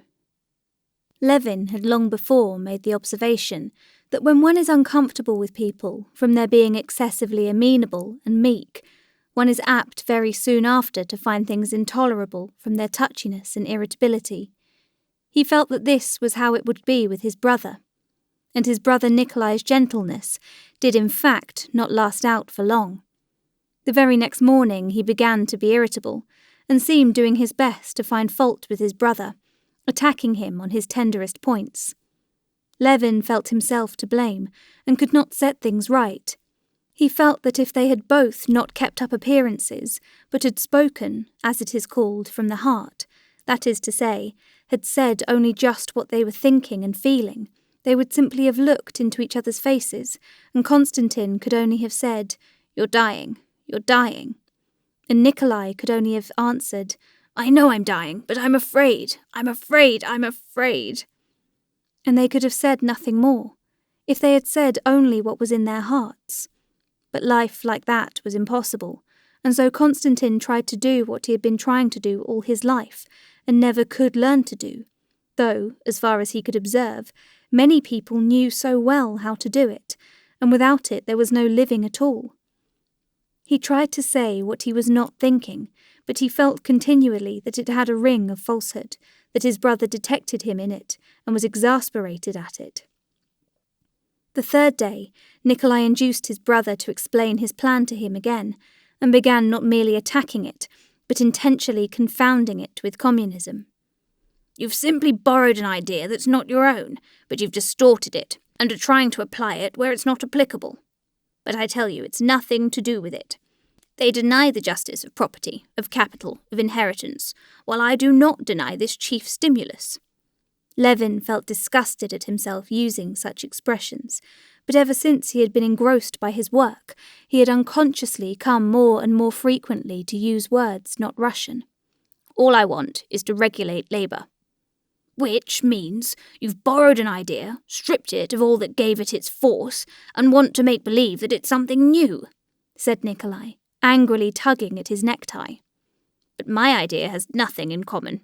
That anyway, said Nikolai Levin with an ironical smile, his eyes flashing malignantly, has the charm of, what's one to call it, geometrical symmetry, of clearness, of definiteness. It may be a utopia, but if once one allows the possibility of making all the past a tabula rasa, no property, no family, then labour would organise itself, but you gain nothing. Why do you mix things up? I've never been a communist. But I have, and I consider it's premature but rational and has a future, just like Christianity in its first ages. All that I maintain is that the labour force ought to be investigated from the point of view of natural science. That is to say, it ought to be studied, its qualities ascertained.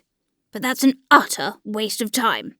That force finds a certain form of activity of itself, according to the stage of its development. There have been slaves first everywhere, then Mateas, then we have the half-crop system, rent, and day labourers. What are you trying to find? Levin suddenly lost his temper at these words, because at the bottom of his heart he was afraid that it was true that he was trying to hold the balance between communism and the familiar forms, and that this was hardly possible. I am trying to find means of working productively for myself and for the labourers. I want to organise, he answered hotly. You don't want to organise anything. It's simply just as you've been all your life, that you want to be original, to pose as not exploiting the peasants simply, but with some idea in view. Oh, all right, that's what you think, and let me alone, answered Levin, feeling the muscles of his left cheek twitching uncontrollably. You've never had, never have convictions. All you want is to please your vanity. Oh, very well then, let me alone. And I will let you alone. It's high time I did, and go to the devil with you. I'm sorry I ever came. In spite of all Levin's efforts to soothe his brother afterwards, Nikolai would listen to nothing he said, declaring it was better to part, and Konstantin saw that it simply was that life was unbearable to him. Nikolai was just getting ready to go, when Konstantin went in to him again and begged him, rather unnaturally, to forgive him if he had hurt his feelings in any way. Generosity, said Nikolai, and he smiled. If you want to be right, I can give you that satisfaction. You're in the right, but I'm going all the same. It was only just at parting that Nikolai kissed him, and said, looking with sudden strangeness and seriousness at his brother, Anyway, don't remember evil against me, Kostya. And his voice quivered. These were the only words that had been spoken sincerely between them. Levin knew that those words meant, you see, and you know, that I'm in a bad way, and maybe we shall not see each other again. Levin knew this, and the tears gushed from his eyes. He kissed his brother once more, but he could not speak, and knew not what to say. 3 days after his brother's departure, Levin too set off for his foreign tour. Happening to meet Shabbatskoy, Kitty's cousin, in the railway train, Levin greatly astonished him by his depression. What's the matter with you? Shabbatskoy asked him. Oh, nothing. There's not much happiness in life. Not much? You come with me to Paris instead of Mulhausen. You shall see how to be happy. No, I've done with it all. It's time I was dead. Well, that's a good one, said Shabbatskoy, laughing. Why, I'm only just getting ready to begin. Yes, I thought the same not long ago, but now I know I shall soon be dead. Levin said what he had genuinely been thinking of late. He saw nothing but death, or the advance towards death, in everything. But his cherished scheme only engrossed him the more. Life had to be got through somehow till death did come. Darkness had fallen upon everything for him, and just because of this darkness, he felt that the one guiding clue in the darkness was his work, and he clutched it and clung to it with all his strength.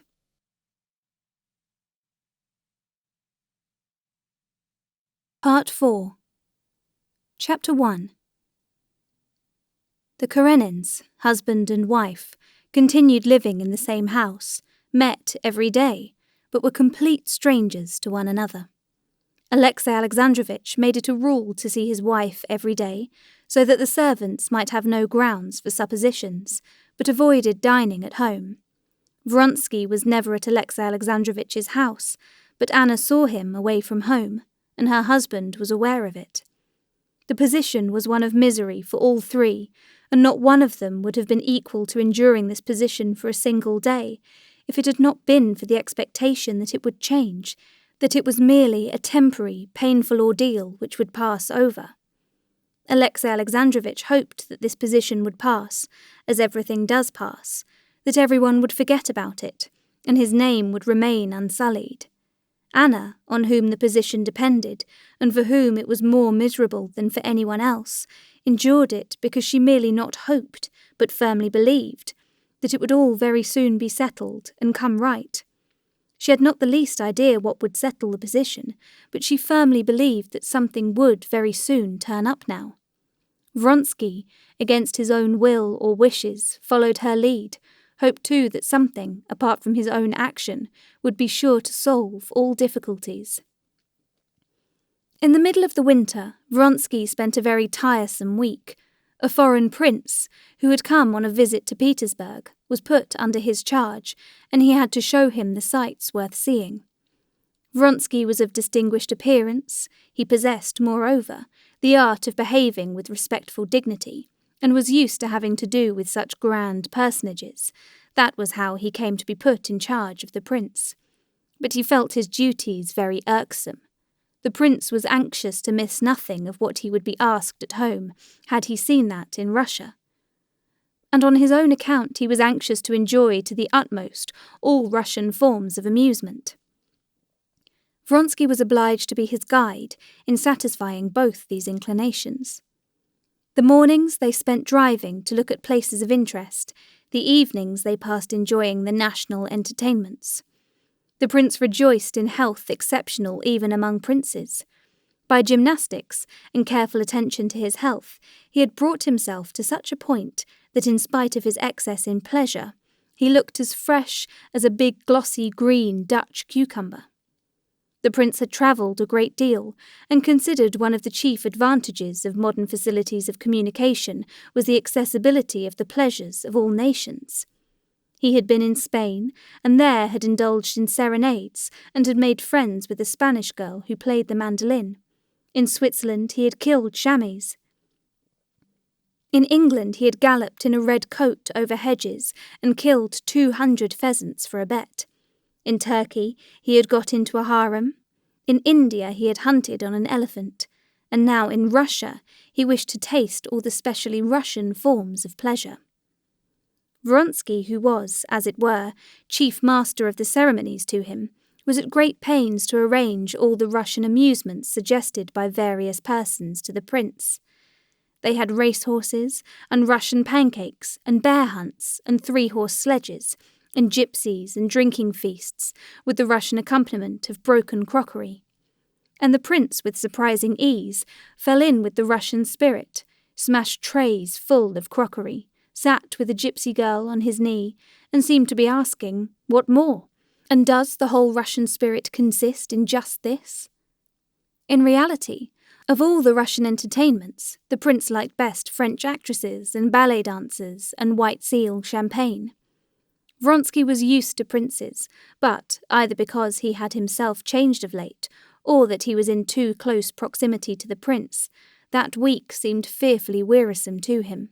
The whole of that week he experienced a sensation, such as a man might have, set in charge of a dangerous madman, afraid of the madman, and at the same time, from being with him, fearing for his own reason.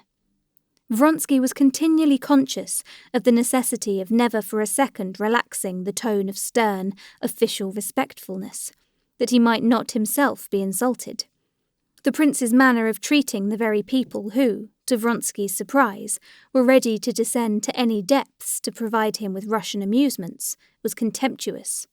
His criticisms of Russian women, whom he wished to study, more than once made Vronsky crimson with indignation.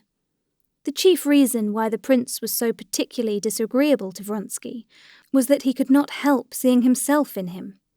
And what he saw in this mirror did not gratify his self-esteem. He was a very stupid and very self-satisfied and very healthy and very well-washed man, and nothing else. He was a gentleman, that was true, and Vronsky could not deny it. He was equable and not cringing with his superiors, was free and ingratiating in his behaviour with his equals, and was contemptuously indulgent with his inferiors. Vronsky was himself the same, and regarded it as a great merit to be so. But for this prince he was an inferior, and his contemptuous and indulgent attitude to him revolted him. Brainless beef! Can I be like that? He thought.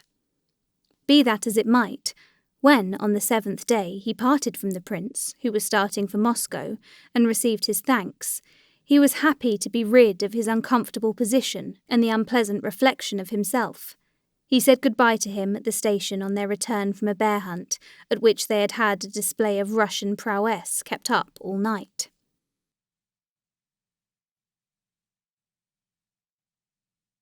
Chapter 2. When he got home, Vronsky found there a note from Anna. She wrote, "I am ill and unhappy. I cannot come out, but I cannot go on any longer without seeing you. Come in this evening. Alexey Alexandrovitch goes to the council at 7 and will be there till 10. Thinking for an instant of the strangeness of her bidding him come straight to her, in spite of her husband's insisting on her not receiving him, he decided to go. Vronsky had that winter got his promotion, was now a colonel, had left the regimental quarters and was living alone.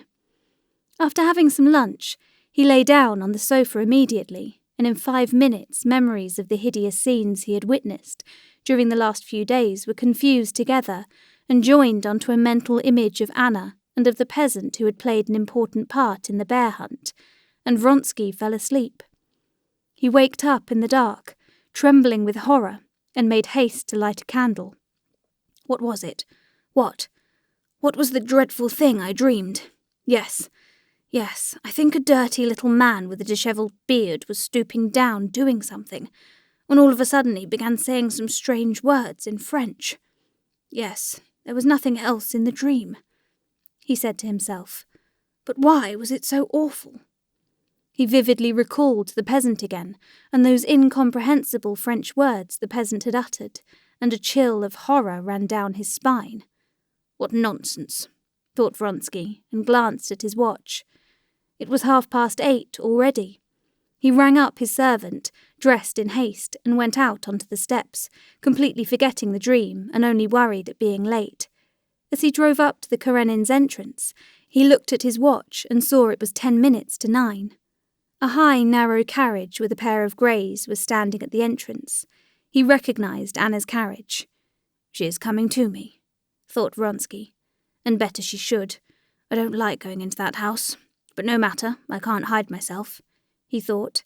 And with that manner peculiar to him from childhood, as of a man who has nothing to be ashamed of, Vronsky got out of his sledge and went to the door. The door opened, and the hall porter with a rug on his arm called the carriage. Vronsky, though he did not usually notice details, noticed at this moment the amazed expression with which the porter glanced at him. In the very doorway Vronsky almost ran up against Alexey Alexandrovitch. The gas jet threw its full light on the bloodless, sunken face under the black hat and on the white cravat, brillianced against the beaver of the coat. Karenin's fixed, dull eyes were fastened upon Vronsky's face. Vronsky bowed, and Alexey Alexandrovitch, chewing his lips, lifted his hand to his hat and went on. Vronsky saw him, without looking round, get into the carriage, pick up the rug and the opera glass at the window, and disappear.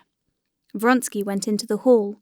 His brows were scowling, and his eyes gleamed with a proud and angry light in them. What a position, he thought. If he would fight, would stand up for his honour, I could act, I could express my feelings. But this weakness or baseness, he puts me in the position of playing false, which I never meant and never mean to do. Vronsky's ideas had changed since the day of his conversation with Anna in the Vreede garden. Unconsciously yielding to the weakness of Anna, who had surrendered herself up to him utterly, and simply looked to him to decide her fate, ready to submit to anything, he had long ceased to think that their tie might end as he had thought then.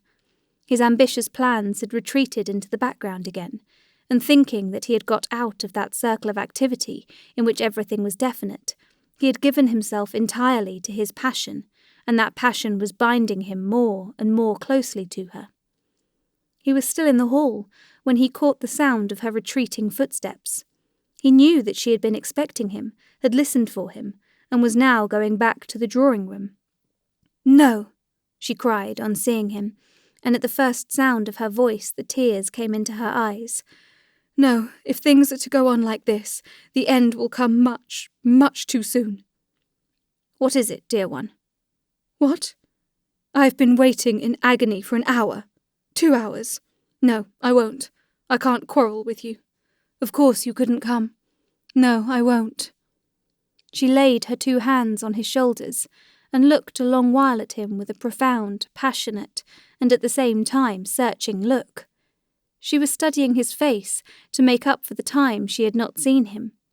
She was, every time she saw him, making the picture of him in her imagination incomparably superior, impossible in reality, fit with him as he really was.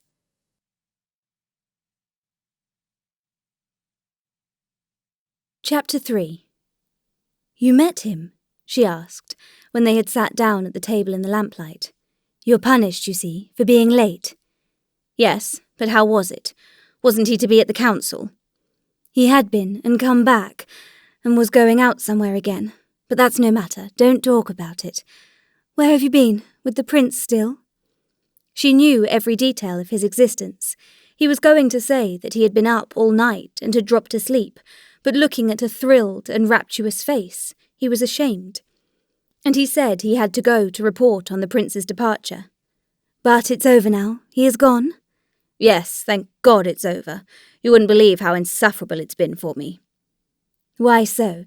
Isn't it the life all of you, all young men, always lead?" she said, knitting her brows, and taking up the crochet work that was lying on the table. She began drawing the hook out of it, without looking at Vronsky.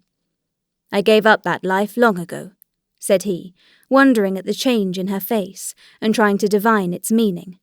"And I confess," he said with a smile, showing his thick white teeth, "this week I've been, as it were, looking at myself in a glass, seeing that life, and I didn't like it." She held the work in her hands, but did not crochet, and looked at him with strange, shining, and hostile eyes. "This morning Liza came to see me. They're not afraid to call on me, in spite of the Countess Lydia Ivanovna," she put in, "and she told me about your Athenian evening. How loathsome." "I was just going to say," she interrupted him. "It was that Thérèse you used to know?" "I was just saying." "How disgusting you are, you men. How is it you can't understand that a woman can never forget that?" she said, getting more and more angry, and so letting him see the cause of her irritation. "Especially a woman who cannot know your life. What do I know? What have I ever known?" she said. "What you tell me. And how do I know whether you tell me the truth?" "Anna, you hurt me. Don't you trust me? Haven't I told you that I haven't a thought I wouldn't lay bare to you?" "Yes, yes," she said, evidently trying to suppress her jealous thoughts. "But if only you knew how wretched I am. I believe you. I believe you. What were you saying?" But he could not at once recall what he had been going to say. These fits of jealousy, which of late had been more and more frequent with her, horrified him, and however much he tried to disguise the fact, made him feel cold to her, although he knew the cause of her jealousy was her love for him. How often he had told himself that her love was happiness, and now she loved him as a woman can love when love has outweighed for her all the good things in life, and he was much further from happiness than when he had followed her from Moscow. When he thought himself unhappy, but happiness was before him, now he felt that the best happiness was already left behind. She was utterly unlike what she had been when he first saw her. Both morally and physically, she had changed for the worse. She had broadened out all over, and in her face, at the time when she was speaking of the actress, there was an evil expression of hatred that distorted it. He looked at her as a man looks at a faded flower he has gathered, with difficulty recognizing in it the beauty for which he picked and ruined it. And in spite of this, he felt that then, when his love was stronger, he could, if he had greatly wished it, have torn that love out of his heart. But now, when as at that moment it seemed to him he felt no love for her, he knew that what bound him to her could not be broken. Well, what was it you were going to say about the prince? I have driven away the fiend, she added. The fiend was the name they had given her jealousy. What did you begin to tell me about the prince? Why did you find it so tiresome? Oh, it was intolerable, he said, trying to pick up the thread of his interrupted thought. He does not improve on closer acquaintance. If you want him defined, here he is, a prime, well-fed beast, such as takes medals at the cattle shows and nothing more, he said, with a tone of vexation that interested her. No, how so? She replied. He's seen a great deal, anyway. He's cultured. It's an utterly different culture, their culture. He's cultivated, one sees, simply to be able to despise culture, as they despise everything but animal pleasures. But you don't care all for these animal pleasures, she said, and again he noticed a dark look in her eyes that avoided him. How is it you're defending him?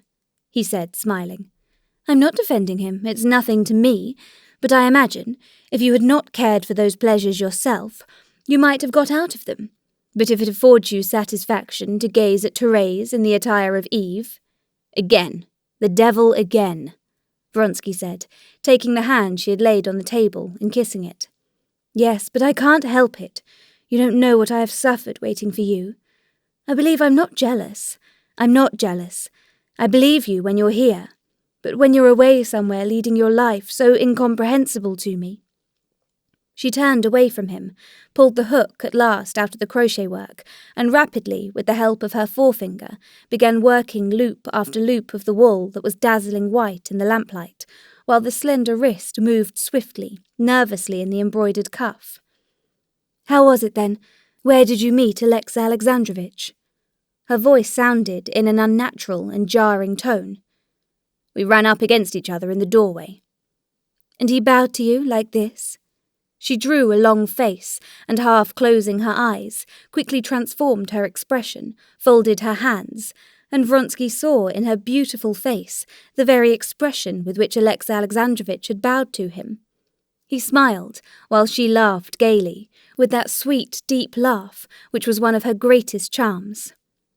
I don't understand him in the least, said Vronsky.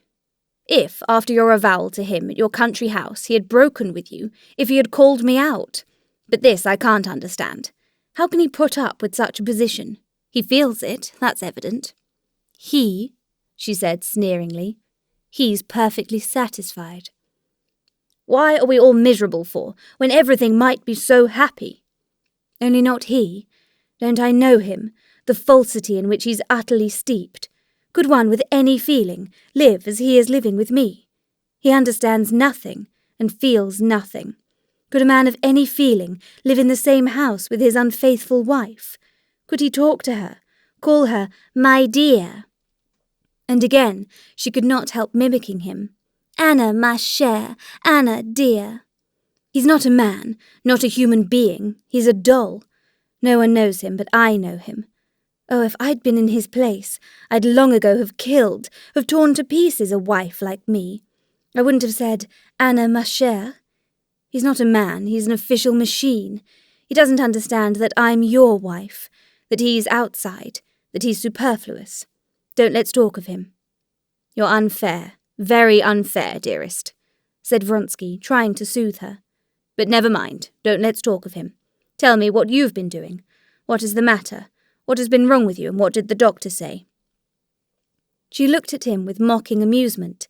Evidently she had hit on other absurd and grotesque aspects in her husband, and was awaiting the moment to give expression to them. But he went on. I imagine that it's not illness, but your condition. When will it be? The ironical light died away in her eyes, but a different smile, a consciousness of something, he did not know what, and of quiet melancholy, came over her face. Soon, soon. You say that our position is miserable, that we must put an end to it. If you knew how terrible it is to me, what I would give to be able to love you freely and boldly, I should not torture myself and torture you with my jealousy. And it will come soon, but not as we expect. And at the thought of how it would come, she seemed so pitiable to herself that tears came into her eyes, and she could not go on. She laid her hand on his sleeve, dazzling and white with its rings in the lamplight. It won't come as we suppose. I didn't mean to say this to you, but you've made me. Soon all will be over, and we shall all be at peace, and suffer no more. I don't understand, he said, understanding her. You asked when? Soon. And I shan't live through it. Don't interrupt me. And she made haste to speak. I know it. I know for certain. I shall die, and I'm very glad I shall die, and release myself and you. Tears dropped from her eyes. He bent down over her hand and began kissing it, trying to hide his emotion, which he knew had no sort of grounds, though he could not control it. Yes, it's better so, she said, tightly gripping his hand. That's the only way left us.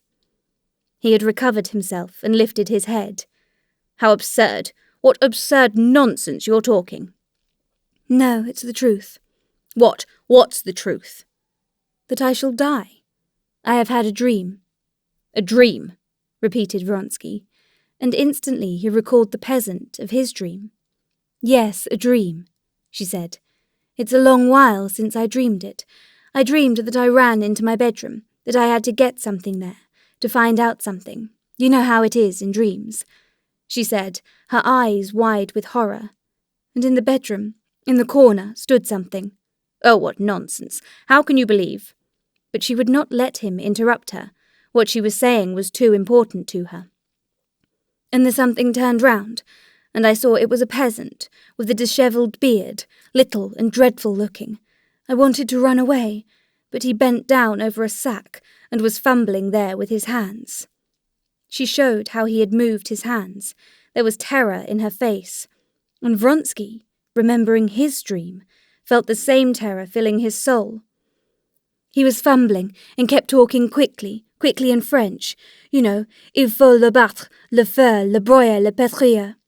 And in my horror I tried to wake up, and woke up, but woke up in the dream, and I began asking myself what it meant, and Corny said to me, In childbirth you'll die, ma'am, you'll die. And I woke up. What nonsense,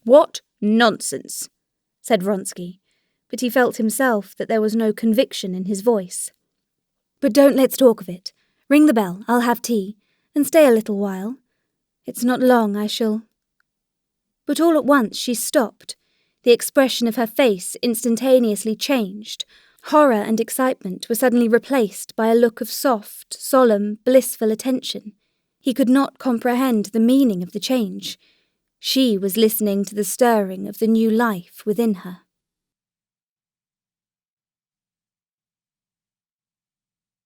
Chapter 4.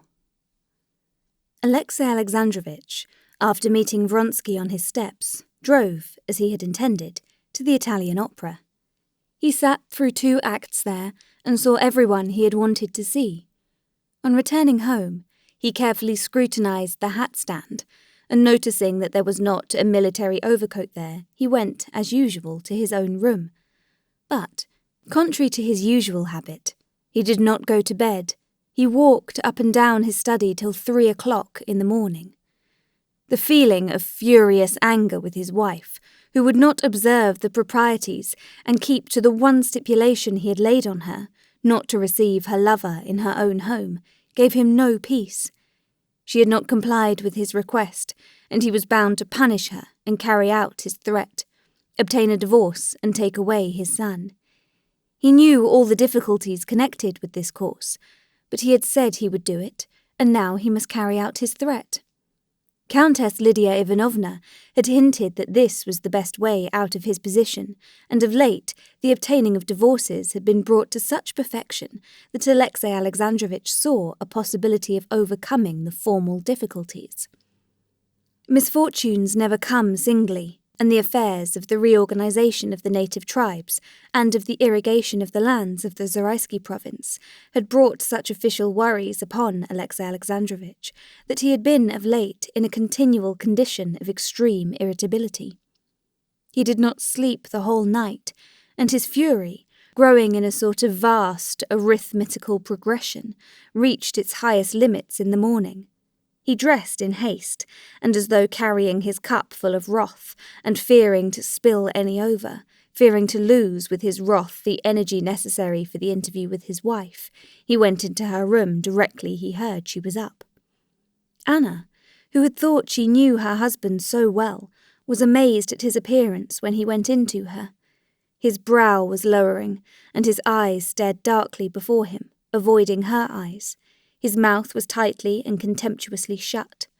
In his walk, in his gestures, in the sound of his voice, there was a determination and firmness such as his wife had never seen in him. He went into her room, and without greeting her, walked straight up to her writing table, and taking her keys, opened a drawer. "What do you want?" she cried. "Your lover's letters," he said. "They're not here," she said, shutting the door, but from that action he saw he had guessed right, and roughly pushing away her hand, he quickly snatched a portfolio in which he knew she used to put her most important papers. She tried to pull the portfolio away, but he pushed her back. "Sit down. I have to speak to you," he said, putting the portfolio under his arm and squeezing it so tightly with his elbow that his shoulder stood up. Amazed and intimidated, she gazed at him in silence. "I told you that I would not allow you to receive your lover in this house." "I had to see him too." She stopped, not finding a reason. "I do not enter into the details of why a woman wants to see her lover." I only," she said, flushing hotly. This coarseness of him angered her and gave her courage. "Surely you must feel how easy it is for you to insult me," she said. "An honest man and an honest woman may be insulted, but to tell a thief he's a thief is simply la constatation d'un fait." "This cruelty is something new I did not know in you." "You call it cruelty for a husband to give his wife liberty, giving her the honourable protection of his name, simply on the condition of observing the proprieties. Is that cruelty?" "It's worse than cruel. It's base, if you want to know," Anna cried, in a rush of hatred, and getting up, she was going away. "No!" he shrieked in his shrill voice, which pitched a note higher than usual even, and his big hands clutched her by the arm so violently that red marks were left from the bracelet he was squeezing. He forcibly sat her down in her place. "Base, if you care to use that word. What is base is to forsake your husband and child for a lover, while you eat your husband's bread." She bowed her head. She did not say what she had said the evening before to her lover, that he was her husband, and her husband was superfluous. She did not even think that. She felt all the justice of his words, and only said softly, "You cannot describe my position as worse than I feel it to be myself. But what are you saying all this for?" "What am I saying it for? What for?" he went on as angrily. "That you may know that since you have not carried out my wishes in regard to observing outward decorum, I will take measures to put an end to this state of things." "Soon, very soon it will end anyway," she said, and again, at the thought of death near at hand and now desired, tears came into her eyes. It will end sooner than you and your lover have planned, if you must have the satisfaction of animal passion. Alexei Alexandrovich, I won't say it's not generous, but it's not like a gentleman to strike anyone who's down. Yes, you only think of yourself, but the sufferings of a man who was your husband have no interest for you. You don't care that his whole life is ruined, that he is thuff. Alexei Alexandrovich was speaking so quickly that he stammered and was utterly unable to articulate the word suffering. In the end, he pronounced it thuffering. She wanted to laugh, and was immediately ashamed that anything could amuse her at such a moment. And for the first time, for an instant, she felt for him, put herself in his place, and was sorry for him.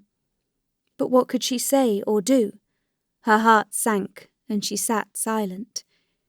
He, too, was silent for some time, and then began speaking in a frigid, less shrill voice, emphasizing random words that had no special significance. "I came to tell you," he said. She glanced at him. No, it was my fancy, she thought, recalling the expression of his face when he stumbled over the word suffering. No, can a man with those dull eyes, with that self-satisfied complacency, feel anything? I cannot change anything, she whispered. "I have come to tell you that I am going tomorrow to Moscow, and shall not return again to this house, and you will receive notice of what I decide through the lawyer into whose hands I shall entrust the task of getting a divorce. My son is going to my sister's," said Alexei Alexandrovich, with an effort recalling what he had meant to say about his son. You take Seriosha to hurt me, she said, looking at him from under her brows. You do not love him. Leave me, Seriosha. Yes, I have lost even my affection for my son, because he is associated with the repulsion I feel for you. But still, I shall take him. Goodbye. And he was going away, but now she detained him. Alexei Alexandrovich, leave me, Seriosha, she whispered once more. I have nothing else to say. Leave Seriosha till I shall soon be confined. Leave him. Alexei Alexandrovich flew into a rage, and, snatching his hand from her, he went out of the room without a word.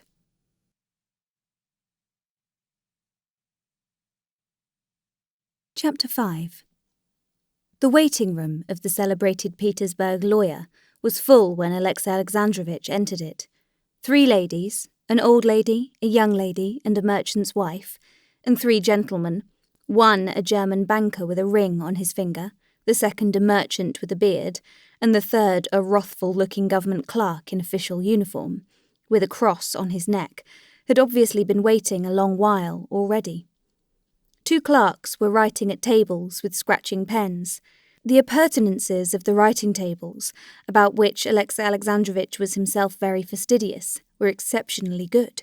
He could not help observing this. One of the clerks, without getting up, turned wrathfully to Alexei Alexandrovich, half closing his eyes. "What are you wanting?" He replied that he had to see the lawyer on some business. "He is engaged," the clerk responded severely, and he pointed with his pen at the persons waiting, and went on writing. "Can't he spare time to see me?" said Alexei Alexandrovich. "He has no free time. He is always busy. Kindly wait your turn." "Then I must trouble you to give him my card," Alexei Alexandrovich said with dignity, seeing the impossibility of preserving his incognito. The clerk took the card and, obviously not approving of what he read on it, went to the door. Alexei Alexandrovich was, in principle, in favour of the publicity of legal proceedings, though for some higher official considerations he disliked the application of the principle in Russia and disapproved of it, as far as he could disapprove of anything instituted by authority of the emperor. His whole life had been spent in administrative work, and consequently, when he did not approve of anything, his disapproval was softened by the recognition of the inevitability of mistakes and the possibility of reform in every department. In the new public law courts, he disliked the restrictions laid on the lawyers conducting cases, But till then, he had had nothing to do with the law courts, and so had disapproved of their publicity simply in theory. Now his disapprobation was strengthened by the unpleasant impression made on him in the lawyer's waiting room. "Coming immediately," said the clerk, and 2 minutes later there did actually appear in the doorway the large figure of an old solicitor who had been consulting with the lawyer himself. The lawyer was a little, squat, bald man, with a dark, reddish beard, light-coloured long eyebrows, and an overhanging brow. He was attired as though for a wedding, from his cravat to his double watch chain and varnished boots. His face was clever and manly, but his dress was dandified and in bad taste. "Pray, walk in," said the lawyer, addressing Alexey Alexandrovitch,